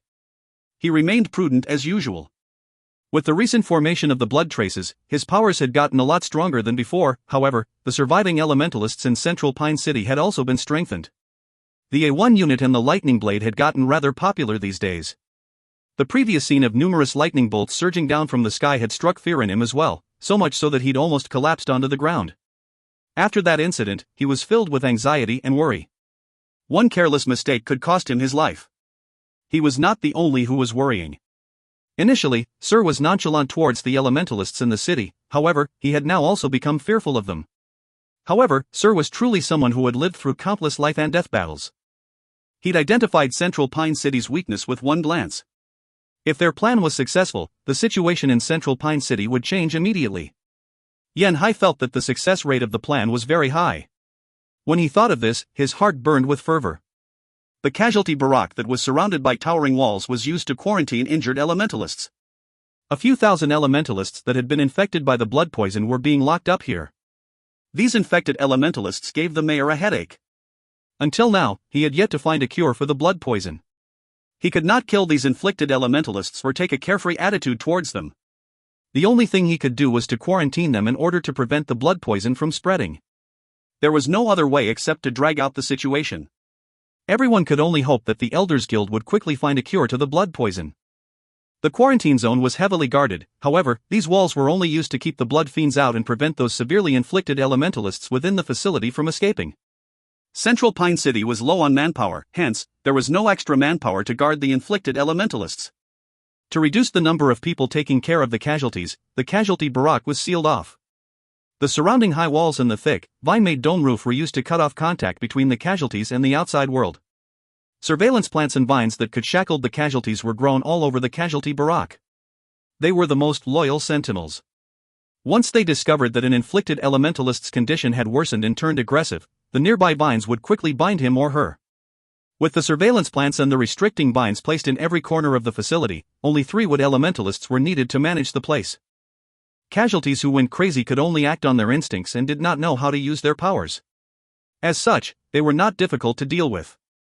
On the contrary, there were a lot of elementalists patrolling the surroundings of the casualty barrack. The higher-ups were worried that blood fiends would suddenly appear and damage the high walls surrounding it. For the past few days, Yan Hai's mission had been to observe and study the patrol schedule of the patrolling unit clearly. Other than this, he did not need to care about anything else. 2 green pills appeared in Tian Quan's hand. He ate one himself and passed the other one to Yan Hai. Under Tian Quan's watchful eyes, Yan Hai ate the pill. Use your spiritual force to dissolve it, Tianquan instructed Yan Hai in a low voice. Yan Hai quickly channeled the blood spiritual force in his body. He was shocked to discover that the red-colored blood spiritual force in his body had turned green in color. The blood aura that engulfed his body had disappeared and was replaced by the fresh and clean aura of plants. Yan Hai was startled. The organization was indeed unfathomable. They actually had such good stuff. You will lead the way, Tianquan instructed in a low voice once again. Yes. A shiver ran down Yan Hai's spine. Not daring to hesitate any longer, he began to climb up the perimeter wall. The vine bells that could be found everywhere stayed quiet, looking as if they had fallen asleep. Two dark figures silently climbed the high wall, then penetrated the thick, vine-made dome roof. Yan Hai felt extremely amazed. Those highly dangerous and vigilant vines did not seem to have noticed them. Sir must have prepared for them. He could not help but become filled with expectations. What would Sir do next? The loft where the three wood elementalists stood guard was located at the center of the casualty barrack. Thick, strong vines were packed in the areas surrounding the loft's windows. Being stationed at the highest point of the casualty barrack, the wood elementalists could monitor the wandering inflicted elementalists below. This position had the best view as they could clearly see everything in the courtyard of the facility. The countless vines were drooping downward like keen-eyed venomous snakes, prepared to bind any casualties that lost control at any time. Those elementalists who were inflicted with blood poison would show symptoms of beastification. As the blood poison got worse, the process of beastification would deepen. Eventually, those elementalists would lose control of themselves and turn into wild beasts. Their lives would come to an end at that moment. Every day, someone's life was terminated. Initially, the three wood elementalists had felt depressed and disturbed. Eventually, they became numb to it. What could they do about it? Human lives were just so insignificant in this blood catastrophe. Outside of the perimeter walls, there were many people being killed by blood fiends every day. Inside the perimeter walls, there were also many people being killed by them. The harshest decisions were always made out of desperation. Sun Ke watched on as a snake-like vine tied up a berserk elementalist while another pointed vine pierced through the back of his head like a sharp sword. The terrifying blood color in that elementalist's eyes gradually dimmed. We are probably the executioners among wood elementalists. Sun Ke laughed sarcastically at himself. We're doing this for their own good, mumbled Wang Tonggan, who was beside him. I knew him personally. He was my neighbor and a good man. Sun Ke's tone got more sarcastic. Wang Tonggan did not know how to console him. You don't need to console me, Sun Ke muttered as he looked absent-mindedly at the courtyard. I know what I'm doing. I just hope that this blood catastrophe will be over soon. Wang Tonggan felt that the atmosphere was getting tense and tried to change the topic. What do you want to do after you get out of here? Start on my training again. Sun Ke turned his face around and replied, I don't want to be a wood elementalist anymore. In the past, I chose to be a wood elementalist because I didn't want to kill people. I didn't expect that I would end up killing even more people. A shiver went down Wang Tonggan's spine. Then, he patted Sun Ke's shoulder and said, That's what I thought too. Do you want to take a rest? You go and have a rest first, I will try to stay awake for a while more. Anyway, Xiao Zhang will be waking up soon. Sun Ke's facial expression returned to normal. Don't worry, I'm not that weak. Alright then, I will go and take a break first. Yell for us if there's any situation. Wang Tonggan nodded his head. Go ahead, go ahead. Sun Ke waved his hand. Wang Tonggan went to take a nap, leaving Sun Ke alone to observe the situation below. Even though there were so many vines around, it was still very exhausting for the three of them to oversee the enormous casualty barrack by themselves. They had tried asking the higher-ups for more manpower, but their request had been rejected. There were a lot of casualties among the elementalists, causing a severe shortage of manpower. There was no way that the higher-ups could send reinforcements to the three of them. Currently, everyone knew that there was no cure for blood poisoning. Hence, a lot of injured elementalists would choose to die together with the blood fiends. Eventually, the number of injured elementalists that were sent to the casualty barrack was reduced sharply, allowing the three wood elementalists to cope with the duty of overseeing the facility. Sun Ke's attention was placed completely on the courtyard below, not noticing the danger that crept increasingly closer to him from above. The mayor's residence. Wang Zhen looked at Ai Hui. This was the first time Ai Hui had taken the initiative to come to the mayor's residence. Ai Hui had asked for details about the plan to treat the city as a piece of cloth, expressing his wish to help out in any possible way. Xiaochuan has taken in a good disciple, Wang Zhen praised. He was not saying this out of courtesy. His subordinates had long reported to him of AI Hui's visit to Wang Shouxuan.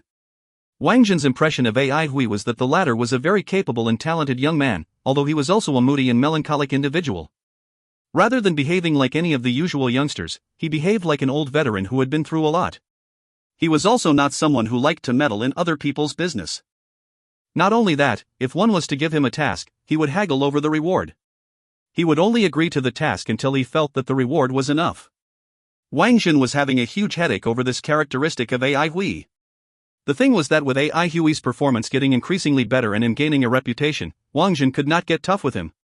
Wang Zhen did not expect AI Hui to take the initiative to offer his help. He knew that AI Hui was doing it because of Wang Shouxuan, however, from this he could also tell that the relationship between AI Hui and his master was very deep.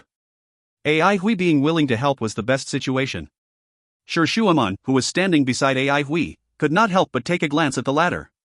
She now realized that there was actually so much inside information regarding AI Hui. With your help, our rate of progress will increase, Wang Zhen said bluntly. The golden needles are going to be completed soon. The next task is to nail the 9 needles in specific positions. Those positions are the nodes for the elemental energy surrounding Central Pine City. Once these nodes are activated, the elemental energy surrounding all of Central Pine City will transform. That means that the moment we nail the first golden needle, the subsequent needles have to be nailed into their respective positions within a day's time. So the mayor wants to start nailing from the most difficult position? AI Hui asked. A look of admiration appeared on Wang Zhen's face as he replied, "You're indeed a quick-witted fellow." "That's right, we will start with the most difficult one and then move on to the easier ones. This way we will reduce the risk. Therefore, we must nail the first golden needle at the most difficult position." "I'm willing to take up this mission." AI Hui volunteered without any hesitation. The A1 unit is willing to take up this mission. Shuaman volunteered without any hesitation as well. "Alright, then I will give all of you the most difficult mission." Wang Zhen walked to the map of Central Pine City and pointed to a dot. "You have to nail the golden needle at this location. On the day itself, specialized smiths will be following your unit. You all have to ensure their safety as well as your own. If the situation gets critical, it's okay to delay the mission by 1 or 2 days. If you all are injured, then it will be too dangerous for us to nail the remaining 8 needles as well." Shuaman's gaze froze when she saw the point on the map. That place was Heaven Pit. AI Hui nodded his head emotionlessly and replied, "No problem. If you find any errors, ads pop-up, ads redirect, broken links, non-standard content, etc., please let us know. Report chapter so we can fix it as soon as possible." Chapter 241, Dragon's Pine. Chapter 241, Dragon's Pine. Translator, TYZ Editor, X. AI Hui and Shuaman walked out of the mayor residence side by side. AI Hui suddenly stopped in his tracks and looked at Shuaman with seriousness written all over his face. Upon noticing AI Hui's weird behavior, Shuaman stopped in her tracks and cast a puzzled look at him. She did not know if it was because AI Hui had had a breakthrough, but his gaze was heart-piercing like a sword. Seeing that AI Hui looked somewhat unnatural, Shuaman put on a calm-looking face and asked, "Is there a problem?" In such a devastating disaster, no one can escape unscathed. Everyone is fighting for their own lives. "Thank you," AI Hui suddenly opened his mouth and said. "Ah." Shuaman was at a loss. She had never heard the phrase "thank you" coming out of AI Hui's mouth before. She had also never expected AI Hui to thank her in such a situation. Just when she was about to say something, AI Hui had already walked past her. At that moment, Shuaman felt really stupid. She nearly used her spear to stab that rascal's back. "Anyway, I might be grateful to you, but don't expect me to reduce the debt you owe me." A string of awful words came from the guy that was strolling in front of her. The usual ice-cold look returned to Shuaman's face, and she remained silent as she followed behind him. At this point in time, the night had passed and dawn was coming. The horizon was suffused with white. The darkest moment had passed and the rising sun would expel the shadows with its light and heat, marking the start of a new day. It was time for the patrol unit to change shifts. Weariness could be found on the faces of the patrolling elementalists along the streets. Even though they were exhausted, they still greeted AI Hui passionately. This seemingly skinny youth was the most popular figure in Central Pine City right now. "How do you intend to begin this mission?" Shuaman decided to break the silence between them. She knew AI Hui was not an impetuous fellow, so he must have certain plans. "I will scout out the Heaven Pit first. The blood fiends that invaded the city recently came through the Heaven Pit. I have to determine exactly what is going on inside. I also need to find the blacksmiths to inquire about what to take note of when nailing the golden needle. We don't have a second chance for this plan. AI Huey's voice came from the front. Even though Sir Shuemun could not see his face, she could imagine the serious look he had. Count me in, Sir Shuemun blurted out. The moment she blurted out these words, she felt embarrassed. Was she too straightforward? Okay, AI Hui responded bluntly. Sir Shuemun's embarrassment immediately disappeared as her mouth curled into a smile. The quarantine barracks. When Yen Hai saw the three unconscious wood elementalists on the ground, his respect for Tian Quan increased significantly. He had witnessed the entire process of how Tian Quan finished off the three wood elementalists effortlessly. Tian Quan threw one of the wood elementalists at Yen Hai's feet and unquestionably gave a command. Have you learned the soul binding spell I taught you? Try it now. Yes. Yen Hai replied obediently. The blood traces that he formed were different from Sir's. According to Sir, this was due to the difference between their body aptitudes. He would have a different progression path from Sir's. Yen Hai was extremely envious of Sir's, Shadowless, but Sir would only teach him a few moves. The most important move that Sir taught him was the blood soul binding spell. The soul binding spell was profound and extremely hard to comprehend. Even after Sir's detailed explanation, he still did not quite comprehend it. Yen Hai did not like learning the soul binding spell at all, but he did not dare to disobey Sir's command. A drop of brightly colored fresh blood seeped out from his glabella. As it left Yen Hai's forehead, it materialized into a cloud of blood mist. The cloud of blood mist pierced through and entered the unconscious wood elementalist's glabella. The wood elementalist's body began to jerk and tremble violently. Tian Quan made a squashing action with his hands, and the wood elementalist's body stopped moving, looking as if he was being restricted by a pair of invisible hands. Beads of sweat began to form on Yen Hai's forehead. The soul binding spell was far too difficult for him. Pop! The wood elementalist's head exploded like a watermelon. Yen Hai stared blankly at this scene. Immediately, his stomach churned, and he could not help but puke wildly in a corner. He was not a newbie and had seen deaths before, however, this bloody scene was too much for him. Again. Tian Quan's voice was calm and flat as he threw another comatose wood elementalist at Yen Hai. Yen Hai was still puking, so Tian Quan did not rush him.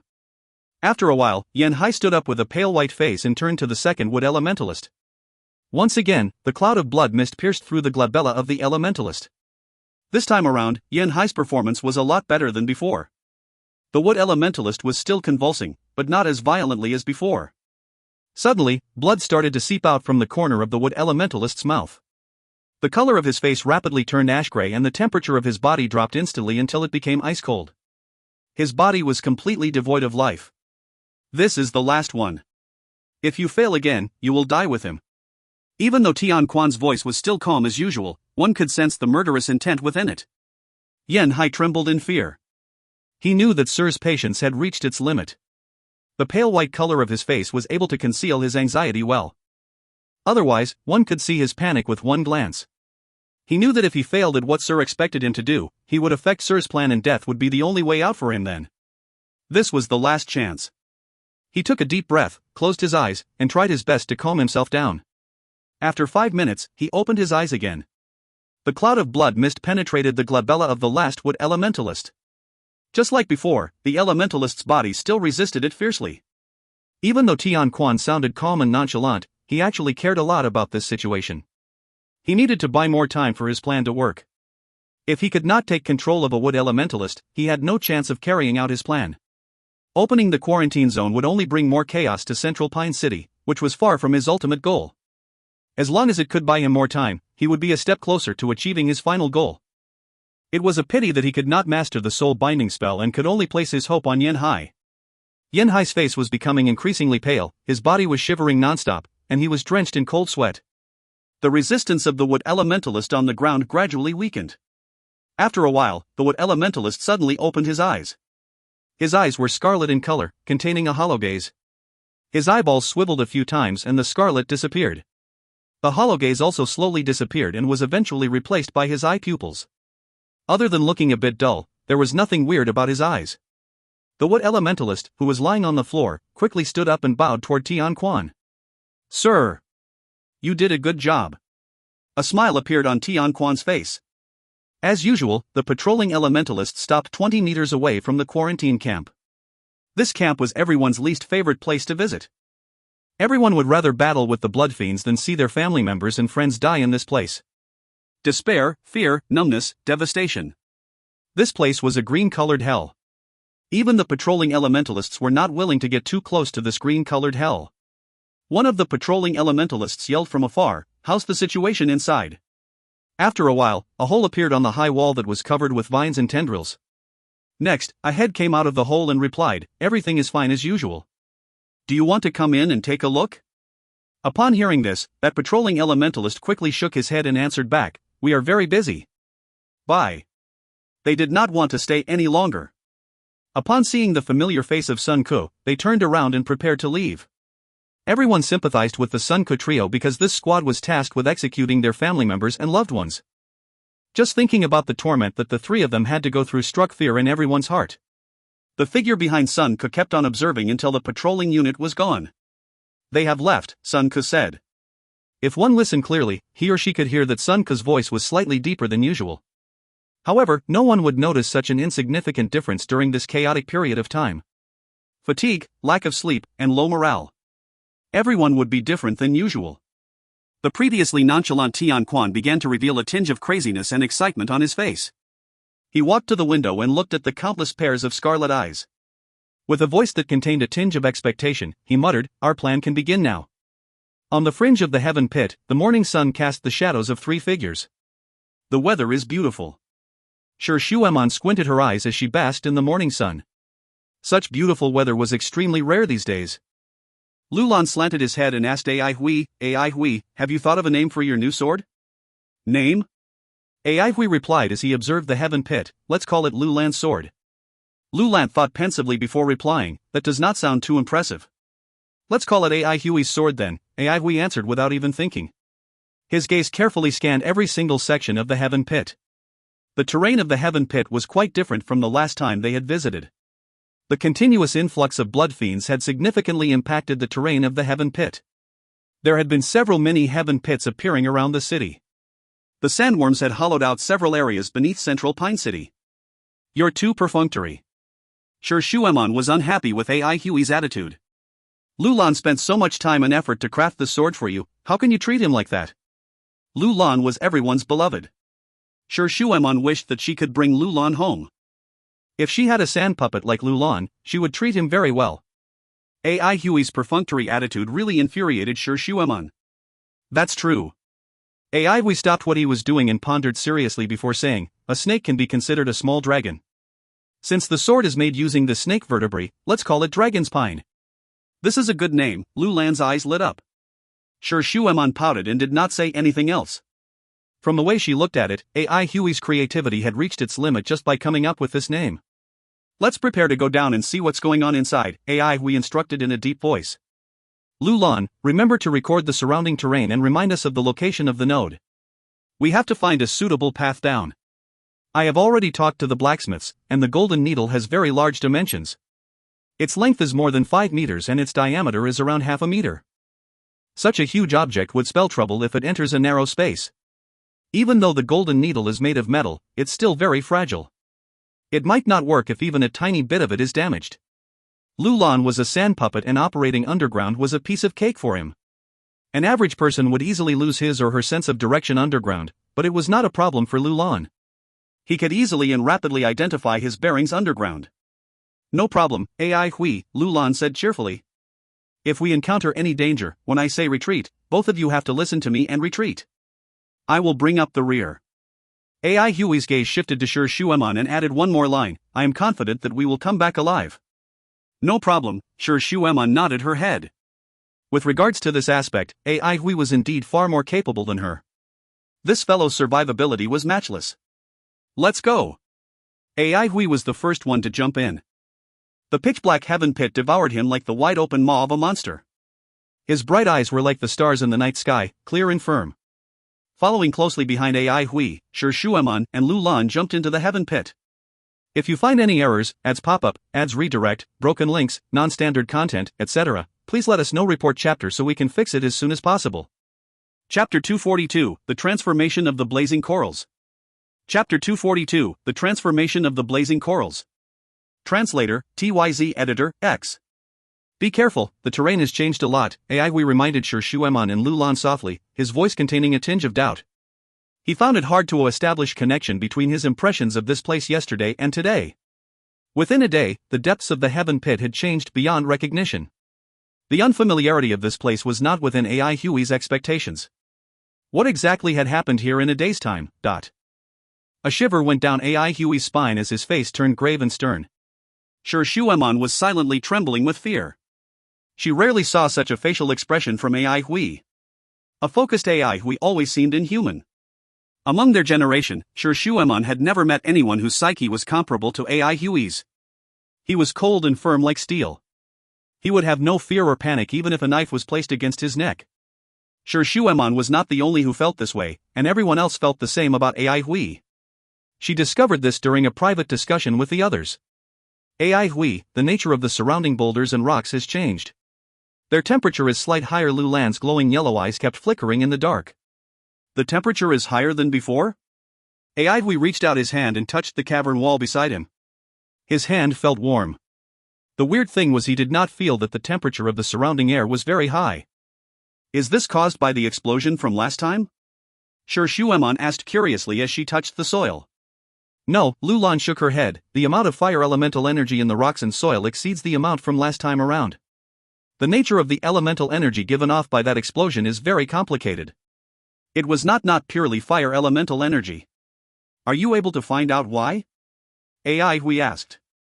I need some time, Aihui. Lulan's glowing yellow eyes continuously flickered. He was the most familiar with matters like soil, rocks, and quicksand. The Midnight Core was operating at full speed and was quickly able to identify something strange. It's fire elemental energy. The soil has been eroded by an unique type of fire elemental energy. It's a rarely seen type of fire elemental energy, and its nature is slowly transforming. Its nature is slowly transforming? Aihui asked.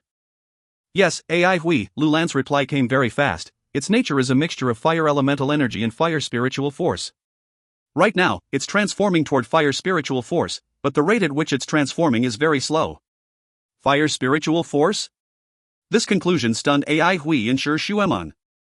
Aihui shivered and asked urgently, how slow is it?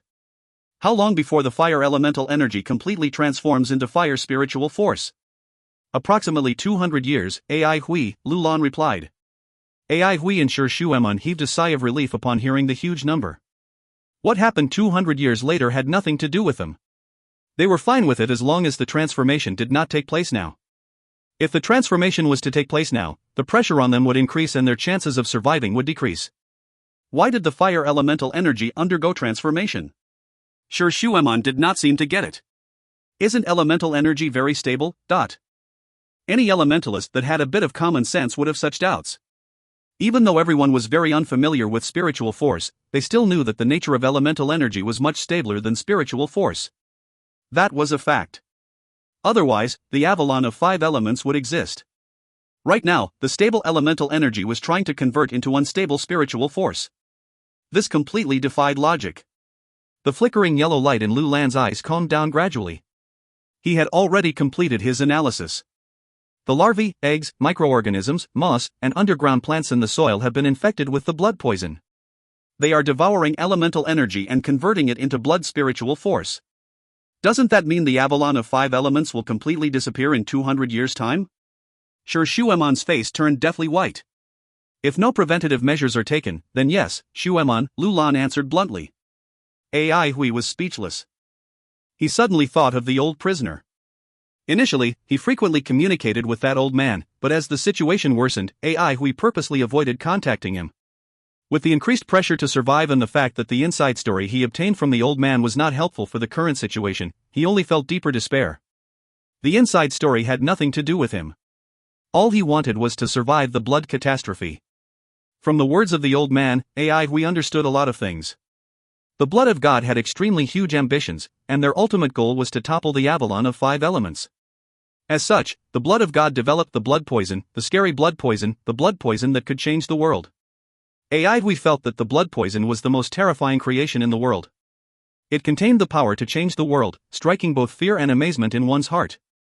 So are we going to revert back to the cultivation era in 200 years? Aihui sighed. If the world was to revert back to the cultivation era, there would be a lot of people joining the ranks of the blood of God. This process would result in the deaths of many people. No, we won't, Lulan shook his head and answered confidently. This is because the world would only be left with blood spiritual force, and blood spiritual force can't dissipate into the air like elemental energy. Blood spiritual force will have to coexist with all living things. All living things will undergo changes due to the blood spiritual force. Currently, lives are already changing. These changes are permanent. Lulan can't predict what the future will look like yet. Lulan sounded slightly distressed. It was as if he was unhappy with himself that he could not predict anything. Even God does not know what the future will look like. Hui encouraged him, Lulan, you're already very impressive, but... Really? Lulan's eyes widened, appearing very happy. Of course. Sure, Shueman interjected. She had returned to her senses and decided to leave the vexing global issues to the Elders Guild. She looked at Lulan and continued, Lulan is the best sand puppet. The perfect sand puppet. Everyone loves Lulan. Whenever she saw Lulan, she would feel jealous of Hui. Why did she not have such a good sand puppet? Thank you, Shueman. Lulan replied cheerfully. Let's go, we have to be careful, Hui said in a low voice.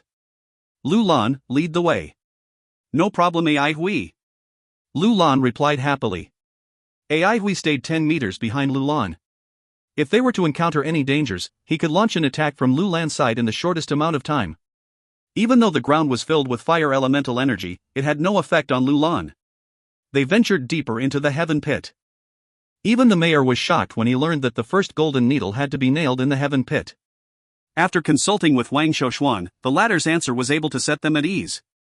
The deeper the golden needle was nailed, the better the effects would be. If they could bypass the possible dangers they might encounter in the heaven pit and nail the golden needle in the depths of the pit, it would be very beneficial for treating the city as a piece of cloth plan. The depths of the heaven pit was far larger than they had expected it to be. The place was like an enormous underground maze. Without Lulan, the difficulty of locating the node would have been many times harder. Suddenly, the path ahead was illuminated by a faint red glow. In a dark underground world, even a faint glow would appear extremely bright. Immediately, the walking speed of the trio slowed down. Everyone became unusually careful. It was abnormal for a glow to appear in the depths. What was ahead of them? Everyone was filled with uncertainty. Night vision was the basic ability of any subterranean beasts, just like how they were used to hiding in the dark. For a subterranean beast that dared to emit light, either it was powerful or it was trying to use the light as bait. Regardless what species they were, all of them were dangerous. The three of them slowed down and tiptoed quietly, afraid to make the slightest bit of noise. As they proceeded forward, the glow became brighter and brighter. The glow originated from the mouth of a cave. Hui and the rest held their breaths as they got closer to the cave entrance and carefully peeked inside. The sight within the cave startled everyone. The red glow was produced by red, spear-like crystals. The ground and cave roof were lined with these densely packed crystals. They looked like blazing corals. Sure, Shueman cried out in alarm. Blazing corals? Hui asked. Sure, Shueman's face contained an indescribable surprise. She quickly explained, blazing corals are a special local product from the fire prairie.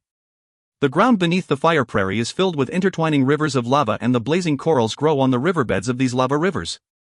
Blazing corals are a very expensive type of fire elemental material. Fire elemental material? Hui muttered to himself. Previously, the heaven pit's entrance contained a strong concentration of fire elemental energy. Now, this place was filled with such a high-level fire elemental material like the blazing corals. What changes was this place going through exactly? They are blazing corals, Hui. A red crystal appeared in Lulan's hand as the yellow light in his eyes began to flicker. To be precise, these are blood poison-infected blazing corals. Hui, take a look, there are blood traces in these crystals. Hui took a closer look. Indeed, there was a trace of blood in the transparent red crystal. It was rather obvious. The usually slow-growing blazing coral worms are growing at a very fast speed after being infected with the blood poison. Before Lulan could finish his sentence, several red crystals broke out of the ground, emerging in rapid succession. They were quickly growing at a visible speed. The growing process of the blazing corals sent a shiver down everyone's spine, defying their logic. During the initial stages, living things that are infected with blood poison will grow at a terrifying speed. When they start to form blood traces, their growing speed will reduce. This characteristic is unique to the blood spiritual force, Lulan explained. He had a deep understanding toward blood spiritual force. So are you saying that the blazing coral worms can form blood traces too? Sure, Shuemon was shocked. In theory, they can, but the smaller and simpler an organism is, the harder it will be for it to form blood traces, Lulan explained. I wonder what the blazing coral worms will look like if they develop blood traces. Sure, Shuemon's voice quivered. I don't know, Lulan shook his head. Suddenly, Sure Shuemon thought of another issue and her face turned pale. Then wouldn't the fire prairie be? Given the horrifying speed that these blazing corals were growing, what would the blazing corals at the fire prairie be like? As long as the first strain of blood poison appears, the blazing corals will grow in huge bulks, Lulan explained.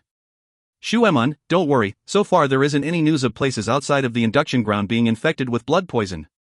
Upon hearing this, Sure Shuemon felt slightly at ease. Are these blazing corals still usable? We asked Lulan.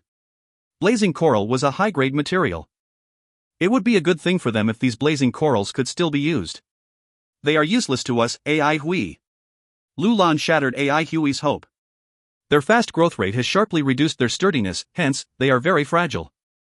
However, they are very useful to blood fiends. The blazing coral worms may grow, reproduce, and die very quickly, but the blood spiritual force from the blazing corals will continue to exist. The corpses of the blazing coral worms contain the aura of life, enabling the blood spiritual force to be preserved. In other words, the blazing corals are nourishment for blood fiends? Hui's facial expression changed. Yes, Hui, Lulan answered with certainty. Hui immediately knew that there would be consequences for barging into the pasture of the blood fiends. At the same time, he sensed that something was wrong. Be careful. If you find any errors, ads pop up, ads redirect, broken links, non-standard content, etc. Please let us know. Report chapter so we can fix it as soon as possible. Chapter 243, Lava Spider. Chapter 243, Lava Spider. Translator, TYZ Editor, X. A beam of red light erupted from a cluster of blazing corals and shot toward Lulan. Hui's reaction was extremely fast. The dragon's pine in his hand immediately slashed out to block the beam of red light. The tip of the sword collided with the red beam. Boom!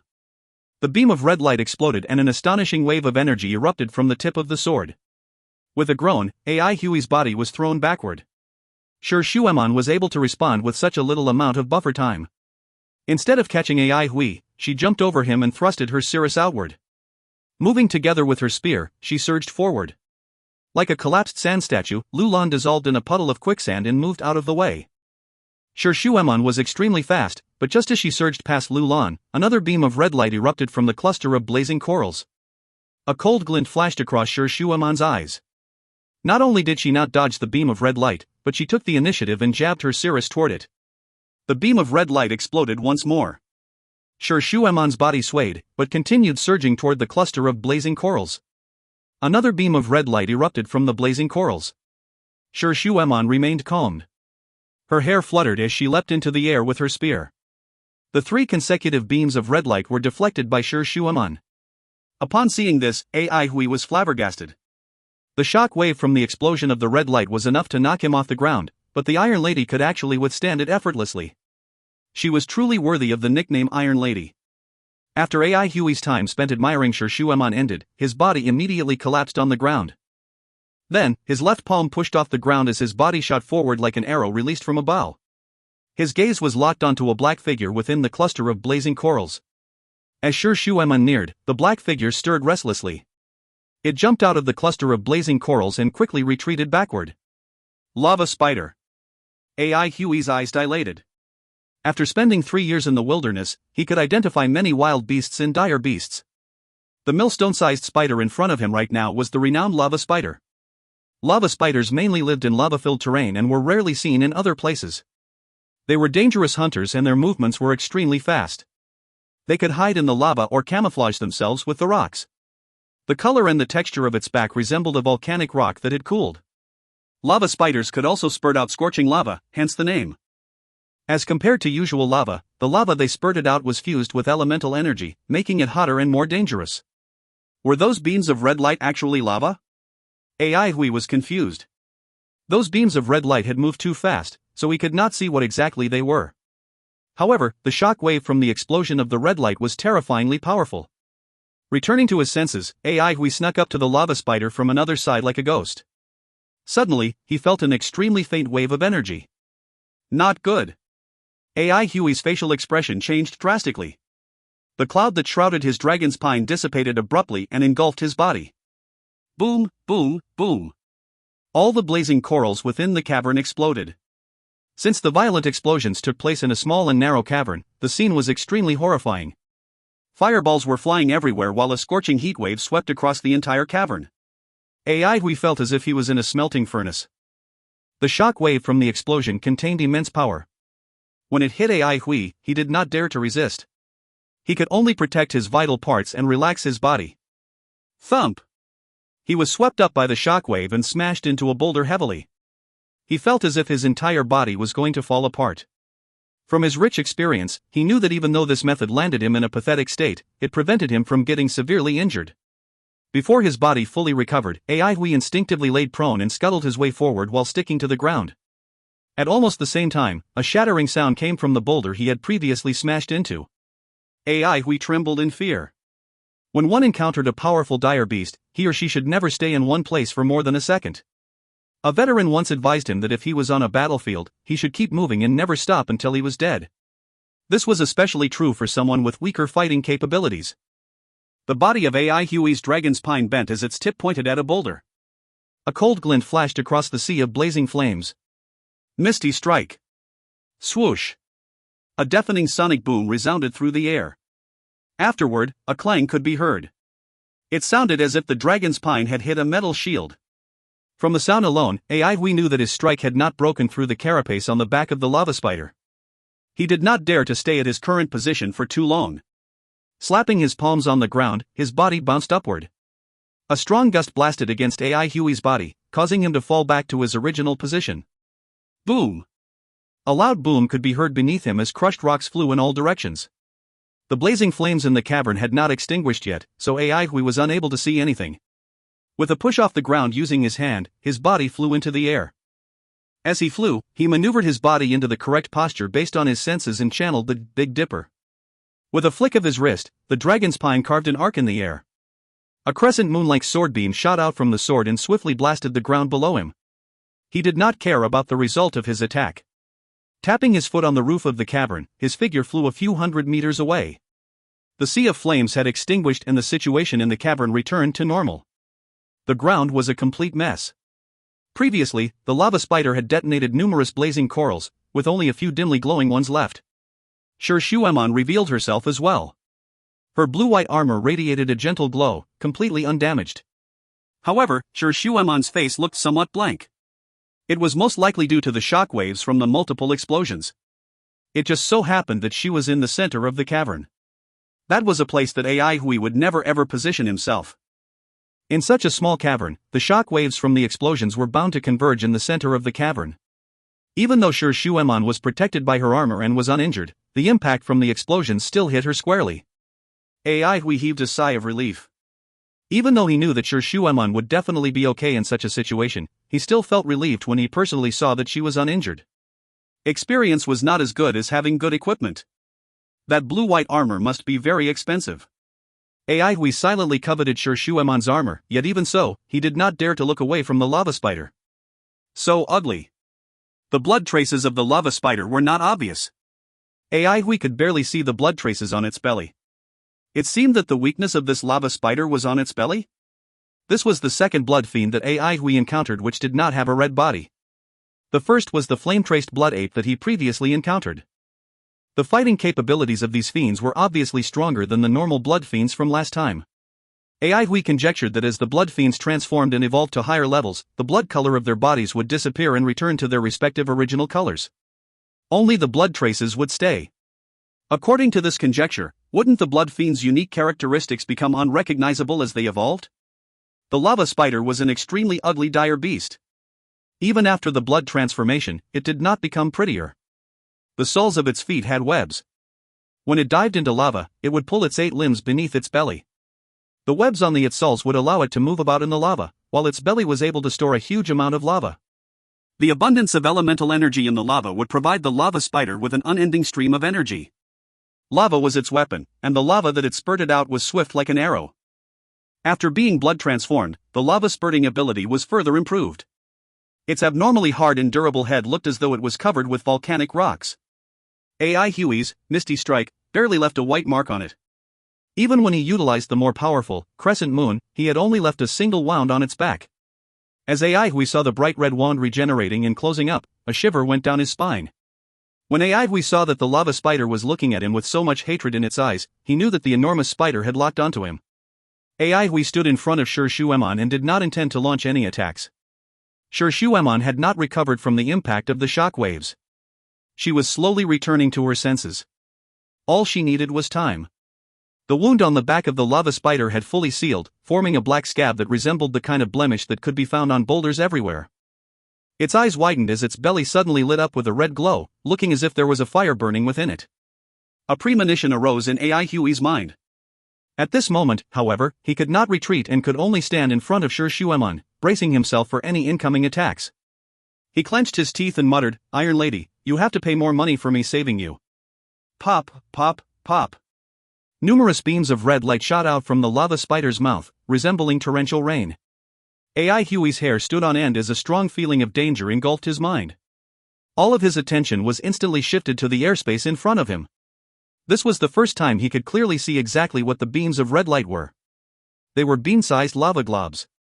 Since they moved too fast, they formed a streak of bean-sized lava as they flew through the air, resembling a beam of red light. AI Huey's elemental energy channeled frantically into his sword. The cotton-like honing cloud swiftly transformed into numerous small razor blade shapes that covered the body of the sword, resembling fish scales. Cold air was rising all around AI Hui. Sword beams of all sizes were gathering on the sword, gradually becoming more concentrated and sharper. AI Hui was so focused that his facial expression turned exceptionally solemn. His wrist was so soft and flexible that it was as if there were no bones in it. The dragon's pine in his hand brandished smoothly through the air. Accompanied by an unusual cadence, frigidly cold sword rays erupted from his sword. The ice-cold sword lights linked and formed a single long sword beam, resembling a gigantic dragon made up of numerous small blades that flew and danced in front of AI Hui. The blade dragon's body sparkled with streaks of silvery lightning, appearing extremely eye-catching in the faint red glow of the cavern. Whenever a beam of red light made contact with the blade dragon, an explosion would occur. The terrifying power from the lava destroyed several portions of AI Huey's sword light. Fortunately, AI Huey's sword ray contained lightning bolts, which also destroyed several beams of red light. The powerful impacts from the continuous explosions, however, had almost caused AI Hui to lose his grip on the sword hilt. Suddenly, a snow-white spear extended forward from behind AI Hui, helping him to block the next incoming red beam. "With a skill level like yours, you still dare to collect money from me?" Shi Shuemon's sneer rang across AI Huey's ears from his back. Before AI Hui could retort, Shi Shuemon flew past him like a gust of wind. Facing the torrential rain of red light, Shi Shuemon did not show any sign of retreating.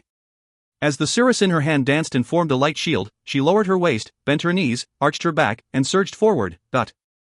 With the light shield in hand, she fearlessly surged toward the monstrous, hate-filled eyes and the deadly red light beams like an enraged lion. The careless mistake that she had made just now sparked the raging flames within her. Duanmu Huanghuan's talents were like his egoistic character, stunning everyone he came across. Regardless of when and where, he would always impress people with the magnificence of his talent.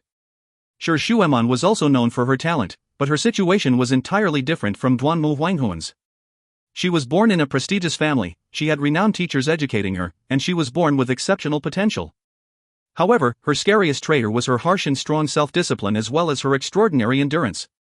The process of going through countless days of mundane, tough training to temper her body, coupled with exceptional resources and talent, would neither amaze nor impress others out of grandeur, but instead, it was so practical that it filled her opponents' hearts with despair. A burst of matchless strength erupted from the enraged Shi Shuemon. If you find any errors, ads pop up, ads redirect, broken links, non-standard content, etc., please let us know. Report chapter so we can fix it as soon as possible. Chapter 244, A Psychic Attack. Chapter 244, A Psychic Attack. Translator, Irene. Editor, X.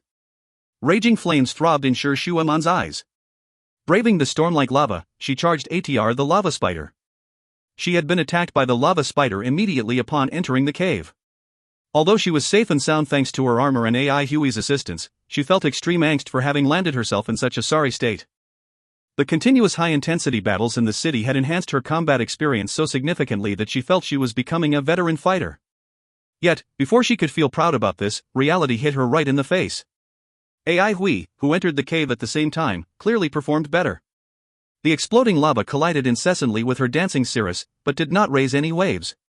The shockingly heavy cirrus produced astonishingly dreadful power when spinning at a high speed. It stirred up a storm and overturned the soil in the cave. Its low whistle caused the whole cave to tremble. It was like a humpback whale swimming in deep space. Nothing could obstruct its path, and each time it moved, its body carried enormous weight. Naturally, such mighty power came with a high consumption rate. Sure Shuemon's elemental energy was declining at an alarming speed. The lava spider was stunned by Sure Shuemon's might, its face revealing fear. It shot lava frantically while retreating slowly, ready to escape. Why would Sure Shuemon let it go though? She charged forward at an even higher speed now, the white circular wheel disappearing. She took a stride, and before her shadow on the ground vanished, her delicate figure appeared in midair. With both hands, she held Cirrus in a tight grip, its height surpassing her head. She exhaled deeply, the brightness in her eyes lit up as she targeted the lava spider on the ground before crushing it ruthlessly with Cirrus. Buzz! The heavy hum was like the sound of an ancient giant swinging and striking with a hefty hammer. The airflow it created made people tremble. Fear was evident in the lava spider's eyes as it suddenly screeched. Its shriek made AI Hui feel like an awl had been drilled into his brain. There was a sharp pain in his head and a lifeless look on his face. He recovered very quickly, but his face changed drastically. A psychic attack. It was his first time experiencing this. He had heard from seniors in the wilderness hunting teams that some powerful dire beasts could attack this way. He could still remember the dread in their eyes as they talked about it. Ordinary elemental energy attacks, no matter how powerful, would have a form and a quality. The most dangerous part of a psychic attack was that it was incorporeal and could hit someone even without their awareness. Plus, why would a lava spider be able to do this? While these spiders were powerful, they most definitely did not possess such an ability. The moment Sure Shuemon was struck mentally, Cirrus released a ball of gentle white light that wrapped itself around her. Sure Shuemon appeared to be completely unaffected as Cirrus smashed firmly onto the spider's back like a sledgehammer. Boom! The whole cave shook. The lava spider was like a wooden stake, pounded directly into the ground. AI Huey's heart chilled. He knew how much that strike hurt the lava spider just as an observer. Searching his memories carefully, he was convinced that he had not done anything that truly offended this Iron Lady. Sure Shuemon's residual anger made her lift Cirrus yet again, as if it was a club or sledgehammer. Boom, boom, boom. One powerful strike came after another, as if she was chopping firewood. AI Hui bore witness to this act of violence as the ground started to sink in from her strikes. He could not resist scanning through all the memories and details in his brain again. Yeah, no problem. There was no serious feud between the Iron Lady and himself. He sighed a breath of relief and actually had lingering fear despite feeling as if he had been reborn. Within the figure cloaked in that exquisite armor hid a terrifying prehistoric dire beast. Sure Shuemon only stopped to catch her breath after over 10 consecutive smashes. The lava spider had long been etched into the granite rocks, which were as tough as steel. It must be painful. AI Hui moved closer to look at the meter-long lava spider embedded in the ground. Its black, steel-like carapace was filled with web-like cracks. It was beautifully violent. AI Hui asked with much sympathy and pity, "Is it dead?" "Look and you'll know," Sure Shuemon said mildly, her slender fingers brushing aside the hair that fell in front of her face. Her movements were gentle, the earlier wildness absent. Cirrus's spearhead pierced through the lava spider effortlessly. Sure Shuemon lifted Cirrus up as if nothing had happened. Dead. He really had not offended her, right? AI Hui could not help but to ask himself once again, why did he feel so uneasy? Do not break the blood crystal. He decided to remind Sure Shuemon anyway. Find it yourself. Sure Shuemon held onto Cirrus as she walked to the side and sat down. As her anger dissipated, Sure Shuemon, who had recovered her peace, finally felt the post-traumatic stress. She glanced at Cirrus. If Cirrus had not blocked the lava spider's psychic attack, she would have been dead by now. The lava spider was right in front of her, so AI Hui, who was behind her, would have been unable to save her at all. Sure Shuemon is so capable. Lulan appeared, cheering loudly. Lulan, clean this area up quickly, AI Hui shouted as he stood beside the lava spider. Ever since he realized that Lu Lan's butchering skills exceeded his, he had decided to leave it all to him. Coming. Lu Lan was always so happy. When it came to sweeping up the battleground, we believed that even with 10 of him, he would not match up to one Lu Lan. Not long ago, he was still convinced that he was the veteran in this aspect. Luckily, the blood crystal was not broken and its quality was pretty good. Sadly, the spider's carapace was crushed by Shi Shuemon. Lu Lan's processing standards had improved, and he completely peeled the shell off the spider's abdomen. Lu Lan said that there were no internal organs in its abdomen. Instead, the abdomen stored lava and, hence, was best suited for fire elementalists to make a lava pouch out of it. It was commonly known as a spider pouch. It might not look big, but its storage was much greater than the large fire tank Fatty carried around. Post-blood refinement, its quality became even more outstanding, far exceeding that of ordinary spider pouches. Fire elementalists' lava was more potent than natural lava, so the requirements for its container were higher.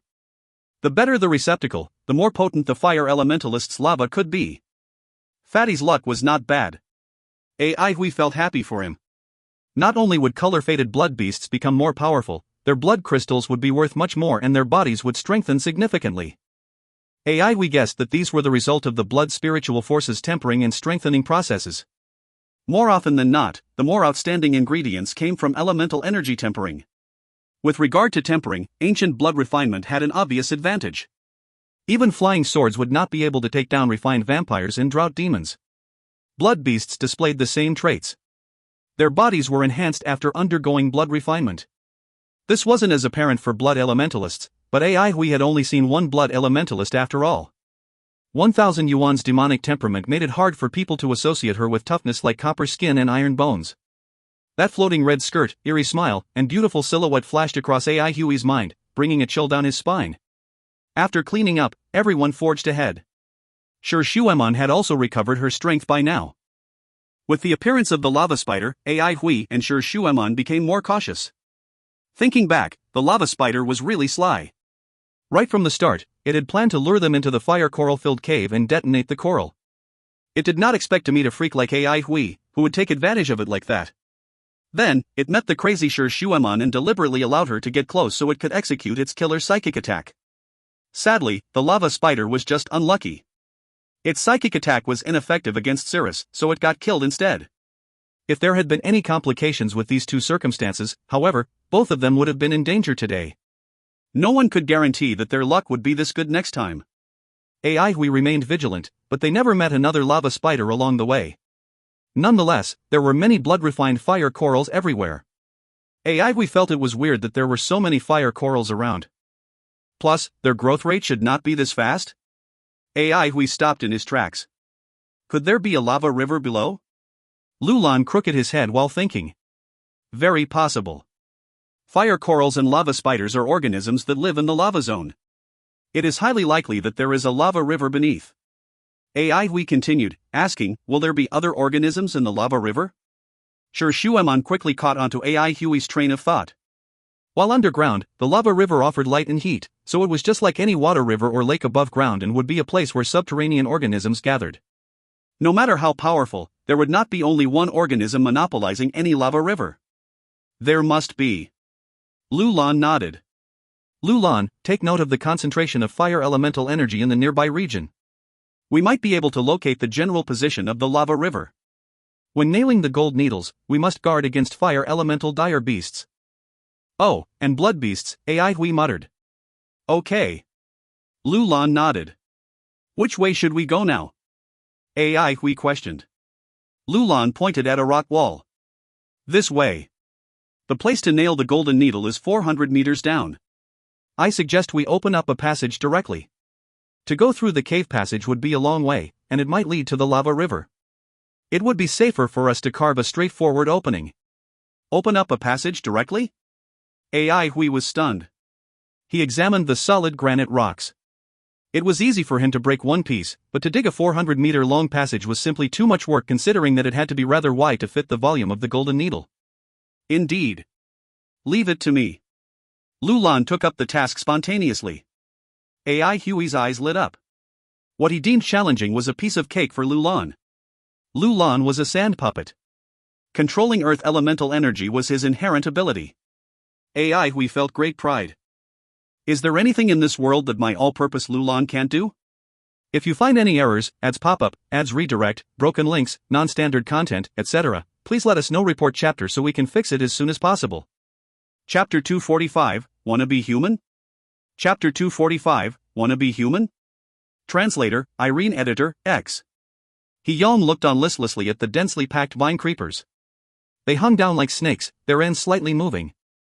They would flock to whichever wounded person who made any movement. He-Yong was a brave wood elementalist. The vines he once treated as his partner were now indicting him cruelly. From his initial fear to his collapse to the numbness he felt now, He-Yong already knew he had no hope of surviving. At this point, he was actually less afraid. He was merely waiting for the death god's arrival. Without hope, people were able to feel calm instead. Complain? There was nothing to complain about. Death meant the end. Killing his partners with his own hands had brought greater and endless suffering. His trial had already started when he was infected with the blood poison. The blood poison spread inside his body and he felt a terrifying, ferocious beast awakening within. He would rather die a quiet death as a wounded soldier in the military camp than lose consciousness and start attacking humans like a wild beast. He would rather die than use this body to kill his friends and family. Death did not arrive immediately. The blood poison was still spreading. The moments before death often made people reflect on all that they had done in life. While he had not accomplished anything significant his whole life, had not earned a lot of money, had not achieved great success, and had some unfulfilled wishes, he was already very content. He had a cute child, a beautiful wife, and most importantly, they were still alive. He had pushed them aside at the last moment. Feeling proud of his bravery, there was no better ending than this. He was going to die, but they would live on nicely. That was enough for him. He felt lucky, in fact. All he needed to do now was to enjoy his last moments of glory as he waited for the arrival of death. The blood poison spread very quickly and he could feel the changes within his body. It was not weak. Rather, it was filled with power. Impetuous power. Thoughts of massacre and the intention to kill emerged in his head continuously, growing uncontrollably like wild weeds. His body was strengthening, his nails becoming as sharp as feline claws. In the middle of the night, he could hear sounds of bones growing.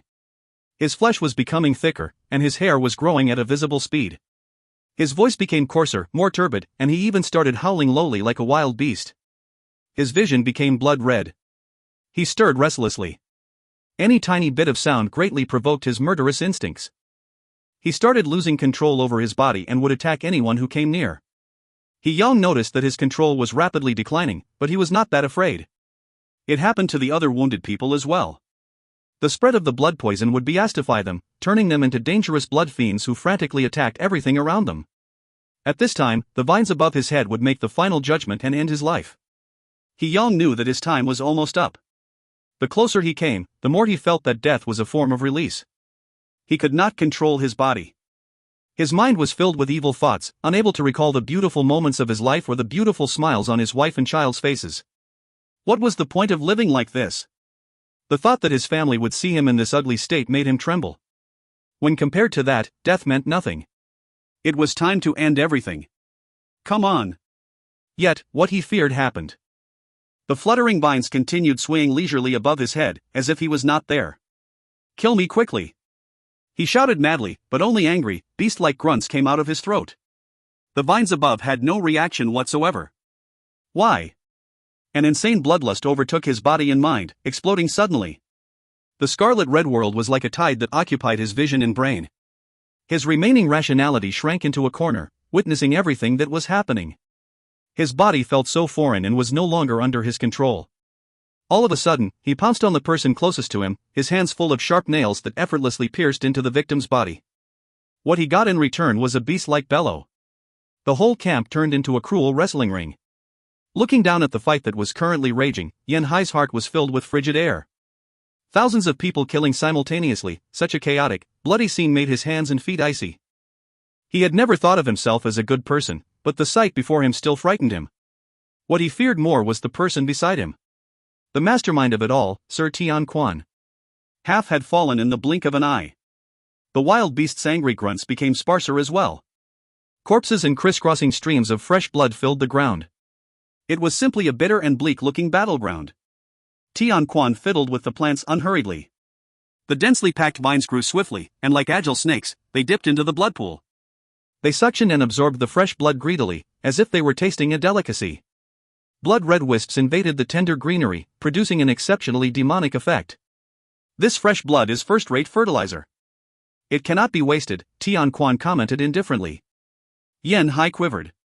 Sir, your subordinate is slow-witted. There's something I don't quite understand, he started to say, but not without hesitation. Oh, what do you not get? Tian Quan replied casually. Yan Hai questioned carefully, these wounded soldiers were infected by the sacred blood and are already our people. Isn't this a pity? A pity? Tian Quan burst out laughing. You think it's a pity? Yan Hai stammered, what I meant was that if this many people were to team up, their power would be commendable. Tian Quan smiled. I only need useful people. There are many of them, but the majority are useless. I only need the cream of the crop. 50 of them is all I need. Yan Hui trembled inwardly, his legs fighting to remain straight. Cold sweat poured down his back. Filtering 50 out from a few thousand is enough of a chance given to them. Tian Quan laughed lightly. If they die, it only means that they were too weak. Only victors have the right to gain that opportunity. Yan Hai was full of regrets. How could he have forgotten? Sir became a victor himself by surviving such elimination methods. Tian Quan's gaze fell onto the battlefield, the smile on his face growing. Wanna be human? Not so easy. The number of survivors decreased as the vines became plumper and replete with fresh blood. They were like demonic, yet quick-witted, blood snakes. Only 50 were left on the field and those demonic blood-red vines flocked toward them, binding them tightly. They were like wild beasts, yelling and struggling. Look, these are the strongest 50. Only the victors will have a chance of survival. Tian Quan paused, a smile breaking out. And a reward. He extended one leg out of the window, and the blood-red vines rushed over from all directions like a tide, forming a flight of stairs beneath his feet. With the aura of a ruler, Yan Hai descended the interwoven vine steps. Behind him, Yan Hai crept forward, his heart filled with reverence. Tian Quan mumbled to himself, no wonder so many people enjoy borrowing outside forces. It feels pretty good. The survivors raised their heads and glared at Tian Quan, their red pupils filled with indignation and wrath. They snarled at Tian Quan. The anguished wailings of the wounded was a big blow to morale, so the quarantine camp made special arrangements. The vines produced a soundproofing effect, so earth-shattering bellows would not be heard from the outside at all. Respect the strong players. Tian Quan's smile carried a tinge of callousness, emitting a rich bloody glow. The bloody glow was imposing and overbearing. Still bound by the blood vines, the anger in the survivors' eyes instantly vanished as fear took over, and they started trembled uncontrollably. Plop! All of them fell and crouched on the ground when the blood vines released their grip. Yan Hai's body was shaking as well. He finally knew how frightful Sir's abilities were. The bloody glow surrounding Sir made him fear and comply. Not a single rebellious thought surfaced in his brain. The temperature of the blood within his body fell rapidly, as if he was in a cold, icy place. Congratulations, a new opportunity awaits. An opportunity is always given to the victor as a prize. That voice amid the bloody glow was imposing, yet enticing. He Yong was shivering from the chill. His body trembled. Just like how wild beasts react toward their predators, his urge to kill was gone and replaced by obedience and fear, which instinctively settled in the deepest part of his body. He lost complete control of his body. That remaining trace of reason shook amongst the tide like scarlet red. He saw himself killing an unfamiliar elementalist who was close by as well as a friend of 20 years. One after another, some foreign and some acquaintances. His palms were covered in fresh blood. He was like a bystander, fearfully watching the crazy massacre. During that non-stop slaughter, his last bit of barely existing reason floated helplessly amid the raging tide of attacks. The thrill of killing was so distinct, so dreadful. No. He just wanted to die. To end it all. The red bloody glow enveloped his world, and the voice within said, an opportunity is always given to the victor as a prize. Opportunity. The wild beasts started to stir, their last thread of reason on the verge of collapsing. What opportunity could it be? How does it feel being like a wild beast? Uncontrollable, killer instinct, does it feel very terrible? Do you want to gain control of it all? Gain control of your bodies? You can restart. Restart everything and regain control of everything. You can live on happily, start a new life, and be a human once again. Wanna be human? Amid the red light, that voice was at times misty and remote and at times up close. Wanna be human? Wanna be human? Like an echo, he questioned over and over again. His last trace of reason almost crumbled. Memories of his first meeting with his wife, how he taught his child to walk, how he blocked the blood fiends, and how he saw that his family was safe and sound flashed across his mind. Peace befell his heart. Not everything can be restarted because not everything can be given up on. No. The wild beast's low howl was exceptionally clear. Tian Quan was rather surprised. What a pity. The blood vine suddenly stretched taut and pierced into the back of the wild beast's head, causing its body to stiffen as the luster in its red eyes faded. The blood vines withdrew, and the wild beast's corpse fell onto the ground. An indescribable calmness was evident on its hairy face. Next. Wanna be human? If you find any errors, ads pop up, ads redirect, broken links, non-standard content, etc., please let us know. Report chapter so we can fix it as soon as possible. Chapter 246, The Invulnerable Reason. Chapter 246, The Invulnerable Reason. Translator, Irene. Editor, X. The atmosphere in the magistrate court was tense. 9 golden needles were completed, stirring up much excitement, but also tremendous anxiety for everybody. Once the next part of the plan started, there was simply no room for errors. To save time, the node at the Heaven Pit was handed over to AI Hui and his group while the other 8 nodes were distributed to other teams to investigate. Teams came back consecutively to report, and so far, there was only good news. The treating the city as a piece of cloth plan was the key element for Central Pine City's survival. The mayor and dean placed high hopes on it. Honestly, the fact that things could drag on until now was already far beyond their expectations. This also gave them sufficient time to complete the treating the city as a piece of cloth plan. Perhaps it was the succession of good news that significantly lifted the dean's mood. His tone became lighter as well. Only AI Hui and his group are left now, thought. Yes, only their side is left, Mayor Wangjin spoke ruefully. Only they knew how hard it was to survive for this long. I never thought you would task AI Hui with the Heaven Pit. The dean felt somewhat woeful as well. He now had faith in Wangjin since things would have been worse if not for the decisions made by the latter during critical times. As if he had thought of something, Wangjin laughed as he replied, it wasn't easy at all to get AI Hui to do something. We have been offering Heaven merit points, rewards, and training methods to entice him. There's no one in Central Pine City richer than him. The dean burst out laughing too. That's not too bad. At least you only gave out the rewards after receiving his services. You should have seen what he was like when talking over conditions with me. No mercy. With a smiling expression, Wangjin asked, so you're trying to say that I must agree since he was finally willing to take on this responsibility, but I just have no idea what's going on inside. Concern was evident in the principal's face. We should have gone with them. Don't worry. Wangjin comforted.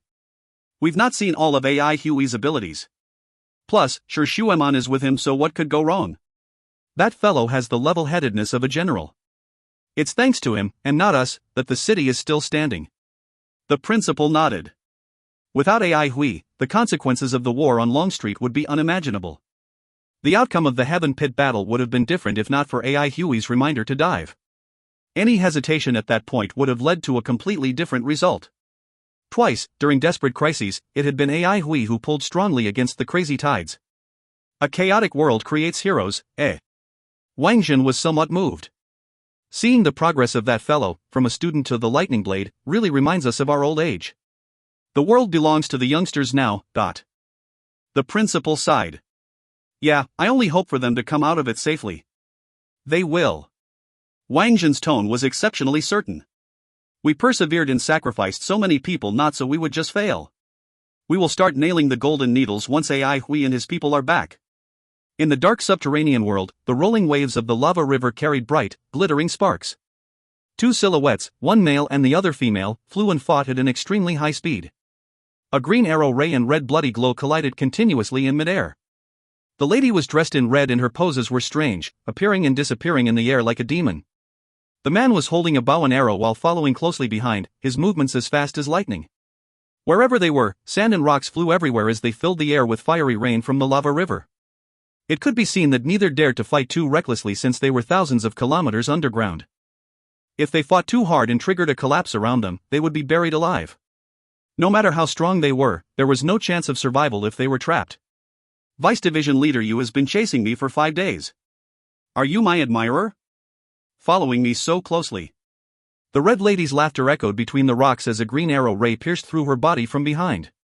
Yet, it did not penetrate her body, but landed among the rocks. The red silhouette in midair faded as it was actually an afterimage. Its Vice Division leader. Deadpan, Yumingqiu corrected the lady's mistake as the bowstring in his hand moved lightning fast. An arrow ray was swiftly launched at the red shadow that appeared from the other side, but again, it went through an afterimage and struck a wall. From the time he searched for her aimlessly to the time he reached her, he immediately noticed that her strength was linked to the blood poison in countless ways and pursued her even more actively. The lady's appearance verified some of his conjectures. The blood poison disaster in the induction ground was a plot. He had wanted to capture and interrogate the opponent to find out more about the mastermind, but was shocked by her strength. Both had been fighting for 5 days and nights, but there had not been a winner so far. Yumingqiu had extreme confidence in his abilities since he was the vice division leader of a division after all. In all of the Avalon of 5 elements, his ability was among the top. Yet, he quickly found that his opponent's ability was not beneath his. What surprised him more was the fact that instead of elemental energy, her body contained a very foreign force. Blood poison, blood disaster, mysterious lady, unknown force, misleading background. He was indescribably shaken, knowing he was on the brink of obtaining the truth. He had to take his opponent down no matter what. This exceptionally seductive lady in red was the biggest clue. Yumingqiu was like dogskin plaster, pestering her nonstop and not giving up even after 5 days and nights of chasing. Vice Division Leader? You really look down on me. The lady in red laughed gently and unreliably. The Avalon of 5 elements is no fun, why not join us? I'll reserve a division leader position for you. This promise I can fulfill. Vice Division Leader position, you're talking like it's real, Yumingqiu said dismissively. Yes, the timing's just right. We are preparing to establish 13 divisions, so this is an extremely rare opportunity. If you miss it, it'd be difficult to talk about the division leader position. Perhaps, brother, you will meet a few familiar faces. Not everyone is as stubborn as you. Yumingqiu was slightly shaken inside, but his movements were not sluggish. Familiar faces? Come, tell me a few names and I'll see. Join us and you'll know, brother you. Both had been using such banter to sound each other out for the past 5 days. The lady in red felt gloomy too. Her time in Central Pine City had not gone smoothly, and then she had to bump into Yumingqiu and became tangled with him. Initially, seeing that Yumingqiu was exhausted, she had planned to capture him. Yet, Yumingqiu was outstandingly tough. Not only did she fail to defeat him, she got harassed by him. I'm so cool, yet you're trying to use a mere division leader position to get rid of me? Don't look down on me. A whole chain of words flew out of his mouth rapidly as his arm movements sped up as well. The lady in red did not drop her guard and easily dodged his attacks. It's a pity that you're not interested, brother you. 5 days have passed. I wonder if the people waiting for your rescue are still alive or have fallen into the blood fiend's mouths. Seeing that you're coming for me so relentlessly, we must be closely related? Yumingqiu burst out laughing. Unable to escape, it's depressing, eh? I'm just curious as to why you would chase after me so closely and diligently, the lady in red asked with an innocent face. Yumingqiu answered righteously, because I'm lost. Lost? The lady in red was baffled by his reply and was unable to connect the dots. Between going after you and finding my way, I think the former is easier. Yumingqiu's reason was invulnerable. It was even more complicated underground. Both were lost at this point and knew not where they were. The lady in red moved forward and along the lava river since there were numerous lava river tributaries that were certainly unobstructed. On the other hand, those seemingly open, accessible cracks and caves easily led to dead ends. She would have no choice but to grapple with Yumingqiu if they reached a dead end. It was not her plan to engage in a face-off with such a strong opponent right now. She did not want to waste any more time on Yumingqiu. While he seemed to be carefree on occasion, his thoughts were often elaborate. Any slight carelessness on her part will allow him to mislead her easily. The determination displayed by Yumingqiu made her understand what kind of strength and abilities such a fearsome opponent possessed. What she needed now was time. If she had some more time, she could easily use her beast subjugation spells to subdue a powerful blood-traced fiend. With its help, she could then gain equal footing and attack Yumingqiu from there. Suddenly, she noticed a wispy, faintly discernible magma odor in the air. The nearest lava river was about 50 meters away from where she was, and there was an open zone in the vicinity. This wisp of magma odor, mixed with blood spiritual force, produced unique undulations. The surrounding traces of blazing corals being eaten jolted her mind. Lava spider. Judging from the leftover blood spiritual force undulations, it was a highly transformed lava spider. It was likely to be a blood-faded lava spider. When the blood traces that the blood fiends developed started to stabilize, their blood-colored bodies would fade. They would then be termed blood-faded when their skin and fur recovered its natural color. A completely blood-faded blood fiend looked no different from regular wild beasts, but were stronger and much more powerful. Blood fading was a sign that the blood traces on the fiends' bodies were thoroughly stabilized. They would enter a whole new realm at this point. If she could engage the help of the lava spider, she could definitely get rid of Yu Mingqiu. Killing a vice division leader was a considerably impressive contribution. If she had better luck and could capture him alive, she would have a heavyweight subordinate. No matter how loyal, one would not be able to resist the blood of God. How could mere mortals resist it? With a twist of her body, she suddenly made her way into the narrow crevice. Yu Mingqiu was stunned. Not good. He chased after her hurriedly. For the past 5 days, the lady in red had been fleeing along the lava river instead of threading through any crevices. Such a sudden change caught him off guard and slightly delayed his reaction time. This little delay caused him to lose sight of her upon entering the crevice. Luckily, there was only one path. Without a word, he sped forward. If you find any errors, ads pop-up, ads redirect, broken links, non-standard content, etc., please let us know. Report chapter so we can fix it as soon as possible. Chapter 247, Reunion of Old Friends. Chapter 247, Reunion of Old Friends. Translator, YH Editor, X. It's right in front, AI Hui. Right after Lu Lan spoke, the wall in front of them suddenly melted and collapsed, revealing a dark cavern. Behind the three of them was a large passage about 7 meters high and 6 meters wide. The entire passage was an astonishing 400 meters in length and was created by Lu Lan alone. Lu Lan's exceptional abilities often left AI Hui feeling like a tourist. Seeing Lu Lan's entire process firsthand, Shi Shueman could not resist offering incessant praise. Lu Lan is amazing. Wow, truly amazing. Lu Lan is definitely the world's most amazing sand puppet. Creating a 400-meter passage this deep underground was no mean feat. The ground was lined with huge, solid rocks, and building a tunnel of this scale would probably require at least 10 earth elementalists working for an entire night. Lu Lan, however, was able to do it with ease, leaving Shi Shueman in awe. Besides following the wrong person, Lu Lan did not seem to have any flaws. Shi Shueman stared at AI Hui angrily. She felt that AI Hui was unworthy of such an amazing sand puppet. It was like casting pearls before swine. She imagined what it would be like if Lu Lan followed her home. Oh, what a fine time they'd have. Why are you glaring at me like that? The Iron Lady continued to glare angrily at AI Hui.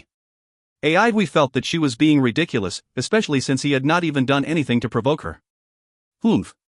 Shi Shueman snorted as she turned her gaze away. AI Hui entered the cavern and began to examine his surroundings. This cavern was much smaller than the one with the lava spider, but the golden needle was still able to fit in it. Lu Lan had found the right place. AI Hui could sense that the elemental energy here was much more vigorous than that of other places. He had seen his master's plan and recognized that the nodes involved were something that they had discussed before. His master believed that the world's elemental energies were not stationary, but ever-flowing. Its slow movement was the reason why it appeared to be stationary.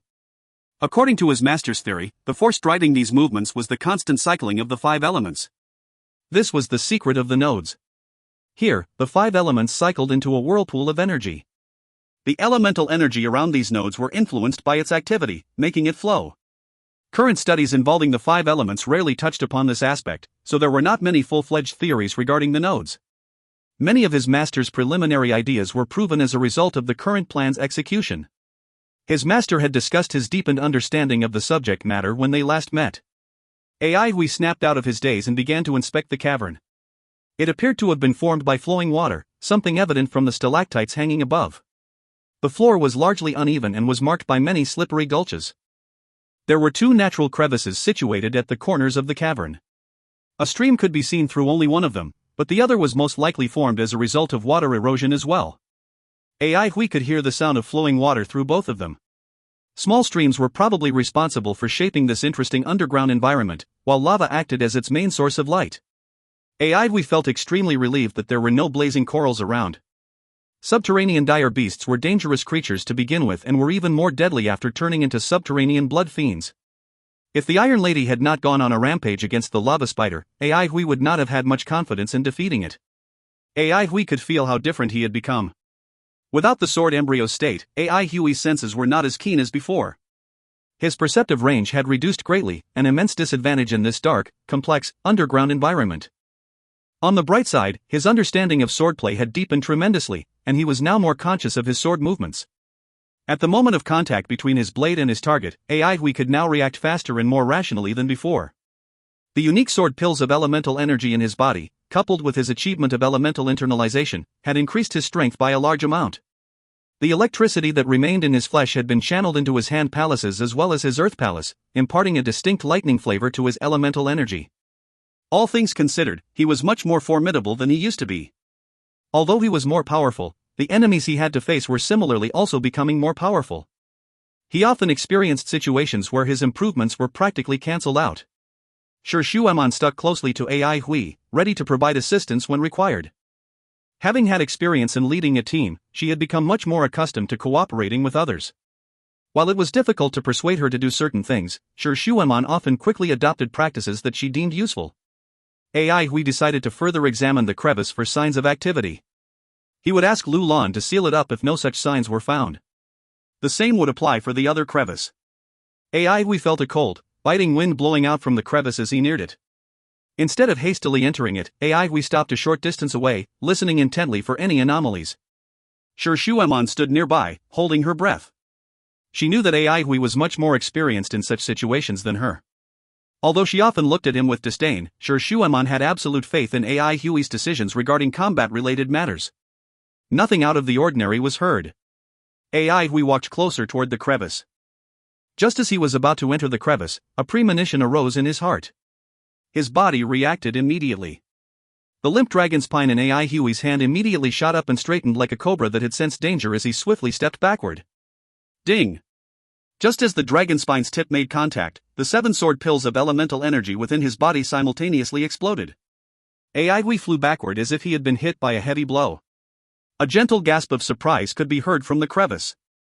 Right after, a red flash shot out of the crevice directly at AI Hui. Shueman stepped forward with her spear raised and accurately stabbed the red flash. The immense force of Cirrus managed to scatter the red flash, but the impact forced Shueman several steps back. Both AI Hui and Shueman were slightly surprised that their combined effort was so easily deflected. The two of them stood on opposite sides facing the cave while assuming an offensive stance. A reddish figure slowly walked out of the crevice.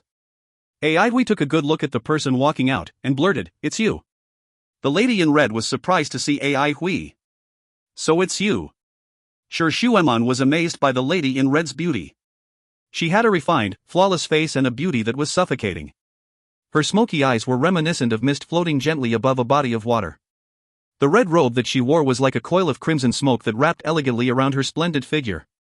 She looked like she had just walked out of a dense fog and was shrouded temptingly in mystery. Her fine, delicate, red lips lit up the dense fog and highlighted the fair skin on her exquisite collarbone. The small movements her lips made when she breathed were incredibly seductive. Shueman would describe her as unimaginably coy. Since her looks and behavior were always in the spotlight, Shueman never thought much about appearances. This lady in red standing before Shueman had somehow triggered a sort of awareness in her. The two of them had met before.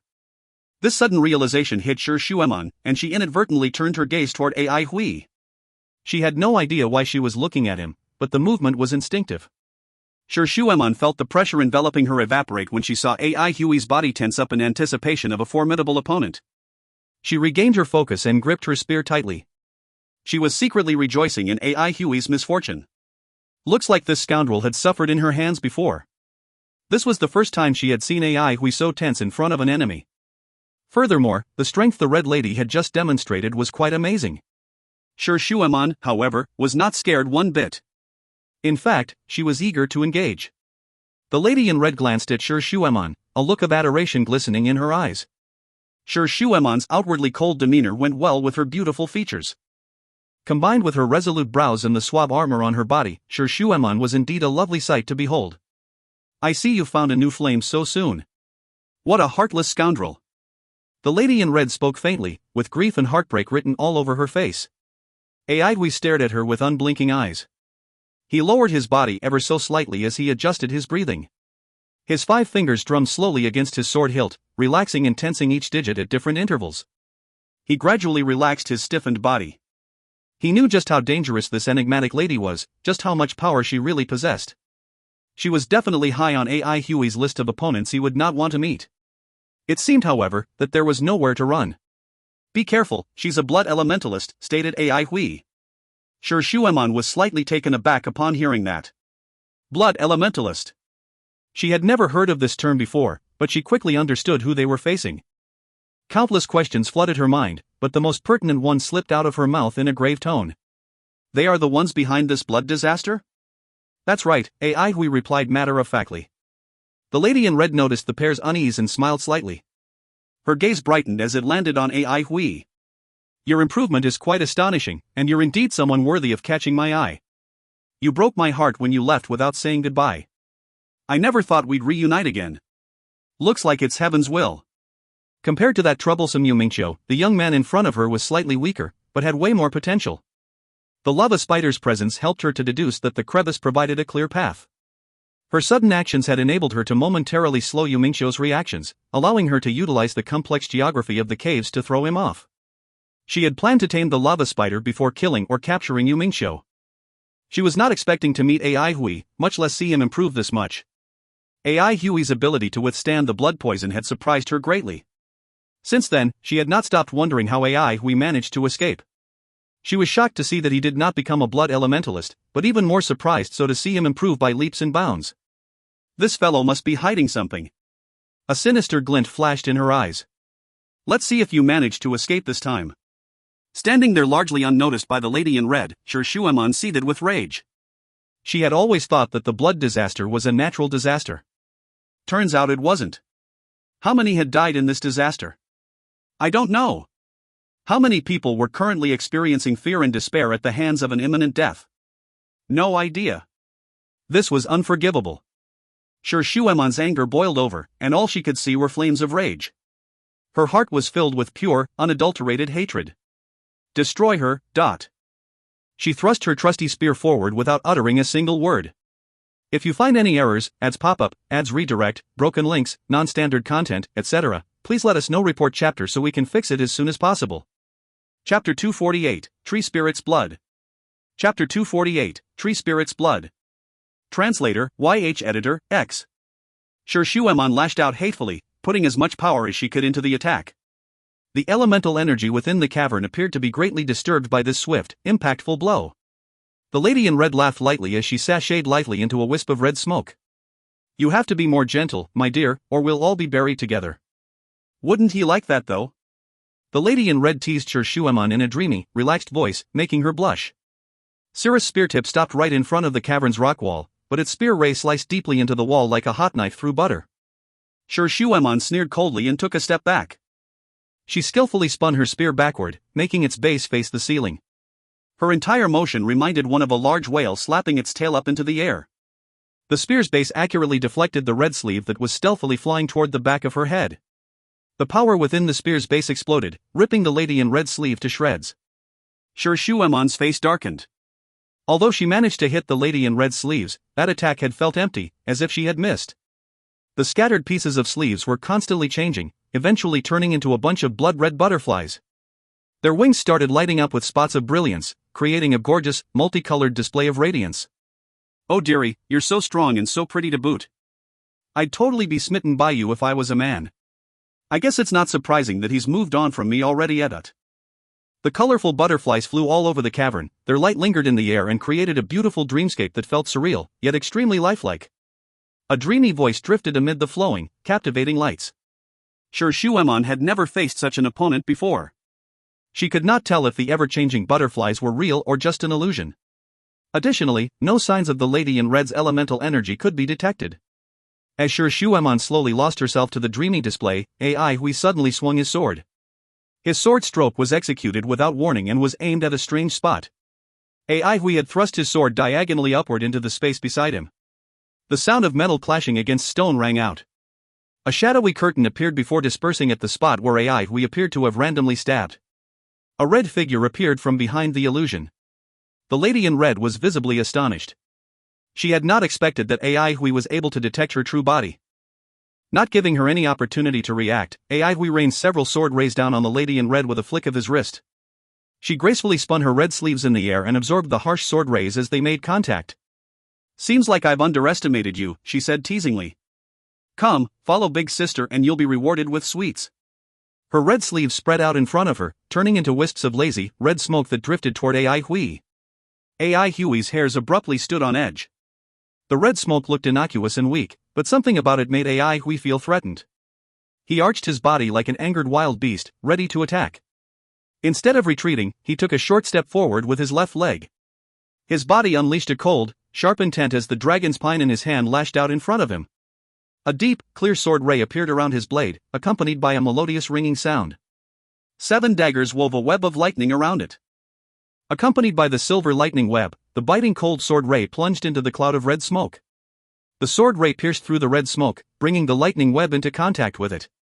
Like how a water droplet touching hot oil causes it to pop, an explosion occurred the moment the lightning web and red smoke came into contact. SSSSS. The wildly dancing dragon's pine caused a large portion of the red smoke to dissipate. The lady in red let out a refined humph. She casually brushed off the sword ray, but was surprised by the lightning contained within it. Even more shocking was how damaging the lightning was against her. There were no elementalists, blood or otherwise, who could control lightning. She had not expected something like this and almost fell prey to Ai Hui's attack. Her profound battle experience had saved her life. Having seen more combat than Ai Hui, the lady in red was especially adept at handling dangerous situations. She used her other red sleeve to strike the sword ray, making use of the force to help her rebound and disappear into the brightly colored lights. Ai Hui, himself, was taken aback by the lightning's effectiveness. The lady in red had disappeared by the time he snapped out of it. He remained vigilant while he thought things through. Since ancient times, the Thunder Stars had been blood refinement's greatest weakness. Blood refinement had always been the path and domain of those geared toward the more ghastly and demonic energy. Thunder Stars, on the other hand, were one of the strongest sources of yang energy and a natural counter to blood refinement. The written accounts regarding zombies, demons, and spirits often mentioned that they operated mainly at night. Electricity was also recorded as being their biggest fear. The electricity within his body had been absorbed and reformed by chance. To think its usefulness would be discovered today. If that was the case. Ai Hui glanced at Shi Shuemon after he thought of something. Shi Shuemon immediately got the memo, gripping her spear tightly. The lady in red cautiously remained in hiding. She was deeply shaken by the air of destruction that was present when the lightning burst forth. This was what caused her minor injuries. From when she first started nurturing blood spiritual force, she had never experienced such a situation before. Previously, nothing seemed to be capable of opposing her blood spiritual force. The streaks of lightning were more surprising than they were damaging. Even though lightning was effective against her blood spiritual force, Ai Hui's use of it was still underdeveloped. The ironclad beauty's strength had also startled her.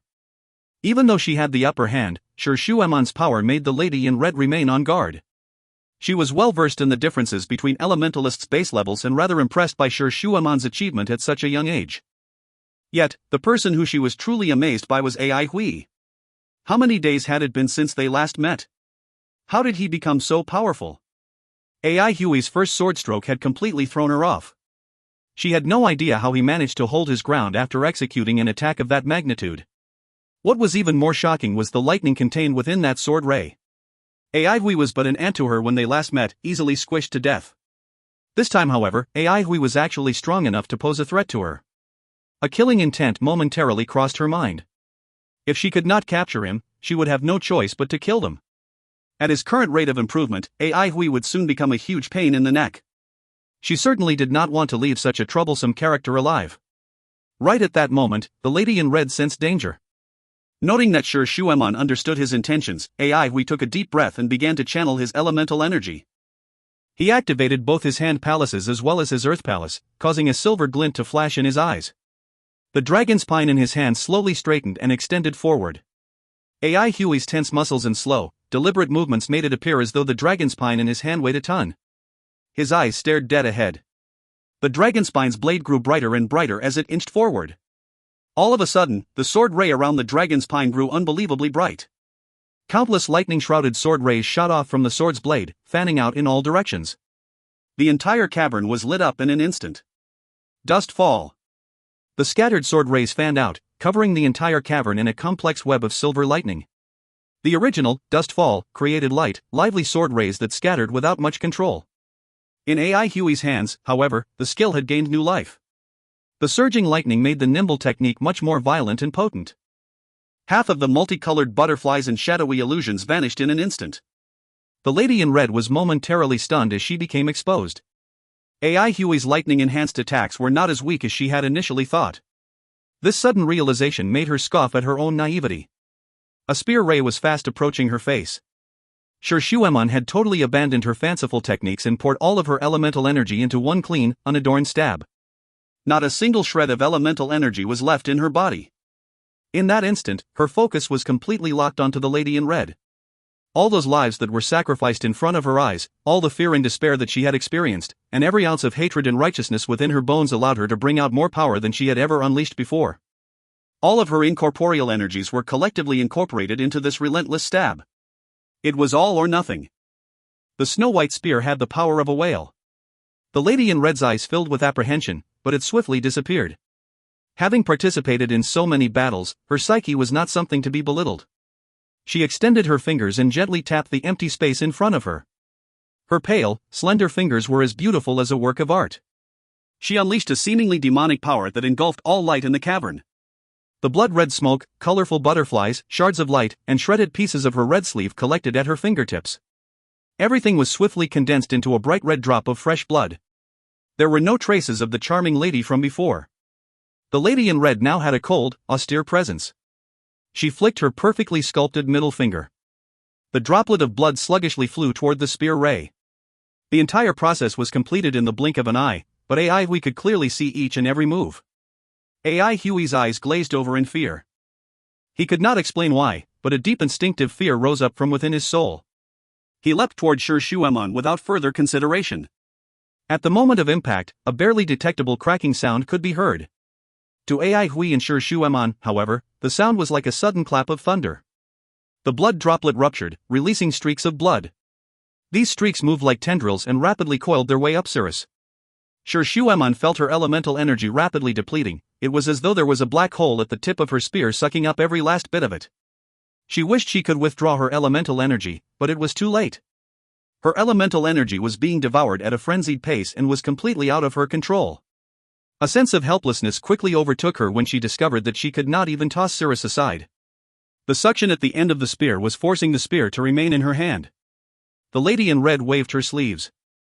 Hints of a wry smile could be seen on her pale face as she watched Shuemon struggle to no avail. Her expression changed to one of annoyance when she heard a piercing sound coming from the other side of the crevice. Dang it! Yu Mingqiu! Although she had emerged victorious from this engagement, her injuries were not all that light. That droplet of tree spirit's blood was extracted from innumerable blood trees and possessed a strong life force. The nurturing quality of the tree spirit's blood was highly beneficial for her body. She could not bear to use it unless she had no other choice. Now that she had lost that precious droplet, her strength had decreased by quite a bit. She had no chance of beating Yu Mingqiu in her current state. In addition, she probably would not be able to escape if she were to engage Yu Mingqiu again. Without hesitation, the lady in red fled the scene. Yu Mingqiu, who had just emerged from the crevice, relentlessly chased after the lady in red. In his fervor, he had completely missed AI Huey and Shuemon. Shuemon sunk deeper into despair as she watched the tendrils of blood creep up her spear toward her. Was she going to die here? Her heart sank. All of a sudden, a hand grabbed her spear. If you find any errors, ads pop up, ads redirect, broken links, non-standard content, etc., please let us know. Report chapter so we can fix it as soon as possible. Chapter 249, An Overlooked Question. Chapter 249, An Overlooked Question. Translator, YH Editor, X. Shuemon stared blankly at the hand on her spear, recognizing it as AI Huey's. Her mind blanked in that instant. Why? Why was it him? The hand that grasped the spear shook, generating an intense force that released Shuemon's grip from the spear and sent her flying. Why was he saving her? No! Tears fell down her cheeks uncontrollably while she screamed inside. The red tendrils of blood were like vines that could not stop growing. They continuously coiled around AI Huey, as if they were trying to swallow him whole. All she could see was the side of his face. That thin, humble face betrayed no signs of emotion as the blood tendrils proceeded to devour him. He had not even taken one last look at her. Shuemon collapsed on the ground, but immediately picked herself up in a bid to rush to AI Huey's side. A familiar voice resounded through the cavern, causing her to freeze in place. "Looks like I've accidentally saved you again. Remember to record it on your tab." The mad, frenzied blood tendrils suddenly vanished without a trace, as though the entire thing had merely been an illusion. She could once again see the familiar face through the tears blurring her vision. "Hey, why are you crying? Are you trying to renege on your debt?" AI Hui was shocked to see the Iron Lady's tearful face, particularly since this was the first time he had seen her cry. Sure, Shuemon had lost all of her usual loftiness and reminded AI Hui of a young girl who had just been bullied. AI Hui was a little bit embarrassed. He waved his hand and said, Fine, I won't charge you this time." Sure, Shuemon cried even harder, her tears falling like raindrops. AI Hui scratched his head in puzzlement. As an Iron Lady, her mind and body should both be as solid as iron. She must have been truly frightened by what happened. Just as AI Hui was starting to get a headache, Sure Shuemon gradually stopped crying. AI Hui heaved a huge sigh of relief. Sure Shuemon, who had stifled her tears, walked expressionlessly toward AI Hui. She snatched Cirrus back from him and asked, "What happened to those blood tendrils?" "Women are indeed as fickle as the weather," muttered AI Hui to himself before replying. "They were absorbed by my bandages." Sure Shuemon finally saw the light. Every knew that the bandages AI Hui wore were a gift from his mistress and were artifacts left behind by an ancient blood sect. No wonder he came to her rescue. She glared coldly at AI Hui. AI Hui rubbed his nose innocently, unsure of what he had done to provoke her again. This time, however, he did not attempt to clarify anything with her. His instincts told him that it was a terrible time to incur her wrath. AI Hui shouted for Lulan at the top of his lungs, "Lulan! Lulan! Lulan's here," Lulan announced as he emerged from the rocks. "Is it possible to seal up these crevices?" AI Hui asked. "Leave it to me," quipped Lulan as he immediately got to work. AI Hui marveled at Lulan's ability to put everyone in a good mood. Lulan was still the best. Out of the blue, Sure Shuemon inquired, "How did you come to know that blood elementalist?" "Our first meeting was outside the noodle shop. I was later captured by her during a scouting expedition and almost became a blood elementalist." "Thank the heavens I have these bandages," recollected AI Hui. Sure Shuemon took a good look at AI Hui. Sensing that he was hiding something, Sure Shuemon proceeded to probe further. "What else do you know about the blood elementalists?" she asked. "Not much," replied AI Hui, shaking his head. "They're backed by an organization that is very likely responsible for causing the blood disaster. This, of course, is merely my conjecture." He was unwilling to divulge any more knowledge since his conversation with the old prisoner would probably land him in trouble. The reinforcements' delay led AI Hui to conclude that the blood of God had the upper hand. The old prisoners group existed solely to take on the blood of God, but ended up in a terrible state. From this, AI Hui deduced that the blood of God had infiltrated the Avalon of 5 elements and was possibly operating partially from inside. AI Hui looked at the situation from the perspective of the blood of God and decided that he too would have done the same. This would also explain why the blood of God had such a thorough understanding of the weaknesses of the Avalon of 5 elements, as well as why the reinforcements were taking so long to arrive. Everything appeared to be under the watchful eye of the blood of God. Again, these were only his conjectures. There were still too many unknowns to be sure. Sure Shuemon did not probe further as she felt that everyone was entitled to their own secrets. Hearing all this from AI Hui, however, caused her brilliant mind to generate a good number of questions and scenarios. Her face a little paler than before, Sure Shuemon asked, "So there won't be any reinforcements?" The more she thought about the situation, the paler she became. Looking at AI Hui, she continued, "So the mayor's residence's insistence on the plan of treating the city like a piece of cloth at the cost of Master Han's life is because they already know this." AI Hui was hit by a sudden realization. How had he not thought of this? He had assumed that the plan was carried out under his mistress's insistence, but now understood that the city would not simply sacrifice an embroidery master like that. He was now able to confirm his guess regarding the reinforcements. They won't be arriving anytime soon at least. Regaining his composure, AI Hui looked at Sure Shuemon and asked, "Will the higher-ups send help?" "Definitely," answered Sure Shuemon firmly. She was more familiar with how the higher authorities worked than AI Hui was. She continued, "They'll definitely send a large force with some masters within." "Not a single one of them has turned up yet," AI Hui stated. "Where have all the soldiers and masters gone?" By this point, all the color had practically drained from Sure Shuemon's face. They must have met with some mishap. Perhaps they were attacked by blood elementalists. How then do the blood elementalists know their route? AI Hui continued asking. Sure Shuemon was white as a sheet. She opened her mouth and tried to speak, but the words would not come. A moment later, she surmised, they must have infiltrated our ranks. AI Hui took a long, deep breath and heaved a long, deep sigh to release his pent-up emotions. Sure Shuemon seemed to be strongly affected by what she had just deduced. She understood why AI Hui kept these things to himself and also knew why the mayor's residence would hide such matters. It was as though all her hopes were extinguished in an instant. There was a long pause before Sure Shuemon spoke again. Is this a planned rebellion? It's more than a rebellion, AI Hui replied calmly. They don't just want to wrestle power, they want to completely destroy the Avalon of 5 elements. Why would anyone want to do that, countered Sure Shuemon. AI Hui did bit have an immediate reply to that. He subconsciously repeated, why would anyone want to do that? This was a question he had overlooked. Power, status, prestige, or wealth? What can they not achieve? Why do they want to destroy the Avalon of 5 elements, elaborated Sure Shuemon. With the blood of God's power, these things were definitely easy to obtain. Be it becoming a legitimate sect or secretly controlling the Avalon of 5 elements from the shadows, the blood of God was definitely able to accomplish both. If the blood of God attempted a revival of the cultivation era, they would probably be able to rally a large number of supporters to their cause. The people of the Avalon of 5 elements were not against the idea of going back to the cultivation era. Its glorious history was still pretty fresh in everyone's minds. Why do they wish to destroy the Avalon of 5 elements? Why do they have to take so many lives? AI Hui felt that the patient and far-planning blood of God would have thought through their options before embarking on such a path. There must be a reason behind this destruction. Unless they harbor a deep-seated hatred for the Avalon of 5 elements, or there's something that they can only gain through the destruction of the Avalon of 5 elements, Sure Shuemon raised her head and commented. Is there such a thing? Asked AI Hui. I have no idea, she replied with a shake of her head. At that moment, Sure Shuemon was glowing with wisdom. AI Hui was completely captivated by her beauty and only managed to regain his senses after a while. Wow, she was so pretty yet still so cold. It must be because her heart is not all that big. AI Hui subconsciously looked at the thick breastplate covering Sure Shuemon's chest. Sure Shuemon could sense that AI Hui was staring at her. Hang on, where was he looking?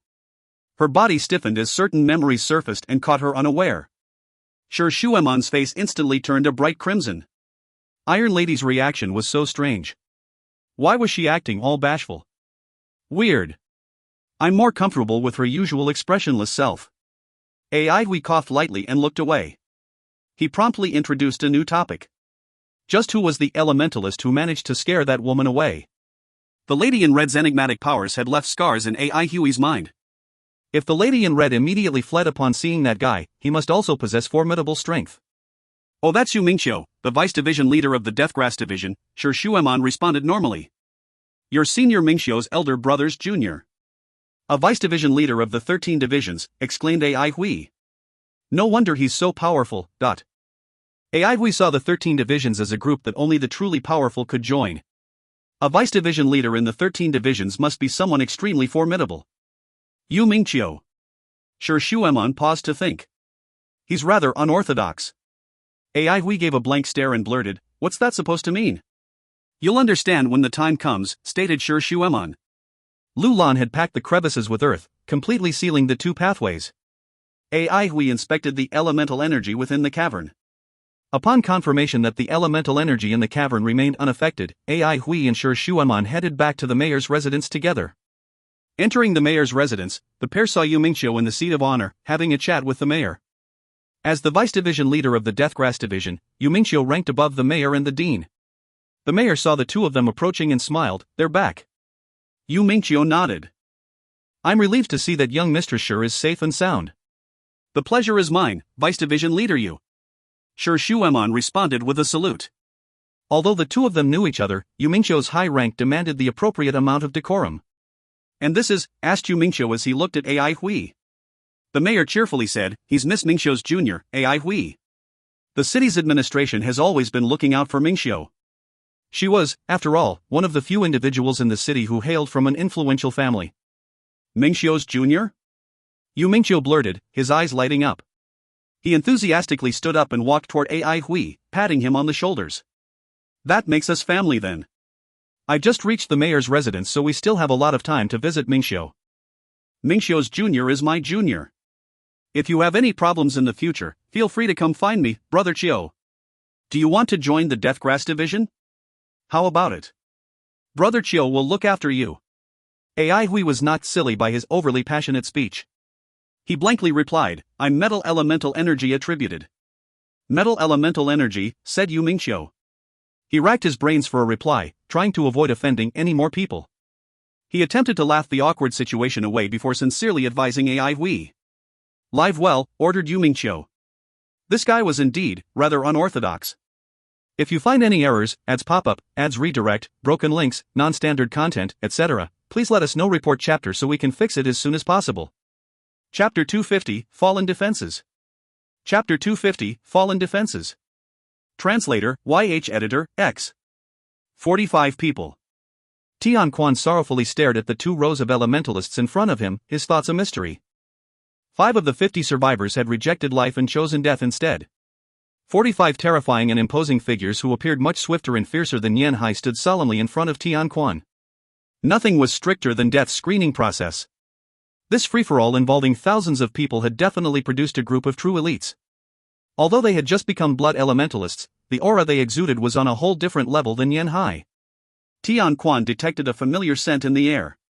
The bloodthirsty glint in their eyes was exactly the same as the blood fiends and was something he could not be more familiar with. He was assessing them, and they were sizing him up as well. Tian Quan knew that they would rip him to shreds the moment he revealed any sign of weakness. This bunch of wild beasts had no loyalty nor emotions. Only strength could guarantee their respect and command their obedience. Tian Quan heaved a long sigh. He disliked borrowing others' strength, but this was the only method that would give him enough confidence to carry out his plans. As he began to circulate his blood spiritual force, Tian Quan exuded an indescribable aura that permeated the entire area.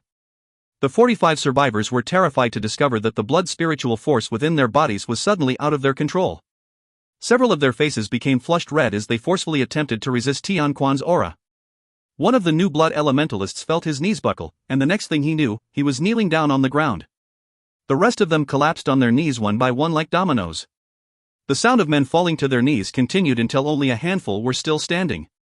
The faces of those standing revealed the violent struggle occurring within. Despite their best efforts, their bodies were eventually overcome by Tian Quan's presence, and they too kneeled in front of him. From the beginning to the end, Tian Quan's facial expression had remained as distressed as ever.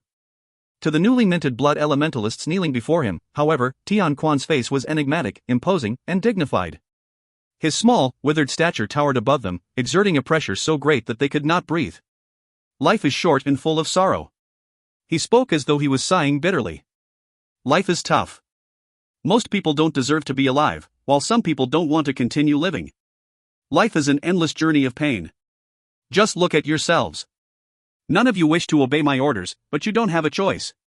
All of you are prime examples of life's suffering. Is there anything that isn't painful? Did you think that becoming beasts would ease your suffering? Yan Hai had long since prostrated himself at Tian Quan's back. Tian Quan's words made his heart race, but also made him realize that his master had actually been treating him quite nicely. The freshly baked blood elementalists were trembling uncontrollably while the blood within their bodies surged explosively. He was of course different from these guys.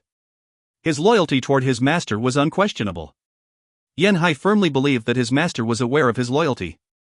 Whoever can demonstrate their usefulness will be allowed to continue living. Tian Quan looked even more worried. His words were targeted at his new recruits, but were also intended for himself. Up until now, he had not achieved anything noteworthy. He had no idea if the others had been earning brownie points, but he knew he did not have any. Failing to meet expectations would leave him in a bad place. This was why he broke his own code and proceeded to recruit new allies. Only time would tell whether he would succeed. He had a comprehensive plan. News of Yu Mingqiu's arrival swiftly swept across all of Central Pine City. A vice division leader from the 13 divisions was someone highly regarded by most people. Furthermore, Yu Mingqiu was well known throughout the Avalon of 5 Elements for his prowess. The arrival of such powerful assistance gave the people of Central Pine City hope for the future. Back in the mayor's residence, the mayor dismissed all unrelated personnel so that he could have a private discussion with the dean and vice division leader Yu Mingqiu. Ai Hui stood rooted to the spot as though he had not heard the order to withdraw. Seeing that Ai Hui had no intention of leaving just yet, Shu Shueman also remained. Lu Lan stood in one corner, blinking his eyes. Both of you may go back and rest. You still have the golden needle to handle tomorrow, informed Wang Jin. He felt that the two of them were acting strange, so he smiled and continued, our scouts have found no issues with the other 8 nodes. Both of you should take a good rest to prepare for your upcoming assignments. AI Hui cheerfully asked, Mr. Mayor, our reinforcements aren't coming anymore, right? Sure Xuemon looked at Wang Jin as well. Wang Jin replied gravely, why are you spouting such nonsense? Isn't Vice Division Leader you already here? A Vice Division Leader from the 13 divisions is here in person, wouldn't you consider that to be reinforcements? But Brother Chiu is here alone. AI Hui took a quick glance at Yu Mingqiu. If he wanted to rely on a higher power, he would have to go along with some of Yu Mingqiu's whims, like calling him Brother Chiu. Even though Yu Mingqiu was quite eccentric, his status and strength still made him a precious ally. You should tell us the truth, blurted Shi Xuemon. Wang Jin was not too happy about being confronted like this. AI Hui did not seem to notice that the mayor was on the verge of flaring up. A sharp individual like you is indeed worthy of being Mingqiu's junior. Yu Mingqiu suddenly burst out in hearty laughter and broke the awkward atmosphere. Since we're on the same side, I guess there's no need to hide the truth from you. Having one more person to help think of a solution isn't such a bad thing either. Perhaps the mayor could enlighten us on the current situation. Yu Mingqiu was the highest-ranked person here, so nobody could refuse his request. Okay, I shall relay the higher authorities' message. We won't be getting any more reinforcements in the short term. All of the troops that were headed here have been ambushed by a mysterious person and suffered serious casualties. We have received confirmation that one Vice Division Leader has been killed in action. Yu Mingqiu's eyes widened in shock. Who was it? They didn't say, so I have no idea, said Wang Jin, shaking his head. Yu Mingqiu was appalled by the damage they had suffered. He could not believe that a Vice Division Leader had actually fallen. Throughout the Avalon of 5 Elements history, the loss of Vice Division Leader was an extremely rare occurrence. His subordinates might have suffered the same fate. These thoughts had drained all color from Yu Mingqiu's face. He subconsciously clenched his fist tightly in a bid to control the intense sadness that welled up inside him. Our goal now is to execute the treating the city as a piece of cloth plan. We have no other options besides this, Wang Jin said in a nolens volens tone. This is the only way we can buy ourselves more time. The higher-ups should take note of the large casualties though and respond accordingly. Now that Vice Division Leader Yu is here, our city's strength has increased as well. Yu Mingqiu shook his head. There is no increase whatsoever. What do you mean? Replied both the dean and the mayor. I chased a blood elementalist into the city and lost her after we both entered, growled Yu Mingqiu. It was a lady clad in red. Her strength matched my own, but her skills and techniques were very odd. The energy she tapped into was strangely different from the elemental energy that we use. The two of them have met her and even exchanged blows with her as well. The dean and the mayor simultaneously turned to AI Hui and Shi Xuemon. AI Hui nodded, we almost died at her hands. A sudden realization struck Yu Mingqiu. Giving his forehead a smack, he said, you guys are pretty strong considering how you managed to escape from that she-devil. We got lucky, AI Hui hurriedly replied. Wang Jin paled after listening to Yu Mingqiu's report. You mean someone as strong as Vice Division Leader Yu has entered the city? Yup, Yu Mingqiu nodded. Wang Jin's facial expression changed drastically as he shouted, not good, . Immediately after the mayor's exclamation, sounds of explosions could be heard from all over the city. Everyone in the hall stared at each other blankly. One of the mayor's subordinates ran in hastily. The city's defenses have fallen, he informed, visibly crestfallen. Wang Jin forced himself to remain calm. Which direction? He asked. His subordinate stammered, all of them. All of their defenses had fallen. Wang Jin was struck dumb by the news, feeling as though he had just been struck by a bolt of lightning. AI Hui and Shi Xuemon looked at each other and saw the terror in the other's eyes. The destruction of the city's defenses meant only one thing, the blood fiends would be able to enter the city from any direction. There was nothing left to stop them. The city's defense was one of the main reasons why Central Pine City was able to hang on for so long. A complete city defense was absolutely essential for repelling most of the blood fiends. This was especially the case for the larger fiends. From now on, the elementalists in the city would have to face increased pressure. Blood fiend howls rose and fell like an orchestra. Large groups of them were quickly approaching the city from all directions. The high density of elemental energy within the city was like a delicious cake. Waves of delicious scents wafted out of the city, attracting every single blood fiend within its range. The blood coursing the blood fiend's veins made them strongly attracted to elemental energy. Much like how blood crystals were prized spoils of war for humans, humans were the prized rewards for blood fiends. Oh my heavens, look up! Everyone in the courtyard looked up and saw a huge blood-red cloud heading toward the city at an alarming speed. The sight made everyone pale with fright. Bloodbirds were rapidly approaching. Central Pine City had never suffered that much at the hands of bloodbirds because of the effectiveness of Wang Zhen's strategic air defenses. While they had not faced many bloodbird attacks, the residents of Central Pine City knew of the threat they posed. Most of the city had been reduced to rubble, so there was nowhere for people to hide. The city's elementalists were not skillful enough to fight aerial battles against bloodbirds. Yuminchio suavely announced, "Leave the skies to me." Even though he knew that the lady in red was waiting to ambush him at his weakest, he understood that there was no time to worry about her anymore. The 13 divisions existed to protect the Avalon of 5 elements. He was here to protect the skies, the earth, and the people that lived within this space. He took pride in his role as a vice division leader. Yuminchio spread his azure wings and soared into the sky. At least there was no chance of losing my direction up here. Wang Zhen stared blankly at the figure in the sky. He snapped out of his daze after several seconds and urgently commanded, "Golden needles. We need to start getting the golden needles in place. Now. We're running out of time." We looked up at the sky. Heavy-set blood clouds loomed over the city, blocking out practically all of the natural light. In front of the swarm was a lonely figure, or rather, a mere speck in the sky. Shueman gripped Cirrus so tightly that her knuckles turned white. Hui was momentarily overwhelmed by Yuminchio's noble sacrifice. He smacked his lips and asked, "Where are the golden needles?" "The warehouse. The smith is there too." "Hurry," shouted Wang Zhen. "I leave the first note in your hands. Quick!" Hui, Shueman, and Lulan headed toward the warehouse without hesitation. "If you find any errors, ads pop up, ads redirect, broken links, non-standard content, etc. please let us know. Report chapter so we can fix it as soon as possible." Chapter 251, The Heat of Battle. Chapter 251, The Heat of Battle. Translator, YH Editor, X. The new disaster came so suddenly that the people who had adapted well to the fighting were immediately plunged into the bloody battle. It was fortunate that the eruption of this latest disaster was not in the initial stages of the blood disaster. Those who had experienced the endless battles in the weeks up until now and managed to survive were the elites who had gradually become accustomed to battle. Both their mental and physical strength had vastly improved. When encountering danger, they did not panic, but rallied to fight back. However, serious casualties were abundant because the fighting had changed in nature and intensity. The city defenses that once protected them had practically evaporated, leaving them utterly exposed to the blood fiends. Central Pine City had become a white-hot battlefield as battles raged on throughout the city. Contrary to the early stages of the blood disaster, wails and cries for help were now rarely heard.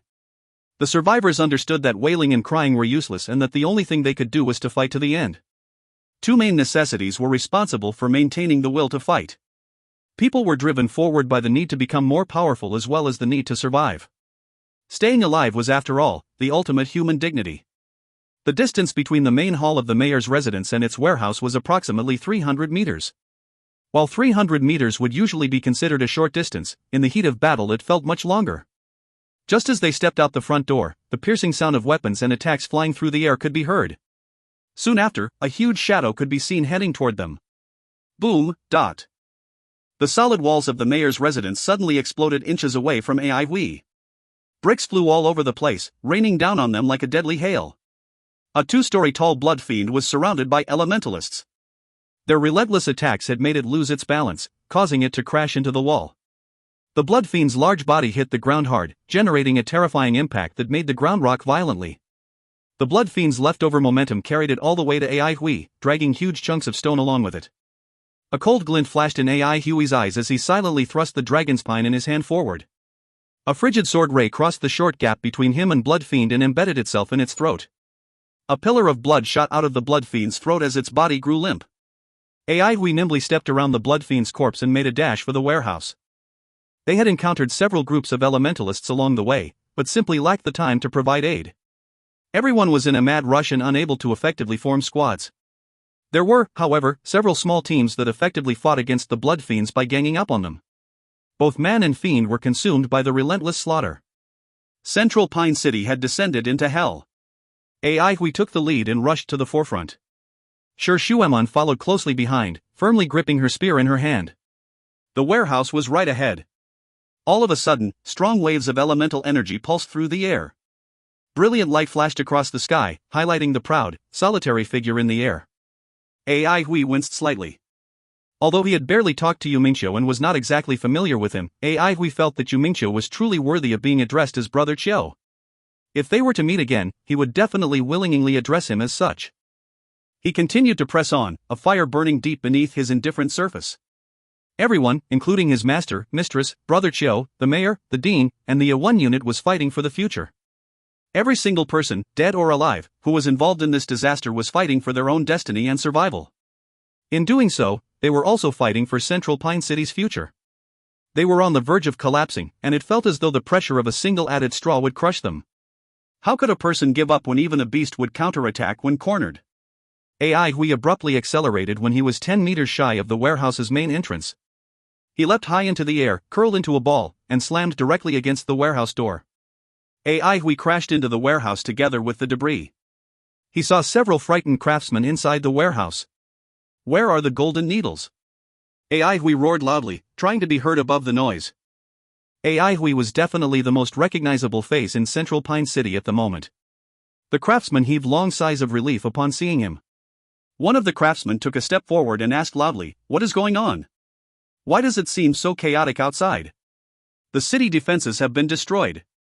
Grab the golden needle and get to the heaven pit." Ai Hui was practically shouting himself hoarse.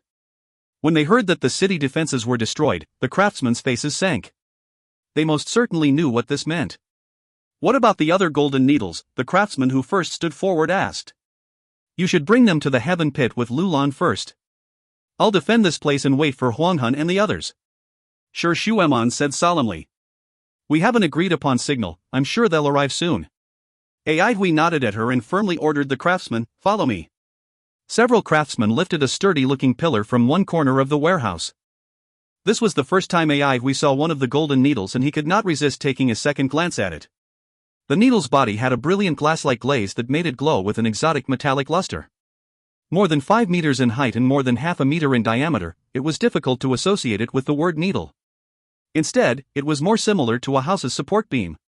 Layers of intricate and sophisticated patterns were carved onto the metal column, making it a dazzling sight to behold.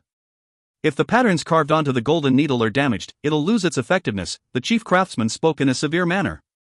"We used a relatively hard material called glass iron which is sufficiently strong and capable of withstanding geocentric flame. It will, however, shatter easily if exposed to an impact of great magnitude. We only have 9 needles. There are no spares." Ai Hui nodded in comprehension as his eyes met those of the chief craftsman. He then hurried to lead the way out of the warehouse.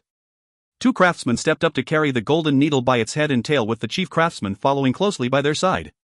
Sure, Shueman raised Cirrus in her hands as she watched Ai Hui and the others leave. A white ray shot up into the sky, forming the shape of a sword.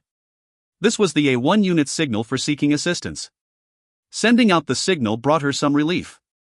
She raised the spear in her hand and leapt onto the warehouse roof. Until support arrived, Sure Shueman had to defend the warehouse alone. She was completely unafraid. Yan Hai hid in the dark with several blood elementalists in tow.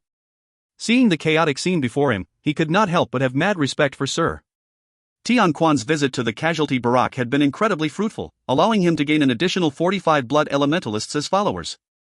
This greatly increased their fighting strength and enabled them to cause so much chaos from within. Yan Hai felt that he was different from the newly created blood elementalists. All of them were much stronger than him, yet Sir had chosen him as the team leader. Surely this meant that Sir trusted him more.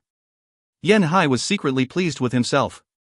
He reminded himself to perform well and live up to Sir's expectations. Will they really not attack us? The question came from Shi Wei, who was a rather well-known student in Central Pine Academy prior to becoming infected. Many believed that he would have a bright future, but all that changed when he got injured. Shi Wei was a rookie, and as such, he was viewed unfavorably by Yan Hai. Yan Hai was keen to make his mark and felt that rookies like Shi Wei were a major hindrance to him. However, these blood elementalists were assigned to him by Tian Quan, so Yan Hai could not object. He could not figure out just how someone like Shi Wei managed to survive the brutal slaughter at the quarantine barracks. Even Shi Wei, himself, did not fully understand how he managed to survive. Afraid to relive that nightmare, he did not dare to think about it anymore. He just wanted to have a fresh start and continue living. He convinced himself that what he was doing was not wrong. Did he have any other choice? Apparently not. Watching the chaotic fights unfolding before his eyes terrified him, yet at the same time, brought him some relief. He felt a little ashamed when he thought of his classmates and teachers struggling, but the mere feeling of being alive made him quietly delighted. He did not want to experience the mindless, uncontrollable rage and bloodthirst of the beastly instinct ever again. Living dishonorably was still a kind of living. Despite his new position, Shui was still alarmed by the large number of blood fiends. "I've told you before that it won't happen," chided Yin Hai. "We have a similar presence to that of the blood fiends, so they won't attack us as long as we don't attack them first. Did you not notice that none of the blood fiends that have walked past us have given us a single glance?" Shui felt somewhat safer. "Are we just gonna sit here and twiddle our thumbs?" This time, Old Lei was the one asking. He was an elementalist from a hunting unit and had both strength and experience. Accustomed to a life of killing and looting, his moral boundaries were extremely blurry. He was the fastest to come to terms with his new identity as a blood elementalist. Old Lei had more worldly wisdom than Shui and knew that performing well was the most important task they had. He was a good judge of character who quickly took note of Tian Quan's callous nature. He knew that Tian Quan only converted them into blood elementalists to borrow their strength. Their lives would come to an end once Tian Quan felt that they no longer had value. Old Lei's ruthlessness made Yen Hai slightly uneasy around him. "We need to find a high-value target," informed Yen Hai. "Let's wait a while longer for the elementalists to further deplete their strength before striking. Things will be much easier that way." Old Lei sneered at him. "If you want to achieve great things, then you'd better step up your game and stop looking for scraps. You think the battlefield will simply be littered with easy pickings?" Old Lei did not give a hoot about Yen Hai. He could see that Yen Hai was really just a cowardly weakling. With his experience and seniority, Old Lei's words appeared to carry more weight among them. Several others nodded in agreement after hearing what he said. Yen Hai was so agitated that he almost spat blood. However, he did not dare to fall out with Old Lei. Right at that moment, his eyes lit up as he exclaimed, "Ai Hui." "Who's that?" asked Old Lei, shaking his head. "I don't recognize him, Dut." Old Lei was injured fairly early on and was unfamiliar with Ai Hui. The esteemed lightning blade, Ai Hui. He's one of the leading figures in Central Pine City. What a big fish. Yen Hai's eyes sparkled greedily. "A leader?" Old Lei asked in disbelief. He pursed his lips at the sky and continued, "Did you mean him? Who would dare to consider himself a military leader in front of Yu Mingqiu?" The rest of them quietly laughed. Everyone had heard of the great Yu Mingqiu. Yen Hai turned pale with anger and scoffed. "Forget it. You can go challenge Yu Mingqiu if you dare." Old Lei looked up at the sky and felt a slight fear running up his spine. Yu Mingqiu was floating in the air, somehow able to keep an entire sky full of bloodbirds in check by himself. One man up against tens of thousands of enemies, refusing to let a single one of them pass through. Yu Mingqiu truly lived up to his reputation. "I hope this Ai Hui of yours has some value." Old Lei snorted before giving a hand signal to the others, dispersing them into different hiding areas. The group of blood elementalists had formed a circle of death and eagerly awaited for their prey. If you find any errors, ads pop-up, ads redirect, broken links, non-standard content, etc., please let us know. Report chapter so we can fix it as soon as possible.